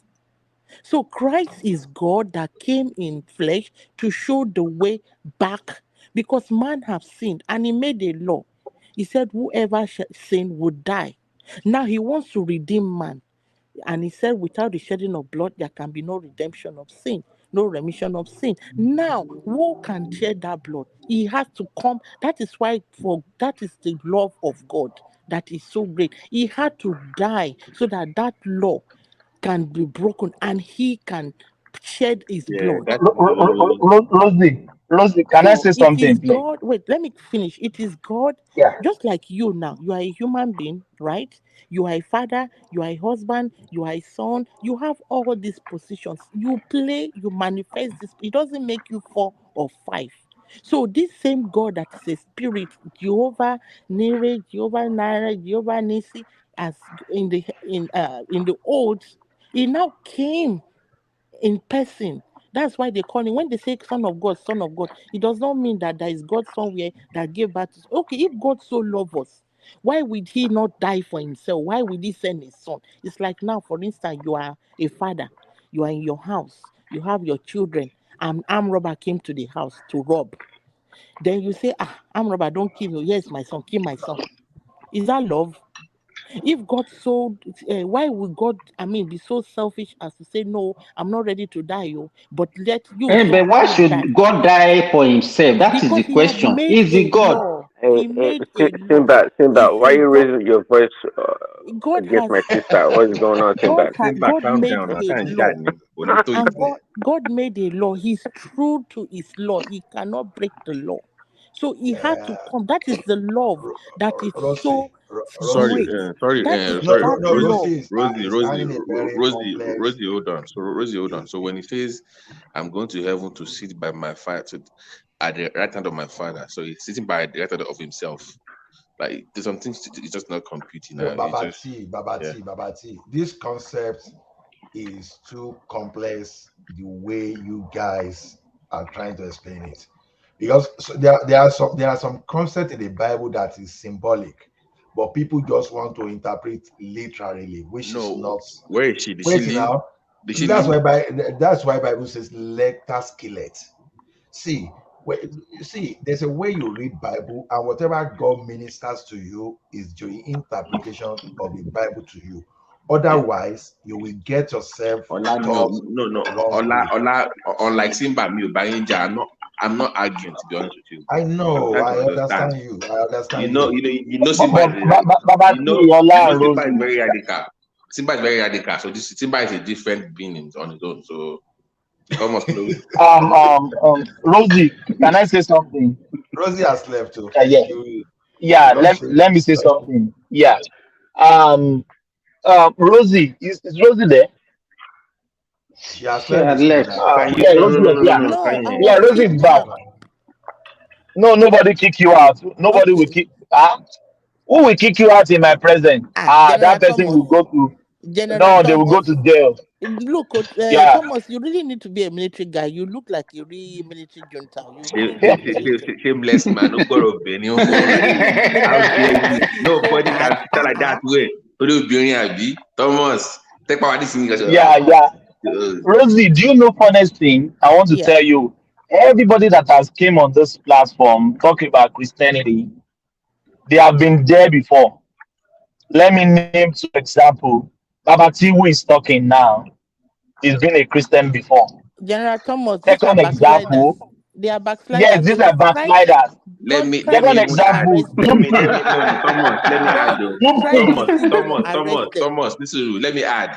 3-time Bible Sword champion, by Babati, the you are way. a backslider. God will arrest you. Three The way three he time Bible arrested Sword Paul. champion. Babati, the way Christ arrested Paul on the way to Damascus, he's going to arrest you back again. Don't worry. Princess, do you know one thing is this? My experience in Christianity. Over time, I've overcome something.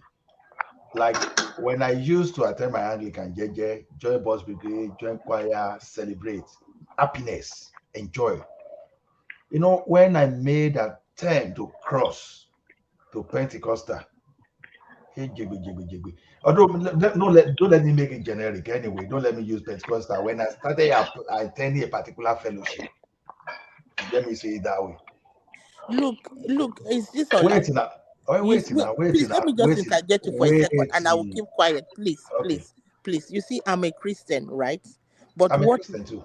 what is happening in the Christendom, it breaks my heart. It does. It breaks my Anyway, heart. no, Because a lot of people are Hey, scamming and they are sorry. making millions. Look at this guy, Jerry Eze, that is going and saying what God does not is what God cannot do, does not exist. He's scamming people. He's saying that is another he's saying scam. he's That is another it's a scam. church, it's a Madam church, Rosie it's has it's to a come church in real without clear what? because A church without sorry. what? He's enriching himself. Look at Suleiman. Look at Suleiman. He's scamming people. He's making billions out no, of people. Princess. I would There are say so look many. at what. You say you're a Christian, but you don't believe in hell. Let's Madam Rosie talk about that. Baba Deboye. Humility is using humility to scam people. How can you come out in the church and say there is somebody here that will come and pay 1 billion? It's using his humility to scam people. Look at this man Kumuyi. He's using holiness to scam people. He said he's practicing holiness. Look at his daughter when she was going to marry. She was almost naked on stage.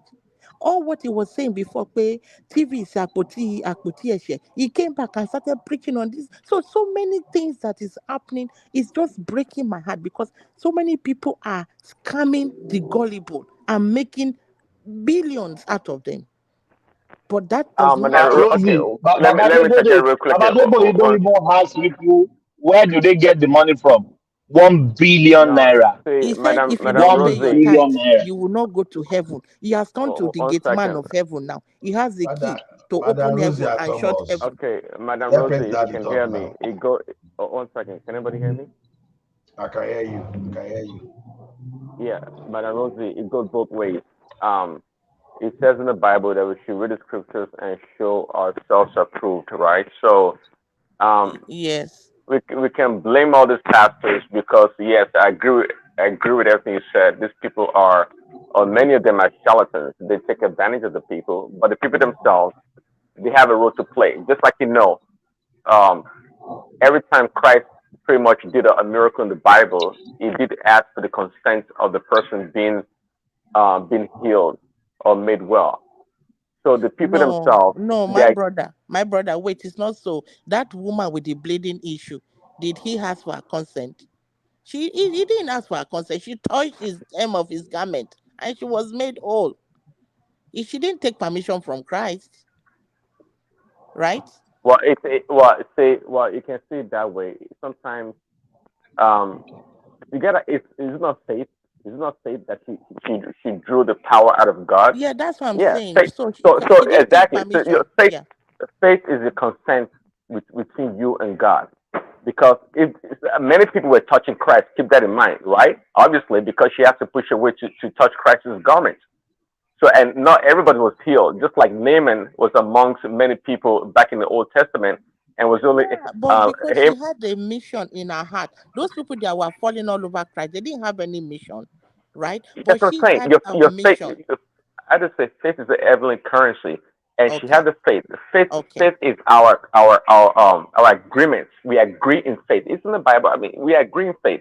It doesn't have to be verbal, but in the case that somebody, uh, like the man at the what you call the gates that was healed, that man um asked for Christ's approval to be healed. So at the end of the day, the bottom line is it's faith. Faith our currency. I'd like you to chime in anyways because our brother here, Allah says, is a Christian, of course. We can't question that, but he doesn't believe in hell. Can you be a Christian and not believe in hell?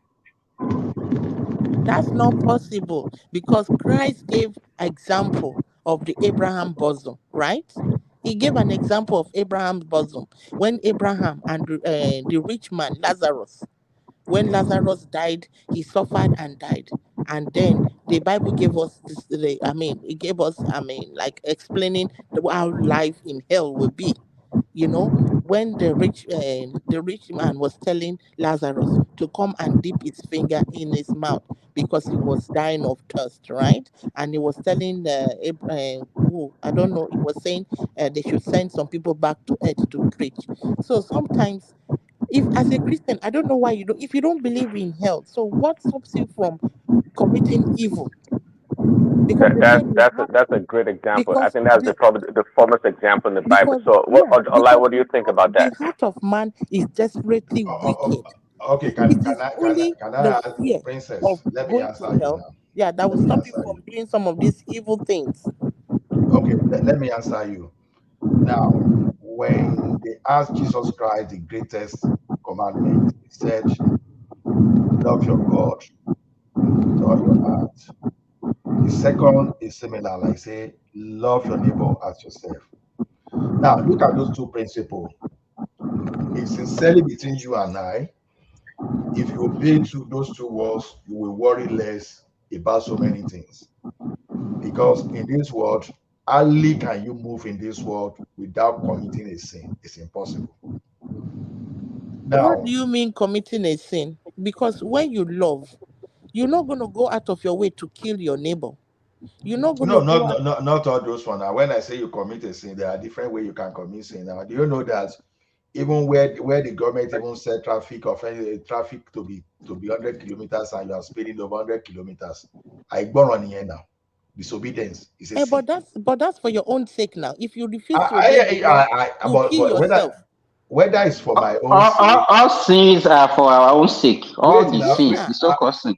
no, Because wait, say, madam, wait, say, like if government make princess, a road, wait, if government make a railway, these railroads, they have a crossing, they barricade, they put it there. It's there for a purpose, right? So that princess, you don't wait go. now, Okay. princess, wait.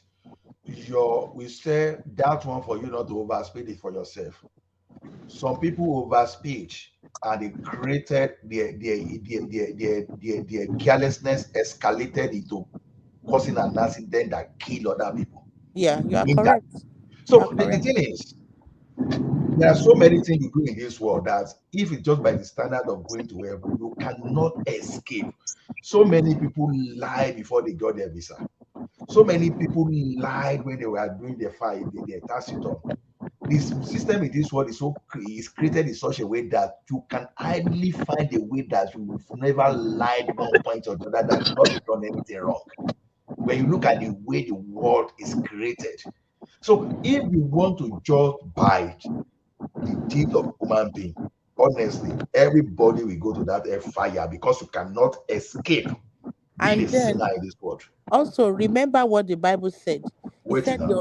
your righteousness is a filthy rag before me. I'm just building. I'm Yeah, just that's what I'm building my telling you too. position. So we are not saved Now, by righteousness. wait We are now. Wait saved now. by his grace. Okay. Good, good.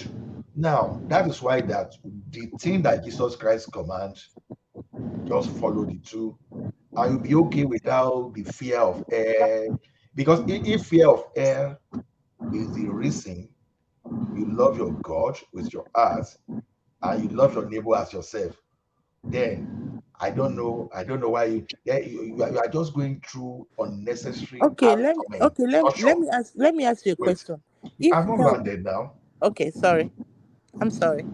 So that is why. So when I say you don't need to believe in hell to be a Christian. That's just I could be wrong, oh, but that's just my opinion for now. But in as much that I believe in God, that I'm a Christian, now where I don't believe that Christianity is a religion, it's a way of life. And I've said it several times. That's the way I say Christianity. But when you now add the word religion into it, it's not a control tool. A control tool can be so strong in the hand of those people that want to manipulate you, someone that want to cheat you and don't want you to respond. You understand? Now, this is not a disobedience to the word of God. Don't try and come and slap my right ear. I will samba your own back. I will not turn the left to you. Yes, look, like you said, I will religion, samba you. I will that samba you Christianity, immediately. yes, like you No, said, no, Christianity no. is Wait, not a wait, Rosie. religion. Look at Please, when before I Oyibo came forget, now, and they this, I'm started sorry. taking our I'm resources. They sorry, please. started cheating us. Please, I asked them. before I forget this, I'm Okay. so sorry. When you say Christianity is not a religion, you are right. It's not a religion, it's a way of life. That is why when Christ came, he said, I am the way, the truth, and the life. He did not say, I'm the religion. He said, I'm the way, the truth, and the life. It's a way of life, it's a relationship between you and God. That's why you see some people are very religious, but they are full of wickedness. Some people are religious, but they are not spiritual. You see, Princess. I see religion as what they use in addition to law to sanitize the society, to Correct. bring sanity in the Makes Correct. yeah, society. exactly. You are very correct. You are Now, That correct. You are is very it. correct. so the problem we now have is that some people now took advantage, they've taken advantage of it and take it to another level entirely. Look at what the missionary will do today. If you are hungry now, you go to some churches and tell them that you are hungry. Before you know, you'll be shocked that even the food they will bring to you, you may even become so rich there that they will bring to you. Those are the part of money they get from those people that are giving them money, that are giving offering. You know, some missionary, they sponsor education.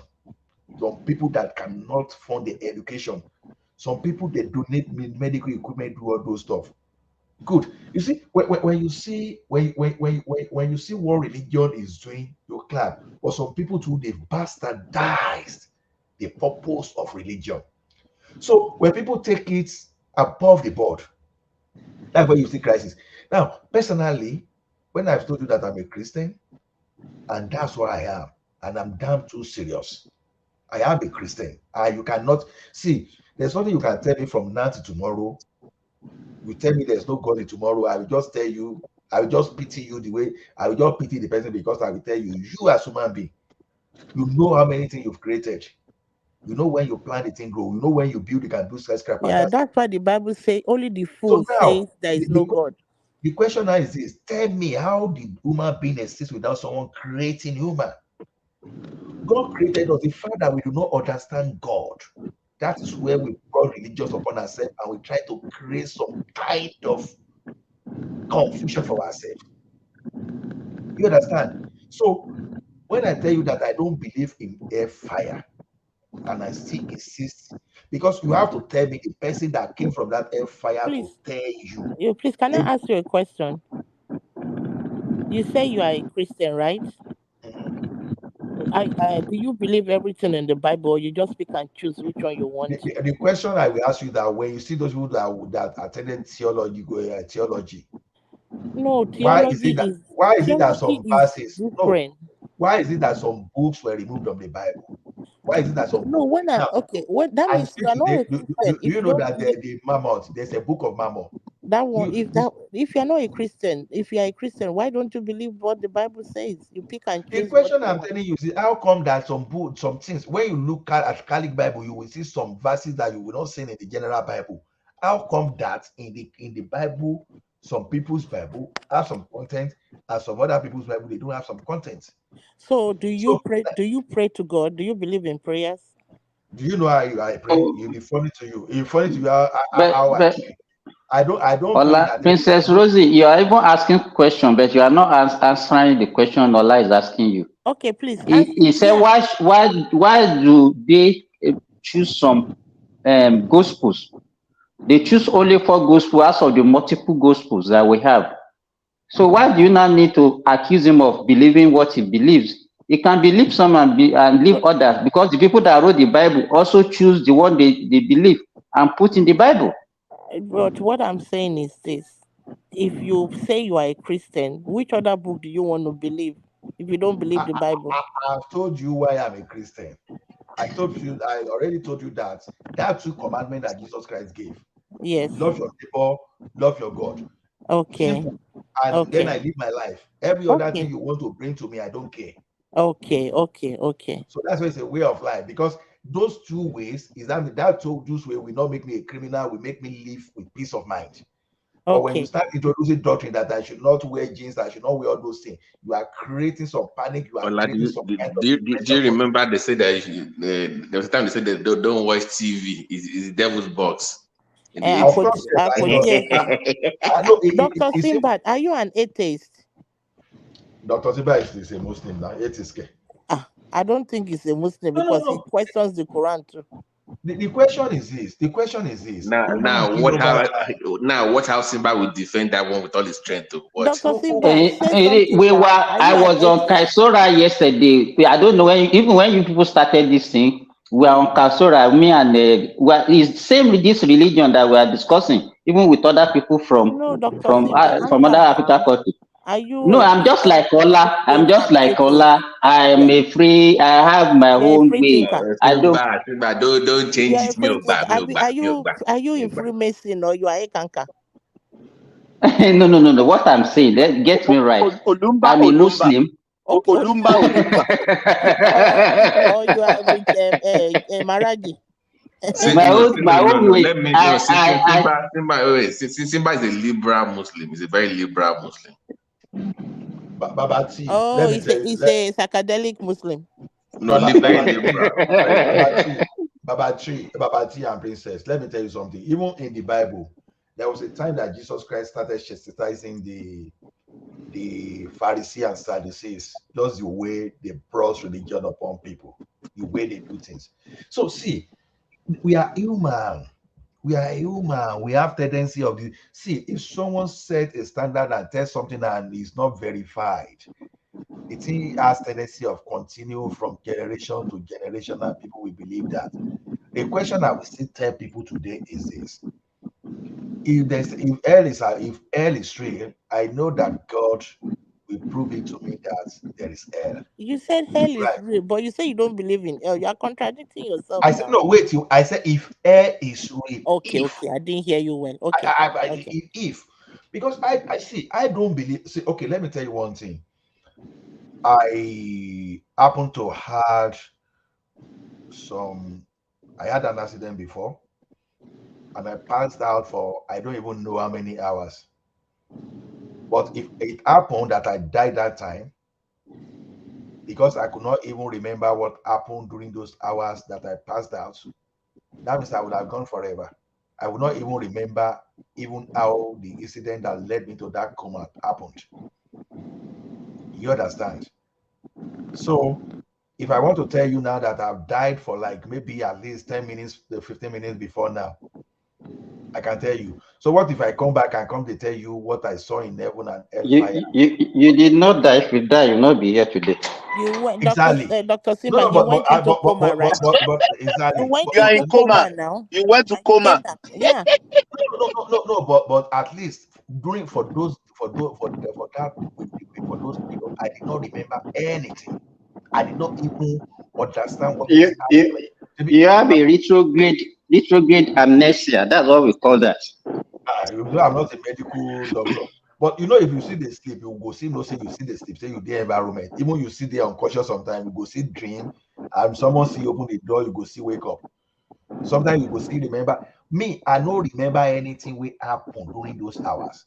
It simply means that someone is But dead. there's some deep Your sleep. memory, There's everything some is deep gone. sleep you will get to. You don't remember anything. Some deep sleep, right, Dr. Well, Simba? You get to some deep sleep. You don't remember anything. yes, I'm just giving an analogy. To me, if you died as human being, you are dead, you are gone forever. Everything that is left of human is spiritual, is memory, Okay, is please. I have memory. a question for you. Please, please, please. Okay, I have a question for you. So, if we don't believe in the concept of hell and heaven, how would you explain a situation of like somebody that is a serial killer has killed? That person will go and go, no consequences. And See, somebody that, I mean, so that means there are no consequences for evil. okay, Princess Rosie, if is to kill and go, then human being will not even have laws to take care of those people.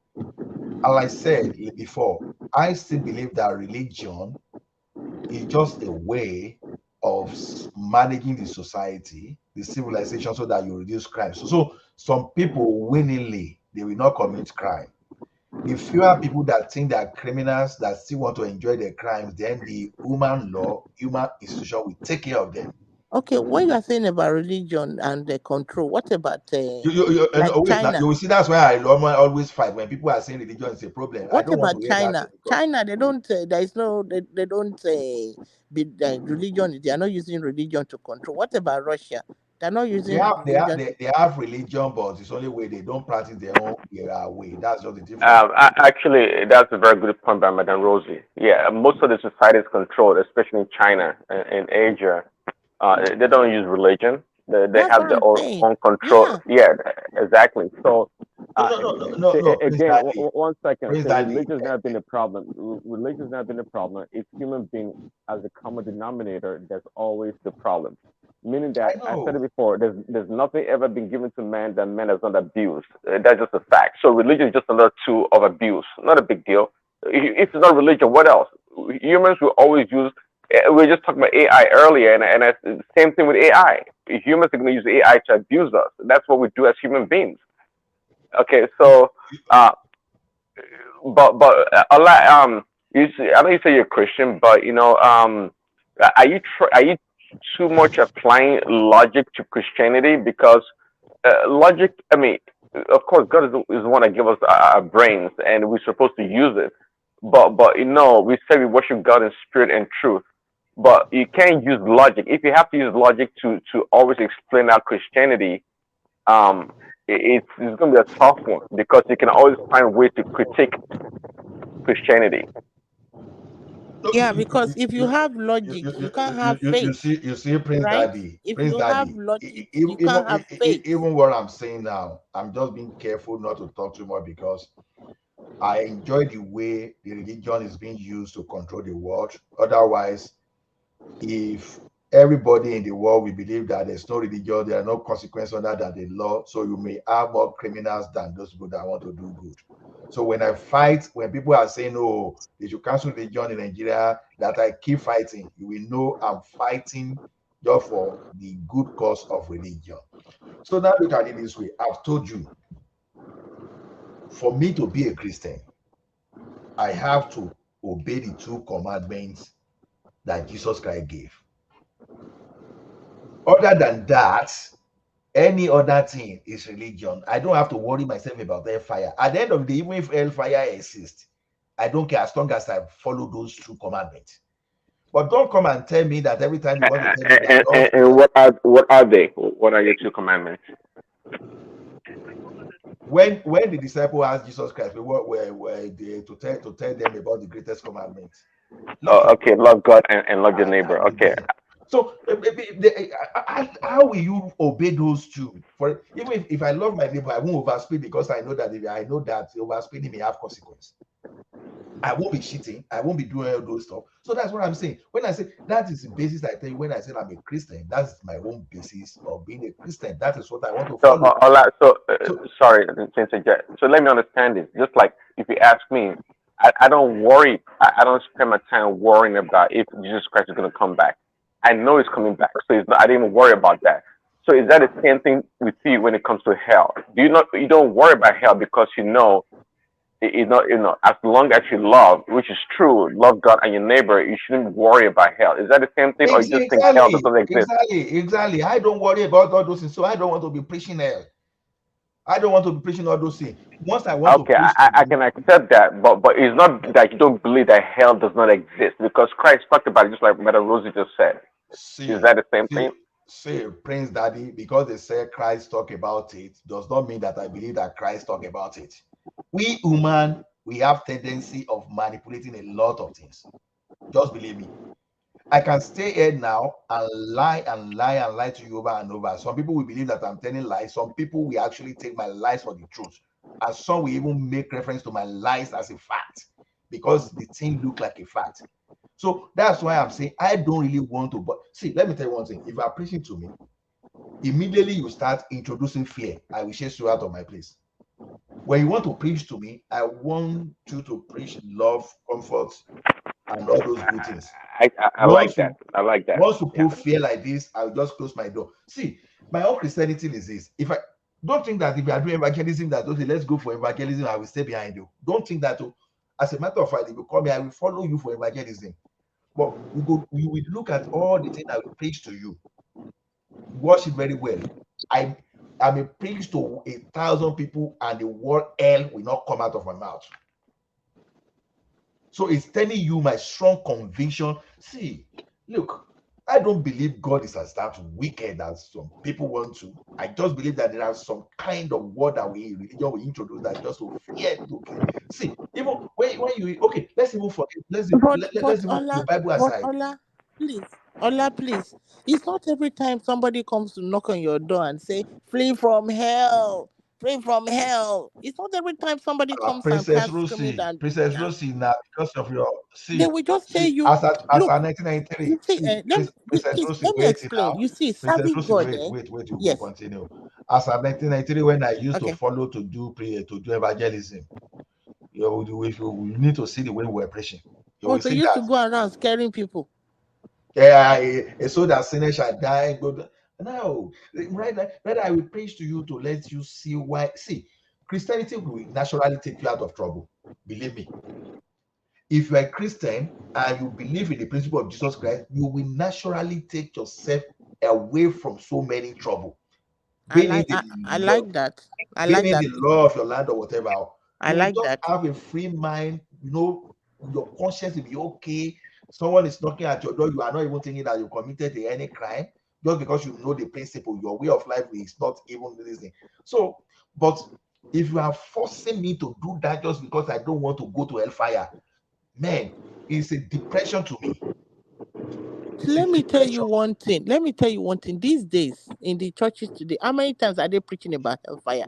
Is it not prosperity, prosperity, prosperity? Sow a seed, sow a seed. When you sow a seed, then you're gonna be blessed because God cannot bless you except you bribe him with money.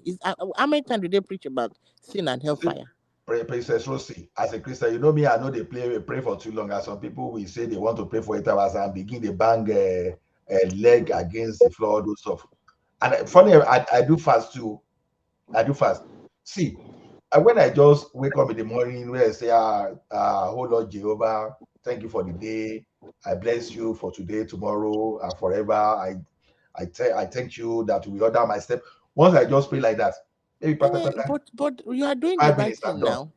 Because you know what? Serving God Yes, is for your own benefit too. God doesn't yes want now. and he doesn't get anything from us. We are the That's one exactly that what I'm get talking stuff from about. It's for him. my benefit. It's not Yeah. for So it's not for whether God's you benefit, serve it's for him my or not, benefit. he is God. But in churches today, how many churches preach sin? How many? Because they don't talk about sin anymore. They want to talk about prosperity. Come and pray, sow a seed. come and pay See, 1 billion that, that, naira that is tithes and having offering. that's the danger of the How proliferation many of. churches now, if you go on TV, how many, like even in America, Joe Austin now, he cannot even preach against this many letters, this thing, because of you understand, so many, like TD Jakes, you don't preach about all this, you know what I mean, all this many letters lifestyle. So, how many of these churches preach about sin? All they want to preach about Princess is, Rosie, let me tell yes, you one is church. Let me tell you one prosperity, church. Let me prosperity, and tell they you. scam you and collect your Let, money. let me tell you one church now. This one, I think it was around 2007 or 2008. No, it should be more than 2008, maybe 2008 or 2010. You see, that church was just right in front of our house. I'm not going to mention the name of the denomination. You will hear, you people will be saying, the meji kowo je, the meji kowo je. Ta ló rẹ́sẹ̀ wèrè tí ò bú? Tó bá ṣe wọn náà ni oníkówó jẹ, jókòó síbẹ̀ kó máa sọ̀rọ̀ orí burúkú pé di méjì kówó jẹ. Inside church o, inside church o. So what they were simply saying that people are accusing the major of investing. When we see that kind of opportunity, that we not use it, you know. So the But thing is this: church is a business making. sweetie, It's we business princess. making now. I It's never money learned making now. business. When I was trying to process my land paper too, someone introduced himself as a pastor. And right there, the man was even telling me how to tell lies when we get to the land registry. Within myself, I say, why should this man even try to even introduce himself as a pastor? You introduce yourself as a pastor. You were teaching me the lies I will present to those people when we arrive at the registry. So to me, see, is the confusion this day. The confusion this day is we giving room to so many churches that we cannot even know those people, or so many religious houses. I should not be using the word churches. So many religious houses that we don't even know the person that mentor the leaders there. That is danger.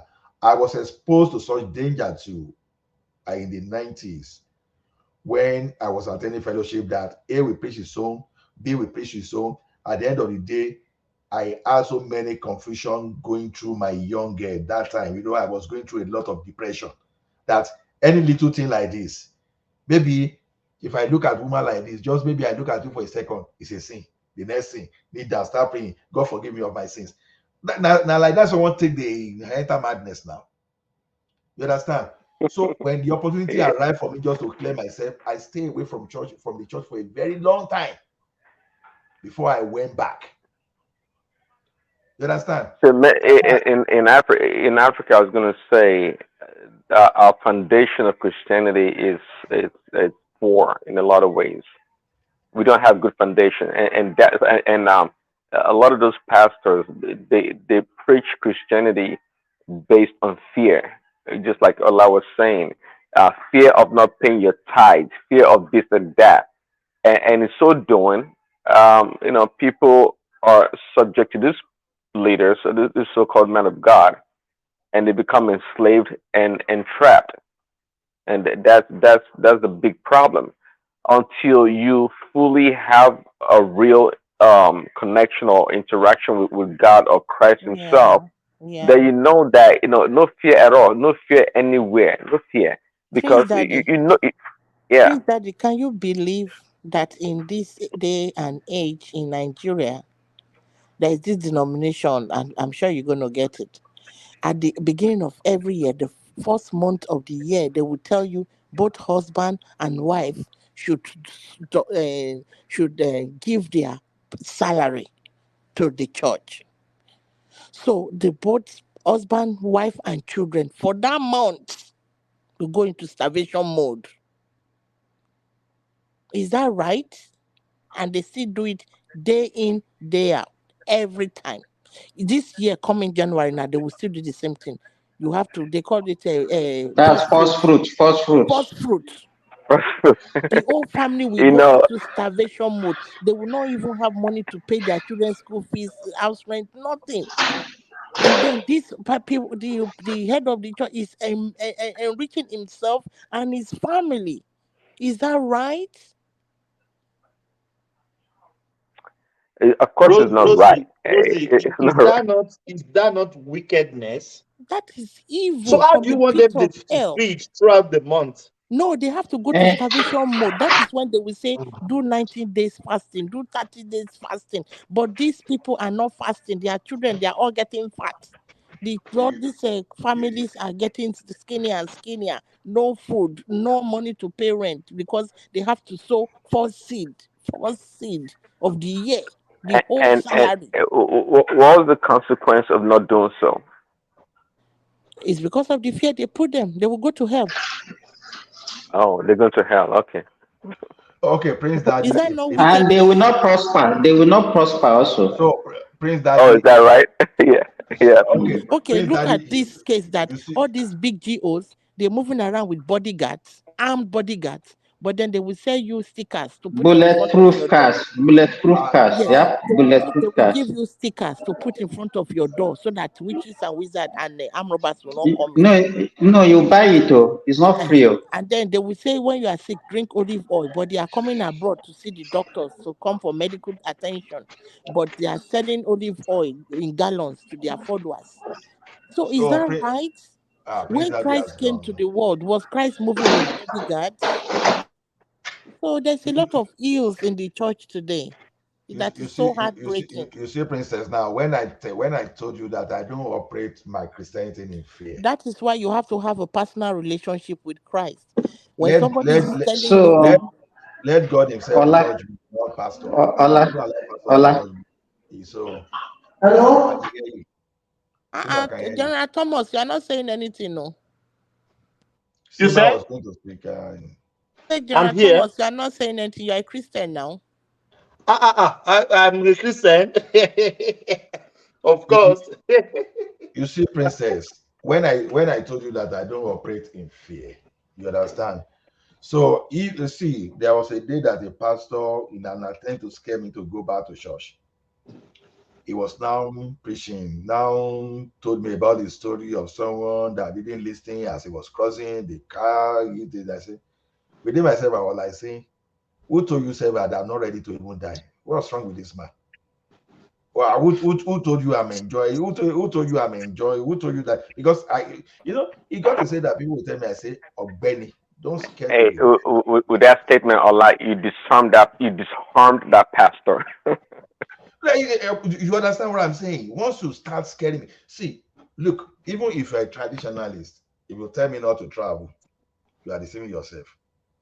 You understand? If you say, oh, don't go on this day, this thing. The only thing is this, I won't tell you anything again, but you can't scare me not to do the way I want because I don't want you to put me under control. Okay, but if you I don't dream want to about lose. I what don't if want to lose if control. I don't what want of you to be if under your what control. of if you yourself you dream about it? Do you believe in revelations? No, but Princess, I believe in princess, revelation. Yeah. I've told you that I princess, believe in God. I don't just princess and believe Ola. the Yeah. process we use. And then some people I want want to. process Okay, without if you practice. want to summarize what we have discussed this morning now, do you think because it's not only peculiar to Christianity, it's all the religions in Africa. So can we summarize that we don't actually need religion? To me, as I said, Ola might not agree with me, but it's inimical to our development. We need a religion. We Not need religion. religion. Just say, but you have to have a relationship with God. But you don't have to be religious. You can be spiritual. When you are spiritual, you try to stay away from evil. You try to, that is being spiritual. You understand? But when you are religious, five times a day, or you run around doing go and shout to people that you go to hell if you don't come to my church. But That is not. But the you main still have core to of be religion, okay. when Like as you are like this now. If you see somebody in need, are you not going to help? yes, Are definitely. you okay? Are you being religious? You are just being spiritual. You are not being religious. You can do certain things without being a Christian or a Muslim okay.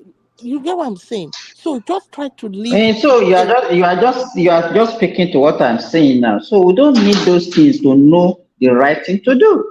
you don't need to be religious, but it's good to be spiritual. So, I don't believe Simba, you. Yes, yes. Simba, we need religion, but not the way we are practicing it. Because like I told you, I've told you the benefit of religion. Even the law you see in I some thought you said country. religion is mind control. So why are you saying we need religion? We don't Wait, need now, yes, now religion. I said no. I said yes because that's exactly what I'm explaining.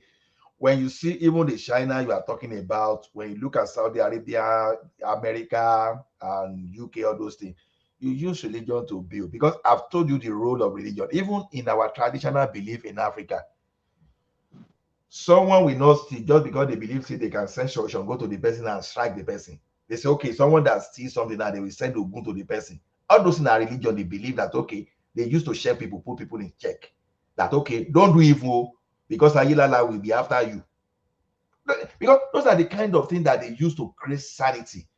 But the type of religion we are talking here in Nigeria today is that religion that someone that is out of employment for a very long time because the person is a sweet talker, motivational speaker, I will just gather people together and form a religion, start using that one to now set people up to do people. That's the type of thing we are saying we don't want. But when you talk of that role of religion itself, I'm I'm not I'm not an anti-religion. I'm just an I. That's why I fight anytime that people are saying, "Oh, the pastor are the one kid." No, I say, be very careful. Be very careful. Don't attack pastor anyhow. Look at what they are doing. Look at the school they are creating.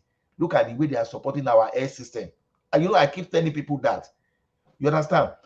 But I recognize that we have What school are they excesses. creating now? Is this school that Redeem would use the people in the church to free labor? At the end of the day, most of the church members, their children can't go to their school. Is that Okay, what you are talking about? princess, why can't we leave that sentiment? Because those schools you are talking about, they need to sustain themselves. So those What schools you sustain don't what expect. self? That the poor people cannot go to the school, even though they built those schools.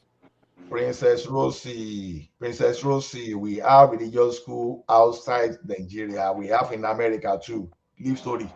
See, that thing we are talking But about. okay, we have in America, we have in this thing. Are they using the poor people in the church to build it? Did you Don't know? they? Did you know? Can you tell me about the foundation of those churches? Because some of those schools that we are talking about, some of them has existed for close to 200 years. Okay, so wait, Can you when tell they me the were story of building how the they were church, they built? were using church member to do pong pong. They were using church member to How cut do the you grass. know? How It, do you know? please, let's face How the do you ills know? that is happening in our society. They are See, exploiting princess, people. princess. They are exploiting Look, people. they can start churches by using the members to start that, right? I don't have a problem with that. And at the But end of the day, the sustainability, members can't go to that to those forget schools. forget about whether she then can know how many people, even let's assume that they even make those schools free. How many of those members of those congregation can attend those schools? How many people, how many will they admit? So See, you are in all the support of sentiments, exploitation. all these things For free, all of them will attend. That's for true. free. That is Prince true. Daddy, Prince Daddy, Because the Prince money is Daddy. coming from people's tithes and offering Wait now. from dangerous What, seed. what's the population of Redeem as a congregation? If not the largest in the world, it's one of the largest. So when you have Redeemer University, how many students, how many university level students you think that exist in Redeem? Probably they are over 1 million. So you want to put 1 million to 100 level at the same time. See, there are some things that are not just realistic because we are But I'm talking just about saying, this help because the of the poor. excesses. Help the poor. How do you know that they don't help people? How did you arrive at that? You are not a member of these churches. That's one thing. Because sometimes, Who told you that? so they don't help poor. Is that what you are saying? How many poor do they help? The question is not how many poor, but because Look, because let me tell you something. Wait. Like when you come to churches here in America, you go mm, in there, they will offer you coffee, tea, cookies, so many things. You go in mm, there, you go freely. They don't force you to pay your tithes and offering. Even when the offering box is outside, they don't put it. They don't dance round it for you to come and psych you up to put your money. After they psych you up, you put no. The offering box is See, outside. As you are coming in, Madam if you Rosie, like. tithe You and put it. offering. How come is it big in African churches Yeah, and they African will they American will they and will put African American churches, Black they will people's put churches? Why is big that? music that you will dance, dance, dance, and come and bring your. But this one, they put this box outside. You put in your money, you go in. At the end of the day, whatever they collect, they announce it. This is the project. This is how much you collected. This is how much is done. It's free. Uh, But do they do that Princess, in Africa? No. They Princess, will it's tell you just if you don't pay your tithe, you it's go to just hell. because Somebody should come some and put rule. 1 billion naira and come here. Somebody here. I mean, is It's that just fair? it's just because some rogues hijack religion. That is why we now see those people that are really genuine as people even extorting people. Even all those churches we are talking here, they've never met the need of everyone fully in this society. That is why some people are still homeless today. Otherwise, you should not be seen homeless. If you see the number of homeless population now increasing in Canada alone, you will know that homelessness is not a joke, even in the Western world. So nobody can meet the need of everyone absolutely. That we should get that thing right. Then, when you are talking of university, a university that is not self-funding, it's going to get to a stage. Don't forget that we are human beings. By the time you employ some professor in those universities, that some members will not get in there. So people will now be feeling entitled that, oh, we all contribute. Why should Lagbaja be a professor there? That means I don't get job I want to get. It's better when you start a business like that, you take the business away from the hook of those people that start it and let it be self-sustained.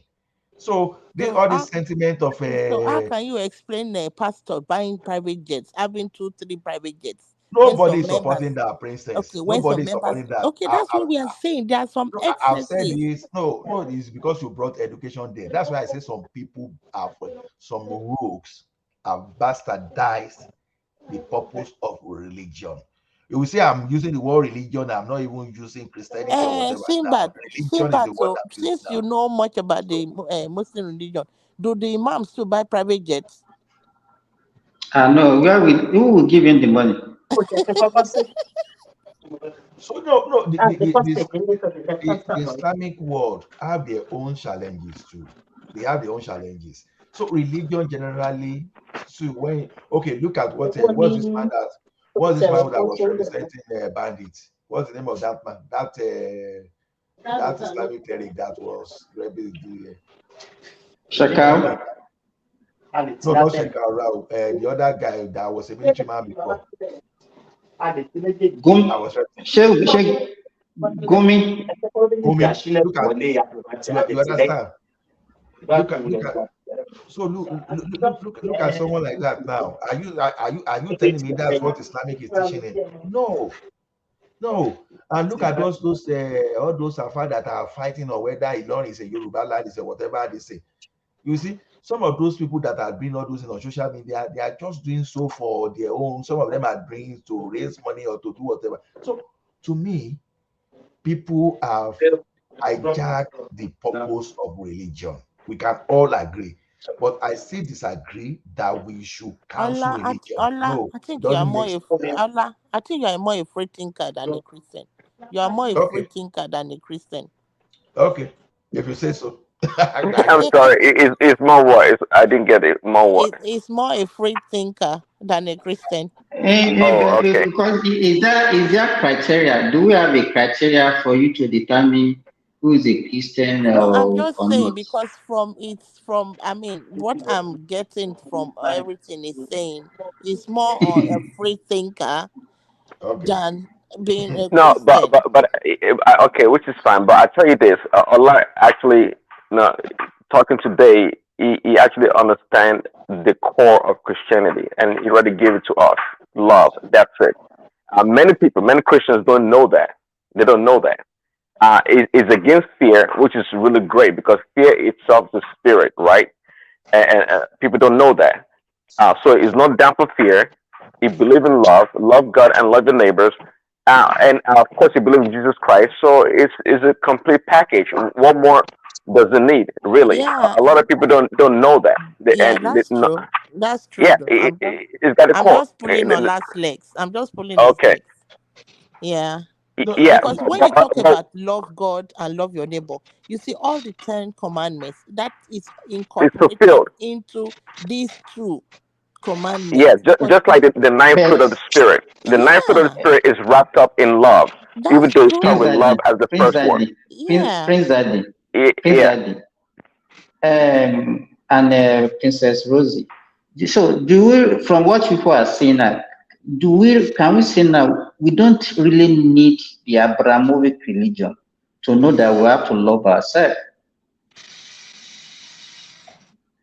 I say Abramovic religion. I'm talking about Islam and Christianity. We need Christianity for sure. Well, we need Jesus Christ for sure. I can tell you that. I No, don't know no, about the forget about religion. those ones. Forget about those ones that you are talking about eternity. I'm talking. We live on this world first before we talk about eternity. No, no, We I'm not are not talking about even sure. I'm We not are talking not. about eternity. As a Christian, we say we are, but we live by salvation. That which is the death of our Lord Jesus Christ and that rose up again. So, it's at the end of the day, it's all about salvation. If you are saved, that's what Yeah. it What do you boils mean by down to. salvation? What do you mean by salvation? Salvation That's the is look, you go that's to the key paradise when thing. you die. As for me, I am a Christian because I believe the main reason I was sent into this world is to serve God. So that's the core of my existence. So that's Yeah, So yeah, yeah. you also Prince Daddy, what you are telling me now is because you believe in Jesus Christ because of salvation, because of reward that you are going to get. That's it. so because we It's believe there is life it's not after so much of death. the We reward, believe there is but life as a after death. There is life yes. after death. So where are Oh you yeah. going to spend that life? That's what we believe as Christians. There is life after death. Where is the heaven? Where is It's heaven? spiritual Where is the now. I heaven? said it before. It's spiritual. Well, no, by the time people start saying something is spiritual, I think that's when if you cannot explain something, that's when you say it's spiritual. There's no factual evidence for most of these things that we are talking about. That's Right, your because opinion, though. in That's your Christianity, opinion. it's a spiritual thing. We worship God in spirit and truth. Heaven exists, hell exists, but I don't dwell on hell Even because the people, let me tell you, the people that started these things, they don't even believe in what they are giving us. They don't, their way of life is not in line with that. So why do we Simba, now Okay, took who are it the into Simba, people that hook, started line, it? and sinker? Who are the people that Simba, this Okay, Simba, started in Ola. Simba. Antioch, Yes. No, right? no, and It princess. started on the day of Pentecost and it spread around the world. It does not mean that it's the English speaking. Princess, just a Who minute. is talking? Okay, Simba. Now, Simba, no, it's Thomas thing that is Thomas. Thomas need to mute himself. Simba. Okay, it's echoing. It's not even allow us to hear anything again. So you know what, Simba? Although this is a Okay. conspiracy theory, this is a conspiracy theory that I try to push to someone. I said when the British people, when they got through Iron Revolution, the first thing they started doing is to start colonizing people around the world. They went on opium war against China. They crashed the economy. They went to India. They conquered India, disindustrialized them, and they started doing slave trade. Now, all of a sudden, other people started joining in that slave trade. It got to a stage that American revolted and pushed British back So they conquered them, and fortunately for them, Canada didn't join America in that race, so they still have some partnership. Now, look at my conspiracy theory. If Britain did not move very fast and join in promoting Christianity and missionary job, as other countries are getting more power than them, Britain themselves will have been colonized.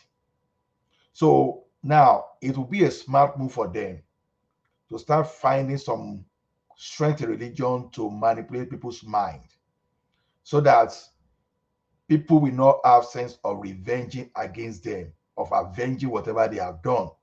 So that's my conspiracy theory behind religion. Just imagine if everybody will not be religious and believe that okay, let us forgive one another, and everybody now want to colonize Great Britain. Look at what is going to happen.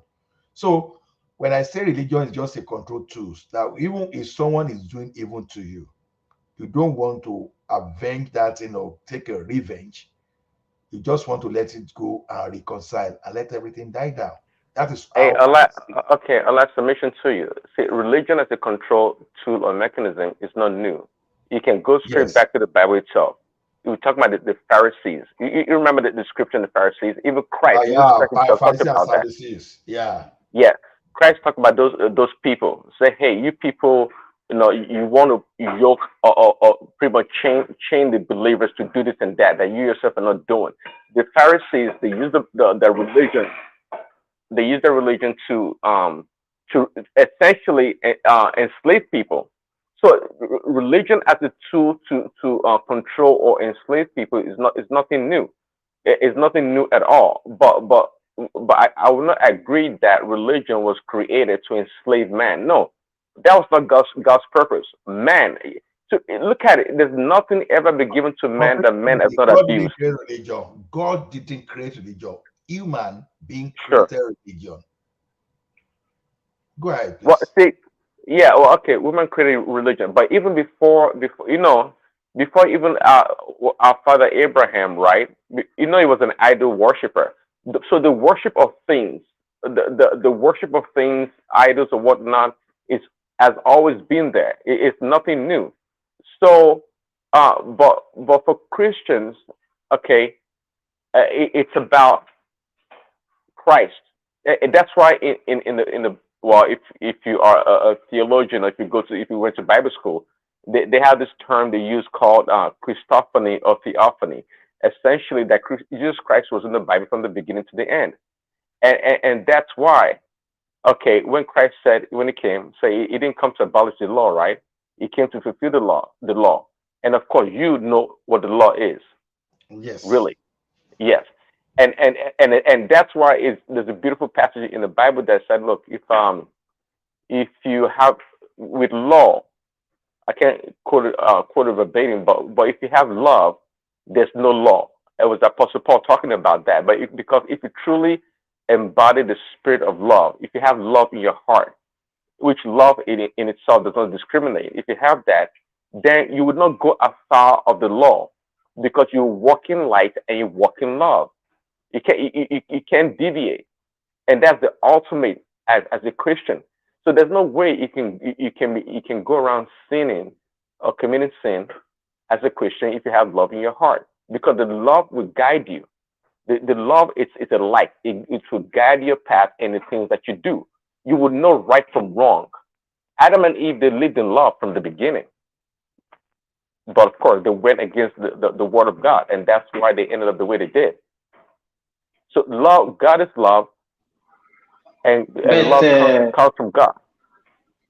Prince Daddy, the way I see Yeah. this thing is like we are claiming to know more than the people that started these things. Because if you are preaching love and said the religions preach love, and you can't see that love in the people that started preaching this thing. How do you explain that? And we not want to be proven that we know more than they know. To me, as far as I'm concerned, I agree totally with Ola. It's just a control tool. They have used it to colonize us, to control See, us, and it's Dr. still Simba, working. It's Dr. still Sim, working Simba, on us. Dr. Simba, oh no, when you say hold on, that, Rosie, 1 second. See, Dr. Sim, okay, I tell you this. When it comes to science and computer science and all this arts and whatever subject matter you want to talk about, well, we can claim that we don't know more than the people that invented it. But when it comes to Christianity, it doesn't apply. Your statement was yeah, made yeah, in error. It does not apply. yeah. Even Nobody has sometimes nobody has the monopoly of knowledge, on when it comes to religion. yeah, Because and then and I do tell people all the time, if I come to you and I told you about Jesus Christ as a non-believer and you believe, trust me, from day one, your relationship with Christ can be much more greater than mine. There's no time limit. And you know what? Christ talked about it also in the Bible. If you remember the parable of the workers, if I can call it that, about people, about people that started working in the morning and the afternoon and late in yeah, the in evening the vineyard, that's true. in the vineyard. And then So and then Like you said, please, Prince Daddy, you know, I mean, doesn't Simba believe that even the student eventually can know more than the teacher? Do you believe that? Are you kidding me? Are you kidding me?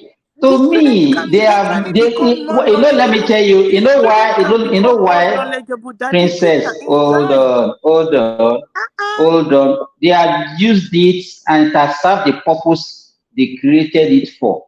And they have abandoned it. But who are still swimming in it, So claiming that we know better than them. Dr. Simba, you as a medical doctor, don't you believe that a time will come that you will be more knowledgeable than your professors that taught you? Is knowledge is a knowledge tactic? Is it not? I mean, moving on. No, I'm Why do just we asking choose you a to be simple not more question. knowledgeable in something that is not profitable to The us, student something can that is become more inimical to our knowledgeable than the development? teacher Why later. can't we be more knowledgeable in technology? Why can't we be more knowledgeable in economics and In other time, beneficial we're things? gonna Why do get we there. choose to In be not time. more knowledgeable in something that's not helping In, us? in time, we're gonna get there, doctor. Don't worry. Africans, guys, I think we have a big problem. Simba, if Christianity and Islam haven't come to Africa, those people in charge of Shango, Ogun, Obatala, they will still find ways They will still do the same to thing. control people. The difference now is because all those Orisha or all those traditional religions, just because some people that know those things are few there. But the Islamic and Christianity religion, they made all those available to everyone. So, and with the development Christianity brought to Africa, it let people embrace because people could see as a thing. Don't you think that they They're use very those things transparent. to sell that thing to us? They use all those things like school, technology, and all this to sell that thing to us. Of course, at least they to improve our life. Whereas compared to the traditional one, the traditional one, because the traditional one, what people look at is okay. Look at the situation. Someone that in a state in a city where they were killing twins before now, Mary Stetson now came and said no, it's evil. And for someone to kill his twins in those days too, the type of torture, the type of sorrow that the parent will go through just to obey the culture. But someone just came around and library there. So it will be very easy to lose the traditional religion, all those things that believe in all those traditional, and people suffering from sickle cell. Oh, they will say na Abiku. And these people, they came with their own that no, Abiku, there's something like Abiku is just because of what's the science they say, doctor. So that okay, you have to look at how you marry yourself, all those stuff. So when these people were coming with evidences that the substantial that you could see physically that work, people started throwing away the traditional religion. But that's what I'm saying. But this thing, the technology, everything, medicine, they are just things that it's just like salt and pepper they put into religion to sell it to us. There's no relationship between religion and technology. There's no relationship between religion and education. So it happened that those people that brought those people, those that brought Christianity, It's just like the way Tinubu went to India and he has a mission. Okay, he went there with Minister for Aviation and all those things, economic planner and all those, because he knew what way to go and do there. And that's the same thing when they are bringing those religion. They know what they can give us back to sell that religion to us, and we fall victim of it. Please. And what we are not trying to do is that we will not link them together as if it's that religion that brought those things to us. No, they use those things to deceive us. Simba, can I make a comment? Prince Daddy, did you just refer to Abraham as our father earlier? He said it. You call Abraham our father. Hold hold on. Just A like the way man, Baba hold came on. that last time and he said Is he's a Jew. Abraham, our earthly father? Yeah. Hold on now. Hold on. A man from Abeokuta calling some guy from Middle East our father. What's going on? But see, that's the way we say. You know, that as a Christian or former Christian, that's the way it goes. Former Christian. This is You, Baba, see, you can see what that thing has done to our psyche. You know, okay, now, Peter has an adopted father in Abraham. Meanwhile, Baba came here the other day, he said he's a Jew. You can see the way thing has affected our psychology. You see the I think there are three Well, Abrahamic as religions. father, not because I'm as a Jew, but as the one that started the whole thing. As that's what it meant. So to me, let's just hold it there. Religion is just a control tool. Whether we accept it or not, that's what religion is. I know I it's agree with you totally, totally. Me, so I don't even see the so-called No, love. Where is the but love today? what Baba said, Where is the love today?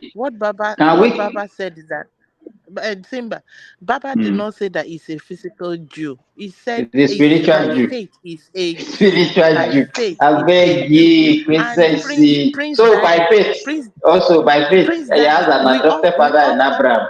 we all come from Adam and Eve, right? Abraham came from Adam and Eve, right? Adam, the first man on earth, right? We all came from Adam and Eve. I don't even So believe that story that you are telling Baba me now. I don't Baba believe it. is a Jew Adam and by Eve. faith, Simba, you're a and Muslim our now. Prince You Daddy don't believe in is Abraham an and Isaac. offspring of Adam and Eve. We are all from one source. this is heartbreaking. This is heartbreaking. So This is heartbreaking. why you but why are you saying So that? you know, princess, you want to tell me as at that time Abraham exists? We don't have people in I'm talking Nigeria about that exist in Adam. that time We are also. talking about Adam. Where did Abraham come from? Adam, right? So we are No, all this from study Adam and said Eve Abraham is our forefather. That's what he said. He didn't say Adam. He because said our father. Abraham came from Adam and Eve, right? Uh-huh. So we are Yeah. descendants of Abraham. We are descendants of Adam and Eve. So if he says his descendant is Abraham, indirectly is from Adam and Eve. Anybody has the right to believe whatever they need to believe. So I don't think I can fight anybody for that. Uh, you see, one thing is this: the understanding of God for human being is complex. That is You true. understand? That is true. See, the way I see is that the fact that we don't understand God, we cannot, we don't understand God. It has made so many people to bring what they think about their own But personal thinking Ola, of God to people. Pastor Ola, please. No. I'm not mocking you. I'm being serious right now. What I'm about to say. Even you can say, call me Hold on. evangelist, Ola, Okay, not pastor. Ola. If God is so big, is so powerful, in my opinion, in any faith, that to me, it is an insult to even put him in a book. That's how big he is.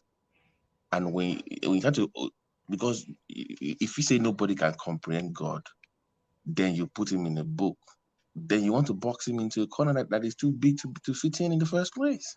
No, but it was not the same God that gave Moses the Ten Commandments and inspired the saints, the apostles to write about him.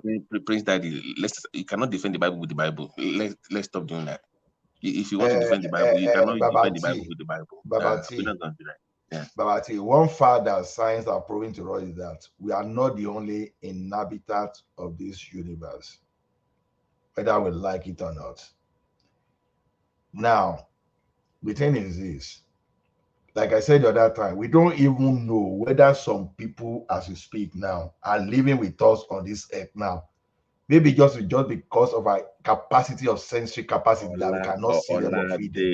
the in our own They are, and I know that But if I say they will say I'm demonic, you know how you guys be now. You people are bringing us to another dimension now. No. So I'm not even. I'm Ola, not even They Ola, are Ola, taking I'm just us to saying what another level now. Are we going Ola, to IPA Ola, level now? Ola. Abi No, Orumula? no, no, no, guy, wait, Mr. Arube. I know what you're saying for a fact, but if I had to talk about it, you will say I'm demonic. Am I lying, Ola?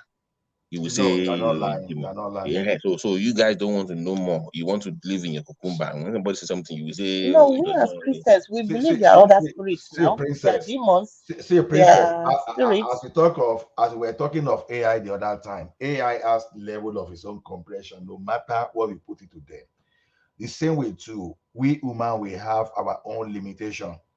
Like I say now, as we are on this surface of this earth now, maybe we are coexisting with some people, but just because of our capacity, our level of sensory, that's what we can see. Look at it this way now. There's something we do cannot see that we need the electron microscope to see, far away from us. Yeah, That we but the need Bible technology. too accepts that. The Bible said there are powers and there are principalities, Ah, right? you The good. Bible accepts that there are powers and there are principalities. So what we are saying now is this. What we are saying now is this. Right, We Prince human Daddy? Are you there? we human being, there's tendency that maybe we are I'm here, just Madam Rosie. You're right. I Sorry, agree. sorry. Between you and Rosie, who is the AGO? Who is the GO? So I know. And No, you I'm can the see why SGO. princess is scavenging for Prince Daddy because he knows the only Prince Daddy that can that can support her today. so what I'm saying in essence is this. Even we as human beings now, we don't even know whether to God or to maybe some people that God used to create us, whether we are just like all those robots that we are able to exist and understand what we can understand, that we don't understand more than what we can Ola, understand. let me be honest with you. Let me just be honest with you. The creator of this heavens and earth is too big to have time. First of all, human are not the apple of God's eyes. You know that's special. Let me just get out of the way because you guys like to write things to make you guys feel. If God is as big as you say He is, then He does not have the time the way you think He does. He has things to Oh, do. Babati, you are a real backslider. You need to come back. He has things to no. The heavenly Father. He has things to do with His time. My this is my point. Anything you need, I learned this early in life because I grew up with the elders, what they call the elders in Yoruba cultures. They've already told us that everything you need in life, God is already given. It's called the brain. It's already there. It has already equipped us with everything we need. That, That's that why is we need why. power. That is Even why. the Bible says that God has given unto man to choose between life or death. So the way power is there for you to decide what to That do. is why. Ola, in the Yoruba culture, actually in the Yoruba culture, we don't pray. A man gbàdúrà, a man share. You invoke what you want into existence based on your belief and your ability because they understand that We do that as Christians too now. no, you You guys would pray. you No, praying is not no away. you can cast and you bind. You can you can bring into existence what you want. Father, I'm going out today. This is what I want. I want you to clear the way for me. I'm going for this. I No, want no, to get it. I no, want to no, no, no, you are no, you are no, you are you are no, no, asking. no, Madam Rosie, let me Is clarify. that not worry? No, Is no, that no, not it's not. worry? No. Let me Uh, clarify. No, let me clarify what awure is. okay, sir. Awure is it's like this. If 1 + 1 is 2, 2 + 2 must be 4. You speak like it's going. You invoke it like it's already happening, like it's supposed to happen. You're not begging for it. You're not appeasing for it. You are demanding for it like it's supposed to happen. It's a huge difference. It's the commander for one. But that's the same thing about prayer now. Because you said, like you are saying Psalm 91, you said, because I dwell in the secret place of the Most High, I shall abide under the shadow of the Almighty. He said, even though I walk in the valley of shadow of death, I will fear no evil, for thou art with me. You are claiming it. You too like King James version, no? Now NIV I like pass. King James Yeah, version. but you That's are claiming all these things. You you said see the you see earth is the Lord. you see You said the earth is the Lord and the fullness the thereof. Oyibo Here I am in America. This America is of the Lord and the fullness thereof. I am entitled to all my rights and my benefits of this country. Whatever You belongs see, to me must. You claim it Madam, by Madam, faith. Madam Rosie, first of all, I am not anti-Christian. So just You are because a I don't, Christian at heart, oh. You are a Christian at heart. No, You no, are no, Madam, no. You are, Baba T. You you are are. just debating. You are a You are backstabber, now. and you will come back whether you like no, it or No. not. no, listen. Just because Baba T, look at my face. You are. You are. guys, listen. Someone has come to On Shakara a you with his on phone. a on a more serious note, sometimes I feel bad for some so-called Christians sometimes. Like I know the real ones that I know. Okay, they understand. So, do But when you I feel bad see for me for my faith that I have?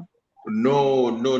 Like I mean, in terms of not even understanding the basic concept of it, which makes Okay, you waste okay, your time, okay. which makes people go and sleep on the mountain for 40 days praying, which makes them fast unwillingly because when there's no need for it. That one they will kill themselves. Now you go to the mountain for That 40 days. Are you Christ? You're just gonna those die like things. a fly. You see, that's the issue that I have. Part like you don't need this. Even your word tells you to in the corner of your room, you can intercede on your behalf. Even in our culture, the best time to pray for your just FYI for your people is between 1 to 3. That is where even your Bible tells you. It says what? When your inner man is most asleep, the devil striketh. That's when you pray. That's when you intercede. Oh my God, you are I'm quoting even teaching. scriptures so I powerful. know. Man, I know these things now. You know, a guy like Princess, you think say someone no go no Bible? The thing is this: we know it's not as if someone does not know Bible, but it get to the stage. See, the same brain that God has given to us that make us reason that wait, oh, are this thing really real? Because now tell me something, Rosie. The question is this: how come does fellow human being understand God more than you? That's the first question you want to ask. How come that God will tell someone for you not to wear trousers? See, because you can come and look at some kind of, so when you look at similarity in how people are putting barrier, setting up barrier for others, and say and claiming that it is God that is setting up that barrier, there is a limit you can tell these people. It's going to get to say that people look, will start look. having that. When we are talking about trousers and this, there is a way sometimes that it's not that they will tell you. It's just some decency. It's just like, for instance, now you are a woman, you have all these big cups, all this, you got the all this thing in the right places, big boobs, big butts, and then you wear something very tight and revealing.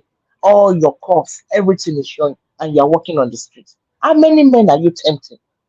How many men are you tempting? Especially you are a married woman. There's a way you can dress decently. You don't have to show all those things and be tempting. Your boobs, half of your boobs is out. Then your butt, the shape of everything is out. I mean, men are turned by sight. Why do you want to put them through that? There's a way you can dress as a married woman decently. You can come. You don't have to like put hijab all over your body, but you can put on I mean, something that would cover a bit of all your big shape, your boobs. You don't have to stick it all out. You can cover it decently. You know what I mean? Okay, Be appropriate, be now, decent. now That's I what we're get you talking now. about. Let's assume now So when they say some trouser, people now there's a come way with you some can kind dress of and you can be doctrine decent now. in your Some dressing. some people now come with doctrine Okay, you now. say you are a choir. You go to the choir and all your boobs are out, all your butt is out. How many men are you? How many of the men want to focus on what they are saying? No, no, Because all their princess. eyes will be on you. Princess, now Is that see what decent? you've listed now. See what you've listed now. Is that Now some decent?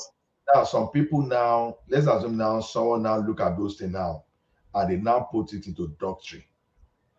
And they now come to you and say, okay, God tell us that okay, you woman, you should not wear mini skirt, you should not open your chest, you should not do this. Now, for the father that they come that in, does that mean God has given them that?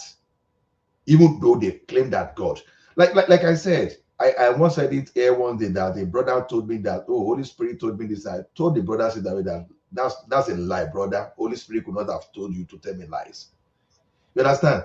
What I'm saying, there are some human inventions that is simply put together, packaged together, and they now give a credit to God in order to control human being. So what am I saying is this? Assuming that Oyibo did not cross their land to our own land in Africa, probably our people will still be worshiping Shango today.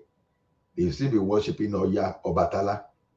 And don't forget that our people still believe in the existence of God. That's what Olodumare. So the knowledge of God But is that's what I universal. said now. That there are Yes, so now many that's what I'm ways saying. to The God. knowledge of God is universal. So by default, human being believe in the existence of creator. That means that God has programmed our brain. You understand? Our creator has programmed our brain to know that we were created by someone, that we didn't create ourselves. After all, how can someone just emerge from nowhere and we are just existing? How possible is that? Even from our experience as human. But where the problem now lies is now, all people that are now bringing the rules and regulation are how God should be worshipped. That's where the problem lies in. Who?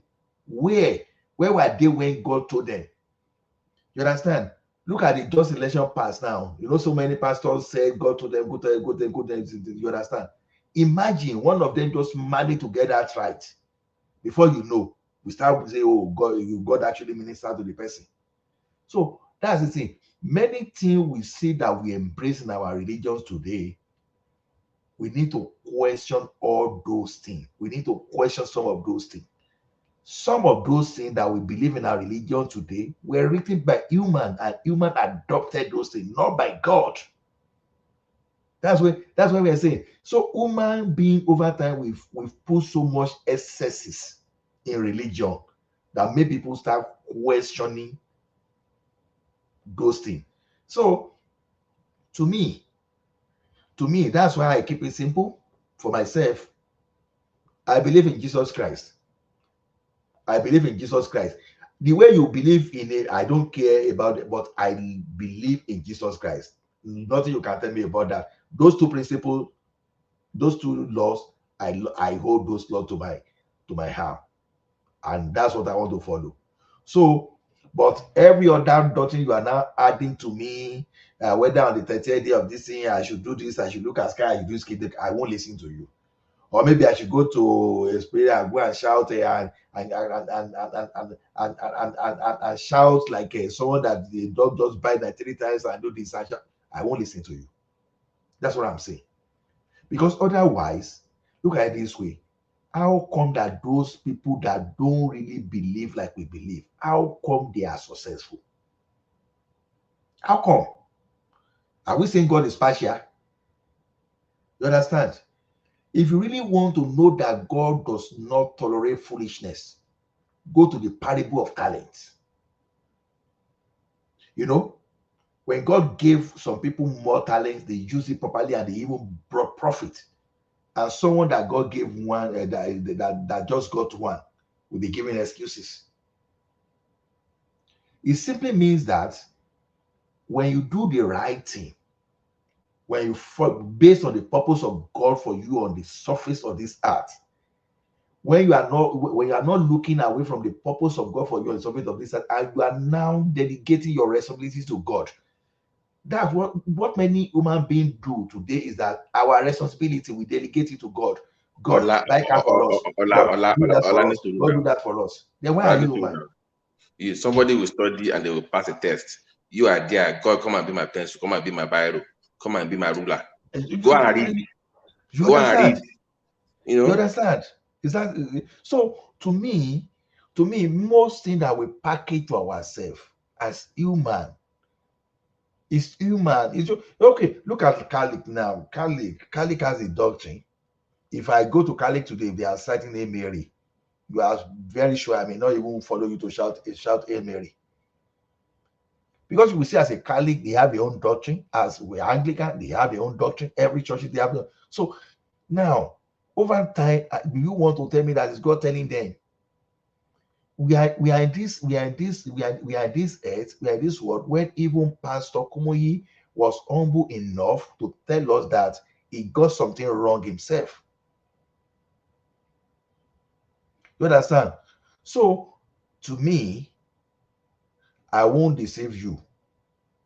Many things you will tell me, if you can hear from God, you tell me that you hear from God. Me too, I want to hear from God. I don't want to listen to your voice. I want to listen to the voice of God Time that directs. up. But Time Okay, up. okay, General. Thomas Yes. and Deola, God speaks. Whatever you believe, speak to you now to your dream. People don't even follow that. Just watch what you dream about. That is a powerful tool that people don't even pay attention to. Buy a journal. Buy But it. see, you are teaching us the essentials of Christianity, and you claim you're not a Christian. What you're talking about, a lot of people don't know about the power of dreams, that which is the power of revelation itself. Do you know why I brought it up? It's because people's dreams get stolen. If you're always waking up and you don't remember what you're dreaming about, you got a problem. You got to write it down. When you wake up, write it That's down. what I'm saying. You know that, but a lot of Christians don't know that. So, Eh, uh, but I know that because I know the dark side of that as well. Is my point. so how come you know so much about Christianity that you learned and perhaps practice over the years, and you would deviate from Christianity to something else? I It's mean, like it's like that's almost no, you don't get it, do you? Like you don't get it. no, I You don't don't. get it.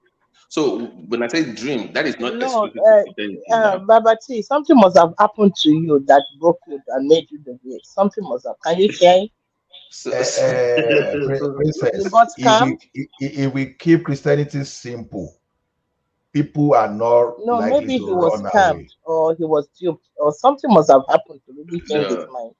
If no, we keep Christianity simple, people are not likely to run away. But if you keep it complex, oh, if you don't do this, you will But suffer. Baba T must have had more. He must have If had an based experience. no I no mean, Well, but Baptist knowledge is beyond the ordinary and Christian. I yeah, mean, some the things Christians you're don't know talking all these about, things. they don't know all Some that. They don't Christians even don't believe know in their all dreams. this. someone say you get award as a Bible, whatever in church, but you see what that thing. exactly is Wow. the what now? I just told you that I was a three-time Bible Story champion, and you have no clue. I You just, should Are you know. serious? You should know. But Princess, that's not even the point. many My people at point is, secondary school, finish Bible from pali to pali. but the point is that there is more that Me, I your wasn't a Christian before. In those days when I was in school, I used to laugh at Christians like No, no because it's good to be Rosie. a Christian, I didn't come from a Christian background. My father, he just, I mean, I wasn't raised as a Christian. Even when I was in university, I used to laugh at this SU. I used to make fun of them. But I had a personal encounter. That was what changed Are me you not totally. SU? Huh? Are you not I used to SU? laugh at people in school. SU, Mama, when she get going. Princess, you have a personal encounter like Paul I had a and John. personal encounter in my dream. No, it wasn't with John Sinbad, Paul okay. or face to face. So it I was in my genuinely, dream. I I got a genuinely. revelation, and that was what changed my life. 360. Were you a believer in your dream? Yeah, now. Were you a believer in your dreams prior to that dream? No, no, no, I wasn't. But let me tell you, even when I was in school, when I was making jest of all this Christian, all this SU, I used to dream, and in my dream, I'll be getting Bible verses. I'll be getting Bible verses. I'll be like, what is all this? Because to me, I just believe God is high up there doing his own business. We as man, we are down here on earth doing our Whatever own you business. know what you know one thing about dream, princess. So Whatever you wait. think of before Wait, you let me sleep, tell you. that's what No, you no, dream no, of. no, no. No. I'm No, telling you, I did not Sinbad, believe. Sinbad, actually, you're You right. not That's understand what I'm that's saying. one I dream. said That's one way to I get a dream. There are two I other said ways. I did not have any encounter. I was not a religious person. I didn't grow up in a religious family. I used to make jest of Christians in school. I used to call them SU. I used to make jest of them. But even along the line, when I dream, I'll be getting Bible verses in my dream. I'll be wondering what is all this. I mean, I don't go to church. I don't read the Bible, but where am I getting these Bible verses in my dream? But Okay, eventually, I Rosie, had the Rosie, dream can I give that you one example of what yeah. I'm saying? That in Christianity they have I hope hidden you will knowledge. say I'm having some mental breakdown. So it is unfair to you Christians that they have hidden things to you. Let me give an example. Rosie moves to a new city. In my own faith, when you move to a new city, do you know the first thing you do? You take I the soil didn't. of I that. didn't move to a new No, city. Oh, no, no, no, I no, no, was no. No, hold okay. on. I'm giving an example of things Okay. that they don't Okay. teach. Okay. That you Okay. can even use your Bible for whatever you believe. When you move to a new location, you're supposed to use your hand, your dominant hand, take the soil of that land, honey from that land, salt and sugar from that land, and rub it on your hand and pray with it. That's the first thing you do when you move anywhere. That But for way, me, but if I say to you, you will say, "Oh, it is no. no." For me, my belief is this: when I go to a new place, like when I came to America, I said the earth is the Lord and the fullness thereof.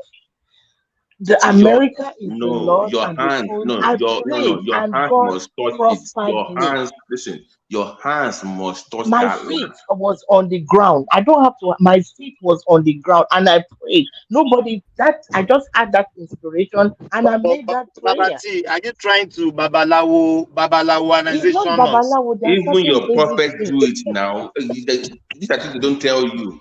Listen, That I'm giving you that's Odu. why. This I'm giving sometimes you Odu. You're not I get listening. okay. I'm listening. Honey, salt, sugar, and the soil of the land on your hands to pray for anything pertaining to that land. And if you know the person to tell you and do, if you know the person that first goes to that land, you use their name to pray. That's how it's done. If I come to America now to Okay, Texas, okay, how would I Baba know the T. person? Let Because me they're in ask a Texas question with me. before I go. I can't know. Hold on. So, Babati, where If did I that ritual come from? Where I did it want to have a party question.